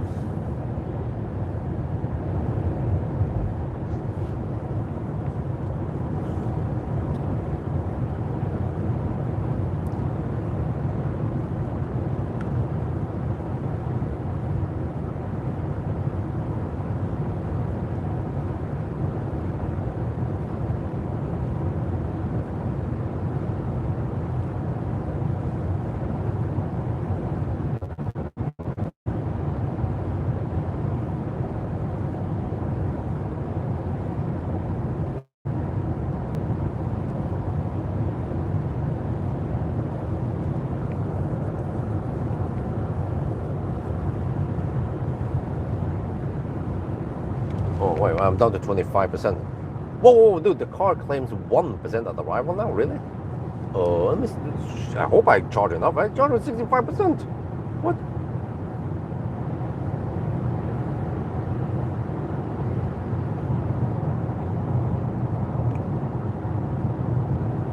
Okay, I have a budget of 280 watt-hour per kilometer. Okay, consumption is still kind of high since we are still hammering it, but once we slow down soon, then it should be better, right?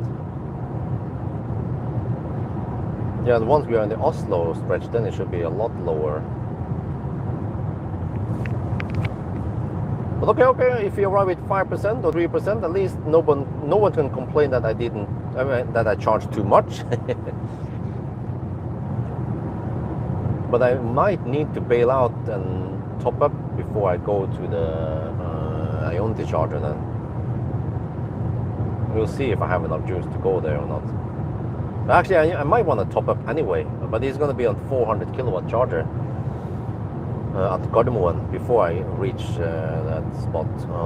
But then I can, if there is any cool down, I can charge up and then get over there with roughly 10%. Yeah. We'll see how I do it.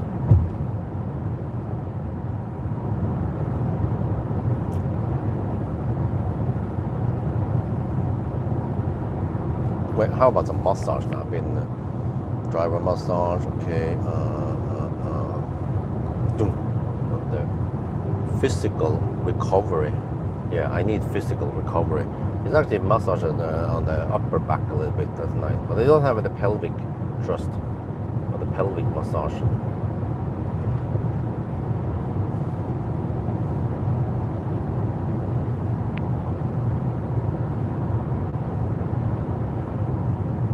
But we have the headwind now, dude. Really? So we spend only 50-ish% on the way down, and then more like 60% on the way up. We're 14 degrees Celsius outside. That should help. It's getting hotter.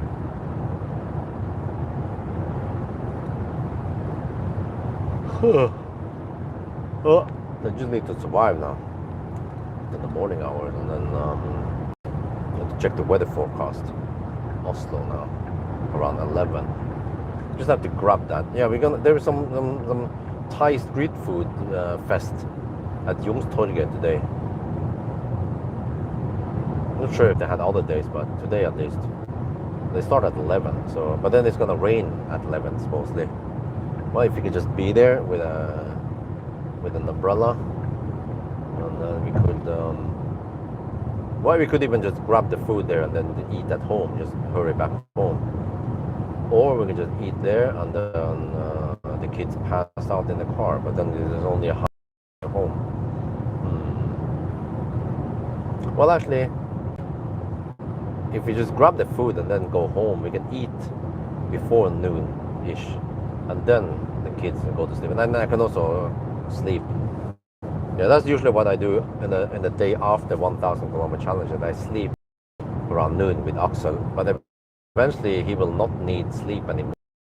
But then in 1-2 years, then the kids should be more independent. So I can just actually, if I feel like sleeping at 9, I can just go sleep at 9. The kids will be able to take care of themselves, more or less, which is one parent a week. And it was 302, damn! 7 degrees, okay, it's kind of cold run, yeah.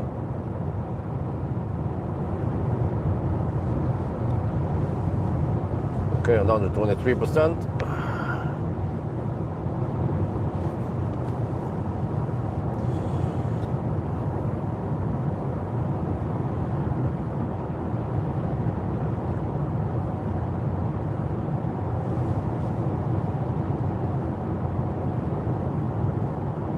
What is it? It's utpush now. No, ikke traffic, okay, not in traffic. It's a BYD, actually. BYD bus. There's Asko with their wall-mounted, south wall-mounted panels. Every time I drive past, I'm like, oh, me want some solar panels. Yeah. Well, nowadays, man, the sun is shining in the afternoon and blasting in the entrance area and gets hot. So but when I look at zip screen, it will cost 25k. Nope. I wonder if just some curtains would do it. Curtains, yeah, on the upper part maybe. Or will it look weird? I don't know, but curtains will block, it will just contain the heat near the window. And then the window area will heat up, and then, I don't know, maybe some heat will escape out through the walls and the windows, right? Yeah. So, I don't know, the windows and walls and glass should be able to withstand 60 degrees Celsius or more, right? Without things melting. So that's what could happen if I get some curtains there. But then at least the inside will be nice and chill.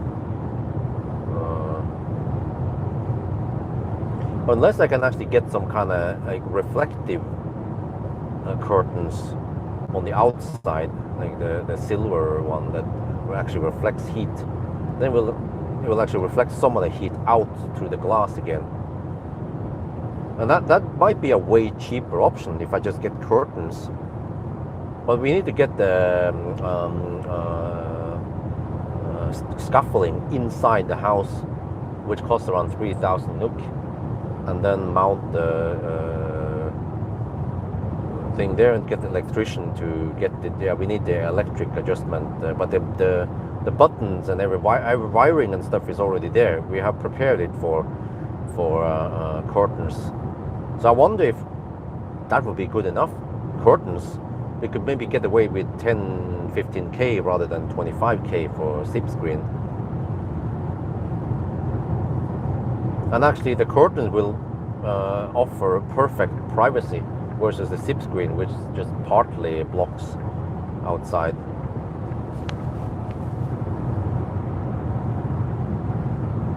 Huh? This was range test and not specified one. Oh, ID bus. Oh, okay. Well, oh, the ID bus. Okay, sorry, I didn't see. I thought it was the 1,000 kilometer challenge. What was the? Huh? What was the ID bus 1,000 kilometer challenge consumption then? I wasn't paying attention. I was driving.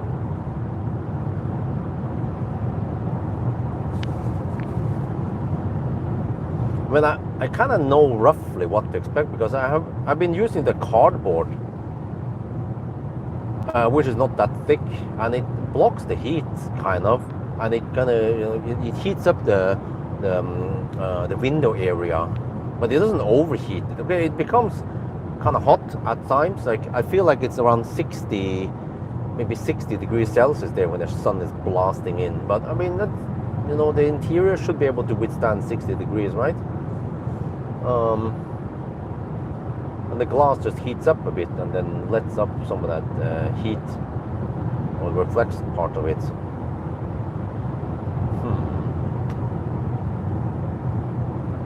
Oh, what? 220. That was actually quite good, dude. That was really good. But what about the long wheelbase, the one that is 1020 time? 82 kilowatt hour, huh? 299. Wait, what? There's a bit conflicting result here. But it makes sense, 299. 80. No, wait, are you sure it's the 82 kilowatt hour bus? It's the GTX, right? Which has bigger battery. Wasn't it the 91 kilowatt hour? Wait, whoa, that's 319. What? What kind of temperature do we have then?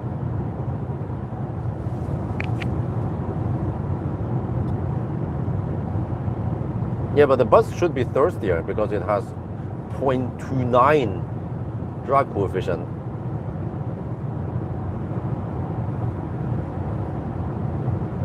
Okay, we're hitting the 90 zone soon, but we're down to 19%. Oh, do we have enough juice?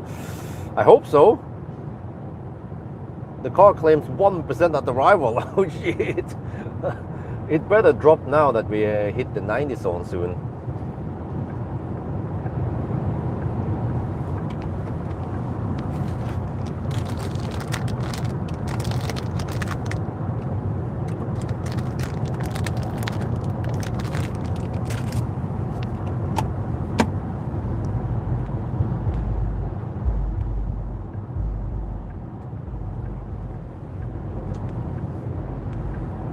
Holy shit. That's smelling.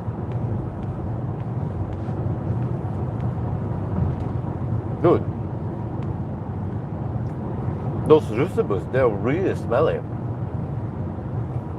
I wonder how bad they pollute.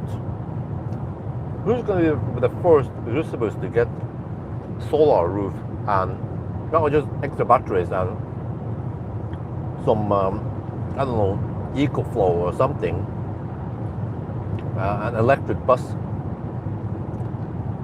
Okay, I set the goal. Isabel or Axel, I'm not sure, but Isabel, once she becomes Rus in 16 years, I'm gonna make sure that she gets an electric bus. Pappa betaler.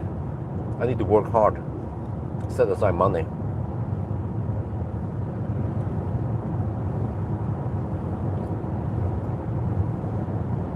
And then we are not gonna use some generator. But also, we don't want freaking insane loud speakers, you know? Like they have, like, I don't know, they need 10 kilowatt or some shit for this. That is not healthy. You can just go, I don't know, 5 kilowatt, plenty. I actually don't know how powerful those systems are. For all we know, it could be 20 kilowatt they're pumping out. You're gonna blow all the eardrums, man.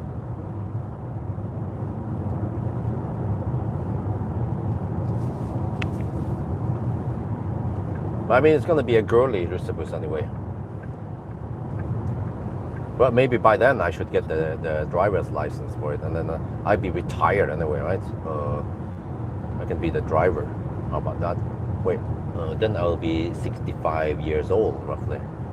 No, I'm not 50 now, but okay, over 60 years old, okay.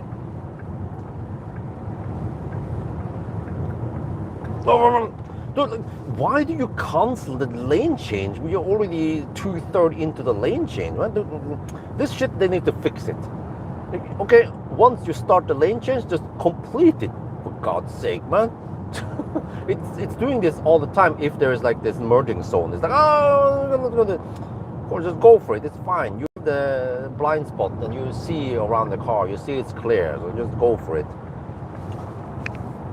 It was doing the auto lane change. Yeah, that's what happened. And then mid, like halfway, I'm gonna show you what would happen. It would do like this, right? It would change the lane, and then like here, like no, just complete it. August, 8 degrees Celsius. It was colder run, yeah. Yeah. Because we had, it's 14 degrees now. We had roughly 12 to maybe 11 degrees as the lowest, and then 14 now.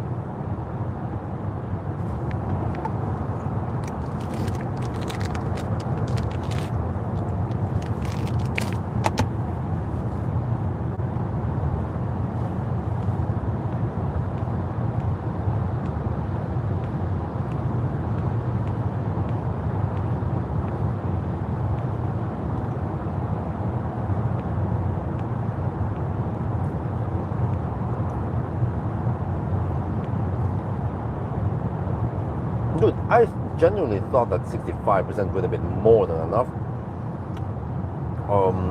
The car still claims 1% at arrival.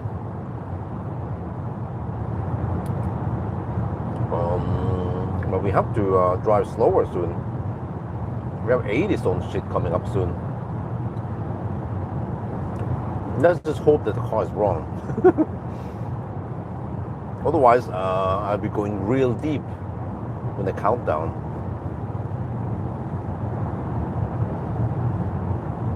Well, I have enough to get over to the exit and then crawl over to the Fortum charger. I've got him one.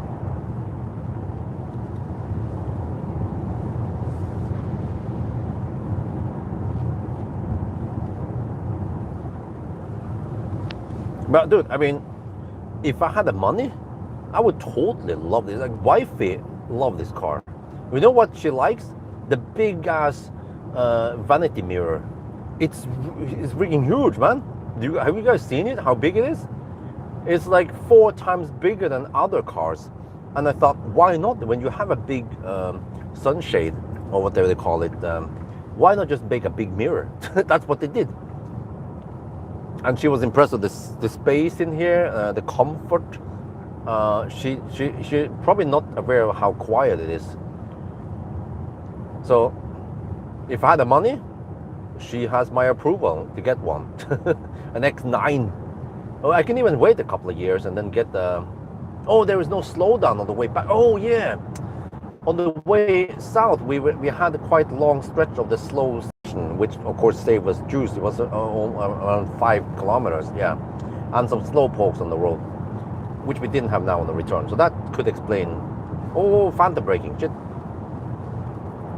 But she hasn't tried the Xpeng P7 Plus yet. So, I mean, the plan is to use Melinda Falcon as family hauler, right? And then, also wifey can practice drive the family hauler, Melinda Falcon. But if I can make a deal with Xpeng, and I can actually try to use the Xpeng on a daily basis, learn more about them, and actually make some videos, I'm totally up for it. I have to ask them. I feel like now that I've been testing the Xpeng, like real test, not just a quick test drive with a P7 Plus, I feel like, dude, this is something I could really try to live with on a daily basis for, I don't know, 3 to 6 months. Yeah, let's start with 6 months, see how it goes, right? But I already tested. When you plug it in, and when you change the current on easy, you decrease the current on the easy. It of course decreases the current in the car. Why? But when you increase the current again on the easy, it will increase the current in the car. Unlike Xpeng, unlike Neo. In Neo, it doesn't go up until you physically unplug the car. I was like, what? Seriously? But I have to check if it pulls from the plug if you finish charging. I don't think it does that. It should also do that, of course, and maintain state of charge, whatever you set it to, whether it's 80% or 100%, it should just maintain it and pull from the plug. So I need to do lots of tests.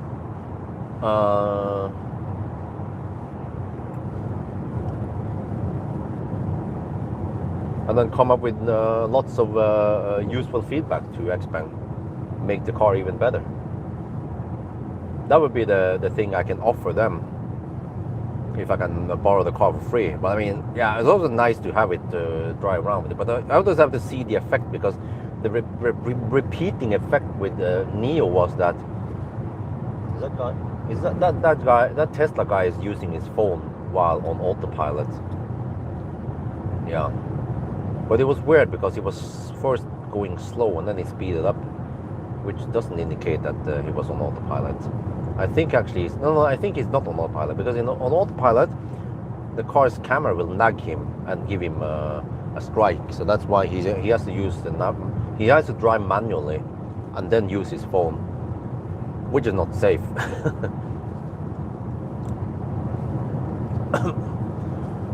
Okay, car still says 1% Fortfarande at arrival. Where there was a Russibus stranded by the road there. Oh! I haven't seen nothing. In the true speed of the Tesla, Bjorn, I will leave them in the dust. I will leave them behind. I'm not going to help them. Okay, 920 kilometers done. Consumption is 292 still. Oh, I was hoping it will drop more, but okay, it better drop now, soon, right? We're down to 15%, which is not really 15%, is it? Because it's more like 12%.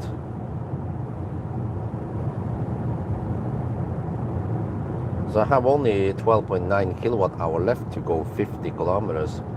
Oh shit, I have a budget of 257 watt hour per kilometer. Okay, the Oslo stretch better be low. Yeah, it better be around 200 watt hour per kilometer over here. Because we need to increase the budget. Right now the budget has been shrinking and shrinking, but now it needs to go up, or the consumption needs to drop.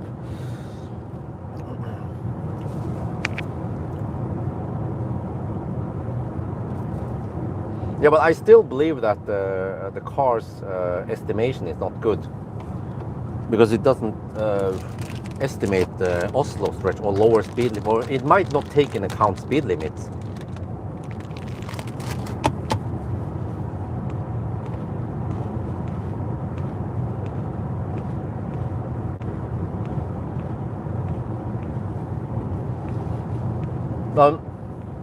I guess the more I drive this car, or Xpeng in general, going on trips and whatever, go to, I don't know, Yale, or the more I will learn about it, the more I will understand how it works. And I can maybe also do some sparring with, if I can get access to Xpeng's engineers, I can ask them, how does it work? They should know how it works, the algorithm. And I can tell them, no, don't do it like that. Look at the weather, look at the speed limits at least. I mean, they know the speed limit because the navigation tells you the time, right? And then based on that, they should be able to estimate better. Because I think it's kind of dumb. Actually, the dumbest part I've seen was in the old days with Neo. It would take the remaining distance, right? I mean, the navigation distance, and then it looks at the freaking VLTP range on the car, right?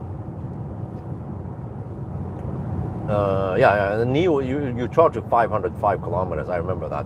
So then it's like, okay, you're gonna drive 46 kilometers. Well, we take the 46 minus the, I mean, we take the whatever remaining VLTP range minus the 46 kilometer of VLTP distance, and that will be the percent at arrival. I'm like, no, that is wrong most of the time, unless you're doing a Sunday drive maybe. And then the second worst is probably this, which that it takes the, I mean, it's kind of good-ish, but it depends where you're driving. So it would probably take the last 50, 100 kilometer consumption and then apply that consumption to the oncoming, which will be different. Yeah, that's probably why when on the way south, right, last night, the car was being very optimistic because we drove to Oslo and the consumption was low. So it was like, oh yeah, this is fine. We will arrive with 25%, and then we actually arrive with 5%, right? So I just have to guess how it works based on my Ninja experience. But it would be best to ask the engineers, the guys who program this, how does it work? Who is your daddy and what does it do? A better route planner takes in account car weight. You can actually change that even. You can say that you have 50 or 100 kilograms of weight. You can specify a lot of shit there, like bicycle rack and stuff like that, and it will try to estimate it correctly. Well, now it says 7 kilometers left on arrival. So it goes, oh, we have higher precision because it said 4, 5, 6 kilometers before. Now it says 7 kilometers left on arrival. So which should mean 1.5%. But it doesn't have the same precision as Tesla. Tesla, if you go to the energy graph, it can show you that you will arrive with 1.1% or something like shit like that, and it's super accurate. It predicts that maybe 100 or 200 kilometers before arrival, and it doesn't change that much. I think super consistent, but that's because I drive very consistent. So it takes my input or the history plus the upcoming and estimates and look at the weather and lots of parameters and finds out what it should be. So of course, if you don't drive consistent like me, then the Tesla estimation will be kind of off.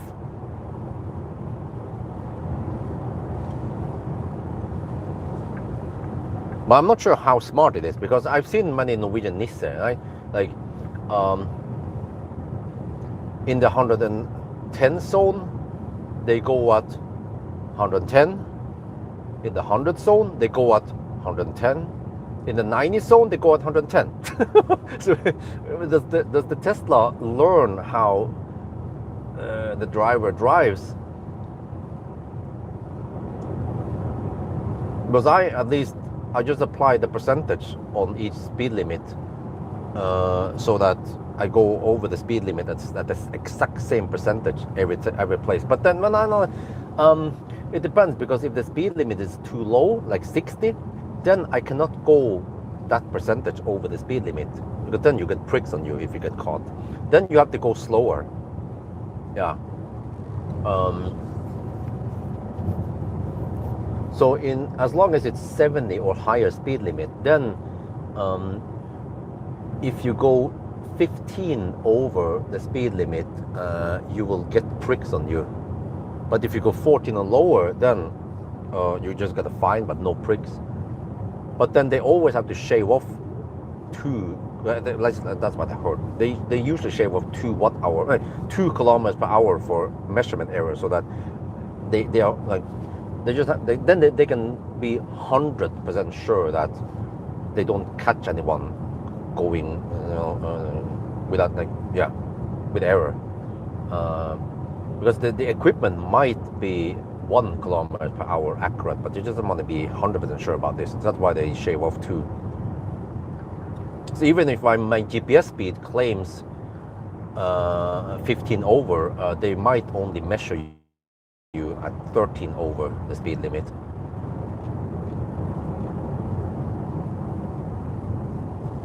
But in the 60 zone, then the limit is not 15 anymore over, it's 11.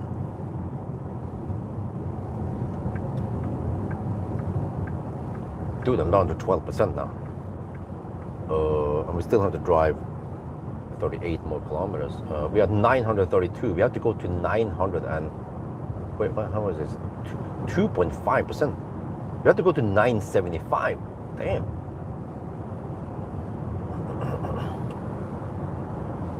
.5% underreporting. What? But the tires are enough inflated. You see, the tires are at 3.0 to 3.2 bars. Yeah, that should be correct. So they are not underinflated.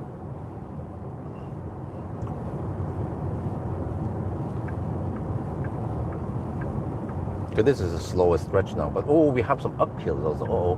2% at the arrival now. Okay, that's slightly better.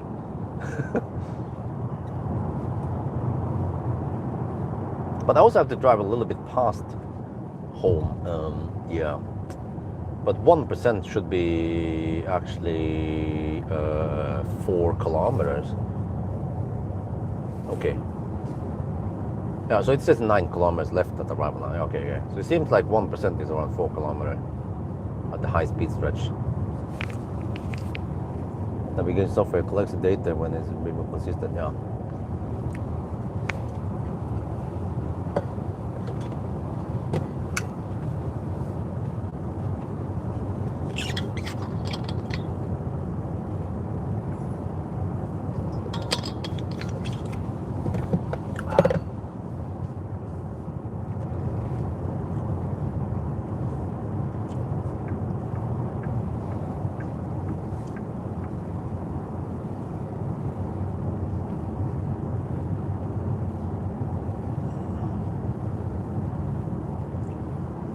It's kind of low traffic. I don't want anyone to be blocking the left lane. They tend to block the left lane over here soon. Wait, is it? Oh. Okay. Let's see now what's going to happen. I will try to be kind of aggressive on the lane here. Okay, good. Need to get past these guys before they block the left lane. There's a BYD. We just build your dreams, Dolphin.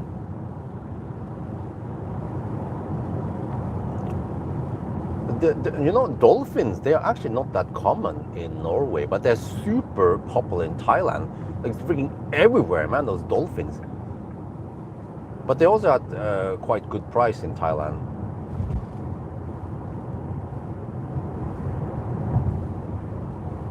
But here, dolphin, yeah, I mean, it's still fairly affordable, but you have competition from the German brands, and many people, I guess, they are willing to pay a little bit extra to get some German brand. or I don't know, Tesla, or they also here we have plenty of second-hand cars. So if you're poor, then you might buy a second-hand car instead of a Dolphin, because you are skeptic to Chinese cars. But in Thailand, it's normal, like, fuck, we don't have any other choices. The whole Chinese trade thing with Thailand, and the import tax on the other countries are too high, so they are fucked. They need to get the Chinese cars, more or less.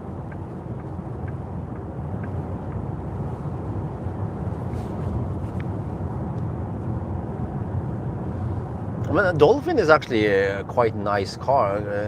I mean, okay, for the price, yeah. Okay, fairly okay utilization of space.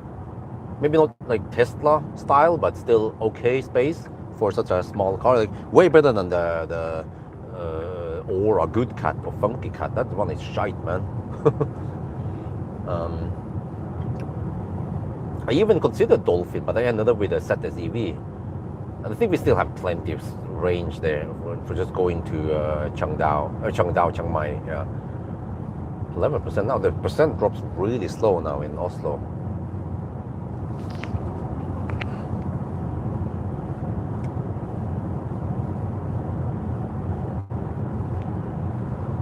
Yeah, it says 2%, 10 kilometer, which should mean 2.5% at arrival for now.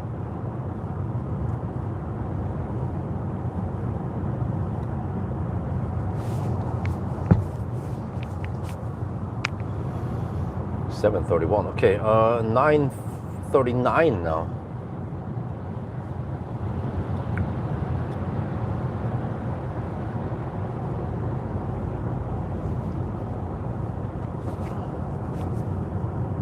Well, okay, at least we didn't arrive with 10%. I was thinking, okay, on the way south we spend 50-ish%, right? On the way north, maybe 55%, okay? Or I was thinking, okay, maybe at worst case 60%. Well, let me see. If that would be true, 60%, then we need to arrive with 5%, and we will most likely arrive with 2%. So.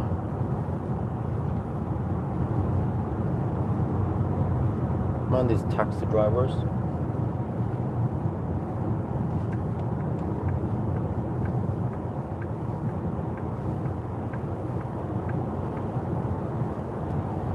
Always block the taxi campers hugging the left lane.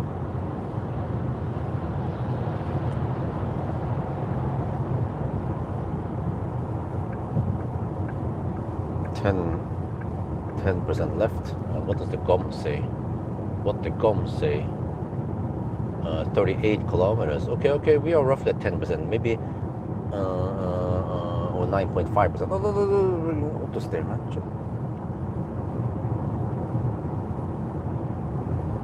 But 10% is not really 10%, is it? It's around 8% of energy left, which means around 9 kilowatt hour. Divided by 220. Yeah, I think we're fine. We have around 300 watt-hour per kilometer budget now.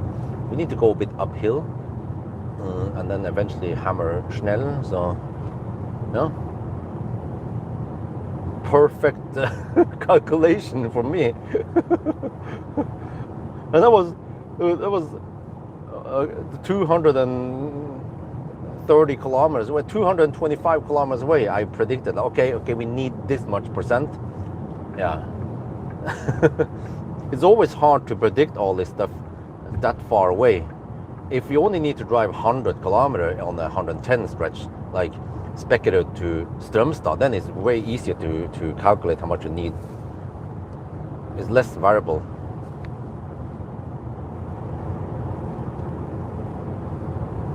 Like if you know that, okay, you could spend 260 watt-hour per kilometer in the 110 zone, okay, just do that, apply it, done.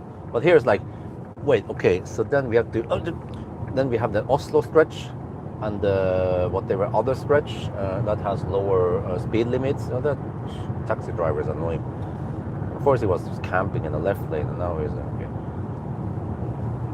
I wonder if I can use this lane, which is maybe smoother. Feels like it's slightly smoother here.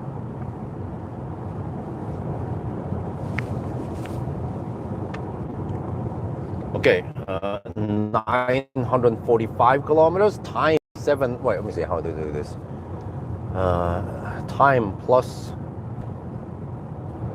1 hour and 2 minutes. Let me double check everything. 5, 6, 7, 8, 14. Okay, 14 plus 43. Yeah, that's 57. Wait, that's 57. Ooh. Wait, did I miscount something? 5, 6, 7, 8, 14. Wow. Oh, I see. We started 43. So it's actually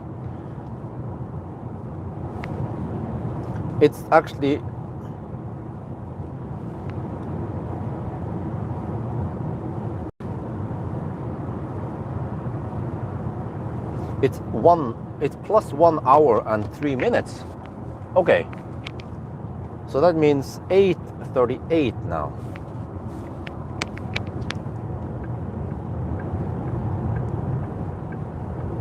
Close enough. Try to be as accurate as possible with my calculation, deductions, corrections. The car is awesome. It's truly awesome. It's one of the few cars I would love to own. It's comfy, spacious, actually rides well. Okay, kind of boat because you can feel it. It's 2.9 ton beast, but it has a luxury. It's really quiet, quick enough, more than quick enough. Charges like a boss. And the software has been improved over the years. Oh, now it says 3%, not 2%. Okay, so this is a really good car for the money. Extremely good car for the money. And if you don't want to pay that much, you can pay 100. Oh, phantom brake, dude! I was praising the car. Don't do this shit, man. Don't waste energy. It was 100 watt-hour wasted. But actually, maybe, hopefully, it regen a bit there. But well, you can get the car for around 700k. Then the front-wheel drive with a small battery, it still kicks ass for the Lord with a LFP. Even the crazy thing is that even the smaller LFP battery also charges at 542 kilowatts, which means that you can cap flat out at 400 kilowatts until, I don't know, 60-70% maybe. No, I sold a Kia a long time ago, if you haven't watched my videos in a while. I think I talk about this many places. Yeah, I will be getting that DJI Osmo Nano soon. I purchased it, and hopefully next week sometime I will get it. The PV5. Well, I mean, the PV5 is nice, but this is nicer. Yeah, it costs more, of course, but it's a way nicer car, faster. The PV5 is good for I don't know, yeah, like a van thing for. But I mean, PV5 is still good. It's a really good value for money also, but this is just better. Okay, more expensive, but also way better.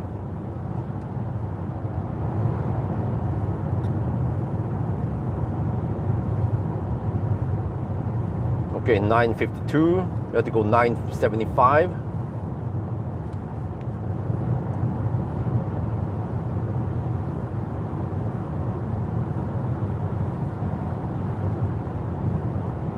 And yeah, according to the time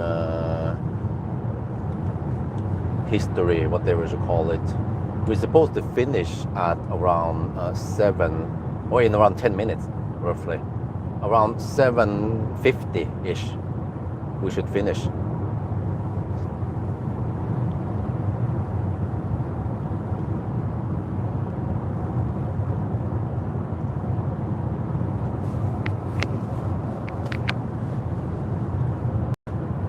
Okay, the PV5, it starts at 460k. Well, I don't remember. The car I tested was probably not the base stripped down, so it had some equipment, right? So, but how much was it, and then how much did it cost? I don't remember.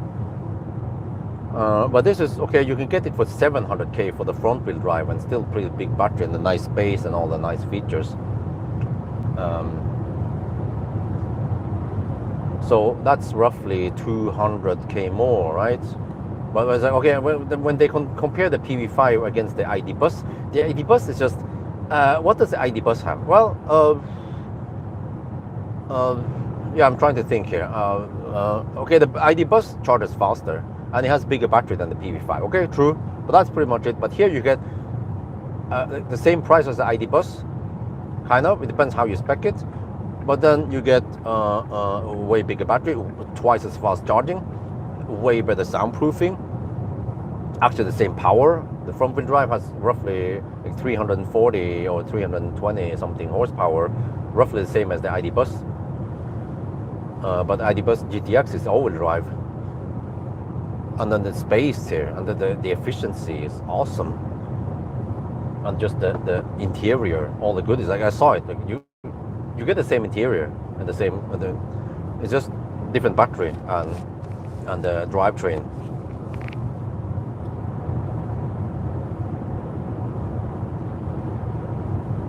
Oh, 7%. Okay. Now now it's just 3% at arrival. Huh? Like a ninja. Seems like I calculated correctly then. And the good thing I charged is 65%. People, I mean, if fortunately the chat was kind of empty but quiet. Could have been some Nista said, oh, 60% is enough, you can go now. Like, oh, okay. If I charge at 60%, I will be at 1% right now.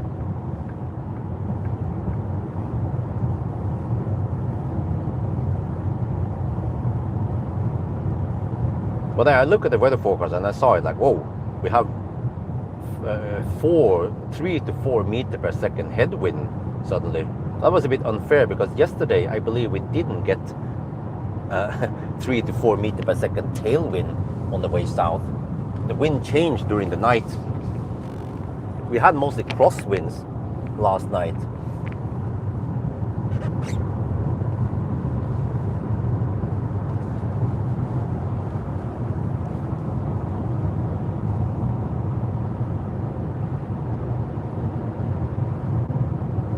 All right, 6%. Oh, okay, now it says 2% at arrival. Okay. 289. Oh, so that means 282 so far. And then time is now 8:45. Okay. Yeah, sounds like it's gonna be 8:50. Wait, or we have now 9:59. So that's only 15 more kilometers. Yeah, okay. It seems like we will just we will round it down to 8:50, right? We should have enough juice. If the car claims 2% around yes home, then that should be enough. Just have to crawl over to the charger afterwards.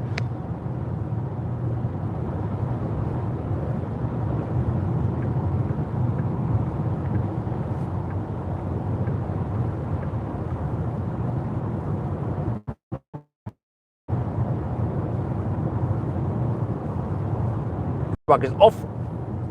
It's 14 degrees Celsius outside. I don't need heating. I'm getting kind of sweaty now because I'm going low. 5%.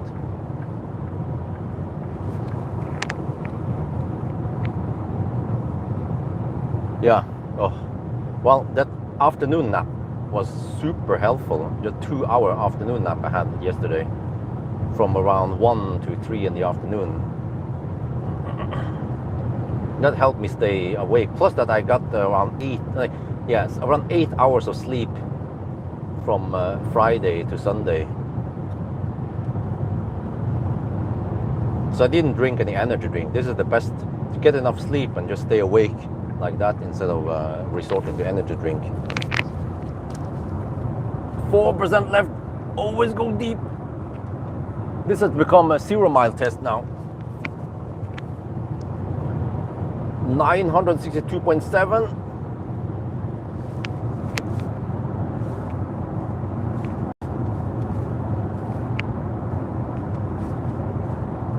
$847 now. Oh, come on, change lane. Shit.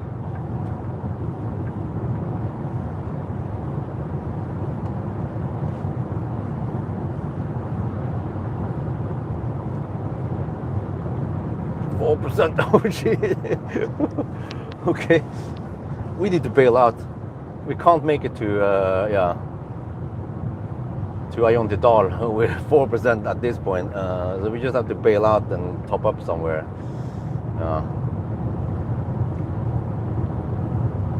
I also have to slow down a lot once I reach the 9, because I know that by going slow, like 90 kilometers per hour, you can save a lot versus hammering at 120.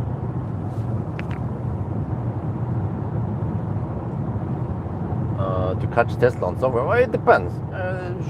Yeah. Not sure if they will ever catch, because Tesla is always improving and improving. They are not just standing still. That's the thing about Tesla. Okay, anyway, I need to focus now. You guys are talking about everything else right now before the countdown here. 965, 10 more kilometers. We are now at 848. Uh-oh.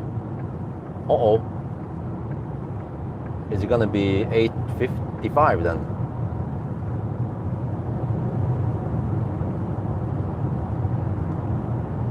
Fortunately, no traffic. 966.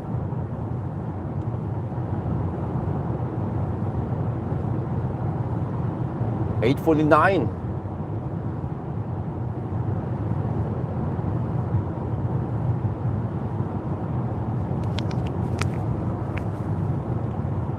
Go slow. No. We have 3%. Plenty.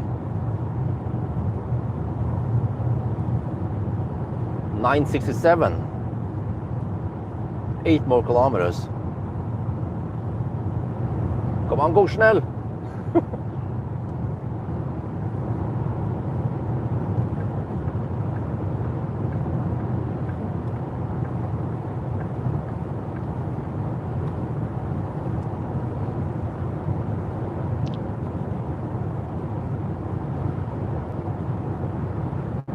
$968 there. 850 now.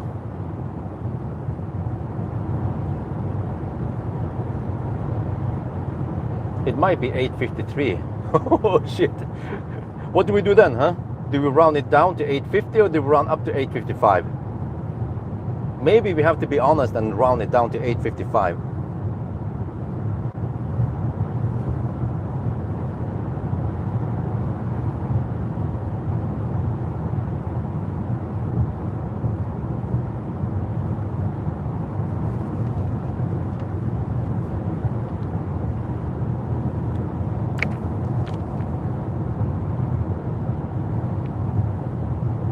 Oh, 2% now, 8 kilometers, 7 kilometers range left.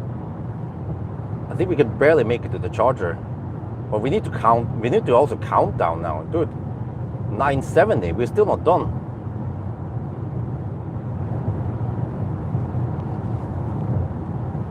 We're going kind of deep on juice here. Low on juice.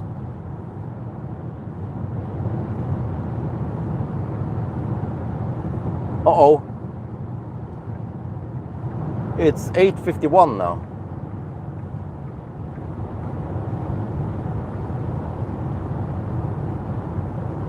%. Shit. I kind of need to bail out here.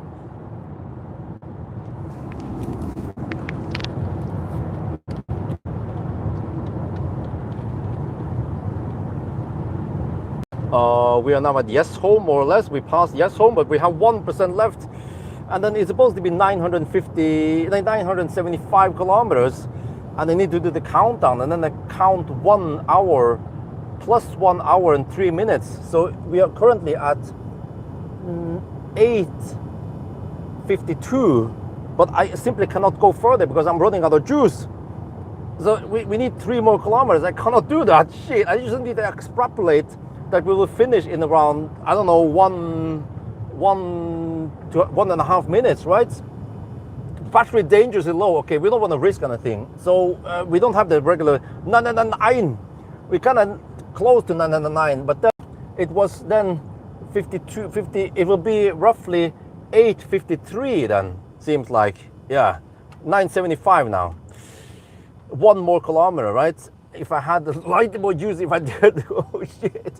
So we have to figure out, and the consumption was 289 before corrections. But I need to bail out now. and get over to the charger safely.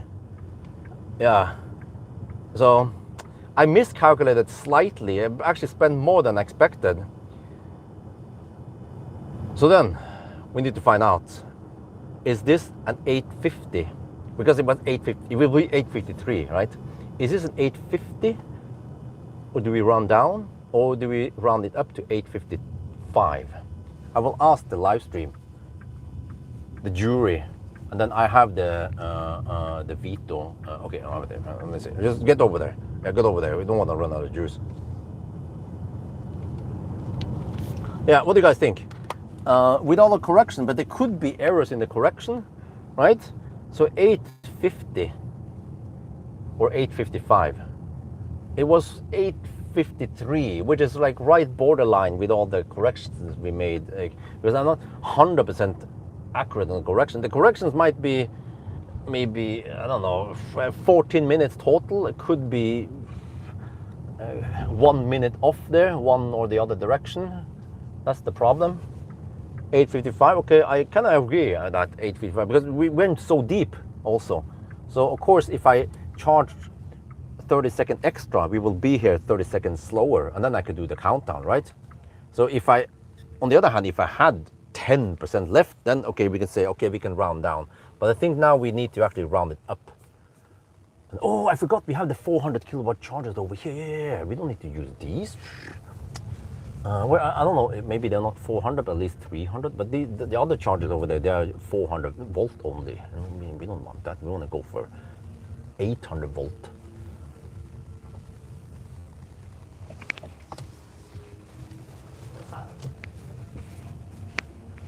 Here, I don't know, are they all 400 or should we get some okay speed at least? 300, no, 150 kilowatt. Oh, yeah, 225. Okay, at least that's good.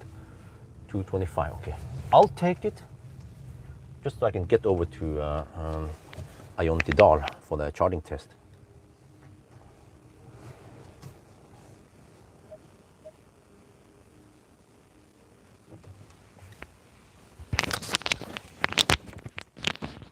Yeah, but the iX3 had lower consumption, so it kind of makes sense. They have roughly the same battery.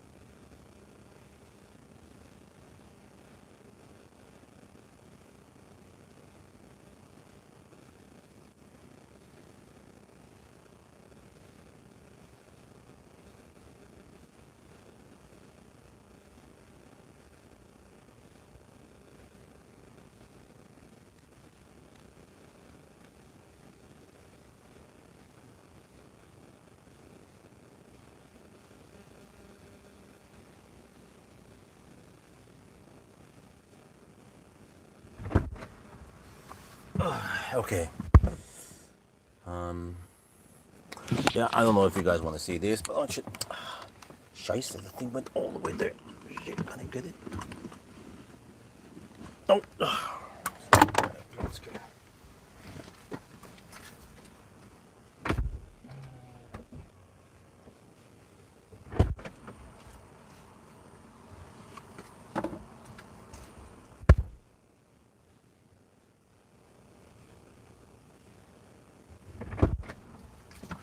Okay,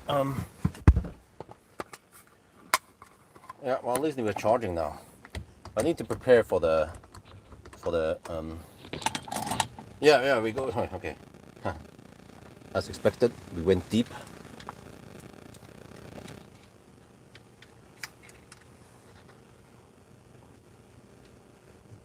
Oh yes, we are in safety, but the same thing like we saw earlier. We're getting only 103 kilowatts. Yeah, simply because we went deep. You see, these are 150 kilowatt chargers.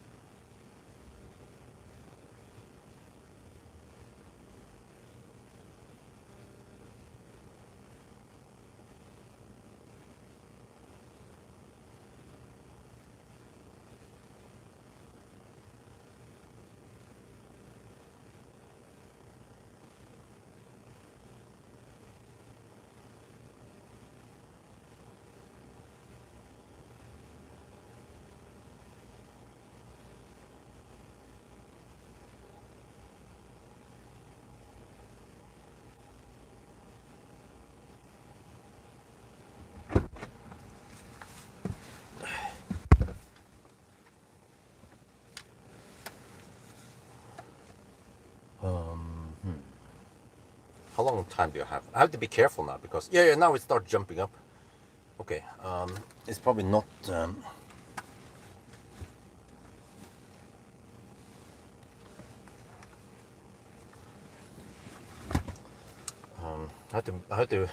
I need to go to the restroom. I can do it at McDonald's over here, but I need around 12 or 13% here.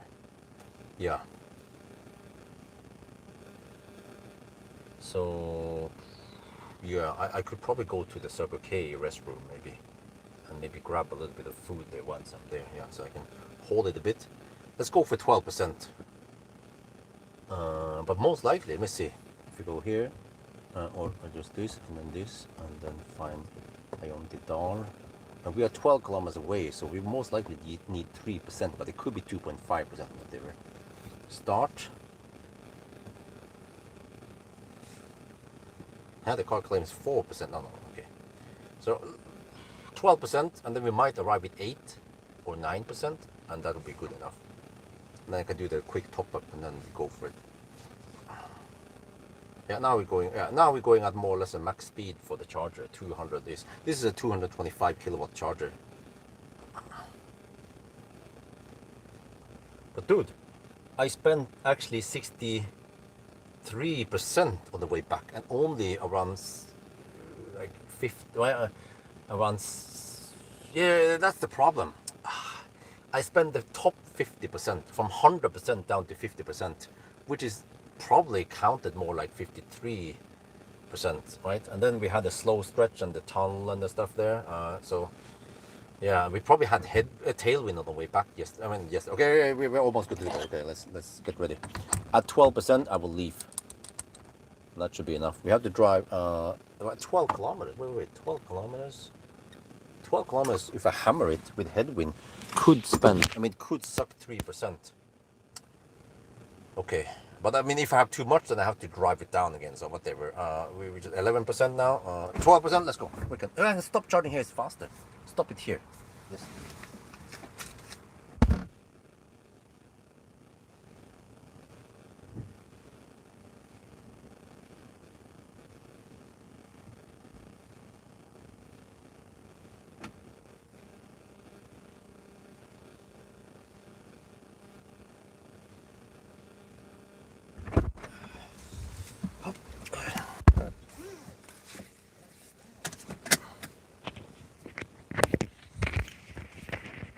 Okay.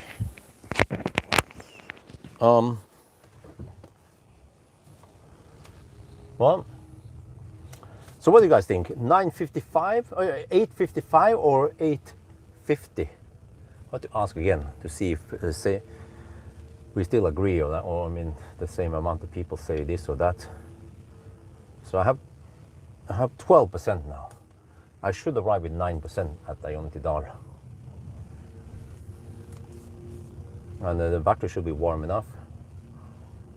And I might need to top up to 10% and then reconnect and then start the test. But I have to get the cameras ready also before I do that. Okay, most people say if 8:55. I don't think anyone said 8:50. I could also alternatively go to the other side and do the Tesla charging, but it's gonna take longer. So I'm like, okay, whatever. Oh, I'm in the wrong lane.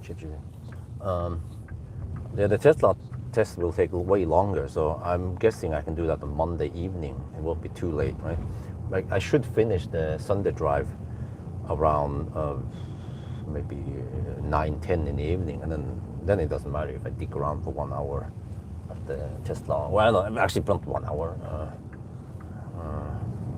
Maybe 40 minutes.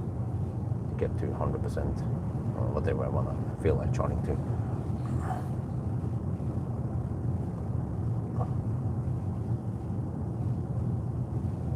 Okay, let's say 8:55 then. But to be fair, we did all the deduction as accurate as possible, but still, it was not enough. Yeah, the fact that we actually had to go deep means that I should have charged 1 minute extra. Or half, or at least 30 seconds extra, and then that would tip me over to 8 maybe could round it up to 854 suddenly if I had to charge extra.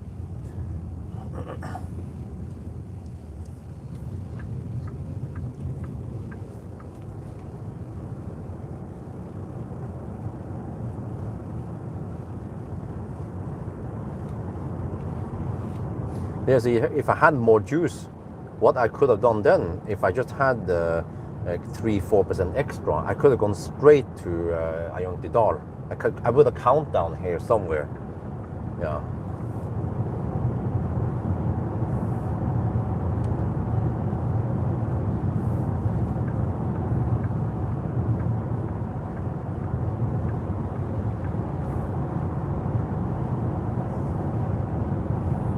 Well, okay, in that case, I'm not sure if the car was right all this time or not. Maybe it was right then. I need to learn more about how the navigation estimation thing works.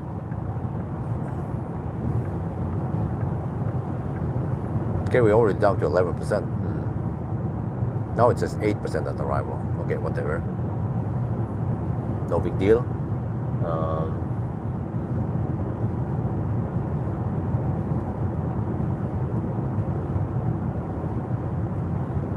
Well, I wonder, what I need to do now is charge briefly to 10% on the Circle K charger, and then stop charging, and then restart again at 10%. But will that count as 2 visits in the Circle K app? Or do they have a cooldown? You have to wait at least 15-20 minutes before you buy another thing or whatever, right? Not sure how strict that thing is. Otherwise, people could abuse that system.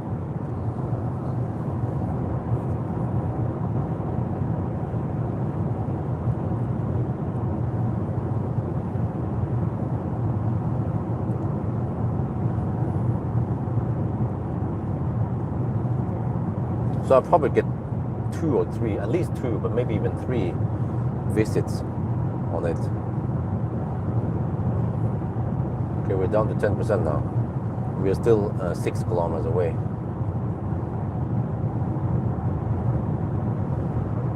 Whew, okay, let me see, how much battery status do I have here? Yeah, 70% plenty, okay. I only need to record for around 35 minutes. But I need to mount the stuff. I can use the shaft maybe, or not sure how I'm gonna do this. Or I can steal that shaft maybe. Yeah, that could also work. You guys can just me on the other shaft. Yeah, let's try that. That should work. I think it should be enough angle. Just have to not get in the way there, and yeah. Well, you guys also know to not be in the way somehow. But I want to grab some hot dogs first maybe, and then I can wait. Okay, yeah. See what I can do. Yeah, I also want to, if there is need to cool down before we plug in and charge, maybe I'll also do that. But I've seen it that it goes quite schnell, even from 2%. But you have that little slow ramp up, yeah. So maybe I should just plug in and charge first to 10%, and then just, okay, I can block the charger. Wait, or no, okay, whatever. I can just go inside. Probably doesn't matter too much.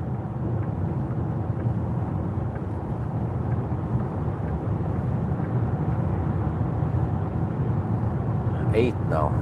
Wonder if Isabella's awake. Well, I should be home by 9-ish. This charging test is going to be quick. Take around 35 minutes to 100%.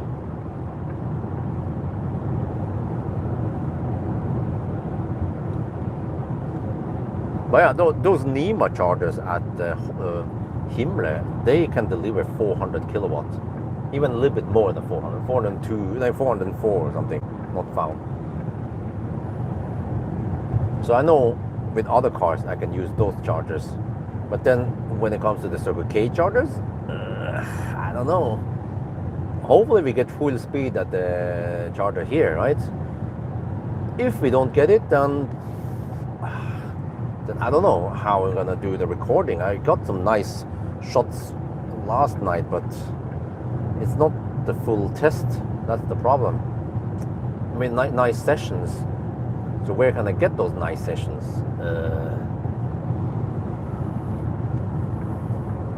Well, I could use the slightly slower Neo session. This is 30 seconds slower. But I kind of like this flat to 65%. The flat 400 kilowatt, but we don't see 415 or 425. So I don't know what people want to see, but we're gonna pick the fastest curve and use that. Oh no, no, I'm gonna park here. Oh yeah, look at the turning circle, huh? Huh? Okay, 360 camera enabled. We don't want to make any curb rush. Make sure we don't scratch anything. Yeah, this is fine. It's fine. Like a boss. Okay, finally I will lock the car and reset the trip meter. We're back. Wait, let me. Yeah, okay, let's do that. Okay, have it.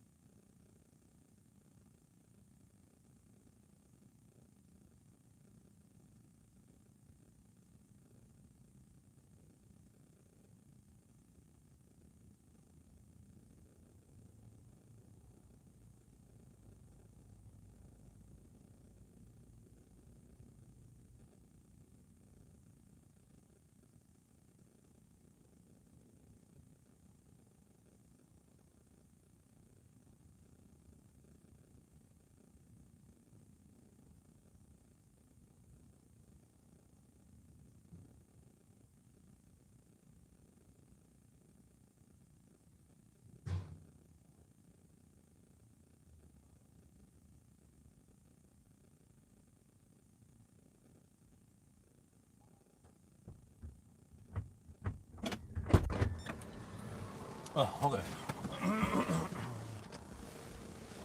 Much needed break.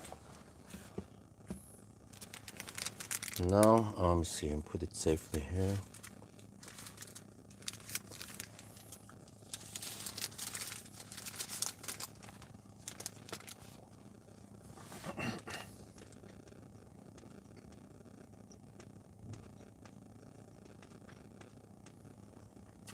Yeah.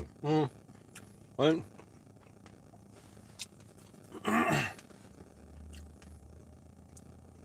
I know that it's non-linear, but I wasn't expecting it to be that much non-linear and so on. So, um, on the way south yesterday, we went from 100% to 50%.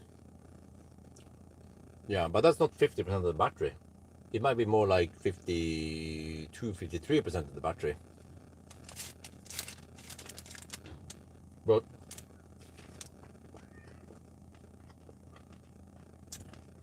we had at least 5 kilometers of slow traffic. But that's just 5 kilometers. It's not going to make that big impact on the 220 kilometer stretch, right? So I think it was mainly that I wasn't aware, I didn't check this beforehand, that we probably had some tailwind yesterday. And then now we get the headwind on the way back. So let's say we spend 53% on the way down, but on the way up, we went from we didn't go for 100%, then we went from 65% down to 1% ish, right? Actually, the small mistake I forgot is that I need to drive a little bit past home. So yeah, I spent 62% on the way back, but the 62% there compared to the other might be around 60% only. So it kind of makes sense. 53, 52 versus 60% with the tailwind versus headwind.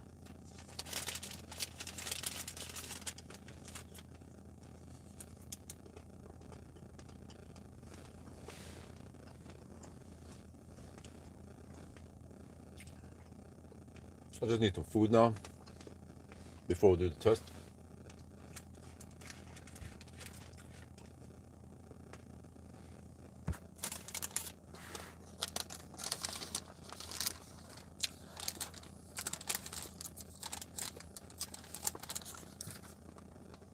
Yeah. I just need to put 2 wieners in my mouth.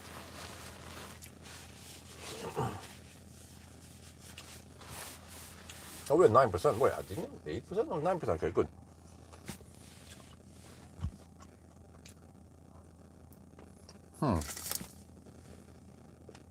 Okay.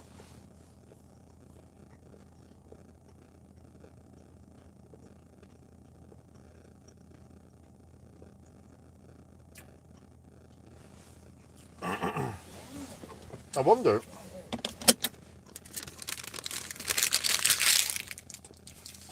since I'm not recording the Ionity screen, I could cheat a bit and start at 9%. And then wait. I mean, it's gonna throttle slow anyway. Then at 10% I start recording. Yeah. It's slightly cheating because then you have maybe 15 seconds of ramp up. Oh, okay, over there. I can kind of also want to see, just to test it. We charge to 10% and stop it. And we see if we get on the visit. Just want to test that if we can abuse the system. Not that I'm going to do it, but. Because now.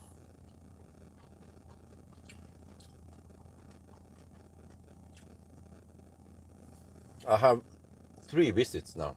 So we can see if it actually ticks up 1 or whatever happens. Does it count 2 or just 1? Just want to finish this. Don't want any mess. Because eventually I have to mount the camera here. Then down here. And you will be on the shaft. I have to make sure that they don't interfere with each other.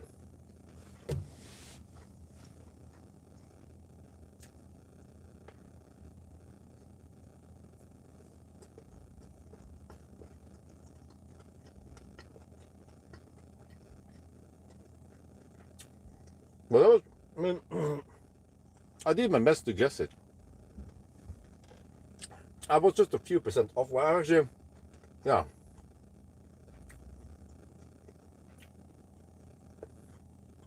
If I charged just a couple of extra percent, I could have made it here directly.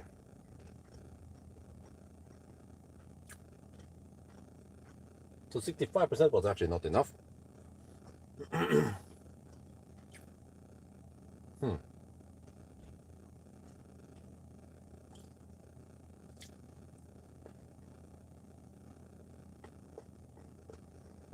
But look, it is still quite crazy because if you guys look at distance from Hobby to Yesholm, a little bit past it, it's around 230 kilometers. So you can go 230 kilometers on 65%. Damn.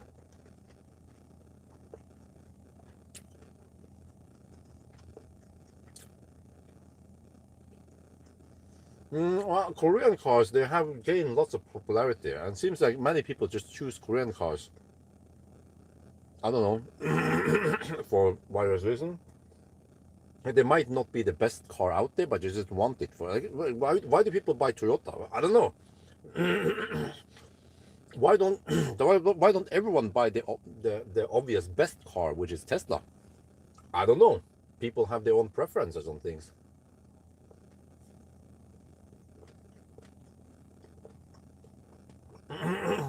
But the Chinese will coexist with the other brands here. Even why do people buy? Okay, even more. Word. Why do people buy Citroën EC3? Why do they buy them? Haven't they watched reviews? I think that's the problem. They haven't. Madness to buy that car.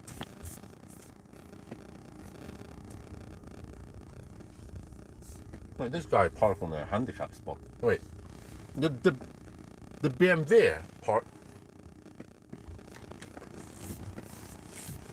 I was wondering, hey, what the heck is going on here?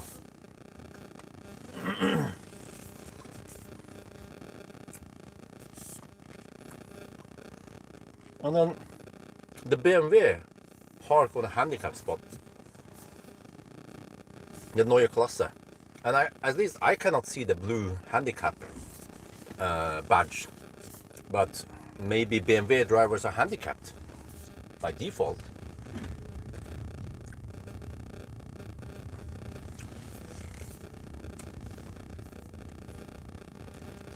Okay, Ionity, nope, too slow.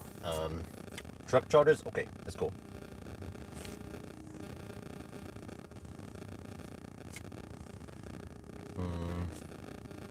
Let's go for this charger. I don't know which one is the best, but it should be the same, right?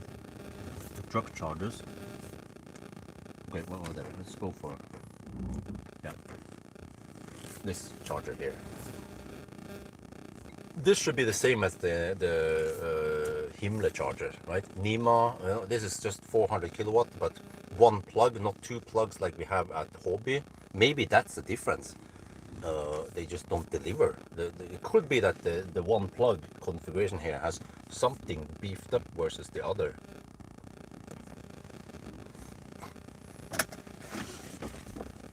Okay. Now let's get rid of it.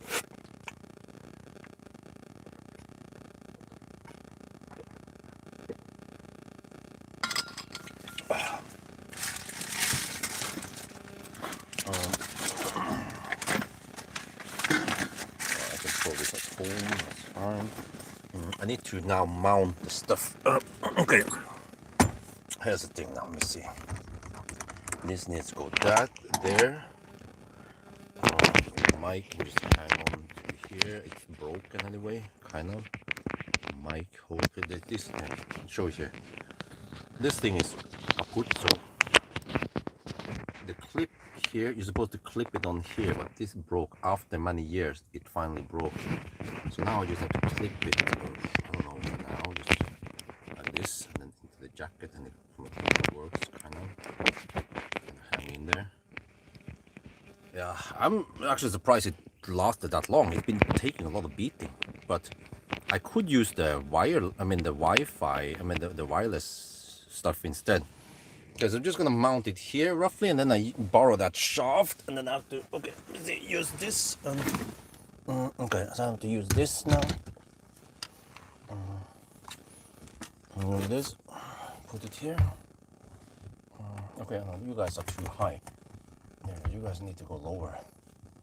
You're gonna block the view of the thing, and then I have to go further back. Actually, all the way back.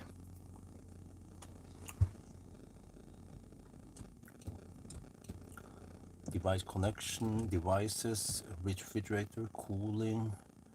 Okay, it's cooling down. Okay, whatever. Does it matter now? Whatever. It's sucking maybe 35 watts. Okay, let me see. You guys need to go slightly further away. I can zoom in a bit. Or maybe you guys can stay there, and then I have to get this ready. Well, I hope the angle is good enough. Let me see. On the other shaft here. Okay, I'm gonna do this. Oh shit, it has somewhat limited angle. I can see it now.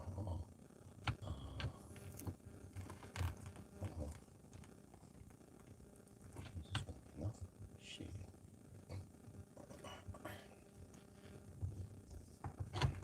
Wait, I can't angle it. There. Okay. Is that gonna be enough though? Kind of. Dude, the strap is in the way. Okay. Yeah, I remember this. Okay, I will take the strap off. There, maybe. Okay, and then go kind of wide here. There. Okay. Strap off. Let's see if I get a good angle here. There. Okay. I think we are good now. This. Let's check if I get a good angle. Oh, it's.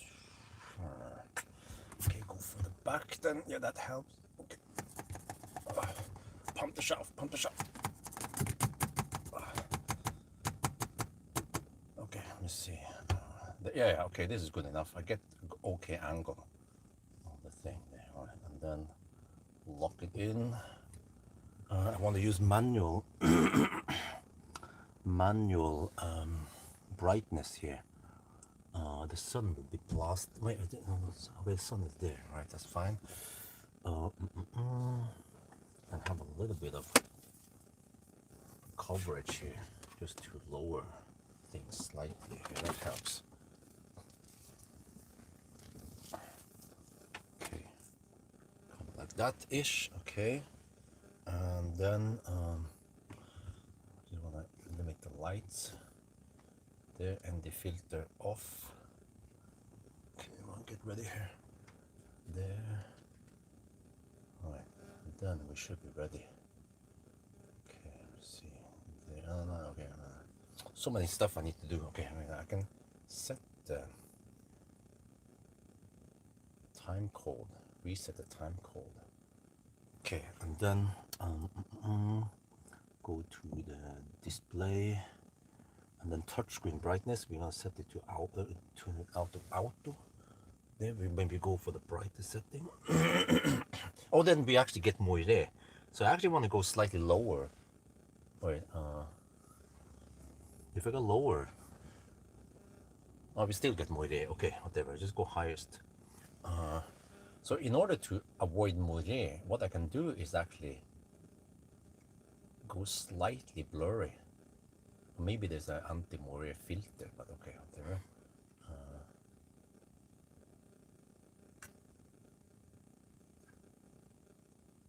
Okay, I think I have it roughly. There, just adjusting the camera here a bit. I need to do a quick test shot now before we. Yeah, that's the charging, the quick charging test.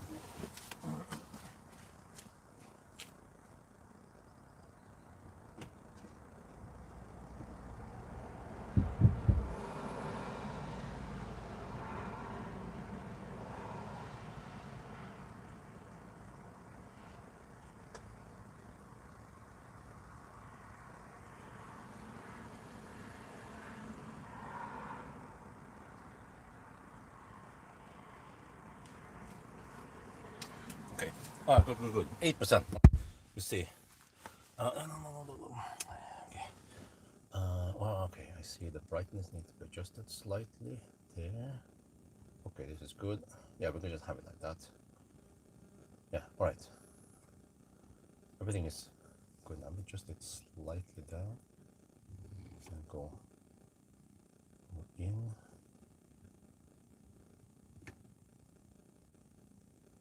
There, that should be good enough. A little bit.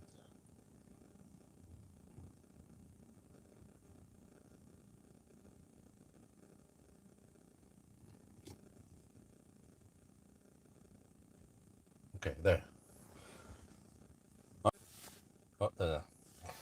it's ramping up. I'm ready to rock. Okay, stop charging. End charging.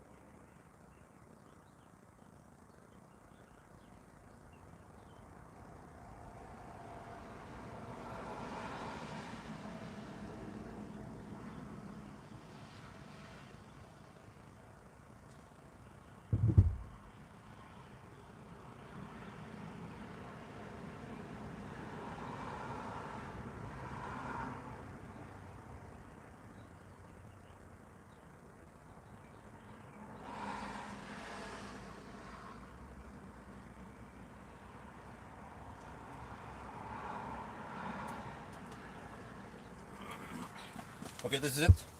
We're ready to roll.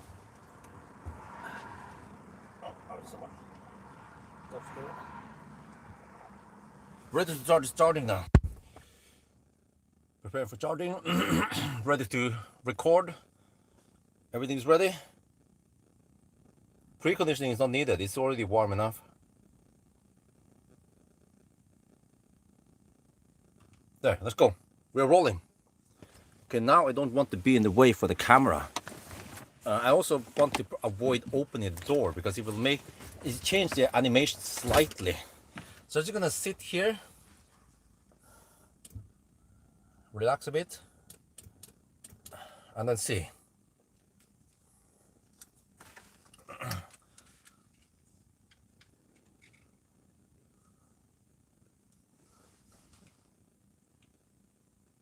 This is it. We are doing the charging test. Truck charger, same as that one. I don't want to open the door because when I open the door, it makes a slight animation there. And then the camera is mounted here, recording like that. And now hopefully we get 400 kilowatts. So this can be a good charging session without any throttling, unlike the last stop now at Hobby. We'll see. Yeah, look at that. Oh yeah, 404 kilowatt not found. Now, can we get this until 65%? Well, stay tuned and watch the charging test. Okay, we'll leave it kind of like that, and then I will have to do the summary after we finish this charging session. So, okay, that's it. Bring the popcorn. 404 kilowatt. Oh yeah. I don't want to shake too much either. I just want to record all the data, and then we'll see how long do we get this. Yeah, okay, let me see. I can zoom in slightly so I see better. There, and then cooling started, sounds like.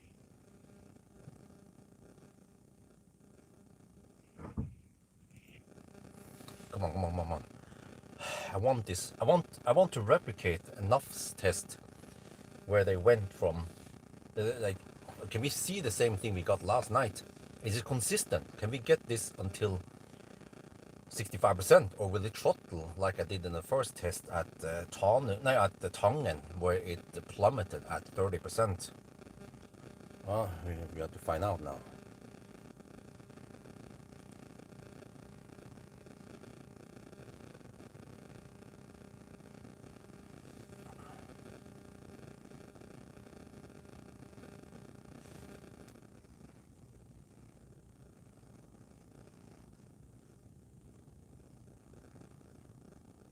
There, we can go a little bit brighter so you can see the numbers better. Come on, come on, come on. Battery is warmer than during challenge. No, the battery should have cooled down a little bit in the Norway side, but it seems like this car likes it cold. It doesn't want the battery to be too hot, because I guess when you're pumping in 400 kilowatt, it's gonna heat up anyway. Cooling started now, but it's going at low-ish rate. Come on, come on, come on. Can we get this to 65%? That would be the perfect session. I see the time here, 3 minutes. 10 to 28% in 3 minutes. You now have the time code correctly.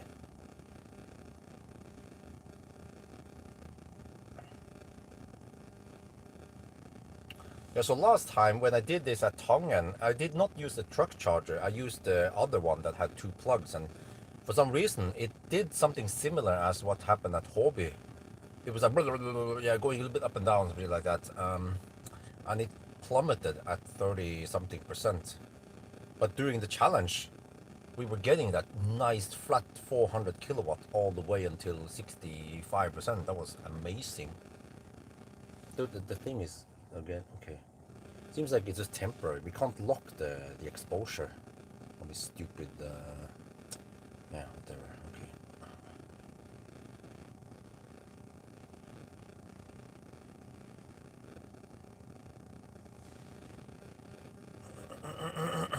Yeah, but I suspect that maybe if you don't hit 500 or 400 kilowatt plus, then it will just flatten the curve. But this is way faster ramp up than when I did the Neo chargers. I might just show it and then discard it. I will use this as the one we were gonna put up against the other cars because this is supposedly the fastest session. 4.5 minutes now, from 10 to 37%. Okay, so you don't get massive range after 5 minutes of charging, but it's still, let me see, almost 5 minutes now.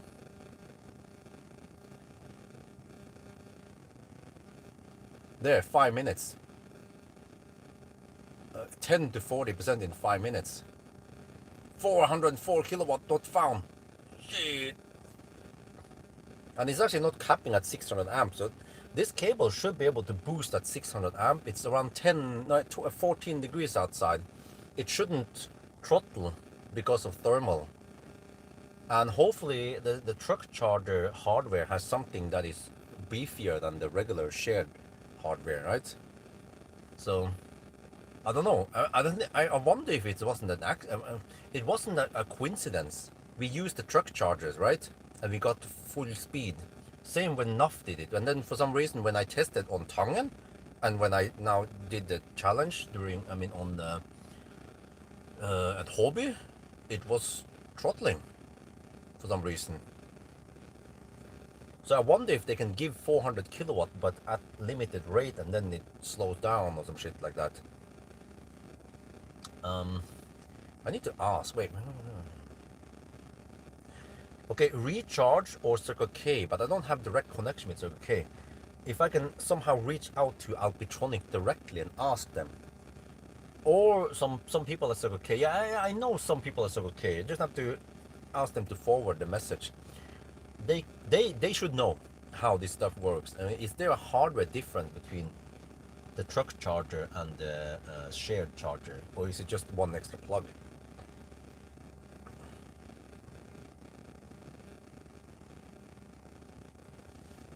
Look at this. This car, you can get this speed also in the poor man's X9, the standard range. It has LFP battery. It also supports 542 kilowatt, and I assume that you can also go flat 404 kilowatt. But okay, slightly smaller battery. But you can get this in the poor man's X9 that cost only 700k. Oh, this is madness. And it's supposedly more efficient than the IM6. Yeah, and the fat e-tron.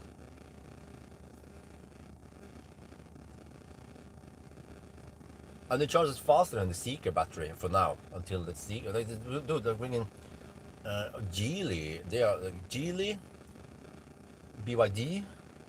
They are the big ones, right? Geely is freaking huge, and BYD also. But Xpeng is actually not that big, but they're probably just using some hardware from some of the other providers.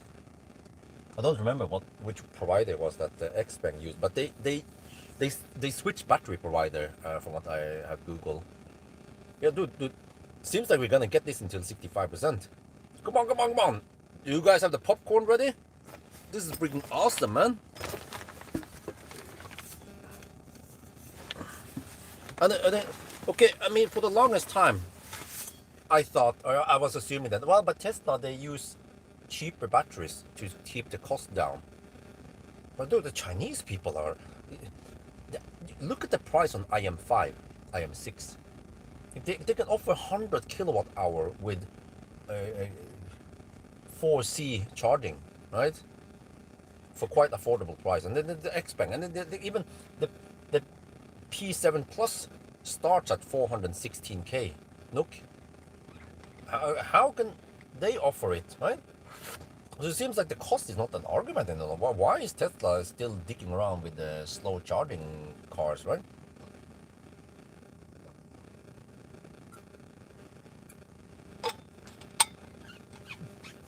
Look at this shit, man. There they. Oh, it throttled now to own. Yeah. I don't know why it throttled now. We got the better curve earlier, right? But actually, this is also what we got on the first session, kind of. But then the first session was different because we had so slow speed in the beginning. Yeah, so I think this is more normal speed. This is also supposedly what the what motor got. But we charged from 8 to 10%, so we had a little jolt there in the beginning and now. But it's been 9 minutes and 40 seconds, and we are at 66% already. Oh, shit, now we throttle even more. Whoa. It's not supposed to throttle this much. Shit. Come on, you need to recover. It's supposed to be 350 kilowatt now. Maybe you get this penalty because you've been hammering too hard at 400 kilowatt. HVAC is off, we're not disturbing anything there. Ooh. Yeah, I don't know what happened. We got a nicer curve last night, but then we had that shitty speed in the beginning. Yeah, you guys remember it? Like, it was from 2 to 20%, we had really slow ramp up. And also when we plug in at over 20%, then you flatten the curve and you get it longer. So this is actually what you need to expect. There, 70%, 1030. Can it reach 80% within 12 minutes? Well, it has 1.5 more minutes to go. Come on. But it's only at 275 kilowatt right now. I actually had I had higher speed at the Neo charger. But then it was because it was ramping up slow. Yeah, so by the end of the day, it might take the same time to 80%. We're gonna see. Let me quickly check collection. Okay, where is it going? There. 71%. Yeah, dude. Like, I got 352 kilowatt until 79%. Where is it now? It goes higher. What the heck happened here? Is it cable gate throttling? I don't know. But the cooling is not going that hard, right? This is okay, whatever speed we can get now is good, because on the Neo session I got 332 kilowatt at 79%. So hopefully we get this 350 or something kilowatt until 79% before it starts throttling to 215 only. But okay, 75%. 11 minutes, 12 minutes to 75%. Okay. Well, if we can reach 80% within 12 minutes and 25 seconds or something, we can round it down to 12 minutes. Had the boost to stay within. Oh, 12:22 now. But it seems like it is going to be 13 minutes. I don't know. Someone claimed that it could do it in 12 minutes. But it seems like my recording is going to be 13 minutes. Look at that. 350 at 79%. Holy macaroni.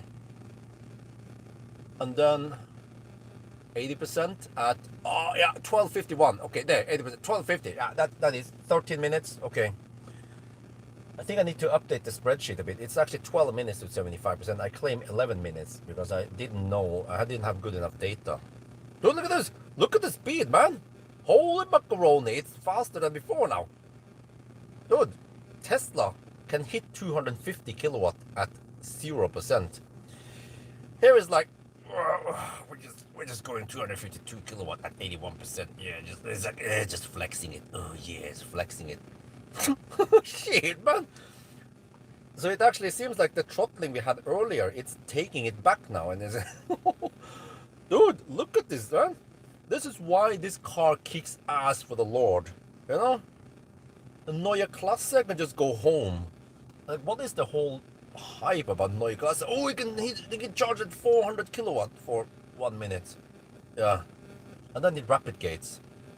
And whatever shit going on. Here is like, okay, you plug in at 20%. Well, how about you get 404 kilowatt until 70%? Yeah, how about that?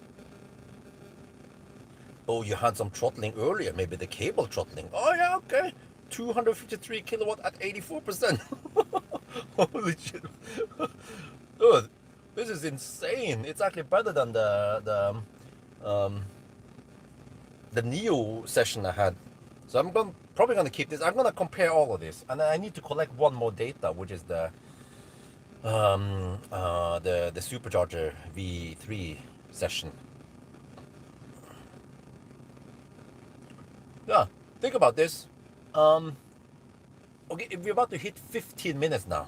So you drive for 3 to 6 hours until the battery is low, and you're like, oh shit, I need to pee, I need to eat, and then you're like, nom, nom, nom, nom. And after 15 minutes now, 15 minutes, it'll be like, what? The car's at 87%. What?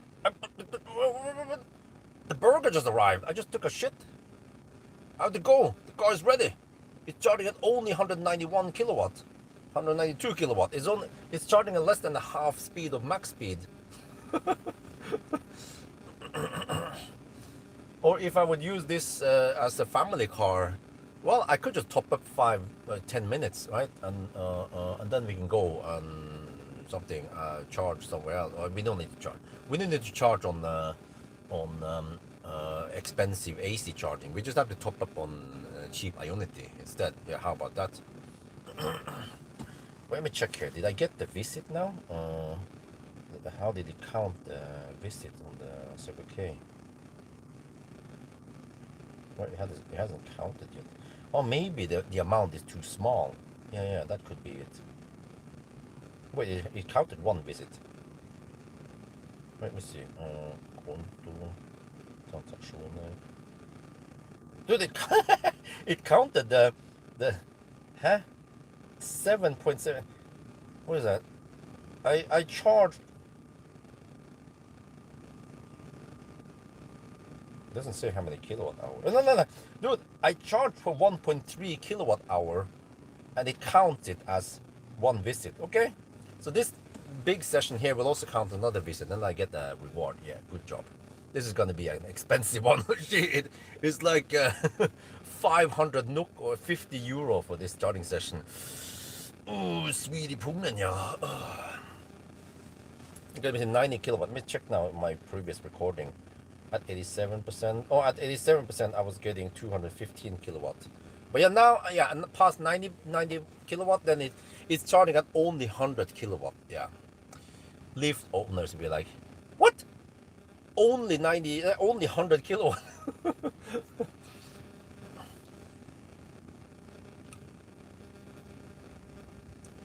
Let me see, 17 minutes now.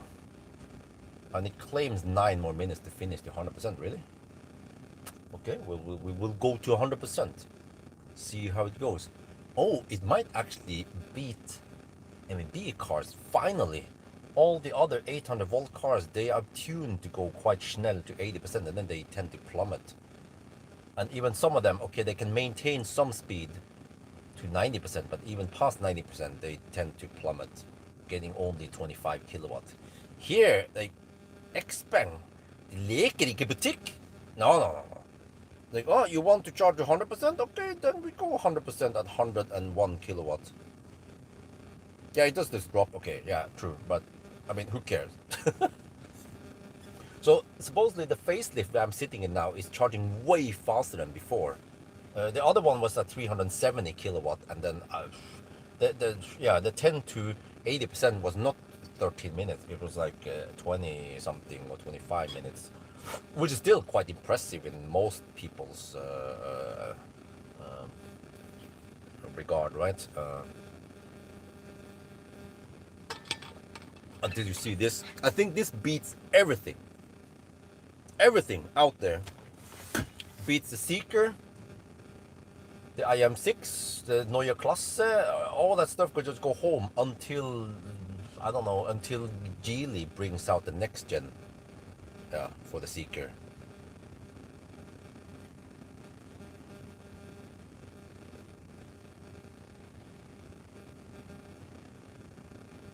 No, dude, we've been hammering it.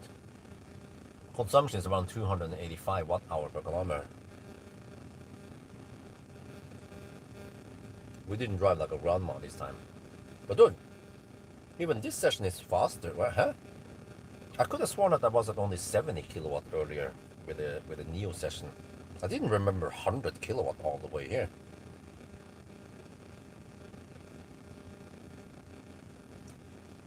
Yeah, the tempo mod actually goes higher than 130 kilometers per Stunde also. But you know what? You can pump in, you can charge on the, you can ride on the 400 kilowatt wave, and if you feel like you want to stay a little bit longer, then you can ride on the 200 kilowatt wave until 90%, right? Then you go hammer it again. And I don't know how fast you want to hammer with this big whale, but it can, like, speed-wise, it can probably go at 160 to 200 kilometers per hour quite fast. Okay, you will be burning lots of juice, but you will arrive faster.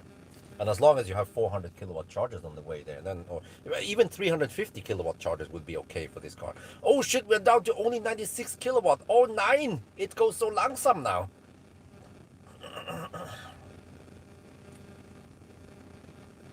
800k.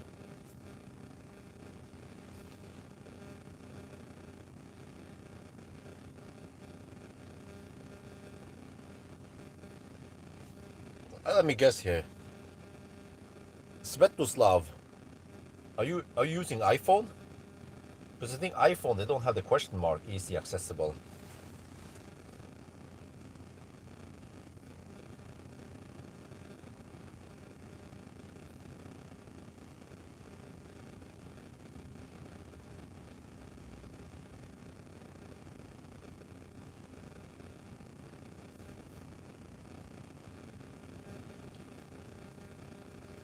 It's better than the 132 kilometers per hour limit. Huh?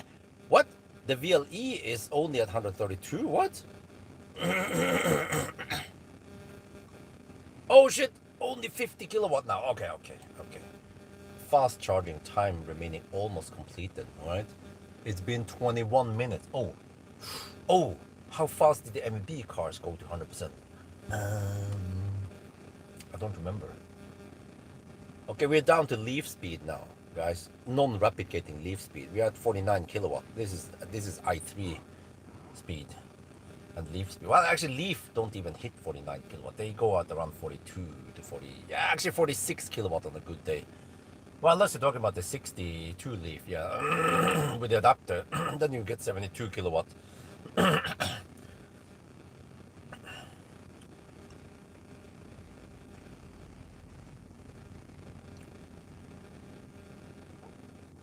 Oh, let me check in. It's 9 now. Okay, okay. Oh.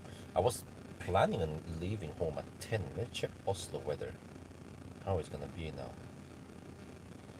Oslo. Oh, a little bit of rain. Oh, this could be okay actually to go downtown Oslo. Check the map. In 1.5 hours, that'll be 9, 10, 30. Slight rain, but not massive rain. See that the massive rain is going to hit Moss or that area. Reason we don't get the massive rain. Okay, 8%. Let me see. 2%. That's around 2.2 kilowatt hour at 45 kilowatts. It's going to take 3 more minutes.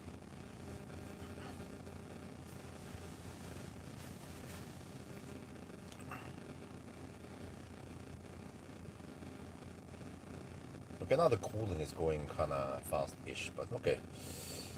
Yeah, hopefully this was the better session than the Neo session. And also, I still, now it makes me wonder, because for the longest time, I thought that the truck chargers and the other chargers over here, that they are the same, but now I'm starting to suspect that the truck chargers, they are, I don't know, they have something. They can deliver 400 kilowatt all day long. They don't have liquid cooled cable. It's still passive cables. They seem to have the same thickness. So I don't know what the heck is up with this. Yeah, I could try again if I have the opportunity. Test the Tongan charger, a different charger, just to see if I can get 400 kilowatt flat or not, or if that will strengthen my theory that for some reason those shared 400 kilowatt chargers, you cannot get 400 kilowatt for 10 minutes or something, you know, like you can get here. You tend to get it only 3 minutes and then yeah, exactly. They seem to be able to sustain 600 amps, whereas the other, well, from when I talked to Chem Power and stuff about boost, they said, well, the boost, like with the right cable, you know, you can boost 10 minutes, no problem, maybe even longer. It's temperature based, so like, you could boost 25 minutes, no problem. Well, I haven't seen that.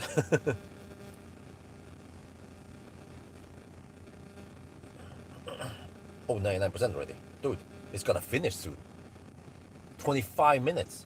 You're eating the burger, or if you don't try to eat at the restaurant where you look through the menu and then you order some drinks and you like that. No. The car is done at 100% soon. So a burger stop. Well, if you do things quickly, order the burger first, go to the toilet, and then usually the burger is finished within 5 minutes. If you go for hot dog, that's faster.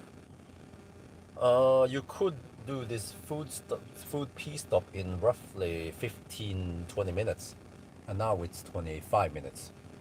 But then it takes a while to eat that burger or that hot dog, unless you want to just swallow it. But yeah.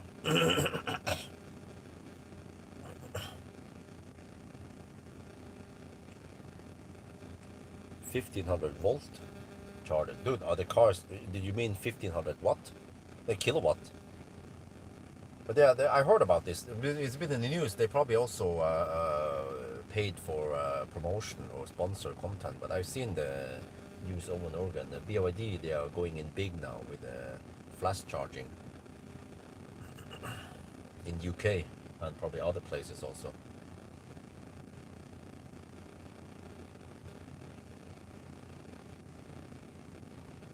But you see, with the Neue Klasse, what do you get there?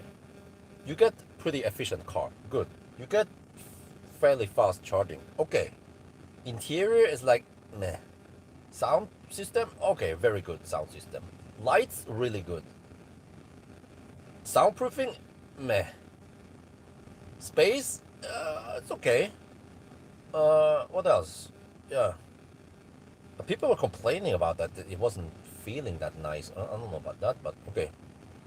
But what you get here, class-leading speed for now until other Chinese arrive. But I think for now, this is the fastest you can get in Norway, Europe, right?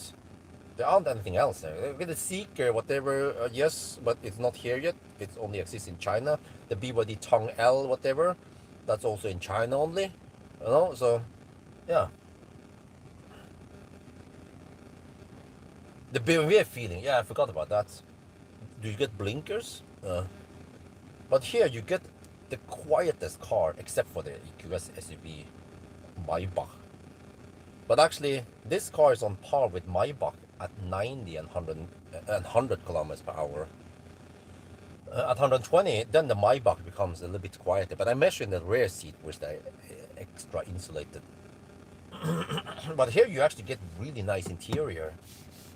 Okay, the sound system here is like meh. It's supposed to be good on spec, but when I listened to it, it was like, huh? Nah, it doesn't play that loud. Yeah.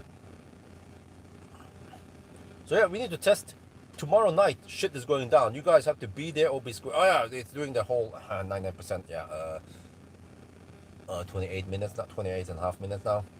The last 1%.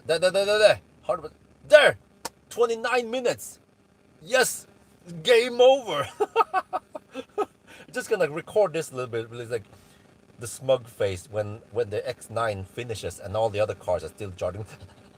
Yeah, I like the freaking the so-called other 400-volt cars. They are just struggling to hit 90%, right? Within the half an hour mark. This is like we finished to 100% now. Yes, just flex, just flexing it.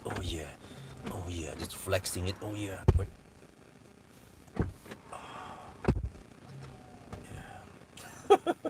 Yeah. Like, are you guys done yet? Huh? Lol. Okay, I'm done recording.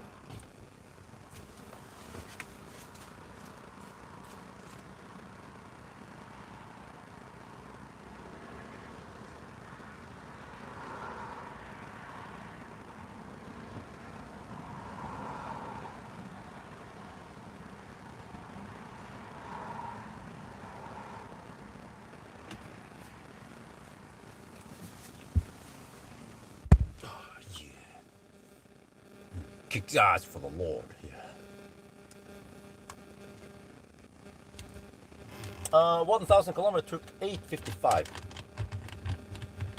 I think we have to be honest. We can't just deduct too much and round down too much. It was almost 8:50, but okay. Yeah. 8:55. That's still quite decent. And the funny thing is that it's 1 hour and 25 minutes faster than the second fastest van, which is the ID Bus. So the ID Bus was not only just dethroned, it was just thrown. It was just humiliated, really, by this. It's like so much faster, you know. It wasn't just 5, 10, 15 minutes faster. No, it was 1 hour and 25 minutes faster. Yeah, how about that? Wow. So that's the crazy part, that you get this car that is more spacious, charges faster, has more range, has bigger battery, quieter, nicer interior, like the screen, the zero gravity seats, the rear wheel steering, you get all this stuff for the same price as the ID Bus. It is madness to buy the ID Bus. I'm telling you. It is madness to buy it. If you want a big car with lots of space, this is the car to go for. Or if you want to go for the poor man's van, then you get the PV5.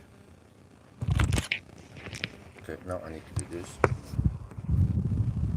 Okay, I need to pack some stuff away. But not, okay. Let me see.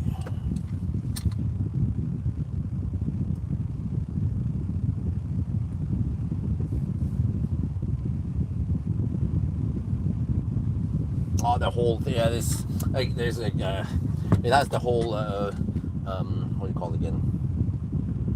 Aurora background and stuff like that. Okay, the visualization there is kind of weird, but at least it has the right color. Let me see, does it show the blinker correctly? Yes, it does. It visualizes what the heck is going on with the car correctly. That's nice. Unlike some other cars, it just has the wrong car color. And like I think it was the Lexus that showed a picture of the car in the instrument cluster, but it didn't show the blinking and other things. So it was a useless picture of the car there.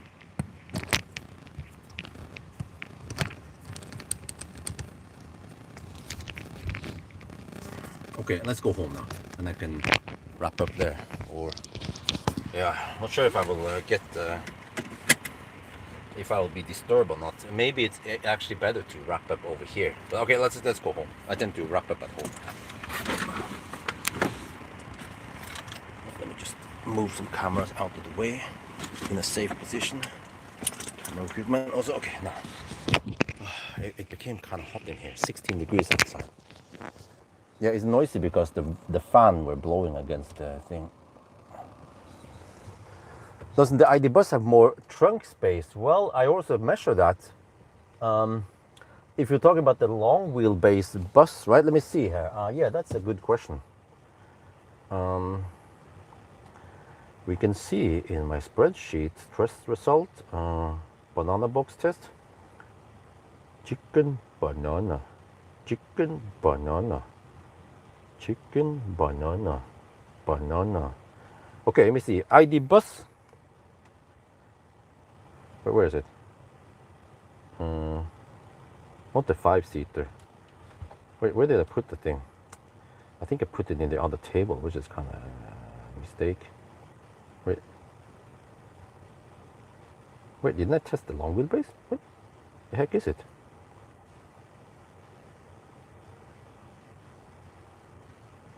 Wait, I didn't? What?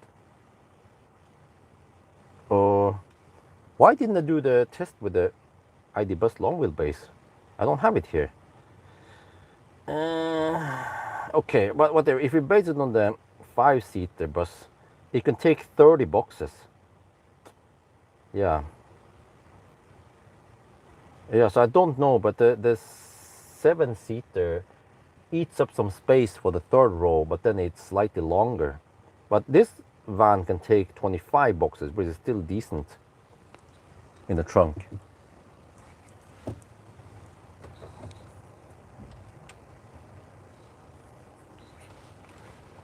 Yeah, what? How did I forget it? I had it for a week, right? Yeah.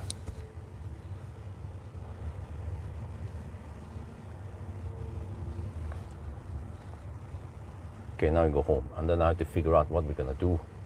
Are we supposed to go downtown? If we leave at 10, we can be there at 10. We can be there right when they start the food fair. Then it's probably not too crowded. Van, but that's the 5-seater thing. That's the 5-seater van. But I had never. You have to look for the LWB, long wheelbase, and I never tested it. I wonder why. Maybe I thought it would not be interesting, but it would actually be interesting in this comparison suddenly, because well, I think I wasn't expecting many passenger vans to come out, you know.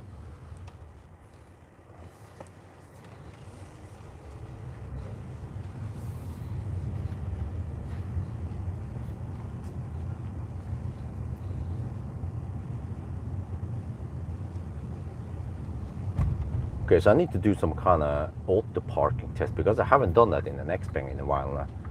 But I don't have to do it in this van. I could do it in the X9 or G6. They should be roughly the same. It seems like the software here, they use the same, or they like the feature where you can turn off the slowdown in the curves. It exists in the P7 Plus, but it also exists here, which is good. It's not like, oh, but this car is running on a different software than the other car. Why?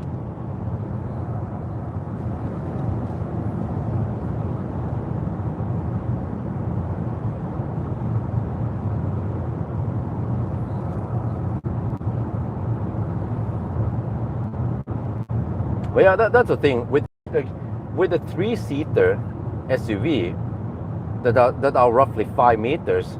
It is kind of cramped, but the EL6 same there. I mean, it works kind of, but then like not the greatest space.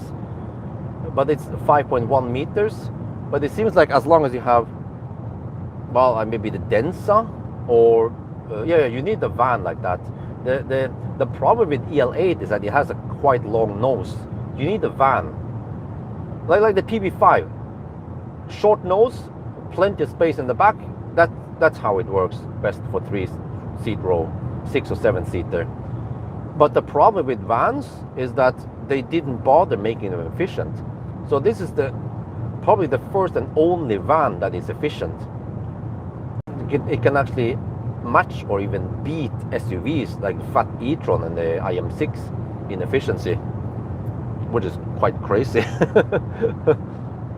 So that's one of the arguments against electric van, is that, well, like, you know, like ID Bus. I remember many people were complaining that ID Bus has only 82 kilowatt hour battery, 75 kilowatt hour net capacity, you know.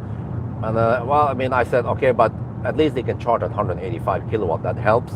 Well, yes, but now if you have this is really nice, dude. MPV, yeah. But you know, one test we should test. But I'm kind of running out of time here. 1,000 kilometer challenge with trailer. Shit. This would actually be really good when I think about this. Okay, you're limited to, I would cruise at 90 kilometers per hour, right? Like I do with the other cars, but it's kind of boxy. So the trailer will be drafting behind the box, but what is important is it has the biggest battery. So the G9, G6 will be slower. Yeah. You want to have big batteries. You can go flat 400 kilowatt, or at least, yeah. I think for I'm not sure. I can put it in that spreadsheet and calculate what yields the best time. If it's the riding on 400 kilowatt, or maybe at least ride to 85%, 80%, and then we don't have to stop too often, because no, but actually, as long as we use the truck chargers, then it's fine, right? But the thing is that we might not be able to get 400 kilowatt everywhere. Yeah, each time we need to charge. But I kind of need to prioritize a Sunday drive, because I mean, who drives this with a van, with a trailer? Would it be interesting though? Borrow the Circle K trailer, rent the Circle K trailer, and do the 1,000 kilometer challenge with trailer.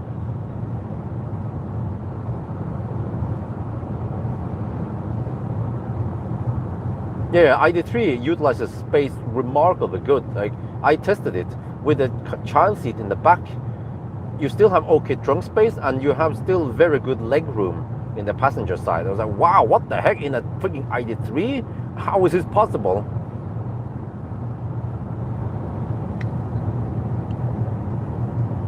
But I can tell that, well, I can kind of predict based on the consumption and so on. I can predict how long it will take, but it will probably be something like 12 hours. I don't know. Plaid was the fastest, right? The Plaid had the advantage that it was very efficient. So the car itself didn't consume too much. Here we consume almost 100 watt-hour per kilometer more than the Plaid. Yeah. But then we have slightly bigger battery and quite fast charging. So it should be able to beat Plaid. But maybe even an X9 could do it well if it's kind of boxy, and it creates that it creates that drag that the trailer is drafting on. But here, this car might be so slick that there is not too much to drag on.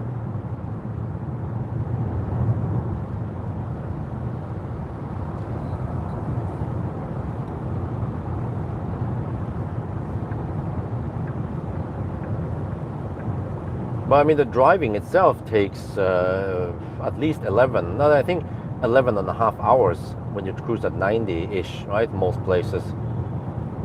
And then you have the charging. So then you can just count how long the charging will take. If you consume 400 hour per kilometer, um, uh, well, if you ride on 400 kilowatt wave, just charge more often. You need to add. Wait, I don't remember what the consumption was on the other cars, but if you need to add around 300, 350 kilowatt hour, then we're talking about around 1-ish hour of charging. So 12, yeah, it should be around 12-ish, 12 and a half hours maybe. What was the Plaid time again? Plaid was actually remarkably fast because it was so efficient.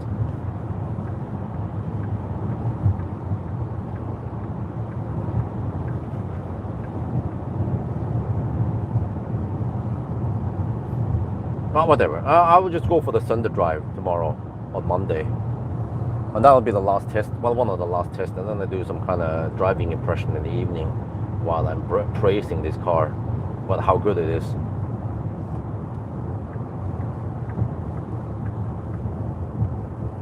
But yeah, think about this. I've been talking about it recently, right? What is premium? Is premium fast charging? This car has it. Is premium nice interior? This car has it. Is premium nice features? This car has it. The screen in the back, the massage in the back seat, the zero gravity seats, it has the premium. Is it soundproofing? This car has it. Is it charging? This car has everything that should be counted as premium or luxury even.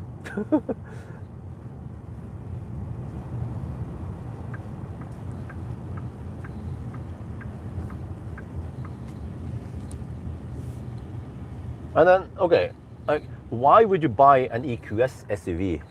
It's big, and it's luxurious, right? Nice interior. Well, you have the Bootmaster, okay. But if you want the EQS SUV, they're not that common. Probably because they are expensive, 1.5 million. Look, like, why would you buy it? The third row is not that big. I tested it. It's around 5 something meters, right? That thing. The biggest drawback is Chinese. Okay, but why?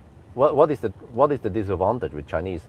I have good arguments against Chinese cars because I tested 10 different Chinese brands. One went bankrupt, but so I know what is bad about Chinese cars. But the thing is that this car doesn't have many of those bad things.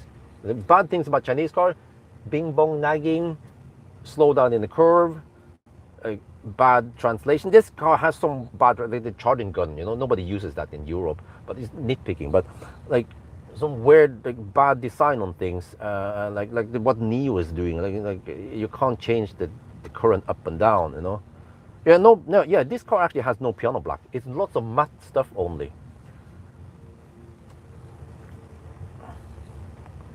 I don't know, but I had a whole long list of the typical annoying Chinese car stuff.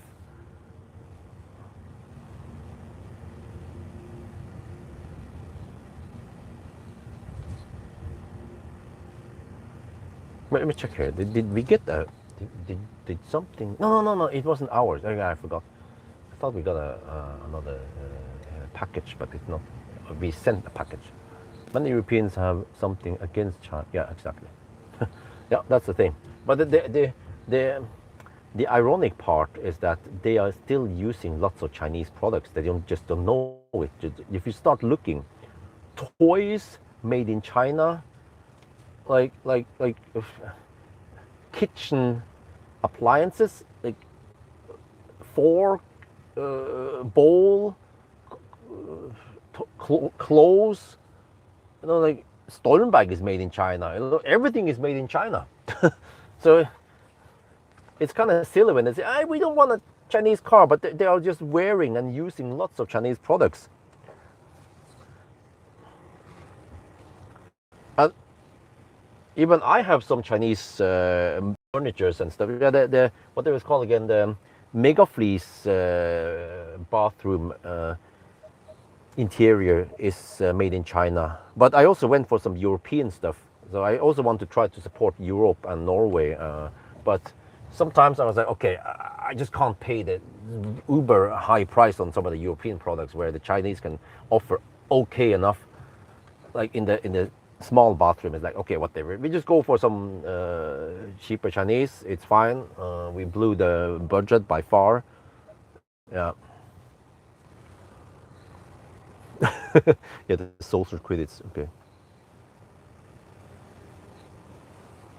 Oh, okay, I need to be out of sight of the kids, otherwise they're gonna be like, hey, Björn, mom and daddy's back. Okay. Okay. Here I just need to do a quick wrap up.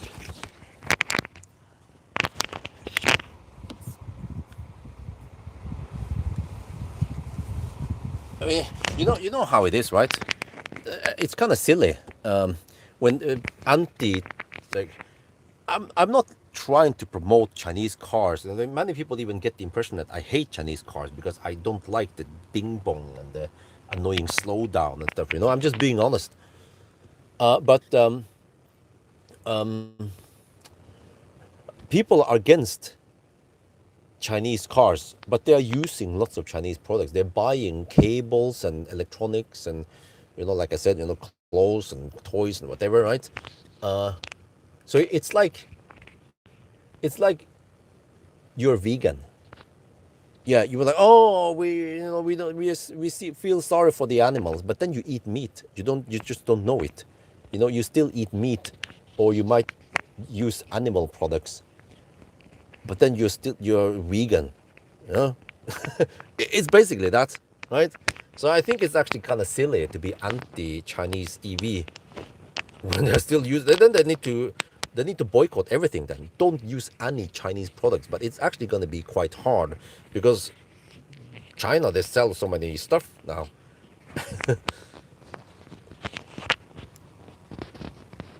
No, this thing is kaput. Maybe I can use super glue to fix it.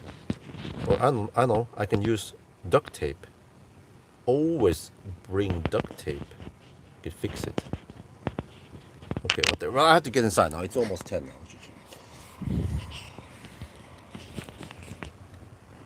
Yeah, exactly. The whole social credit thing. Yeah, it's just.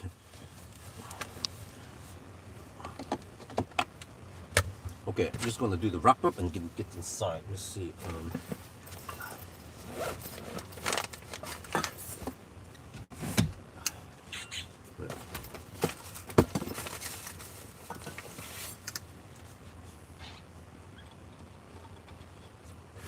Oh, for my clip, okay. But thank you very much. Well, they don't want Western car industry to die. Well, sorry, mate, but competition. It's all about healthy competition. If the Stellantis keep making shitty cars like the Citroen EC3, they're gonna go bankrupt. Once people find out how shitty those cars are, no one is gonna buy them. Yeah. Nissan, they took some shortcuts when they designed the Leaf, and they replicate. And now you see the problem that they degrade, and the batteries die. So as long as you design good cars that last long and can upgrade like Tesla, then they will prosper. So yeah, actually I would say, I should have a TED talk about this. But the thing is that I might be banned from borrowing Stellantis cars, but MEB, Volkswagen, they are doing a pretty good job.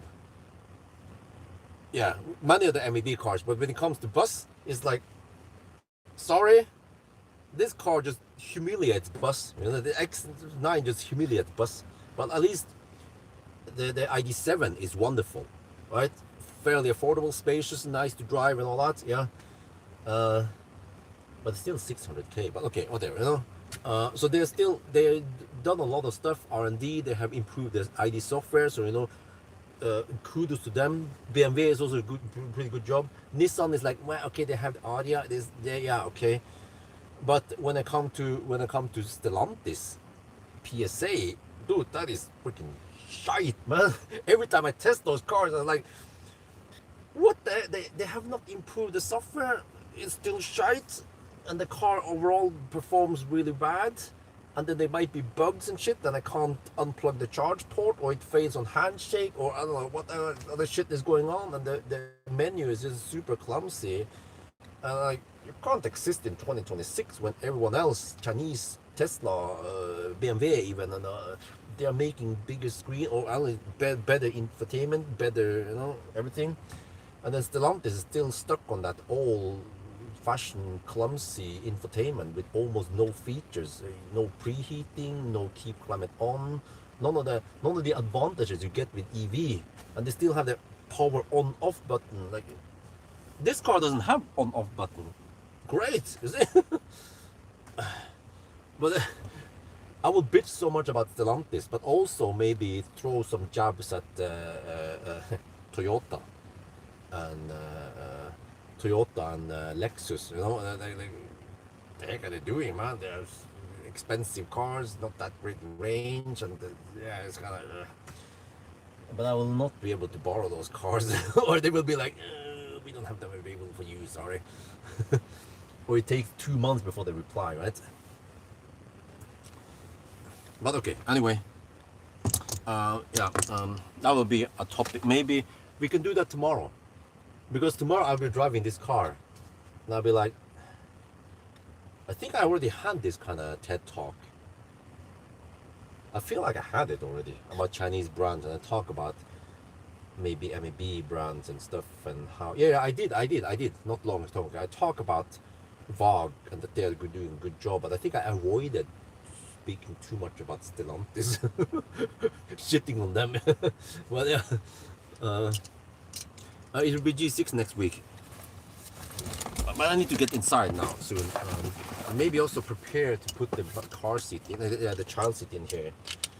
Well, it doesn't take too long. I'm getting kind of used to it, but okay. But it's almost 10 now, so I need to figure out what the family wants and if they want to go downtown or what. So I need to do a quick wrap up, not too long. I already praised the car a lot, so I feel like I just need to quickly tell how fast it is.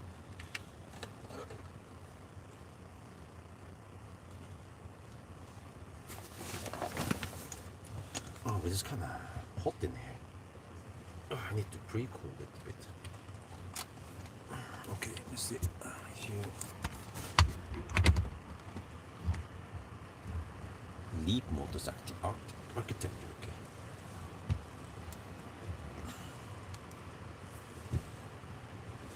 Alright, there, and then there, and then there.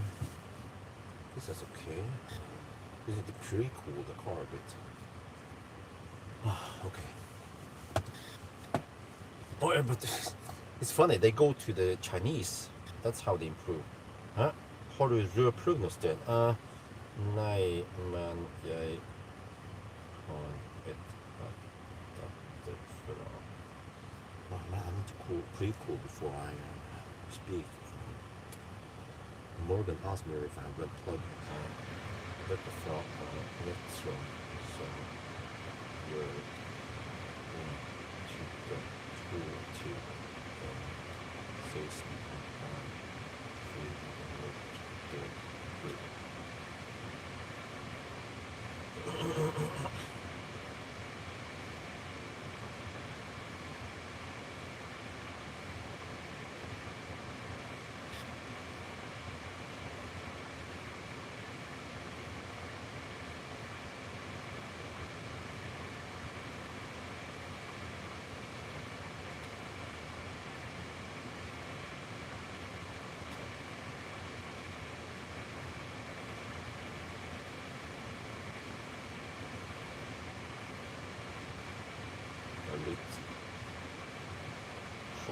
boy. Men det funkar.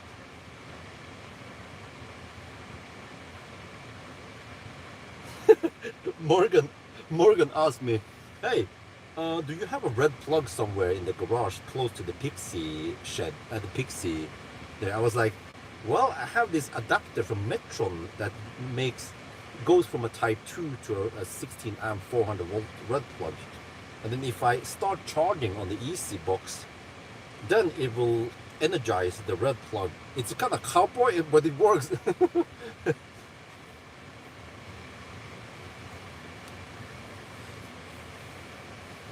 Okay, let me see. Okay, let me do the wrap up now.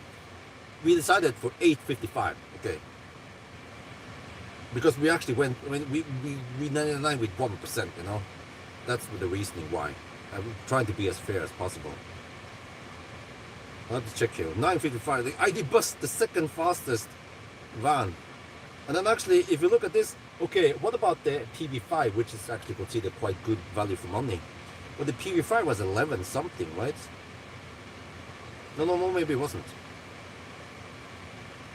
PV5. PV5 was, yeah, 11 hours. Dude, that's 2 hours slower than this. So, you know, yeah. But I suspect that actually the poor man's thing, the poor man's X9 is still going to be quite fast. Maybe just 10 minutes slower than this.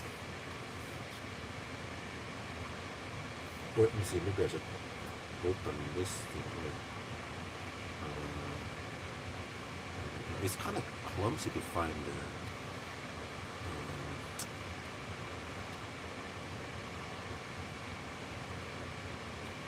window and door, sunshade adjustment. Can I have a hotkey there? Window and door. I don't. What? Why can't I have a hotkey for opening and closing the roof in the back there? Now it's nice. You know, now we can see better the light in the back. This is weird, man. Why do we don't have that feature here? It's lacking more hotkeys, I feel like. Okay, anyway, I need to wrap up now. Guys, I need to, sorry, 110 people in there. I would like to chat with you guys, but I need to get to the family soon. So let me just see here. 10:20 was the ID Bus time. What about the EQV? Which is like the most luxurious EQV.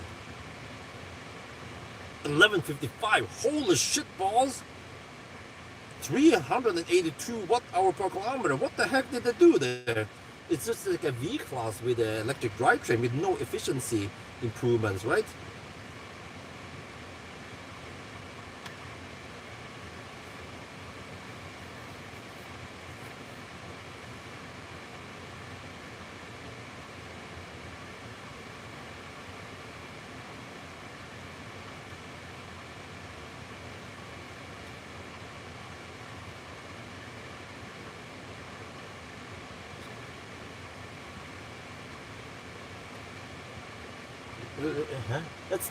This is 3 hours faster than EQV. It's kind of funny when the EQV is pumping in at maximum speed 100 kilowatt. That's what we get at 95 kilowatt. Holy shit, balls! This car charges 4 times faster than the EQV. And I bet the EQV costs more. Okay, whatever. We're not gonna piss too much on the EQV, right? The Mercedes. But it's like, yeah, it's getting old. Yeah, that's true. But still, okay, whatever.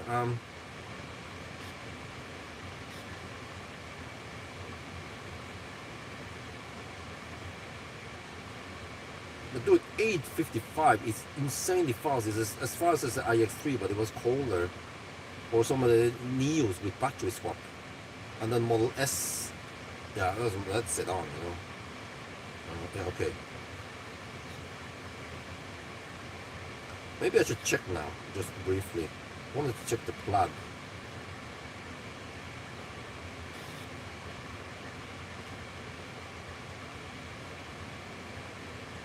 There, with the trailer.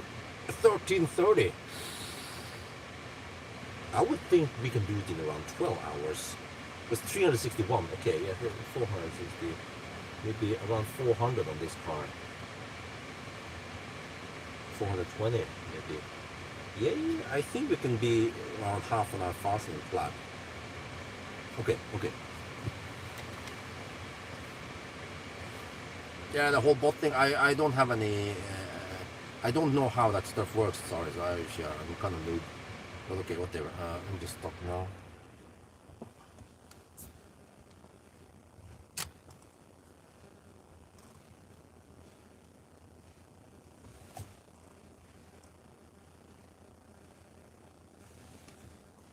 What the heck is it running? Is it freaking fridge? Yes, it is. You turn off the fridge? There. There's a little fan running on the fridge. Okay.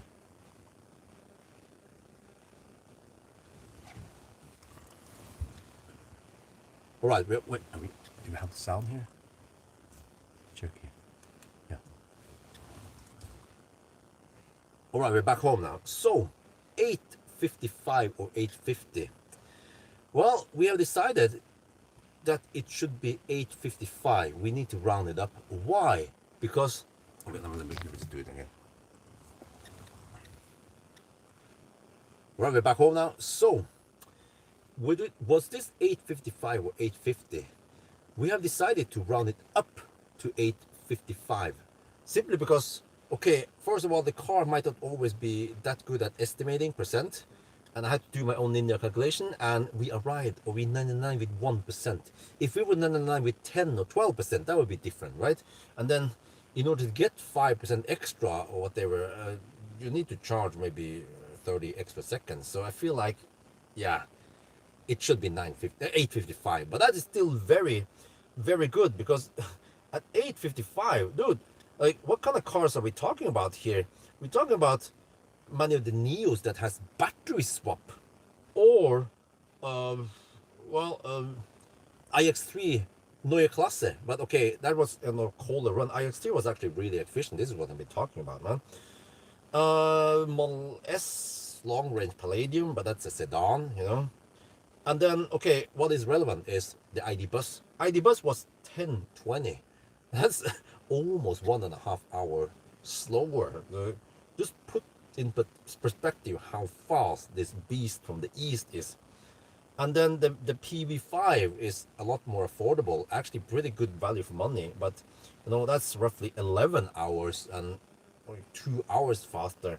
But what about the Mercedes EQV, which is kind of similar, you know, like premium, not sure if we should call it luxury, but the EQV was almost 12 hours, 3 hours slower than this car, because the EQV charges at only 100-ish kilowatts. Actually, this car charges at around 100 kilowatt at 95%, just to put that in perspective. And then I was also wondering, well, I don't have time now, but if I would do the 1,000 kilometer challenge with the trailer, we can't go at 140 kilometers per hour with trailer, but we can cruise at 90 like I did with the other cars. And I quickly calculated that we should do this in roughly 13 hours. And the Plaid was more efficient, the car itself, but the trailer, okay, was boxy. The Plaid did it in 13 and a half. So I believe we could beat the Plaid, but it will take 13 hours, you know, plus the pickup and returning of the trailer. So sorry, I'm running out of time, but it shows that this car, yes, you can actually do the whole Europe trip, and you can even pull a trailer, maybe a small one or a big, whatever, and it will still be fine. It will still have the range, the charging speed, the comfort, the space for everyone in here, the luxury, the screen. They can be entertained. It's, yeah, it is mind-blowing good. That's what I'm going to say now. Sorry, I have been repeating myself too much, so I'm just going to go inside now. So, yeah, that's going to be it for now. Hope you guys enjoyed this video. As always, thank you for watching, and talk to you later.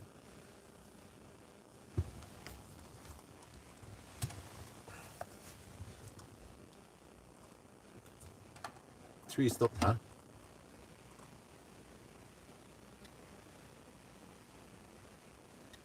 What? Yeah, the iX3 was 3 stops, but 4 stops because milk. Huh? What? Did I charge 4 times with the iX3? Really? I think I think you're mixing it up with a Seeker, right? The Seeker, I missed the exit. Was it my mistake? Then I have to try to correct for it.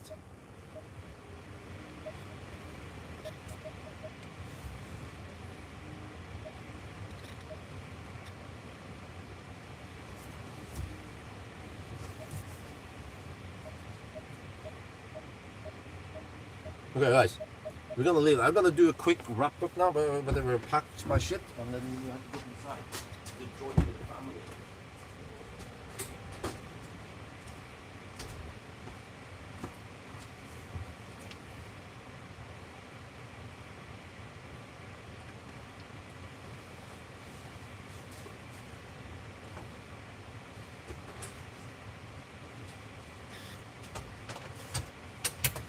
I'm gonna show you guys how clumsy this is. But I've gotten better at this now. Oh no, I forgot, you need to mount it in first and then you slide it.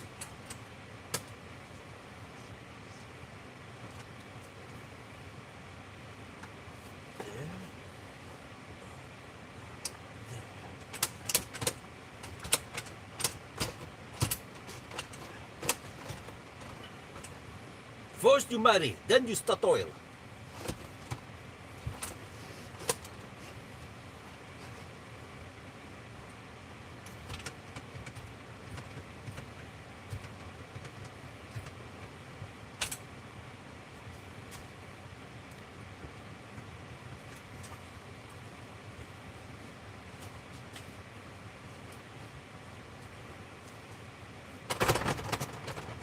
Yeah, alles gut.